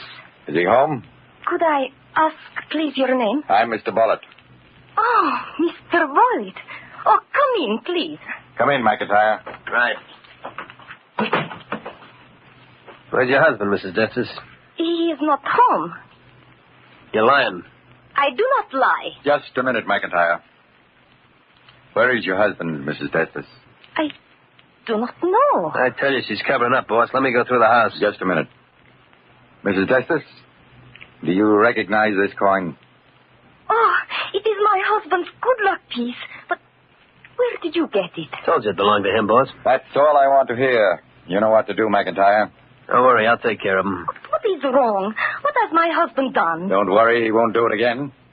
And don't forget, McIntyre, if you don't find him before the day's over, there'll be a new man in your place tomorrow. I told you not to worry, boss. I'll be waiting to hear from you.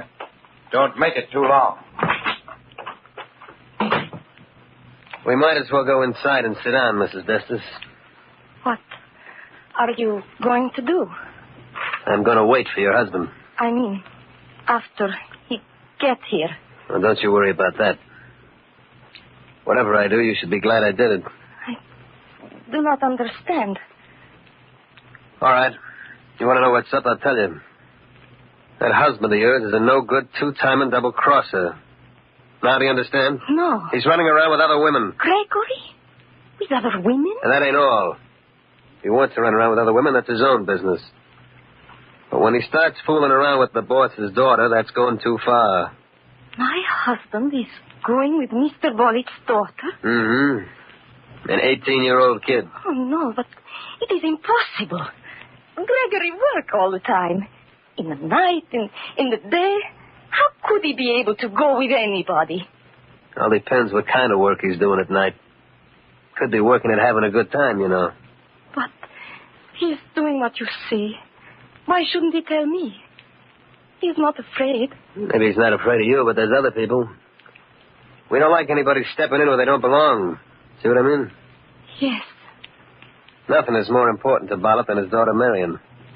There's nothing too good for her. And he didn't set her up like this for some little jerk shoemaker to cash in on everything. But Gregory is my husband. How could he That's just what makes it so tough. You see, whatever he's going to get, he's got it coming to him. But how did you find out all this? And that lucky coin he carries around? Oh. Only this time it ain't so lucky. You knew it was his? Mm-hmm. He showed it to me. Told me there wasn't another one like it in the country. And naturally, when Bollitt found it on his daughter's dressing table, it was a dead giveaway. Oh. I see. Now, there's no reason why you should take a beating for this, Mrs. Destis. Certainly ain't your fault. And I ain't getting any kick out of telling you. But for your own good, you might as well know what's happening. Oh, thank you. Where are you going? I do not feel very good. I'm going out in the street for some air.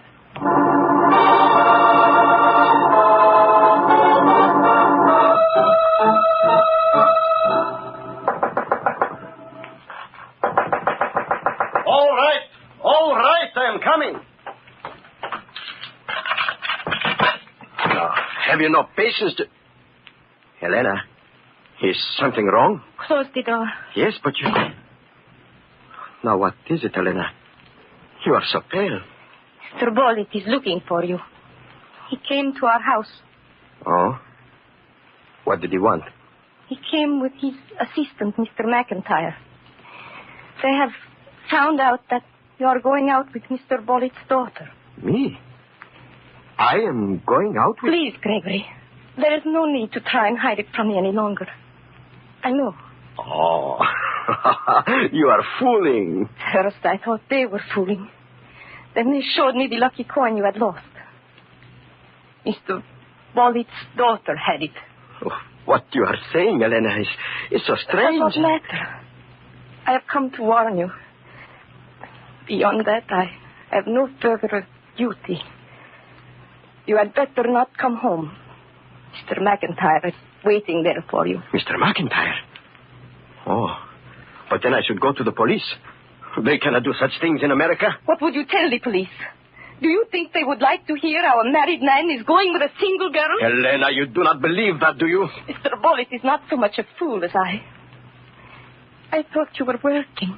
But, Helena, no, there is nothing for me outside of my work.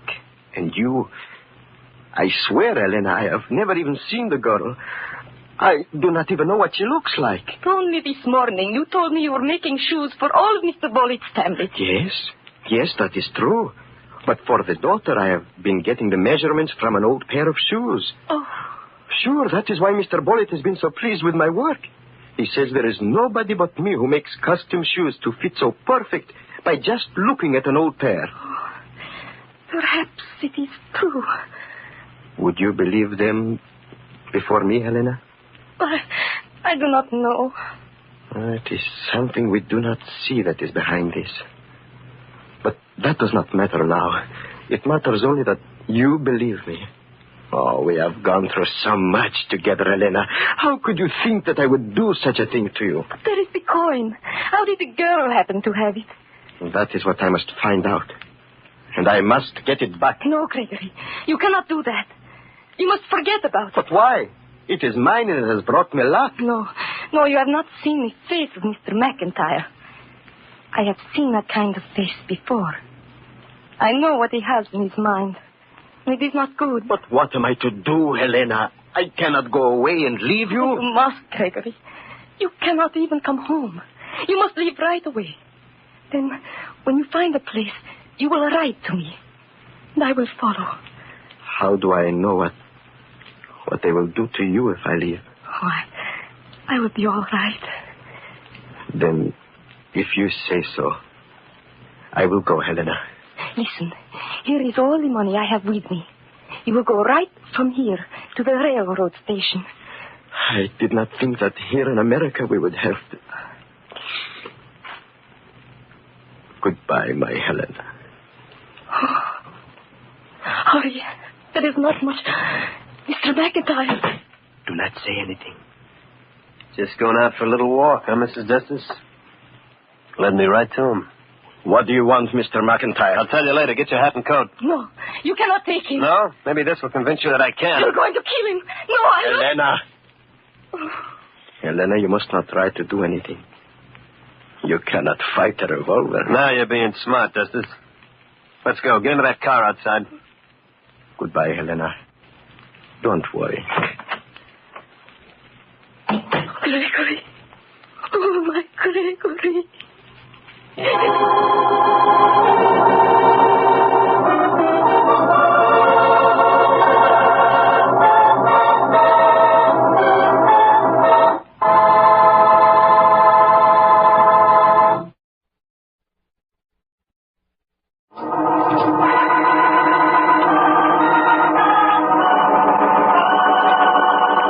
Gregory Destos, a custom shoemaker, has become strangely involved with the young daughter of the wealthy and unscrupulous Henry Bollitt. And though Destos has denied any knowledge of the affair to his wife, he is forced at the point of the revolver to go off in the custody of Bollitt's so-called bodyguard, McIntyre, who has been assigned to take care of Destos. Now, after walking the streets aimlessly, thinking of something to do, Mrs. Destos returns home. Gregory, what have you done? How did you get back here? I have done nothing, Helena. Mr. McIntyre brought me here. But why did he do that? I thought... Listen to me. He, too, believes that I have been seeing Mr. Bollitt's daughter. Oh. And as a favor to me, Mr. McIntyre will give us time to leave the city. But we must never come back. I do not understand it. I do not think he likes Mr. Bollitt very much. But even so, why should he let me go? What reason did he give? He said it was because I made him the most perfect shoes he ever wore. So, that is your reward. To go away and never come back. He says that if Mr. Bollitt ever finds out that I am here, it will be the end for all of us. But if Mr. McIntyre is such a good friend, Gregory, why was he the one to tell Mr. Bollitt that you were seeing the daughter? He told Mr. Bollitt? Yes. When Mr. Bollitt found the lucky charm in his daughter's room, it was Mr. McIntyre who told him it belonged to you. Oh. And I don't understand. Gregory, it is clear that... Who is that? I will answer it. Gregory. There is no use to hide anymore, Helena. It has to be this way. Are you Mr. Destos? Yes. Well, here's part of what you deserve. Oh, why did you hit him? That's only the beginning. Get up from the floor, Destos. Quick. Fred, no, don't. Why not? It's coming to him, isn't it? But that's the wrong man. That isn't the one. Oh, gosh. Oh, here, let me help you up. Has everyone gone mad? Oh, you're Mrs. Destos, aren't you? Yes. I'm Marion Bollitt. Oh, you are Mr. Bollitt's daughter? Yes. And I'm terribly sorry for what Mr. Potter just did. You see, he's a friend of mine, and he was just trying to help me. You see, I thought you were the one who had sent Miss Bollitt that note. Note? What note? The one in which you demanded $1,000. I demanded $1,000? Oh, no. You see, my father wants me to go out only with people he approves of. Now, I know he wouldn't approve of Fred, because Freddie isn't rich enough. So we haven't told Dad that we go out together. But what has that got to do with my husband? Well, the other day, I got a letter saying that if I didn't leave $1,000 at a certain place, the writer would tell my father all about me and Fred. And you thought I was the person who wrote that letter? Well, I went to the spot. It was 5 miles outside the city limits, behind the deserted Hamilton house. And I left $200 there, with a note saying that I'd leave more today. Then I drove off at a distance and sat in my car watching. And you saw the men? Yes. Although I couldn't identify him from that distance, I do know that he was much bigger than you. But when he left, I went back to see if he'd found the money. And he had, all right. And while I was looking, I found a Greek coin that he dropped. So I put it in my purse and later left it in my bedroom where Father found it. That was when I first learned it belonged to you. Then why did you come here? Well, I had to. I was going to give you the rest of the money to make sure you didn't talk to my father. But now I know you're not the man. So, it was someone else who took away your lucky coin, Gregory, to make it look like you? Yes. Well, I'd sure like to lay my hands on him. I think I am beginning to see why Mr. McIntyre wants me to go away. Are you talking about my father's assistant? Yes. He wants my husband to leave the city. Your father thinks that Gregory is going out with you. Well, how would he get an idea like that? Mr. McIntyre advised him. Then, do you think that... Why, of course. It's as clear as the nose on your face. But what can we do? Wait. Wait, I have an idea. Where did you say you left the $200, Miss Bullitt? Behind the old deserted Hamilton house. You know where that is, don't you? Yes. Yes, it has been empty for many years now, has it not? At least 5 years. But how can that help us? What time is it now? It's 6 o'clock. Uh-huh. It will be light for about 1 hour more. You mean you want to go out there tonight? Miss Bullitt, you said that you were bringing the money to me. Yes, I thought that you Would you let me bring the money to the Hamilton house and place it there for you? You want us to go with you? If you will allow me, I would rather go alone. You mean you're going to wait there and see if you can catch him? While it is light, I will wait. If it does not come then, I will go back to my shop, and I will be working there all night. And what do you want us to do? If you do not hear from me tonight, I would like you to take Miss Bullitt to the Hamilton house tomorrow and see if the money is gone. If it is, I would like you to come to my store and tell me the first thing in the morning. All right. Here's the money, and then we'll go along.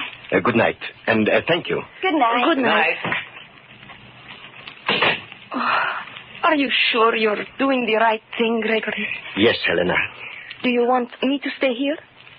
No. No, I want you to come with me. Oh, what can I do there? You will see. Come, Helena. Come.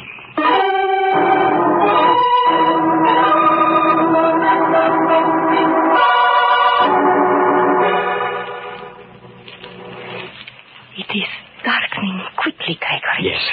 Yes, I must work quickly. Here. Here is the place where Miss Bullitt must have put the money last time. Now, we put this in the same place. Yes, so. And now, you stay here, Helena. Here? Are we going to wait for him to come? No. But where are you going, Gregory? There is something I must find. What is it? It must be here. But why must I stay here? Because I do not want you to... Uh-huh. Yes, I found it. The man has left something he didn't know about. Come here, Helena. What have you found? It had to be here. Look. Look, do you see what I mean? Oh, yes, Gregory. I see what you mean. As soon as I have it, we will go back to the shop. I will be working all night, Helena. All night.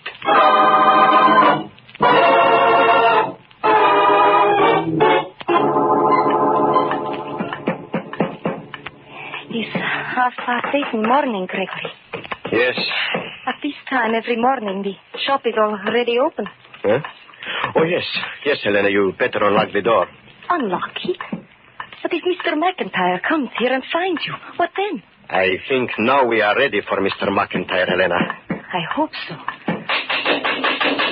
Who is that? Oh, it's Miss Bullitt and the young man. Good. Let them in.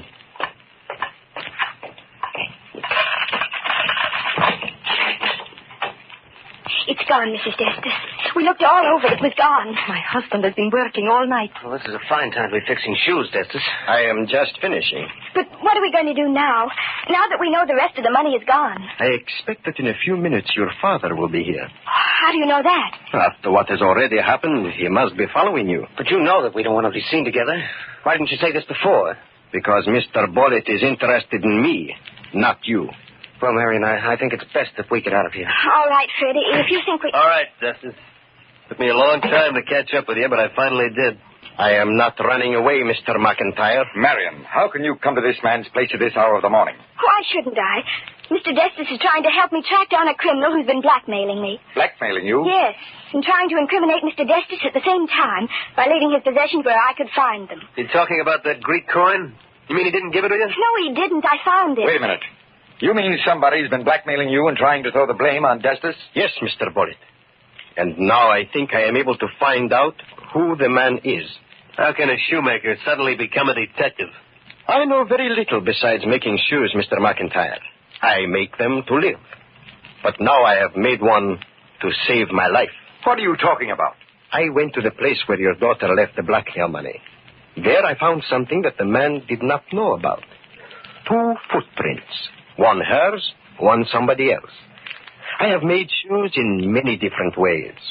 But until today, never from a footprint. You mean the shoe you've been working on all night is measured from that footprint? Measured so carefully, Miss Bullitt, that it could not be worn by anybody else.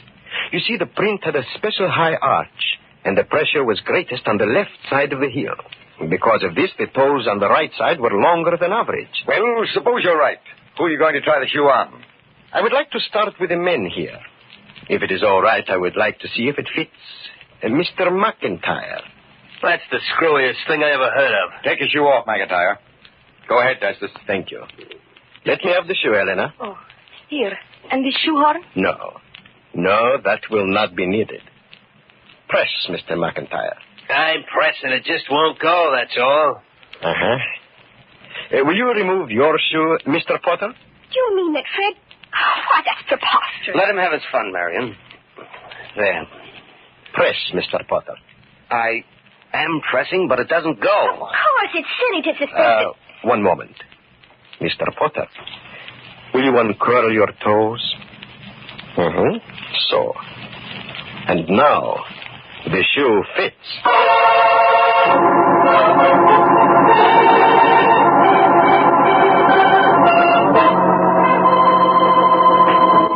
It is amazing how you fashioned that shoe from a simple footprint, Destus.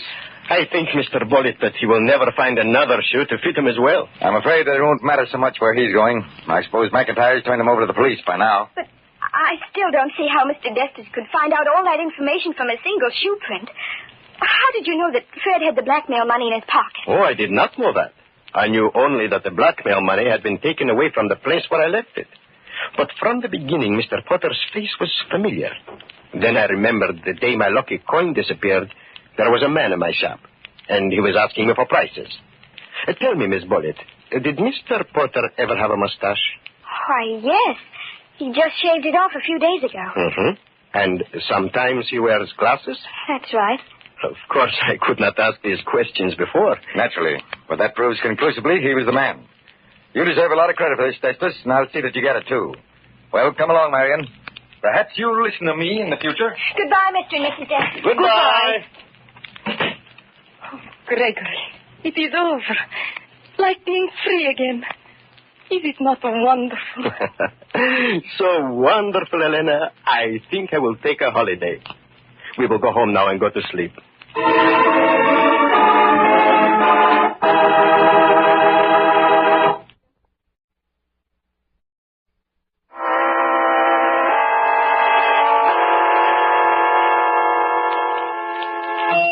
From shadows and stillness, mystery weaves a spell of strangest fascination, charging the mind with doubts and fears. For mystery is a strange companion, a living memory in the haunting hour.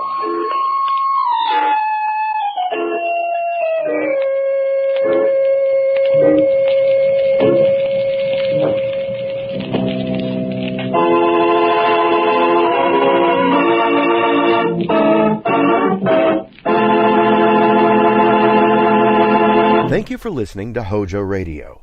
We'll be back again very soon.